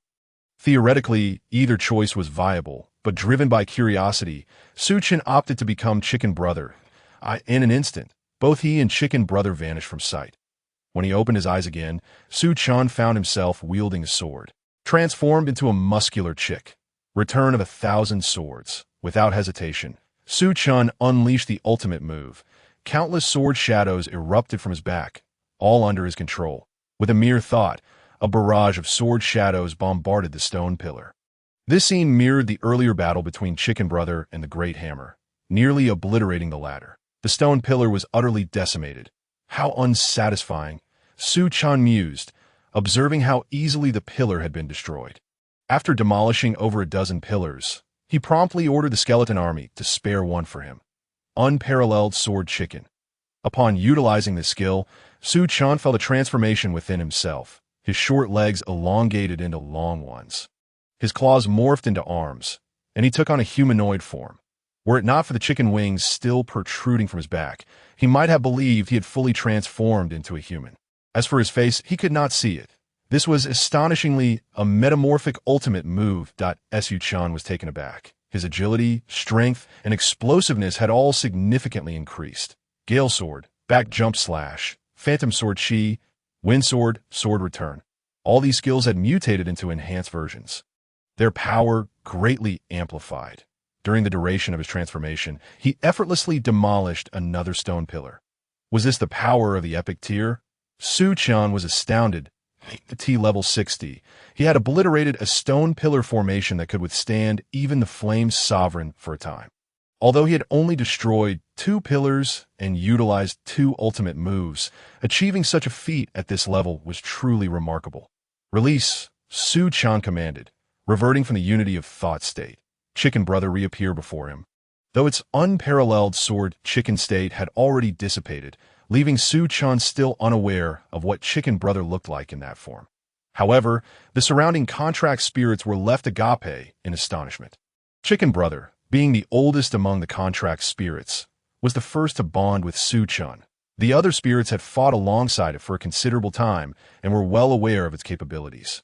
Witnessing Chicken Brother's breakthrough to such formidable strength, they were all filled with envy. Meanwhile, Chicken Brother flaunted its muscles, showcasing its newfound prowess. Su Chen, witnessing this display, felt a surge of satisfaction. His objective had been achieved. With a personal demonstration, he hoped that when the flower of Pact bloomed again, it would not go to waste. I could see that moment. The 700,000 skeletons had nearly destroyed all the remaining stone pillars. It's time to retreat. Upon stepping outside, there was no longer a need for Knight Wong to escort him. After dismantling the isolation stone array, he could return to the city directly. With a mere thought, he summoned all his skeleton soldiers and contracted spirits back to him. Upon arriving in the town, Su Chen observed that night had fallen. He promptly logged off. Su Chen stretched his limbs, opening the window to let in the slightly chilly night breeze. He gazed up at the dimly lit starry sky, which had not been so vibrant in a long while. The pervasive issue of environmental pollution had cast a veil of haze over the heavens. What could possibly be the reason for the merging of these two worlds? Su Chen pondered as he stared into the inky blackness above. Despite hailing from the future and having endured one of humanity's darkest epochs, his status was not unlike that of an ordinary citizen. The truth of this world remained elusive to him, known only through the lens of those powerful figures who held sway over events and wished him to be aware of certain narratives. By the way, I wonder how my real-world abilities have fared. Su Chen recalled the numerous events of the day and resolved to assess his own strength. It was impossible to test how many skeleton soldiers he could summon. As the space was too confined, testing outside would undoubtedly raise suspicions. Yet today, Su Chen sensed something unusual. It felt as if something was eagerly awaiting his call. Following his instinct, he summoned the restless creature. Before him appeared a muscular chicken, brandishing a sword. Little chicken, Su-chan was momentarily taken aback by this unexpected visitor. Akati must be due to the contract flower, he surmised. This new pact had somehow transcended the barriers of the two worlds. Bringing the chicken over, cluck, cluck, the chicken, equally curious about its surroundings, behaved like a newly adopted pet. Sniffing here and pecking there. It was particularly drawn to the gaming pod, circling it with fascination. Wait a moment. Could the little chicken enable a fusion of thoughts? This idea suddenly struck Su-chan. Little chicken, he called out to the inquisitive creature. The chicken looked back at him with a puzzled expression. We shall merge our thoughts, Su-chan declared in his mind. Before the chicken could comprehend, Su-chan forcibly pulled it toward him. In his consciousness, an indescribable sensation emerged, compelling him to choose whose body to inhabit. In the new world, driven by curiosity, he had utilized the chicken's form, but this was the realm of reality. Naturally, he opted to use his own body as the primary vessel. Instantaneously, Su-chan's physique underwent a transformation. The chicken had grown considerably more robust after its ascension to an epic creature, and thus, upon merging, Su-chan also began to exhibit bulging muscles. However, these muscles appeared not exaggerated, but rather aesthetically pleasing. Rushing to the mirror, he marveled at his sculpted physique. Surely, he would clinch the championship if he participated in a bodybuilding competition. Yet concealing this newfound form was simple. A thin jacket would suffice to cover it. He also discovered that a sword now rested upon his back, which he realized could be concealed. Simultaneously, he felt a significant enhancement in his strength, perception, agility, and numerous other fundamental attributes. Just a moment ago, he had struck with such force that he punctured his iron pot. Before logging off, he had employed those skills, and to his astonishment, he found he could also utilize them in reality. Could it be that the chicken had directly brought its level 60 attributes into the real world? This revelation utterly astonished Su-chan. Perhaps the level 60 attributes had been somewhat diminished. After all, he had no means to test it accurately. However, judging by his ability to employ those skills, any reduction should not be substantial. Yet soon, Su-chan encountered a new dilemma. With only one pot at home, how could he prepare noodles if it were destroyed? He fell into deep contemplation. Having yet to eat dinner, he had planned to combine a late-night snack with his evening meal. But the pot had just been ruined during the test. Well then, perhaps it was best to eat out. Su-chan shook his head, donned a thin jacket, and stepped outside, taking advantage of the stretch of road devoid of passers-by.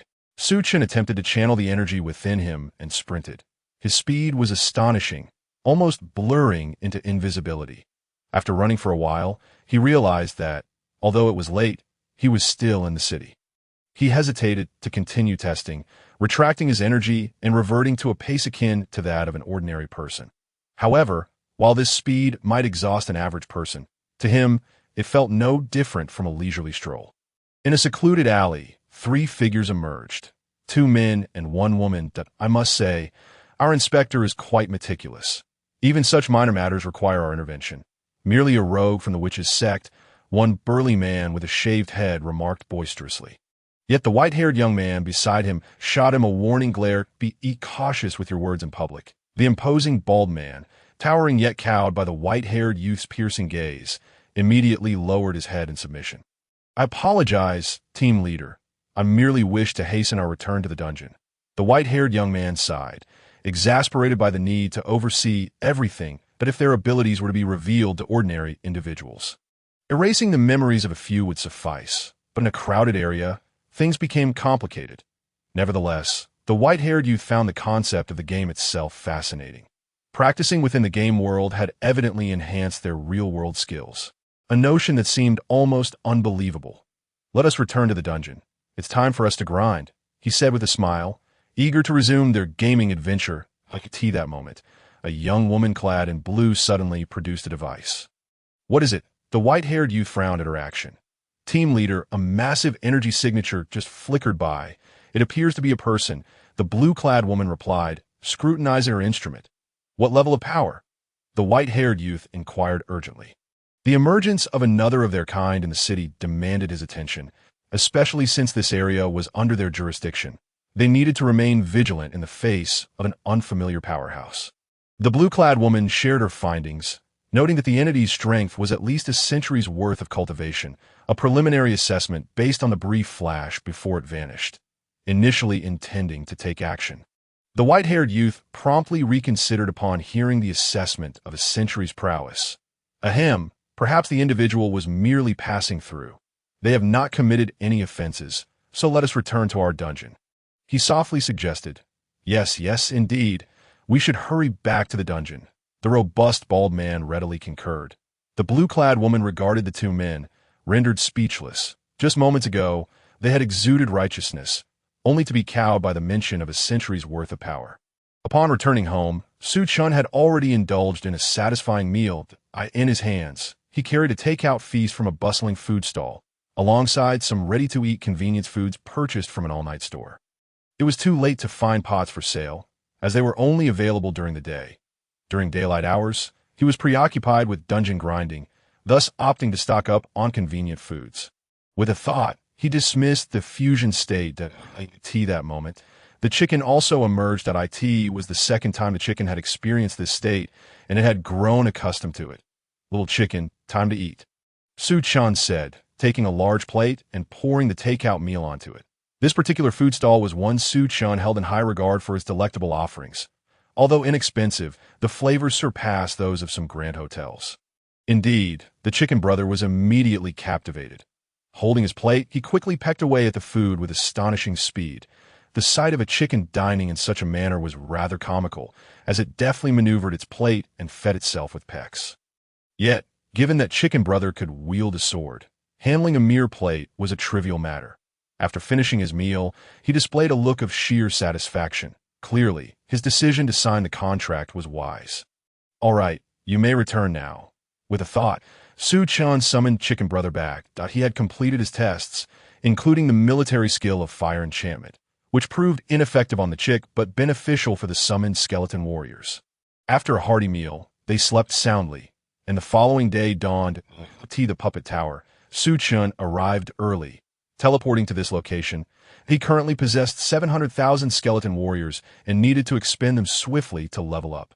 Although the siege consumed resources rapidly, Chen opted against attacking a city. After this expenditure, the next summoning would trigger Dark Evolution. Presently, he had no usable upgrade templates in his inventory and needed to acquire one urgently. Farming players would not yield templates. The Puppet Tower was a location Chen selected after much contemplation. Within it resided a unique type of puppet known as the Exorcism Puppet. This puppet, while classified as a puppet and thus weak against light attributes, exhibited remarkably high immunity to all magical attacks. However, the most crucial aspect was its superior resistance to light attributes that Chen intended to farm a template for the Exorcism Puppet, as light attributes were the most effective against the undead. Enhancing light attribute resistance would be optimal. Even if it could not boost light resistance, augmenting the magical resistance of the Exorcism Puppet would still prove advantageous. Chen proceeded directly to the 6th level. Each level had multiple entrances and lacked specialized puppet defenses. Not to mention, even without Chen's memories from his previous life, numerous online strategies existed to bypass levels after a year of gameplay. Upon entering the 6th level, Chen quickly scanned the area, but did not spot any exorcism puppets initially. While exorcism puppets were not overly abundant, the most common were clay puppets that Chen was not picky and decided to farm both types. Despite the puppet tower appearing relatively modest from the outside, its interior was expansive. The entire 6th level was remarkably vast, allowing Chen's army of 700,000 skeletons to spread out effortlessly. Instantly, a dark mass of skeleton warriors filled the 6th level of the puppet tower. The skeleton army was uninterested in searching for exorcism puppets, opting for a carpet-style assault instead. Before long, the two sides clashed. Name: Clay Puppet Type. Puppet Level: 70 Health. Unknown Rank: Ordinary Skills. Unknown. Additionally, exorcism puppets began to emerge in succession. Name: Exorcism Puppet Type. Puppet Level: 75 Health. Unknown Rank: Elite Skills. Unknown. The defining characteristic of these two types of puppets was their defensive capabilities. Clay puppets boasted high physical defense, while exorcism puppets excelled in magical and even light defense. Although they were monsters of level 70 or above, Chen had already reached level 60, and his skeleton army was also at level 60. A dozen clay puppets appeared before the skeleton army. However, in the next moment, those clay puppets were riddled with arrows and bombarded by spells. Their clay defenses shattered under the onslaught, by the time the melee skeleton warriors approached. The clay puppets had been reduced to mere clumps of earth. The only puppets capable of posing a challenge to the melee skeletons were the exorcism puppets, facing the magical barrage from the skeleton army. They demonstrated exceptionally high magical defense. Nonetheless, they could not withstand the output from the skeleton archers, as they struggled to endure. Preparing to flee, the melee skeletons surrounded them and charged in for a flurry of strikes. In a flash, the skeleton army was unstoppable within the 6th level. Meanwhile, a self-sufficient leveling party was also present on the 6th level. Comprising 8 members, their composition was quite complete, featuring melee damage dealers to counter magic defense and mages to tackle physical defense. Their leveling efficiency was commendable, especially as this was not the start of the game. Numerous players were forming parties to level up. Many newcomers entering the game were primarily casual players or scenic explorers. For pure combat players, this timing to join the game made it easier to form parties. However, for those with decent skills seeking to team up with similarly skilled players, it was not as straightforward. After a night of grinding, one of the archers, exhausted, sat down. Just as he did, he noticed a vast, dark mass resembling fog slowly approaching from a distance behind them. "What is that black mist?" the archer asked. Puzzled, "You must be hallucinating from staying up all night. Let us level for 10 more minutes and log off," the team leader joked. "Perhaps I am too fatigued," the archer nodded in agreement. Moments later, the sound of synchronized footsteps caught everyone's attention. "Those are skeletons," exclaimed one member. "How bizarre. Why are there skeletons in the puppet tower? Goodness, there are far too many." The group soon realized the dark mass was merely a horde of skeletons. The archer, relieved that his vision was clear, raised his bow to aim at the skeletons he did not intend to attack, as his skill allowed him to see more clearly while aiming. "Let us log off." "This is trouble," the team leader suggested. Suddenly, due to fatigue, the archer inadvertently released an arrow, which flew towards the skeletons. Just as the team leader logged off, a notification rang out. "Ding! Your party is in combat status. Logging out is not permitted. You wish to exit forcefully?" The team members were left in a state of shock. Being forced to log off equated to their characters being in a standstill state, which was tantamount to inviting disaster in such a perilous place that you think they would believe me if I said I slipped? The archer chuckled awkwardly. "What if I said I accidentally slashed you?" The team leader glared at him. However, before the team leader could act, the skeleton army retaliated after the archer's unintentional attack. An onslaught of arrows transformed the archer into a pincushion. "Run," shouted the team leader. Recognizing they were no match for the overwhelming numbers, the sheer density of skeletons and the damage the archer had just sustained indicated they were not low-level threats, with everyone fatigued from their overnight grinding. They had little desire to continue fighting. Similar scenarios unfolded continuously on the 6th level. Most parties managed to log off without a troublesome teammate, while others found themselves unable to escape due to the aggressive skeleton army. Yet their attempts to flee proved futile. Chen had adopted a strategy of encirclement and ambush, advancing from all directions. Those fleeing players soon discovered they were surrounded by skeletons on all sides. "I'll fight you to the end." In a dire situation where players found themselves with no escape, one individual could no longer resist the urge to confront the skeletal army. Yet, in the fleeting moment, he charged forward. He was engulfed by the sea of skeletons, creating not even a ripple. A player wielding a large shield, who had devoted all his points to defense since the game's launch, was brimming with confidence in his impenetrable protection. He intended to break through the encirclement with his absolute defense. However, before he could take any action, a small boss from the clay golem also seemed to have similar intentions, with formidable physical defense and a time-limited skill that further bolstered its defenses. It activated its maximum damage reduction, leveraging its level advantage. The small boss of the clay golem charged into the skeletal sea, aiming to break free. -1, -1, -1, -1, -1. A flurry of -1s erupted above its head, signifying the defensive prowess of a super boss. Yet, it lacked the overwhelming attack power typically associated with such formidable foes, its damage output was rather feeble, requiring over 3 strikes just to fell a level 60 skeletal shield warrior. Consequently, a group of shield warriors surged forward, lifting it high into the air. Once elevated, the clay golem boss was subjected to a relentless barrage of spears and blades from below. Archers in the rear unleashed a torrent of arrows upon it. Observing the large golem being mercilessly pelted by a swarm of arrows was quite cathartic for Chen, who deliberately commanded the magical skeletal soldiers to refrain from attacking it, allowing the archers to take their shots. Within a mere 20 seconds, the clay golem boss was adorned with nearly 100,000 arrows. Good heavens! Even Zhuge Liang would have marveled at such a sight, deeming it a veritable artifact for borrowing arrows. Witnessing this spectacle, Chen nodded in approval of this creature. However, the clay golem did not possess 100,000 health points. It had already perished midway through the onslaught. Nonetheless, even in death, arrows continued to rain down upon it. In the distance, the shield warrior, fully invested in defense, gazed at the elevated clay golem boss, momentarily stunned.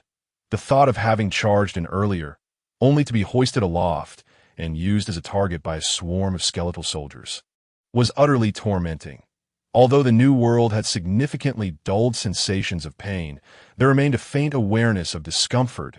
Dashed to that moment, a nearby skeletal soldier also took notice of him, inflicting 20 damage. This was the true extent of his all-defense build. Yet at that instant he felt no pride whatsoever. He promptly stripped off all his equipment.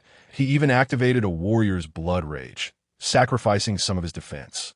He was genuinely terrified at the prospect of being lifted and shot at, sending chills down his spine. Soon after relinquishing his defense, he was swiftly eliminated.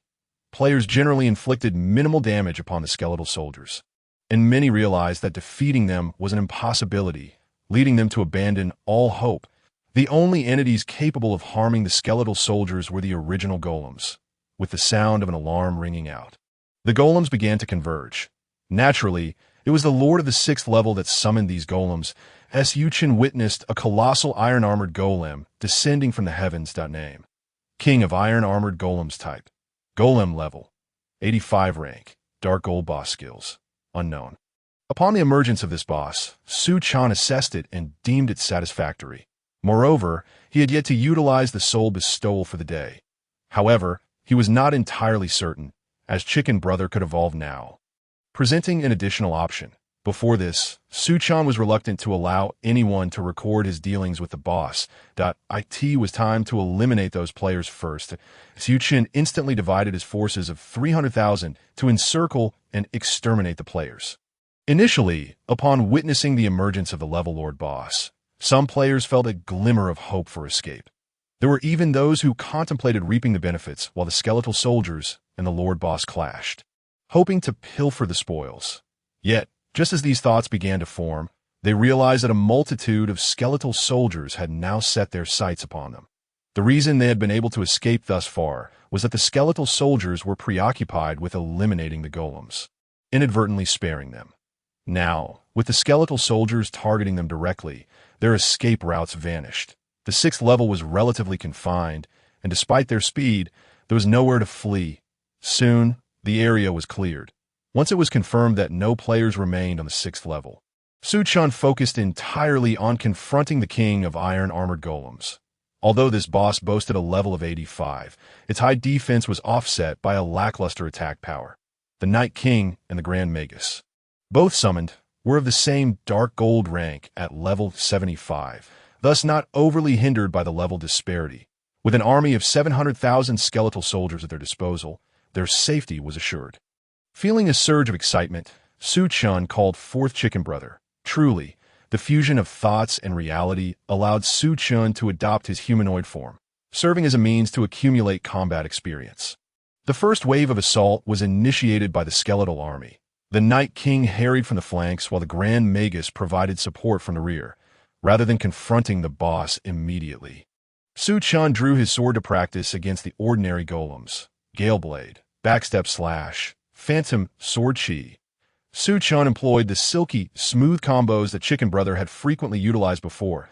He swiftly dashed forward to deliver an initial blow, then evaded the counterattack with a backstep slash, immediately following up with Phantom Sword Chi for a ranged strike. Chen discovered that the damage he inflicted was indeed influenced by the melee damage buff of 5 acquired from the Toy Water Park. Moreover, he realized that not only that, the Dark Mark seemed to be in effect as well. This set of silky, smooth combos from Chicken Brother surpassed 10 damage segments at that moment. The clay golem Chen was already afflicted with 5 layers of burning debuffs. Additionally, it bore various other chaotic buffs, such as poison and confusion in 1 or 2 layers. Chen had initially sought a high physical defense clay golem for practice, but who would have thought that a single combo would obliterate it so easily? It was truly fragile. Chen smirked. Yet one could not entirely blame the clay golem. Chicken Brother had evolved into an epic boss, and Chen himself possessed a mythical glove that greatly enhanced fire damage. Enchantment, Scorching Heat, increases character attack by 5 to any fire skills you employ receive an amplified damage effect. Upon merging thoughts, not only did Chen gain Chicken Brother's abilities, but he could also utilize his own equipment skills and talents. Oh, I almost forgot about the active skill on my gloves, Fire Source Purification. Chen recalled that his gloves also held an active skill. In addition to the super limited technique, Meteor Fall, and another active item launching skill. There was also the active skill of Fire Source Purification. Fire Source Purification. Concentrate and refine your fire source. Although the Dark Mark is random, through Chen's testing, he found that there are indeed priorities among its effects. Domination is the most challenging effect to trigger, while Burning is the easiest. The minor foes truly cannot withstand much punishment. Chen's gaze shifted to the massive king of iron-armored golems. At that moment, the king was wreaking havoc amidst the skeletal unleashed explosive projectiles with tremendous power, compelling players to dodge its attacks. Yet the density of the skeletal sea rendered evasion nearly impossible. One explosion would engulf a wide area. Its weakness lay in its clumsiness. The Night King had already successfully ambushed it several times, yet its attempts to retaliate against the Night King had all failed. Furthermore, with the skeletal sea aiding the Night King, the golem could not concentrate on its battle AS for the Grand Magus. It had attempted to engage in a long-range exchange of explosive projectiles, but the slow trajectory of its projectiles allowed the Grand Magus to effortlessly evade them. Area Bombardment. The Ironclad Puppet King has finally unleashed a formidable ultimate attack. In an instant, several missiles rained down from the heavens, delivering a devastating blow to the skeleton soldiers. Seizing the opportunity while the Ironclad Puppet King was preoccupied, Chen stealthily maneuvered to the rear of the formidable foe. This was not an act of recklessness. In the realm of gaming, death merely results in a minor loss of experience points, and as long as it is not in reality, Chen would not easily sacrifice his beloved Chicken Brother. The unparalleled Sword Chicken. Chen immediately activated his transformation. Unlike when he occupied the body of Chicken Brother, which underwent visible changes, his own form remained unaltered, though several radiant auras encircled him, each signifying a substantial buff. Speed, strength, agility, perception, accuracy, his overall attributes surged dramatically. With a resounding cry of all swords returned to their origin, countless sword phantoms manifested from the void, hurtling toward the ironclad Puppet King. Alas, these phantoms, being mere illusions and not direct attacks from his true form, lacked the Dark Mark. However, his wind blade could indeed carry the Dark Mark. Coupled with the sword return technique and a smooth series of combo strikes, the skills of the unparalleled Sword Chicken were further enhanced, yielding a staggering 35 layers of buffs, 10 of which were directly stacked with burning effects. Indeed, the triggering of burning was more potent than others. After executing a full set of strikes, Chen retreated. With the combination of Eternal Flame and the Mythic Gloves, the resulting damage was significantly amplified. Simultaneously, while in a burning state, the Mythic Gloves further intensified the damage dealt. This entire sequence inflicted a noticeable and substantial decrease in the Ironclad Puppet King's health bar. Initially, Chen believed that his level 60 attack power would merely scratch the surface. Now, it appeared that the scratching was akin to using a steel wool pad. The Ironclad Puppet King, sensing the pain, glared at Su Chen with fury that a series of explosive attacks were unleashed upon him. However, in the state of the unparalleled sword chicken, Su Chen effortlessly dodged the clumsy assaults. Iron Fist Pursuit, the ironclad Puppet King, in desperation, launched its fist, locking onto Su Chen in pursuit. This technique was homing. Once it locked onto a target, it would explode. After launching, the ironclad Puppet King grew another fist, yet lacked the strength to fire second. Su Chen swiftly evaded to the center of the skeleton horde. Boom! An explosion erupted, scattering numerous skeleton soldiers. Yet, Su Chen remained unfazed behind the chaos. Hiss! After firing its fist, the ironclad Puppet King, despite regrowing it, fell into a state of weakness. Seizing this moment, the skeleton army entered a frenzy of attacks. The Night King and the Grand Sorcerer spared no effort, unleashing their ultimate skills with full force. Amidst this rampant onslaught, coupled with the unquenchable eternal flame still scorching the ironclad Puppet King, and the burning effect that deepened the damage, its defenses plummeted to With an anguished roar, the ironclad Puppet King collapsed to the ground. Following its fall, the remaining puppets descended into utter disarray. Confronted by the disciplined skeleton soldiers, they were nothing more than a disorganized rabble. In no time, the remaining puppets were completely annihilated. Losing nearly 500,000 skeleton soldiers was not too dire. Gazing upon the now flattened 6th level, Su Chen assessed his gains and losses that, of course, the loss of skeletons translated into an opportunity for advancement, rendering it essentially negligible. He simply tallied his spoils. 2 templates had emerged. Clay Puppet, blue. Upon utilizing this template, the skeleton army gains an additional 100 in physical defense. Exorcism Doll, golden. Upon utilizing this template, the skeleton army becomes immune to 10 points of light damage. The Exorcism Doll, being a golden template, took Su Chen by surprise. After all, while the Exorcism Doll was not particularly rare, the emergence of a golden template was indeed remarkable. Immunity to 10 points of light damage was already quite powerful. Su Chen initially believed that merely increasing light resistance would suffice. After all percentage increases were precious as for the clay puppet. Its blue-tier effects were commendable, though 100 in physical defense may seem modest. It effectively equips the skeleton army with enhanced protection. While his skeleton army could indeed wear equipment, their current low level made it impractical. The gear obtained from sieges was not suitable for their use. And since the focus was primarily on consuming skeletons, equipping them was unnecessary as for devouring them. Su Chen felt it would be a waste. He preferred to keep the blue quality for the time being. The decision regarding the templates now made, Su Chen turned his gaze toward the fallen ironclad Puppet King. Pondering how to proceed, point 2 choices lay before him. Point 1 was to have Chicken Brother devour it for evolution. The benefits of merging with Chicken Brother's consciousness had already become apparent to Su Chen. Even at the epic level, it possessed the ability to combat above its tier, and critically, Chicken Brother could also be brought back to reality, thereby enhancing his capabilities in the real world. The other option was to enslave it through the bestowal of its soul. After deliberation, Su Chen resolved to pursue the latter. A dark gold grade boss would not confer significant benefits to Chicken Brother. The advancement from dark gold to epic required the consumption of high-tier epic monsters that, in comparison to evolution, leveling up was evidently more crucial. With 20,000 skeletons remaining, they would soon be entirely consumed, paving the way for rapid advancement. Instead of a meager increase in progress from devouring, it was far more advantageous to directly cultivate a higher-tier combat power. With a gentle wave of his hand, the ironclad Puppet King slowly rose to its feet. Name: Ironclad Puppet King. Renameable. Type: Puppet level. 75 grade. Dark gold boss skills: Ironclad Charge, Iron Fist Combo, Forced Invulnerability, Explosive Attack, Area Bombardment, Rotating Gyroscope. Scorching Flying Fist. Having only reduced a mere 10 levels, this was quite satisfactory, as Su Chen regarded the ironclad Puppet King with a sense of contentment. Furthermore, he decided to rename it Ironclad. The Grand Sorcerer and the Night King had originally possessed higher levels, but when enslaved, Su Chen had been at a lower level, resulting in significant reductions.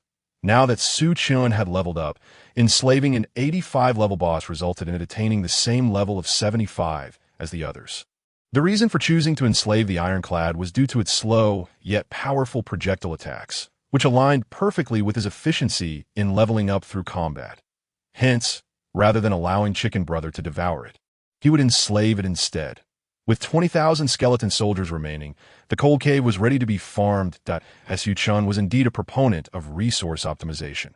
The Cold Cave was a level 60-68 dungeon, precisely meeting the basic requirements for dungeon farming.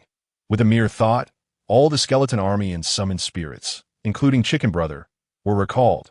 Simultaneously, Su Chen initiated a return to the city, departing from the 6th level. After Su Chen had returned to the city, a while later, a scattering of players began to re-enter the 6th level. Where are the monsters? How did this place become a barren wasteland? The skeletons have vanished. Did they all perish alongside the puppets? But where did the puppets go? Damn it, I still have a task to farm monsters in the 6th level. How am I supposed to proceed? A multitude of players ascended. Gazing upon the 6th level, now reduced to a barren wasteland, struggling to maintain their composure, it is well known that monster respawning in this game is a rather sluggish affair. However, unbeknownst to the players, the concept of respawning monsters is entirely fictitious in the real world. The reason the new world can spawn monsters is due to a system devised by the game developers, which collects the DNA samples of those creatures. By accelerating the flow of time in a specific area, the system allows for the continuous emergence of monsters. Yet such a method inevitably means that the new world cannot refresh monsters at the rapid pace of other games, appearing sluggish in the eyes of the players. Regardless, the 6th level of the Tower of Magic Puppets has recently become nearly impossible for leveling up. This situation has been captured in photographs and videos and disseminated across forums, inciting a minor uproar. However, Su Chen remains indifferent, as he is en route to the teleportation portal leading to the frigid cavern in the real world, within an office replete with numerous security measures. 3 individuals stood in the center, 2 men and 1 woman, seemingly undergoing a reprimand. The speaker, a well-preserved middle-aged woman donned in a sleek black professional outfit exuding an air of competence, addressed them. Codes, Ice Wind, Bluebird, Iron Barbarian. Speak. Why did you not report yesterday's incident to me immediately? The woman adjusted her black-rimmed glasses while observing the trio before her. Inspector Lin, that individual possesses at least 60 years of cultivation. We are not his match. Moreover, he did not violate any safety regulations, replied the girl designated as Bluebird. The 3 were indeed the inspectors who had encountered Su Chen that day. Bluebird was the code name for the girl in blue attire. Iron Barbarian referred to the bald man, and Ice Wind was the white-haired leader. I am asking you why you did not report to me immediately. I do not wish to repeat myself.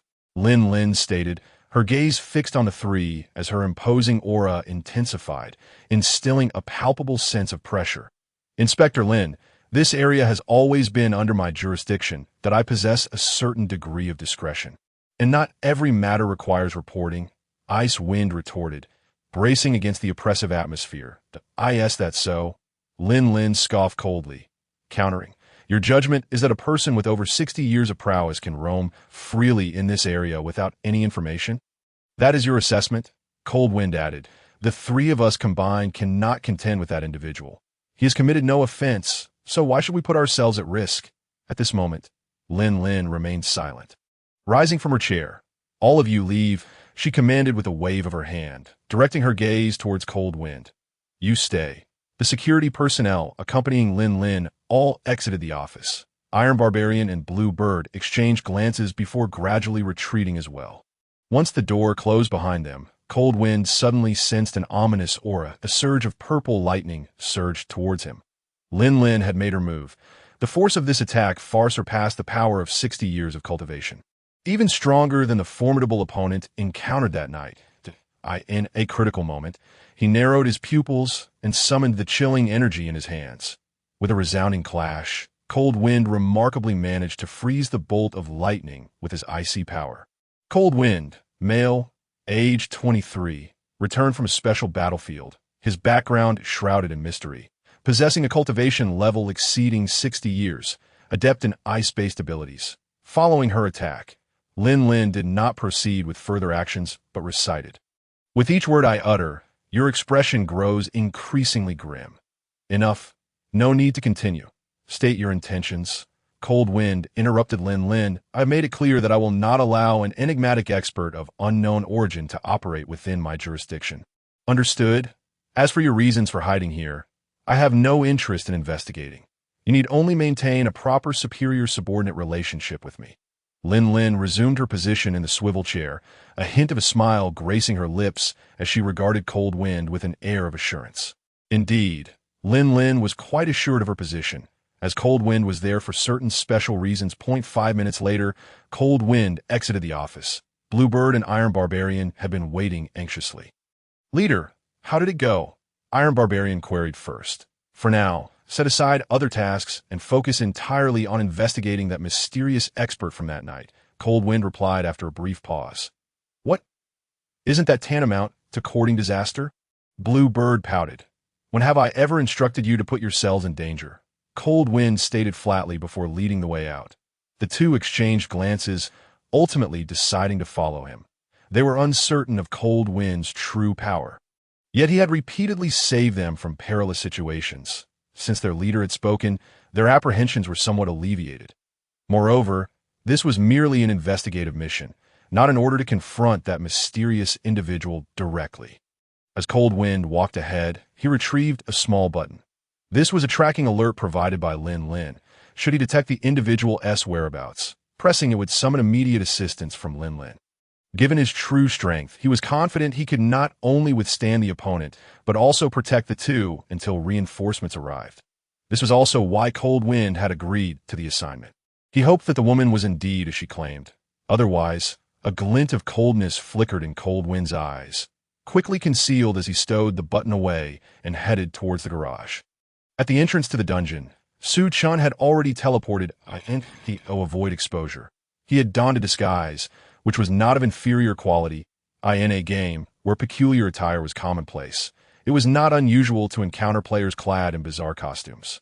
Before Chen stood a player dressed as a toy bear, extending an invitation to form a team.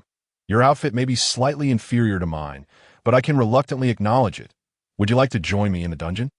Chen, however, could hardly be bothered to respond to the absurdity of the toy bear before him. The new world was never short of eccentric players, each burning with the spirit of youthful exuberance. As for the embodiment of that spirit, Chen considered himself a sincere and earnest individual. Oh dear, why such a heartless rejection? I was once a master. My account was just deleted. You know?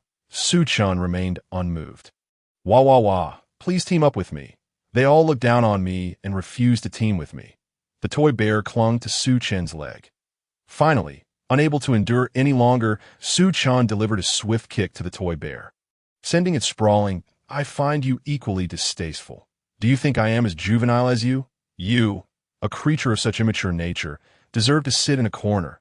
Chen looked down with disdain at the toy bear, which was left sitting on the ground, wiping its tears in the frigid cavern. With a level restriction of 60-68, players were prompted to select a difficulty: normal, warrior, king, or hell. Without hesitation, Chen chose the hell difficulty. Frigid cavern, hell difficulty, record holder, Dominator Blade, 8 minutes and 35 seconds. That dawned on Chen that this was indeed the dungeon that Dominator Blade had warned him about, yet he paid it no mind. All things eternal shall heed my divine command. Let everything be consumed by the endless darkness. The void of fear shall spread across this land. Arise, my skeletal warriors. Chen slowly lifted his mask, revealing a sinister smile as he chanted incantations. With his final words, an unending swarm of skeletal warriors filled the icy cavern. As he recited the incantation, dark energy enveloped him, bestowing upon him an imposing aura befitting a dark emperor. This was Chen's newly developed spell 2.0. Though the skill was instantaneous, the incantation served little purpose. Nevertheless, the charm of it was undeniable. At present, Chen possesses 3 formidable powers: the Night King, the Mage, and the newly acquired Ironclad. Within the frigid cavern, numerous obstacles form from solid ice abound, and monsters frequently emerge to launch surprise attacks. Additionally, various traps lie in ambush to successfully navigate through the frigid cavern. One must exhibit exceptional maneuvering skills while also discerning the locations of these traps. Although there are online guides detailing the positions of the traps within the frigid cavern, the lack of distinctive terrain markers renders it quite challenging to recall their locations.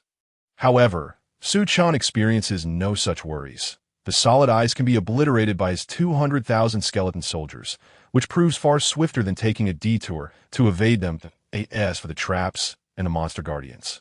They are swiftly vanquished upon their appearance. Despite some skeleton soldiers being lost to hidden traps, Chen suffers no real loss.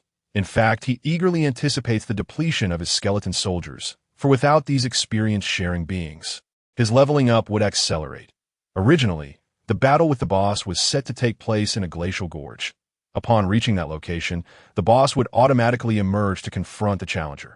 Yet, Chen recollects that the boss's lair consists solely of solid ice, which can also be readily destroyed. He directs his skeleton soldiers to charge toward the boss's lair. The two minor bosses in between are deemed a waste of time. Eliminating the major boss should suffice for a successful clearance. With relentless force, he bypasses the two minor bosses. Suddenly, a rumbling sound echoes. The slumbering Yeti is abruptly awakened, for its home is being dismantled. According to protocol, it should have received a notification after the defeat of the two guardians before proceeding to the gorge to engage with the intruder. Yet the two guardians offered no warning, and its dwelling has been breached. Name: Debubu Geo species. Yeti level: 70 health. Unknown tier. Dark gold boss skills. Unknown crush it. Chen commands with a mere gesture. The army of skeletons surges forward to assault the creature. This monster, resembling a peculiar blend of charm and grotesqueness, remains in a state of confusion, pondering why the adversary has deviated from the expected protocol. In the midst of its contemplation, a horde of skeleton soldiers has already begun to hack at it, causing it to wail in distress. Finally managing to rise and prepare a counterattack, it is met with a decisive charge from the Night King, who knocks it down once more. A level 70 dark gold boss. It stands no chance against Chen's forces, which include 3 additional level 75 dark gold bosses. The Yeti finds itself utterly powerless in the face of such overwhelming might. Chen, not wishing to prolong its suffering, commands the 3 dark gold bosses to unleash their ultimate abilities upon it once its health dips to a critical level, with a sickening thud. The Yeti collapses to the ground, still oblivious to the source of its torment and the reason behind the destruction of its home. Lacking interest in enslaving such a futile creature, Chen promptly summons a chick to consume the level 70 dark gold boss, which provides a significant boost. At this moment, a world announcement resonates throughout the realm. Congratulations to player Luo for setting a new record in the frigid cavern, hell, with a time of 1 minute and 58 seconds. Utilizing a stealthy strategy and deploying his army of skeletons, he managed to breach the cavern in under 2 minutes. This achievement renders the previous record set by Ba Dao almost laughable, as it falls into obscurity. Currently, he is the record holder for the frigid cavern, earning a beneficial buff. Resilience 3 to IT is no wonder that Ba Dao is seething with frustration. The entries for the 2 dungeon records significantly favor melee warriors like Ba Dao. For Chen, resilience holds great importance, as it mitigates the impact of various negative effects. That he feels quite satisfied with the 2 entries maintained by Ba Dao in the dungeons. The remaining skeleton soldiers can freely engage in the routine battles against ordinary templates. Even with average attributes, they can be utilized for enhancement. Contemplating this, Chen departs using an expensive high-level teleportation scroll. Given his current prominence, he finds this expenditure justifiable. Meanwhile, in the Shura realm, the members of the Shamo Star Guild continue their leveling and questing efforts, focusing their development in this area. The world announcement reverberates once more. Congratulations to player Luo for setting a new record in the frigid cavern, hell, with a time of 1 minute and 58 seconds. The already tense atmosphere within the Shamo Star Elite group grows even more strained. However, Ba Dao, upon hearing this news, does not feel anger. Rather, a chill runs down his spine at the mere mention of Luo Chio's name. Ever since the involvement of the ghostly calculator in this matter, Ba Dao wishes that nothing had transpired at all. If Luo Chio desires his record, so be it. Recently, there have been attempts to target Luo Chio. But each time, a mysterious force has thwarted them. Investigations yielded no useful information that Ba Dao had initially suspected the Sun-Setting Guild to be behind it, sending a person to keep watch, yet after their initial attempt. The Sun-Setting Guild seemed to have ceased any further actions. This suggests that the power behind Luo Qiu is actively attacking him. Each attempt to target Luo Qiu has ended in failure, instilling a sense of dread in Ba Dao, especially considering that the adversary merely seeks to chastise him rather than outright declare war, which is what truly unsettles him. That it seems that the ghostly calculator is secretly restraining the opposing force, preventing them from completely eradicating them. Consequently, he has unwittingly become a pawn in this game that, if possible, he would genuinely wish to apologize to Luo Qiu and let the matter rest. However, to those observing Ba Dao's silence, it appears he is on the verge of an explosion. Boss, we can't place all the blame on the Second Guild. They've faced considerable resistance. One individual responsible for this matter interjects, clearly sweating profusely. Ba Dao gives him a glance, relieved that there has been no significant advancement, that if there had been progress, his guild would have been in jeopardy. That insignificant Luo Qiu truly has no sense of his own limitations. Thinking that Shamo Star is devoid of capable individuals, at this moment, a blonde-haired member, adept at reading the room, steps forward. Ba Dao furrows his brows. How does the boss typically address such matters? We're the ones who bully others. No one dares to bully us. That I believe this matter cannot simply be overlooked. I suggest we escalate our efforts. The blonde-haired individual speaks with indignation. Actually, I believe this matter need not. Ba Dao attempts to reason with the fervently vocal blonde. If anyone shows weakness, I, De Huang, will scorn and despise them. What right does a coward have to remain in our guild? The blonde-haired individual, clearly swept up in emotion, has now entered a state of fervor. This statement leaves Ba Dao in silence. Just as he is about to suggest letting the matter with Luo Qiu go, the blonde has boldly declared him a coward. Who wishes to join me? The impassioned blonde fails to notice Ba Dao's expression and strides toward the crowd. Adopting a posture reminiscent of a motivational speaker, Ba Dao stands by, dumbfounded, relieved that the situation has not spiraled out of control. Yet the blonde's provocations seem to be fanning the flames. Observing others who appear inclined to join in, Ba Dao can no longer contain himself. This never-ending. To the stars with you. Ba Dao delivered a swift kick from behind, sending the yellow-haired individual sprawling to the ground.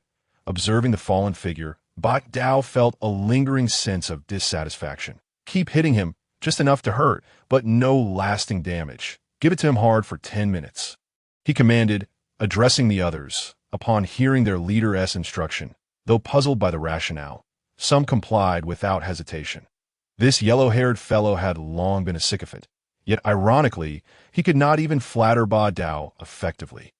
This had fostered resentment among many, making their efforts to pummel him particularly fervent.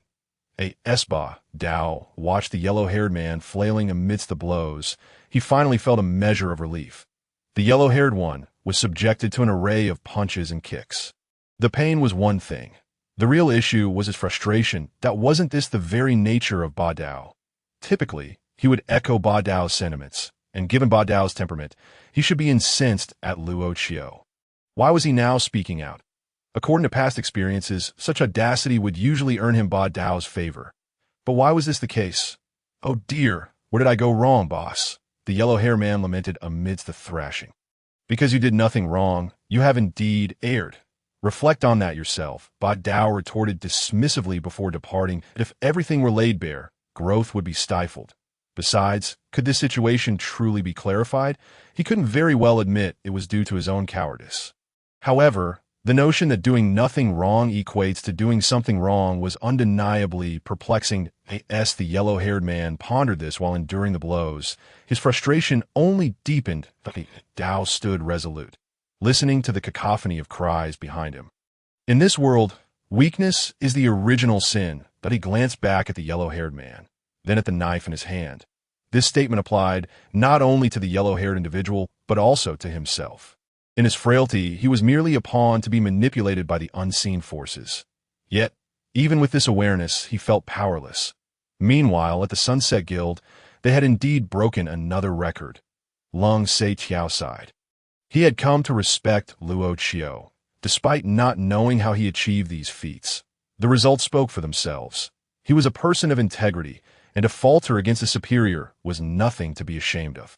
Just as Feng Yu had once declined assistance in preserving certain records, he too acknowledged the impressive nature of the accomplishment. Only 2 minutes had passed. What a laugh! De Chue exclaimed with mirth from the side. It was 1 minute and 58 seconds. Long Sei Tiao corrected him with a stoic expression. It's wonderful. My subordinates are brimming with enthusiasm. Feng Yu remarked with a smile, his eyes slightly squinted. Boss, why did you have Qiao Zhuang assist that imposter Luo Qiu? De Chue suddenly recalled this matter. His curiosity piqued. After the task was completed, Feng Yu had allowed him to resume his normal progression without disclosing the reasons behind it. This mystery had puzzled De Chue for some time. However, before Feng Yu could respond, Long Sei Tiao's keen senses detected something amiss. Imposter Luo Qiu, he noted, catching the key phrase in De Chue's words. De Chue, feeling guilty, quickly covered his mouth, having inadvertently let slip a secret. The last time Long Sei Tiao inquired if the online screenshots of Luo Qiu were authentic, De Chue had misled him, claiming they were genuine. He even fabricated a tale about Luo Qiu showcasing a novice weapon against a boss. Feng Yu had mentioned that the imposter was merely a stand-in, hence the reason for not revealing Luo Qiu's true identity to Long Sei Tiao. Boss, I just remembered I have a mission today. I need to take my team and get on with it, De Chue stammered, hastily seeking an excuse to escape.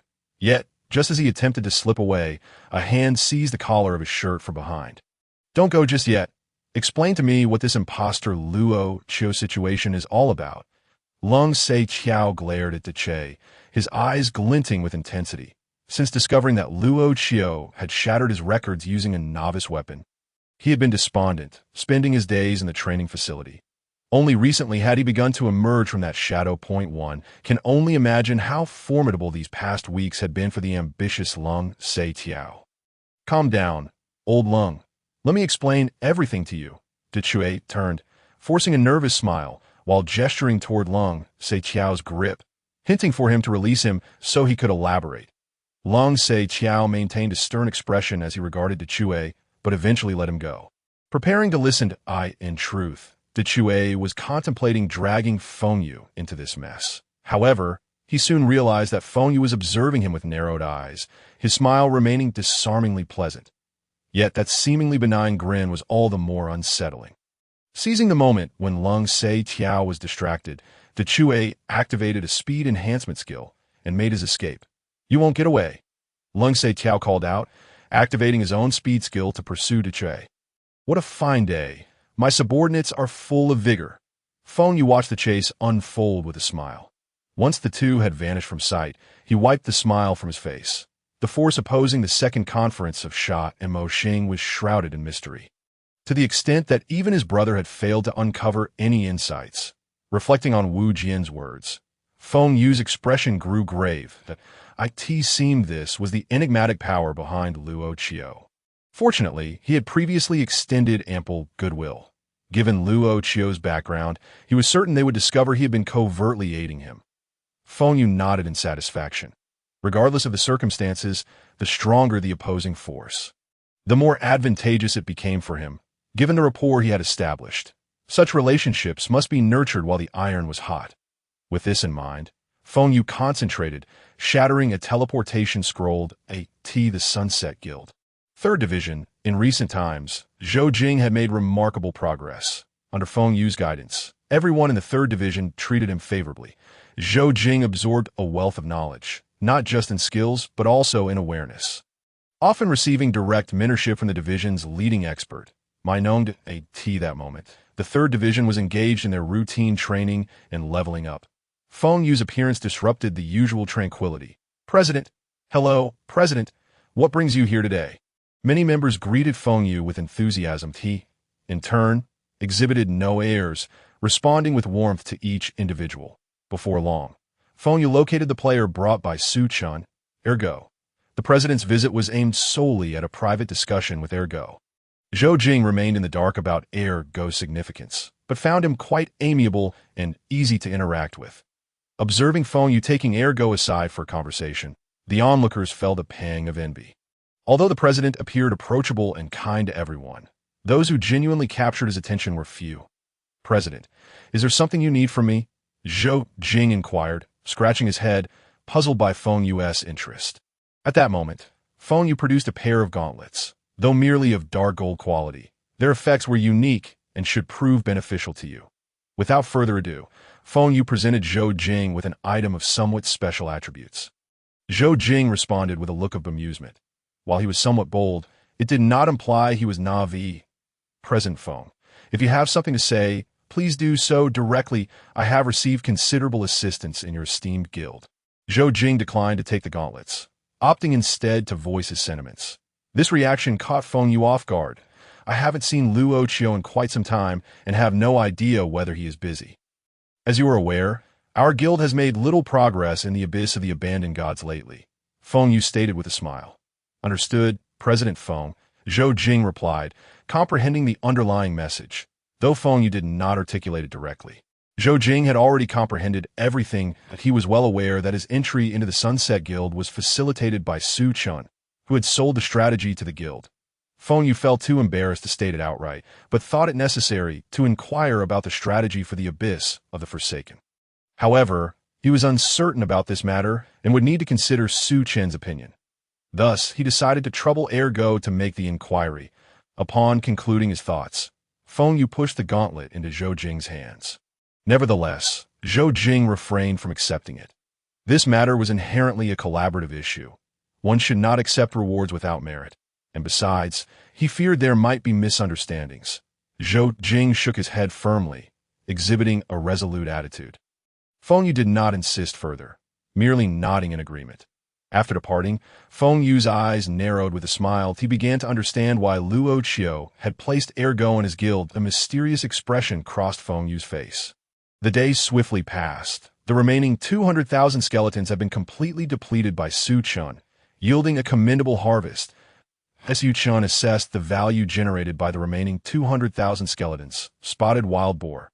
White upon utilizing this template, the Skeleton Legion gains 50 points of impact resistance. Swamp lizard. White upon utilizing this template, the Skeleton Legion acquires resistance to swamp slow effects. Puppet Miner. White upon utilizing this template, the Skeleton Legion's endurance increases by 50 points. As the creatures he encountered were all rather ordinary and commonplace, the white templates were to be expected. Su Chen had never anticipated the emergence of any exceptional templates. He promptly disassembled the 3 white templates, resulting in a successful decomposition that granted him 5 evolution points. Having disassembled all 3 white templates, he amassed a total of 15 evolution points. The skeleton army had been entirely exhausted. Do not underestimate the capacity of ordinary monsters to inflict damage upon the skeletons. The lower the level, the more challenging it is to obtain templates, and the creatures Su Chen selected were not of low rank. Moreover, despite the seemingly unremarkable white templates, acquiring a template necessitated a large-scale sweep. Naturally, this involved the appearance of boss creatures. For Su Chen, this was merely a laborious task. Overseeing the process throughout the day proved to be quite exhausting. The Skeleton Legion was on the verge of evolution, prompting Su Chen to focus on enhancing the templates. The template earmarked for enhancement was the Exorcist Doll template, to which he allocated all 15 enhancement points. Ding! Enhancement successful. Please check. Upon hearing the notification, Su Chen immediately accessed the Exorcist Doll. Exorcist Doll. Golden. Upon utilizing this template, the Skeleton Legion becomes immune to 12 points of damage from light-based attacks. Only an increase of 2 attributes. Su Chen was somewhat disappointed after the arduous effort he had invested, yielding such a meager enhancement. Yet, upon reflection, he pondered if he was diligent enough. Could he potentially elevate this attribute to 100? However, that was merely a fleeting thought. Achieving 100 would require an immense amount of effort. There were myriad tasks he could pursue, and it was unnecessary to fixate on a singular template. Furthermore, as the time for the integration of the game and reality drew ever closer, he ought to swiftly enhance his overall strength, rather than concentrating on a specific aspect. With this realization, Su Chen discarded the notion of laboriously grinding the template for attributes, returning to reality due to the dilapidated state of his cooking pot. And the fact that even if he had one, he lacked the time to prepare meals, he found himself subsisting on fast food. Midnight snacks became the reward for a day as hard work. He also summoned Jigu, merging their consciousness. He had become enamored with the sensation of power. Gradually, Su Chen adapted to the fusion with Jigu and the strength it conferred in reality. Not long after stepping outside, Su Chen suddenly sensed something amiss. Having been a mercenary in his previous life, he had developed a heightened sensitivity to danger through his experiences on the battlefield. Not only did Jigu, as an epic-level being, possess an inherently high sensitivity, but the power Su Chen had mastered in his past life also surpassed Ji's current capabilities. After a brief period of initial discomfort, he had now become adept at wielding this power to the tail. Since when Su Chen furrowed his brow, he sensed he was being followed, and this was not the work of an ordinary thug. It was undoubtedly a skilled individual. It then occurred to Su Chen that during a moment of weakness, he had tested Ji's strength at S.O. That was when it happened. With a thought, Su Chen entered a street lined with food stalls. The instant he stepped onto the street, he severed the mental connection with Jigu and summoned him back. Boss, I'd like a serving of fried noodles, 10 skewers of lamb, and a bottle of beer. Su Chen nonchalantly placed his order at a bustling food stall. The meat skewers arrived promptly, while the fried noodles required a brief wait. I could see that moment. 3 individuals entered the food street, although they appeared to be walking casually. Their pace was markedly quicker than that of the surrounding crowd, and they exhibited no signs of fatigue or breathlessness. 2 men and 1 woman. These 3 were the members of the monitoring team. Captain, the energy signature vanished the moment we entered this street, Bluebird reported to Cold Wind, examining the instrument in his hand. After a day of waiting, it appears our efforts have been in vain. Iron Man rubbed his bald head. Cold Wind surveyed the area, feeling perplexed. His senses were fully attuned, yet he could not detect any suspicious activity, even though it was evident that the target had vanished in this very street, that we've been discovered. He must have fled immediately upon entering this street, Cold Wind deduced. Let S apply for access to the nearby surveillance footage. He likely left in a hurry, and we can analyze the timestamps. After contemplating, Cold Wind addressed Bluebird. Bluebird nodded in agreement. Captain, we've been nibbling on bread all day. Let us treat ourselves to something good for supper. Iron Man chuckled. Cold Wind did not refuse. He too felt a pang of hunger. As they were individuals with enhanced abilities, unlike practitioners of ancient martial arts who could abstain from food, their energy consumption necessitated greater sustenance than that of ordinary people. At this hour, the night market was bustling with activity. There were few empty tables, and the 3 settled at a table not far from Su Chen. After ordering their food, they began to engage in casual conversation. Captain, I really don't understand why we should give that foul woman any respect. If she sends us to find someone, we go find them. If she weren't a woman, I would have slapped her already. Iron Man began to voice his grievances as soon as he sat down. Go ahead and brag. That day in the office, you didn't dare utter a word, and it was the captain who argued with reason. Bluebird shot Iron Man a disapproving glance. Originally, Cold Wind intended to caution Iron Man against speaking recklessly. But the surrounding noise from people drinking and playing games drowned out their conversation.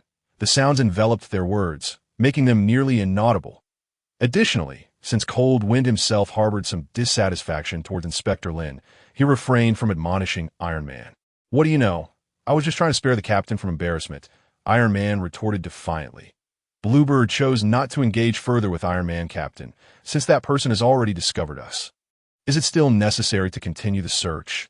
Bluebird turned to Cold Wind. That we must continue searching, but now we will have to meticulously investigate the traces of his existence. The Cold Wind shook its head.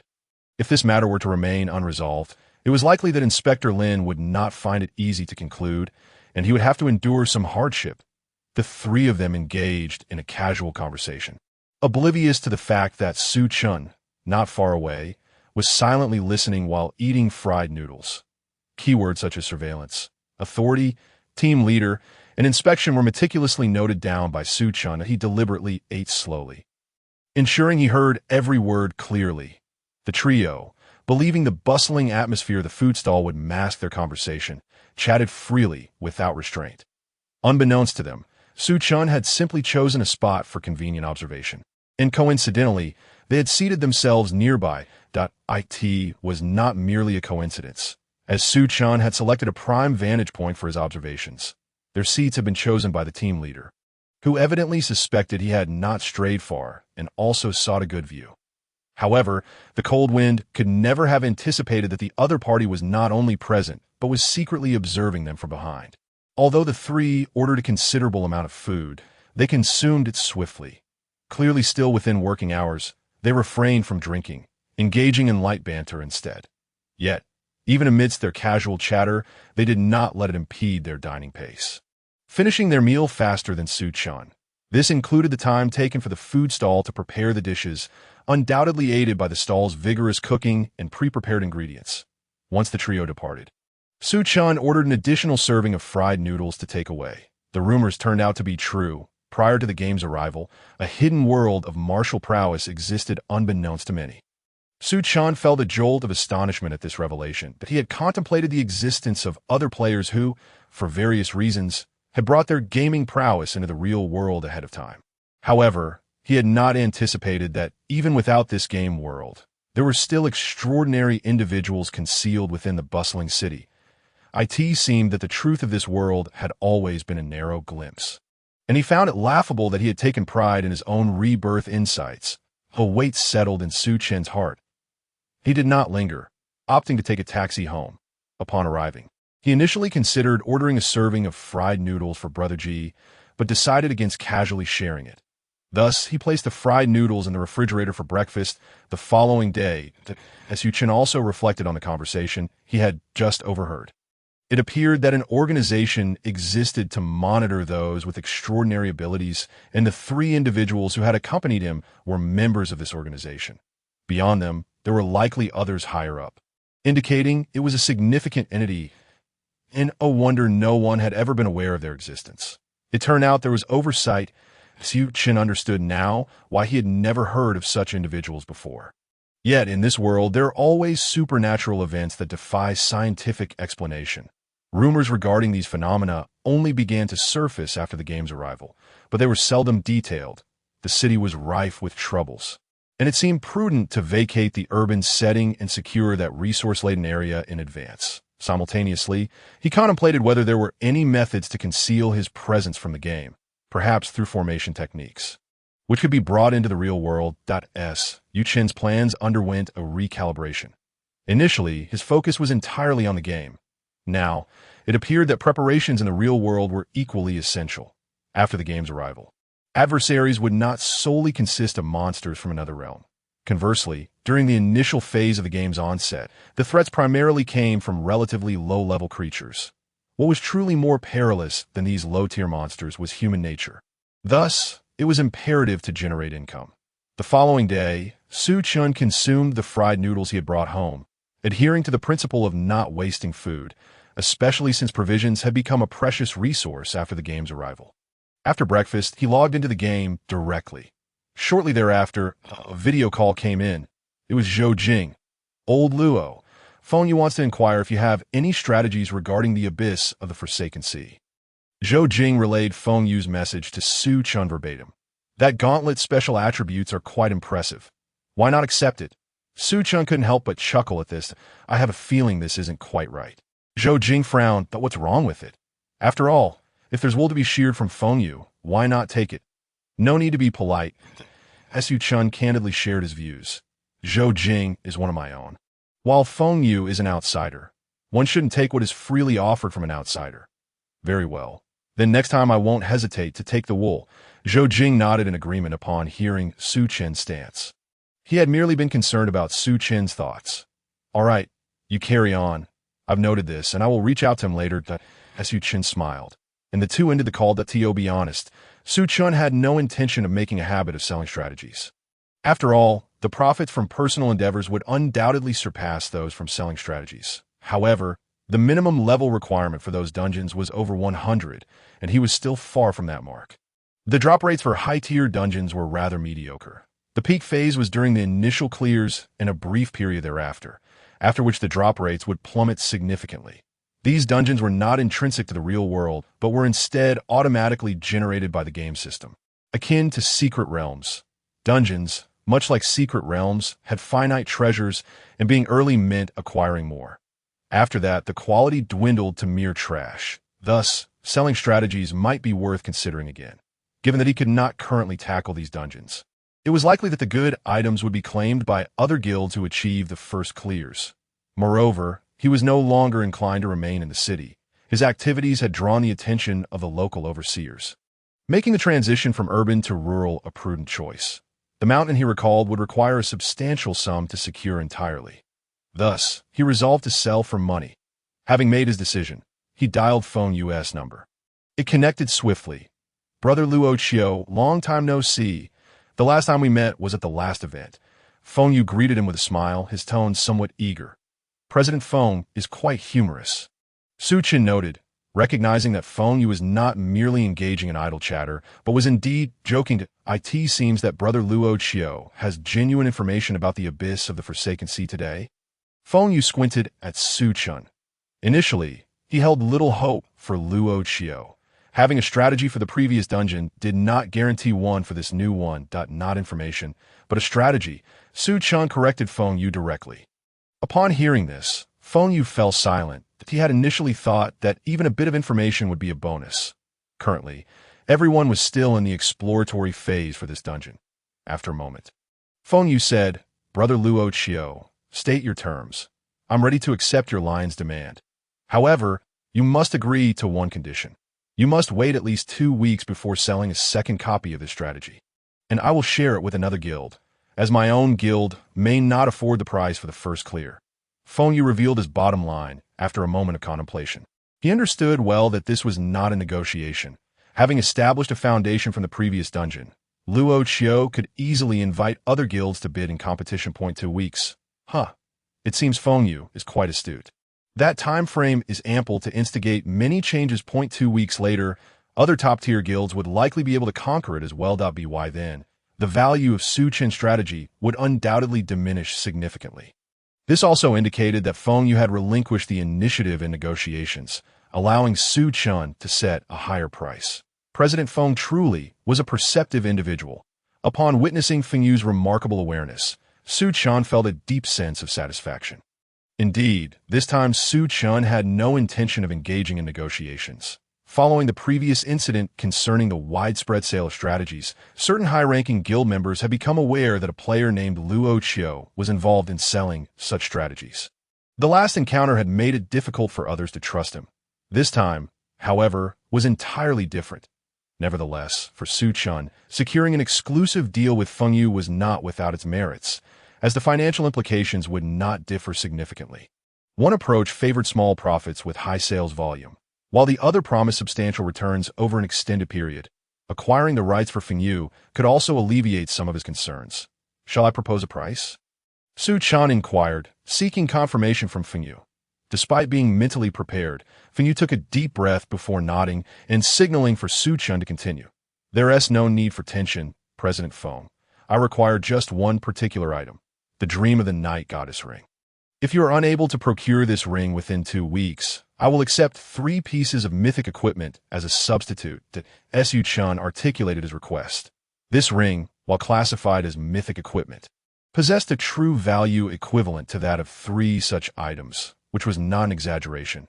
This was solely due to one factor. The ring could awaken divinity through a special ritual. Though it would not reach the level of a divine artifact, it was nonetheless a divine item. Its attributes were average, but once awakened, they would align with mythic standards. Su Chen needed it to validate a hypothesis regarding the potential to transfer elements from the game world back into reality. Utilizing his divine power in conjunction with the divine ring's inherent storage capabilities, for Feng Yu's potential deception regarding the ring's non-existence. Su Chen had considered that too, before undergoing the special ritual. The ring was merely an ordinary piece of mythic equipment, devoid of any indicators suggesting it could evolve or awaken. The value of 1 mythic item versus 3 was easily discernible. If you cannot acquire it within 2 weeks, it will indeed mean 3 mythic pieces, Feng Yu pondered. This situation might imply that Su Chen had fabricated a non-existent item, purely seeking 3 mythic pieces, effectively doubling the price from the previous encounter. A single mythic blueprint would scarcely equate to half the value of a mythic item. Within the span of 2 weeks, the Setting Sun Guild might not even manage to produce 3 mythic items. If they only managed to acquire 2, they would not only be working for Chen without compensation, but would also have to bear the cost of 1 mythic item out of their own pockets. Very well, I accept, Feng conceded after a brief moment of hesitation. The burden would be shared with the Divine Sword Guild, and he would only need to provide 1.5 mythic items, thus incurring minimal loss. Moreover, should they successfully acquire the specified item, it would be a profitable venture. Unless, of course, Chen had indeed concocted an entirely fictitious item. Thus so. What progress have you made? Chen inquired with a smile gracing his lips. Our progress? We have surpassed the ordinary level and are currently stuck at the warrior level self-destructing jellyfish. There are too many to manage, and we have attempted to employ summoners to trigger explosions using weaker monsters. However, these jellyfish exhibit a strong aggression towards humans, rendering that strategy ineffective. Feng chuckled awkwardly, acknowledging that his guild's pace was indeed sluggish.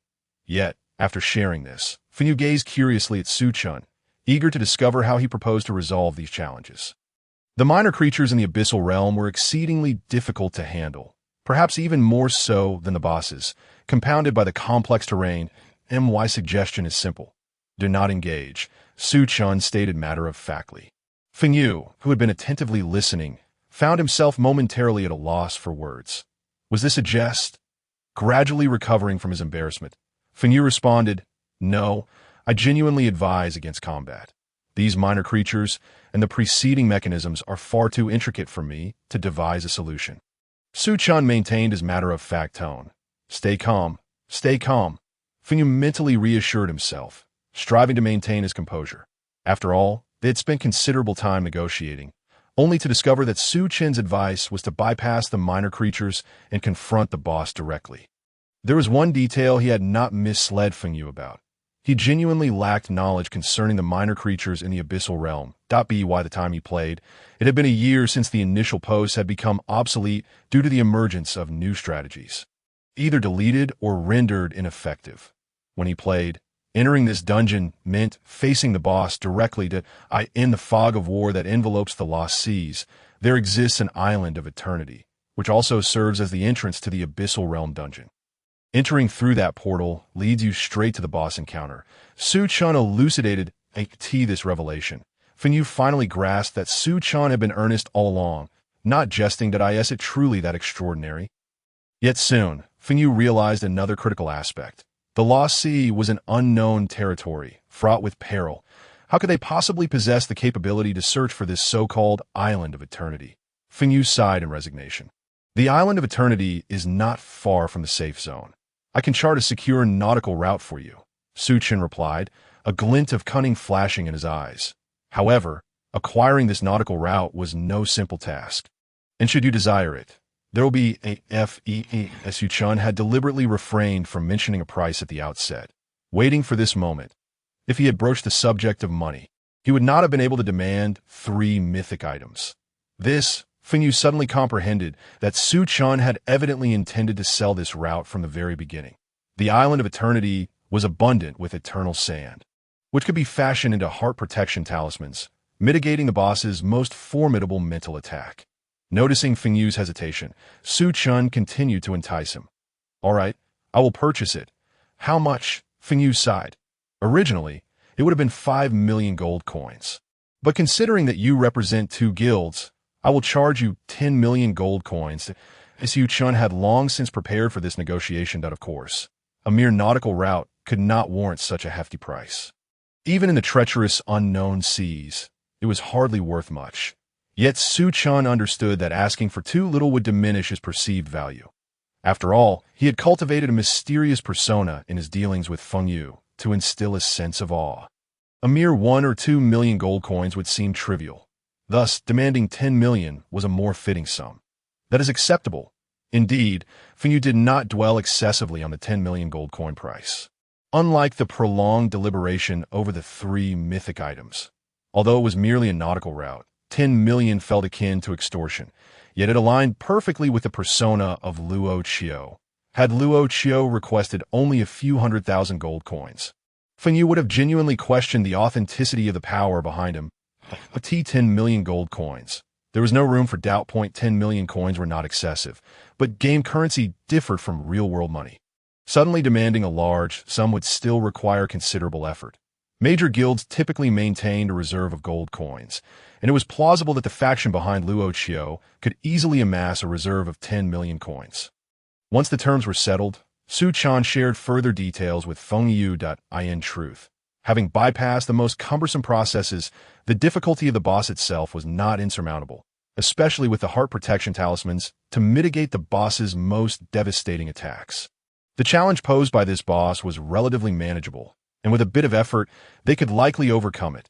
Sharing some strategic insights would merely expedite their progress. Pleasure doing business. After acquiring the desired information, Feng Yu was thoroughly pleased. It seemed that his earlier decision to covertly assist Luo Qiu had indeed borne fruit. Luo Qiu must have uncovered his involvement and remembered his favor. Otherwise, how could he have thought of him so promptly when selling strategies? In order to facilitate communication with him, someone was dispatched to join his guild. Feng Yu couldn't help but commend his previous wise decision. Although this matter was initially proposed by his elder brother, he had certainly contributed in hardships, if not in glory. Su Chen, unaware of the complexity of Feng Yu's inner world, merely nodded casually and ended the call. Immediately after the call, he received an email. It was from Feng Yu, containing a sum of 10 million gold coins. Combined with the 2,500,000 gold coins earned previously, he now had a total of 12,500,000 gold coins. This amount was more than sufficient to secure that mountain peak. Yet he still needed to find trustworthy personnel to initiate the project. Su Chen closed the email, deciding not to dwell on this matter for now. His priority was to expedite his level progression, by enhancing his own level. Once Jigu signed a contract with him, he could maintain a consistent level, which effectively translated the game's level into reality on a one-to-one basis. He had not forgotten that the current divide between the game and reality was merely a thin fissure. The power he wielded in the game, with his divine strength, was significantly diminished in the real world. Thanks to Jigu, the ability to manifest as level 1-to-1 was akin to cheating, that he felt that even if players from the game manifested in reality, they would not surpass him by much. Of course, this did not imply that he could act with impunity in reality. Since overhearing the discussions of the city's inspection team, he became aware that the original reality concealed many superpowered individuals, possibly even ancient beings. The priority now was to level up. The Fallen Duke's Manor was the location Su Chen had chosen for his training. This place had once been the residence of an imperial duke, who had fallen in battle against the demon army and became a puppet under their control. Surrounding the Duke's Manor were a host of level 60 to 70 demonized patrol soldiers, which were not his primary targets. The fastest way to level up was to defeat higher-level monsters, and his advantage lay in the 3 formidable level 75 dark gold bosses under his command. Teaming up with higher-level players made a significant difference. Not only would high-level players share experience, but there was also a debuff that drastically reduced the experience gained from being carried by higher-level players. Even when not in a party, the majority of damage would be dealt by high-level players, leaving low-level players to scrap for minimal experience. Su Chen's advantage was that he not only enjoyed the benefits of having high-level players clearing monsters, but also retained all the experience for himself, thus reaping the rewards of a solo leveling experience. This was the reason why Su Chen's leveling felt akin to riding a rocket. In the core area, there would be single monsters of level 70 to 90, perfectly suited for his training. However, before he could enter the manor, he was spotted by a patrol soldier outside. Name: Demonized patrol soldier type. Puppet rank: ordinary level. 65 merely a common foot soldier. Su Chen summoned Jigu with a flick of his wrist. Merging his consciousness with Jigu, he drew his sword and instantly unleashed a flurry of sword shadows. The patrol soldier, 5 levels higher than him, was swiftly eliminated. This exemplified the insurmountable chasm between ordinary and epic ranks. Sheathing his sword, Su Chen's attacks were enhanced by various buffs from the Dark Mark and equipment effects. Upon merging with Jigu, his power far exceeded that of an epic-level fighter of the same rank. Even against legendary-level monsters of equal rank, Su Chen, without summoning his contracted spirits and skeleton soldiers, could still hold his ground when united with Jigu. To avoid alarming the others, he refrained from summoning additional contracted spirits and opted to venture into the manor alone. The patrol soldiers outside yielded average experience, which Su Chen found tedious to farm. Jigo, naturally agile and high damage, made Su Chen feel that he no longer needed to summon Feng Feng as a mount. His speed was already more than sufficient. His infiltration progressed smoothly, although several demonized patrol soldiers spotted him along the way.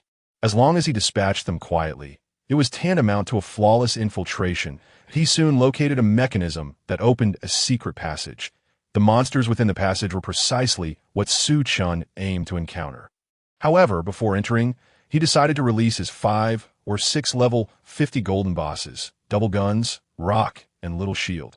You all stay outside to farm monsters. Pay attention to team coordination. Little Shield, protect the rear. Rock, take the front.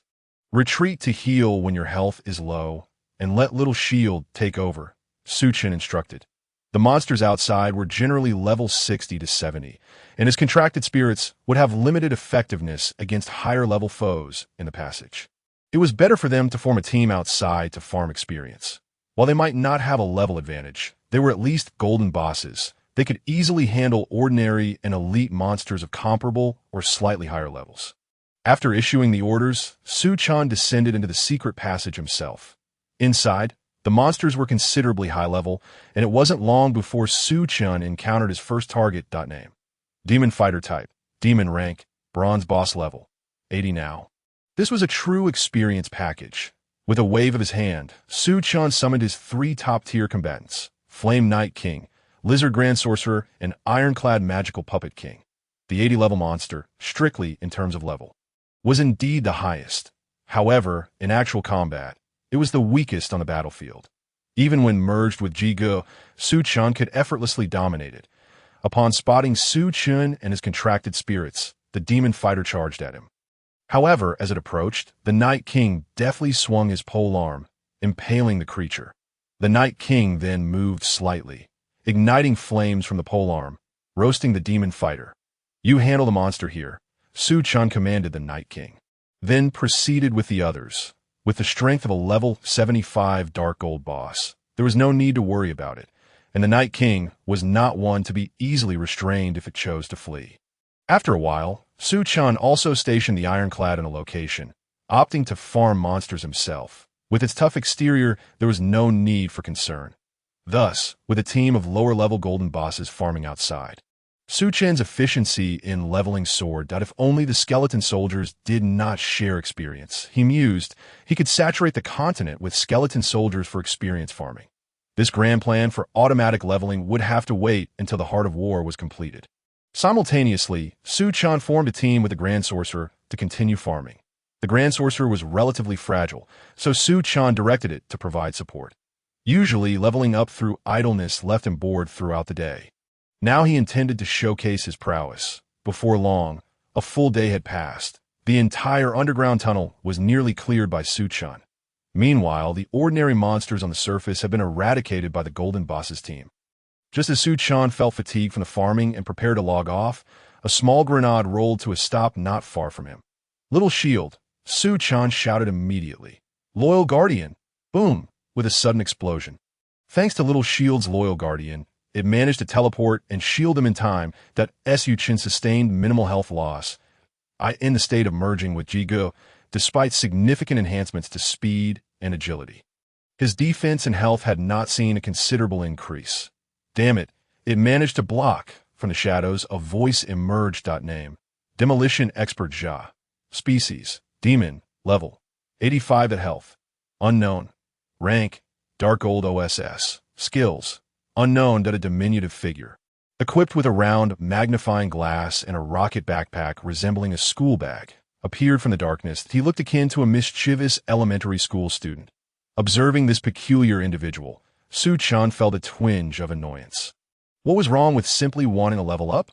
Why was he being compelled to summon an army of millions? However, a mere 10-level advantage could be worth a try. With a flicker of thought, Su Chen summoned all the scattered contract spirits back to him. Simultaneously, drawing them from this location was tantamount to executing a forced teleportation of his contract spirits. Area Bombardment, Blazing Fist, without a moment's hesitation. Su Chen initiated with Iron Fist's ultimate move that he had no intention to engage in a drawn-out battle with his character, that it was a barrage of ultimate moves. If he could eliminate the foe in one shot, he would, and if not, he would activate the evolution of his skeleton warriors in advance. Initially, the one known as Jia had no intention of going all out. However, upon witnessing several missiles soaring from the sky towards him, he hastily began launching bombs to intercept the incoming projectiles, resulting in a dazzling display of fireworks in the air. Yet this was not the end. A colossal fist launched itself from Iron Fist's frame. The rocket backpack behind the bomb thrower activated, allowing him to narrowly evade the punch. However, this was a locked-on attack, and Iron Fist continued its pursuit even after the evasion. Fire Spirit Corruption, Realm of Blazing Flames. At this juncture, the lizard Archmage also unleashed two of his ultimate skills. The Fire Spirit possessed a degree of automatic tracking ability, though it was not as relentless as Iron Fist, being somewhat clumsier. Nevertheless, it would still pursue its target. Meanwhile, the ground beneath it transformed into an ocean of flames, restricting the movement of the demolition expert. Phantom Knight Charge, Bloodlust of Battle. This was not all. The Night King promptly summoned several Phantom Knights, charging alongside him towards the demolition expert. Yet, the demolition expert had his own tricks. With a swift motion, he unleashed several rocket pigs that charged toward Iron Fist and the Fire Spirit. Another collision. This explosion resonated louder, with the aftermath being even more intense. Fortunately, Su Chen had prepared in advance, seeking refuge behind cover. The demolition expert found himself in a disheveled state. A haze of smoke enveloped the area. With such overwhelming power, it was time to eliminate these adversaries. The demolition expert surveyed the smoke, still feeling trepidation. Yet from within the haze, several Phantom Knights emerged, led by the Night King clad in blazing armor. Deceleration Gears. The demolition expert unleashed his ultimate move. Instantly, gears appeared around him, exuding a formidable aura, reminiscent of skill known as time-stop gears. However, it was merely an illusion.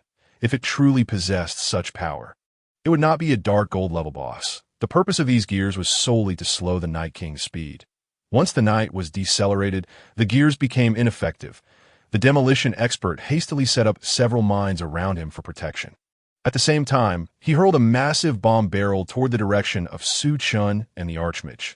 However, once the deceleration gears were expended on the Night King, they were rendered useless. Observing the bomb barrel before him, its fuse still unburned, it appeared the demolition expert had panicked, failing to throw it in time. Su Chen glanced at the gauntlet on his wrist, the Hell Tyrant Gauntlet. It allowed him to designate any target and launch any item at them, rendering evasion impossible. Cooldown, 10 hours. Without a second thought, he grasped the enormous bomb barrel with his gauntlet-clad hand. The fuse was about to extinguish, and Su Chen focused intently, locking onto the demolition expert in his mind. Retreat. After tossing the bomb barrel, Su Chen commanded his summoned spirits. The Night King, closest to the demolition expert, promptly turned his steed around. Had he been scared off? The demolition expert observed the Night King's retreat with a sense of pride at first. However, as the shadows on the ground grew larger, his curiosity compelled him to look up. Boom! A tremendous burst of flame erupted from the demolition expert's position. Su Chen had already taken cover on the ground. As the explosion subsided, he rose and slowly approached the demolition expert. It was undeniable that despite its relatively low health, the demolition expert, clad in anti-explosion gear, had formidable defenses. Yet, as for its ultimate move, the power required no further elaboration, with Su Chen's 100 accuracy in throwing. The demolition expert had almost endured the impact directly at this moment. Although the demolition expert had not been defeated, it was entirely incapacitated as Yu Chun seized Chicken Brother's sword and delivered the finishing blow. Ding! Player Luo, Chio leveled up, current level. LV65. A day's toil had yielded rapid experience gains. This time, unlike before when he merely watched his summoned spirits grind, he had actively participated. With his skills, combined with the enhancement from his Dark Mark ability and equipment, the power he and Chicken Brother exhibited together was comparable to that of 3 formidable 75-level Dark Gold bosses. While others struggled with inefficiency in solo endeavors, he enjoyed the benefits of high efficiency without the experience reduction debuff, even receiving experience bonuses for defeating higher-level monsters. Moreover, he had summoned multiple avatars to grind together in the 60-70 experience range. An average player might gain half a level in a day, while he had leveled up 5 times, which felt entirely reasonable, particularly against the Demolition Expert boss, which was akin to a level-up kill. The experience gained was staggering. His 3 Dark Gold boss subordinates primarily relied on skeletons for their kills, resulting in experience being divided among thousands, even millions of units. However, Chen found himself torn between enslavement and absorption. An 85-level Dark Gold boss would serve as excellent nourishment for Chicken Brother. Yet, now that he was at level 65, the experience loss from enslavement was further reduced, effectively granting him an additional avatar's worth of experience. Most importantly, Chen was intrigued by the Demolition Expert's gigantic bomb barrel, with his 100 accuracy in throwing. It was a perfect match for the Demolition Expert's delayed ultimate move, Enslave. With this thought, Chen acted decisively. Soul Bestowal.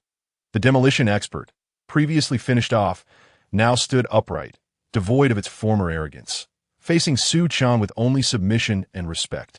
Name, Demolition Expert Jia, renameable. Species, Demon, level, 73, cannot level up. Rank, Dark Gold OSS. Skills, Small Landmine, Earth Mine, Hand Grenade, Giant Cannon, Explosive Rocket Pig, Time Detonation, Artillery Minion, Deceleration Gears, Giant Explosive Barrel. Let us call you Little Jia. Chen casually named it, that he then instructed Little Jia to summon the Artillery Minion for inspection. The result was merely a silver-tier minor boss at level 70, of little practical use. Well, so be it. Feeling fatigued, Chen prepared to log off and rest. Unlike the usual weariness from boredom, he was genuinely tired this time. The 5-level experience was the fruit of his dedicated efforts throughout the day. In the Muddled Sea region, a waning moon hung in the sky, casting a faint glow. However, upon entering the fog of war within the Muddled Sea, the moonlight grew increasingly dimmed as a small to medium-sized fast ship sped through the waters. It was indeed unsettling. In reality, he would never dare to venture here. Daichue gently brushed his arm, already covered in goosebumps. The mysterious waters are rife with tales of legendary creatures, and it is said that the vengeful spirits of ancient phantoms can transform into ghostly ships. The cool Hughes spoke softly. Old Lung,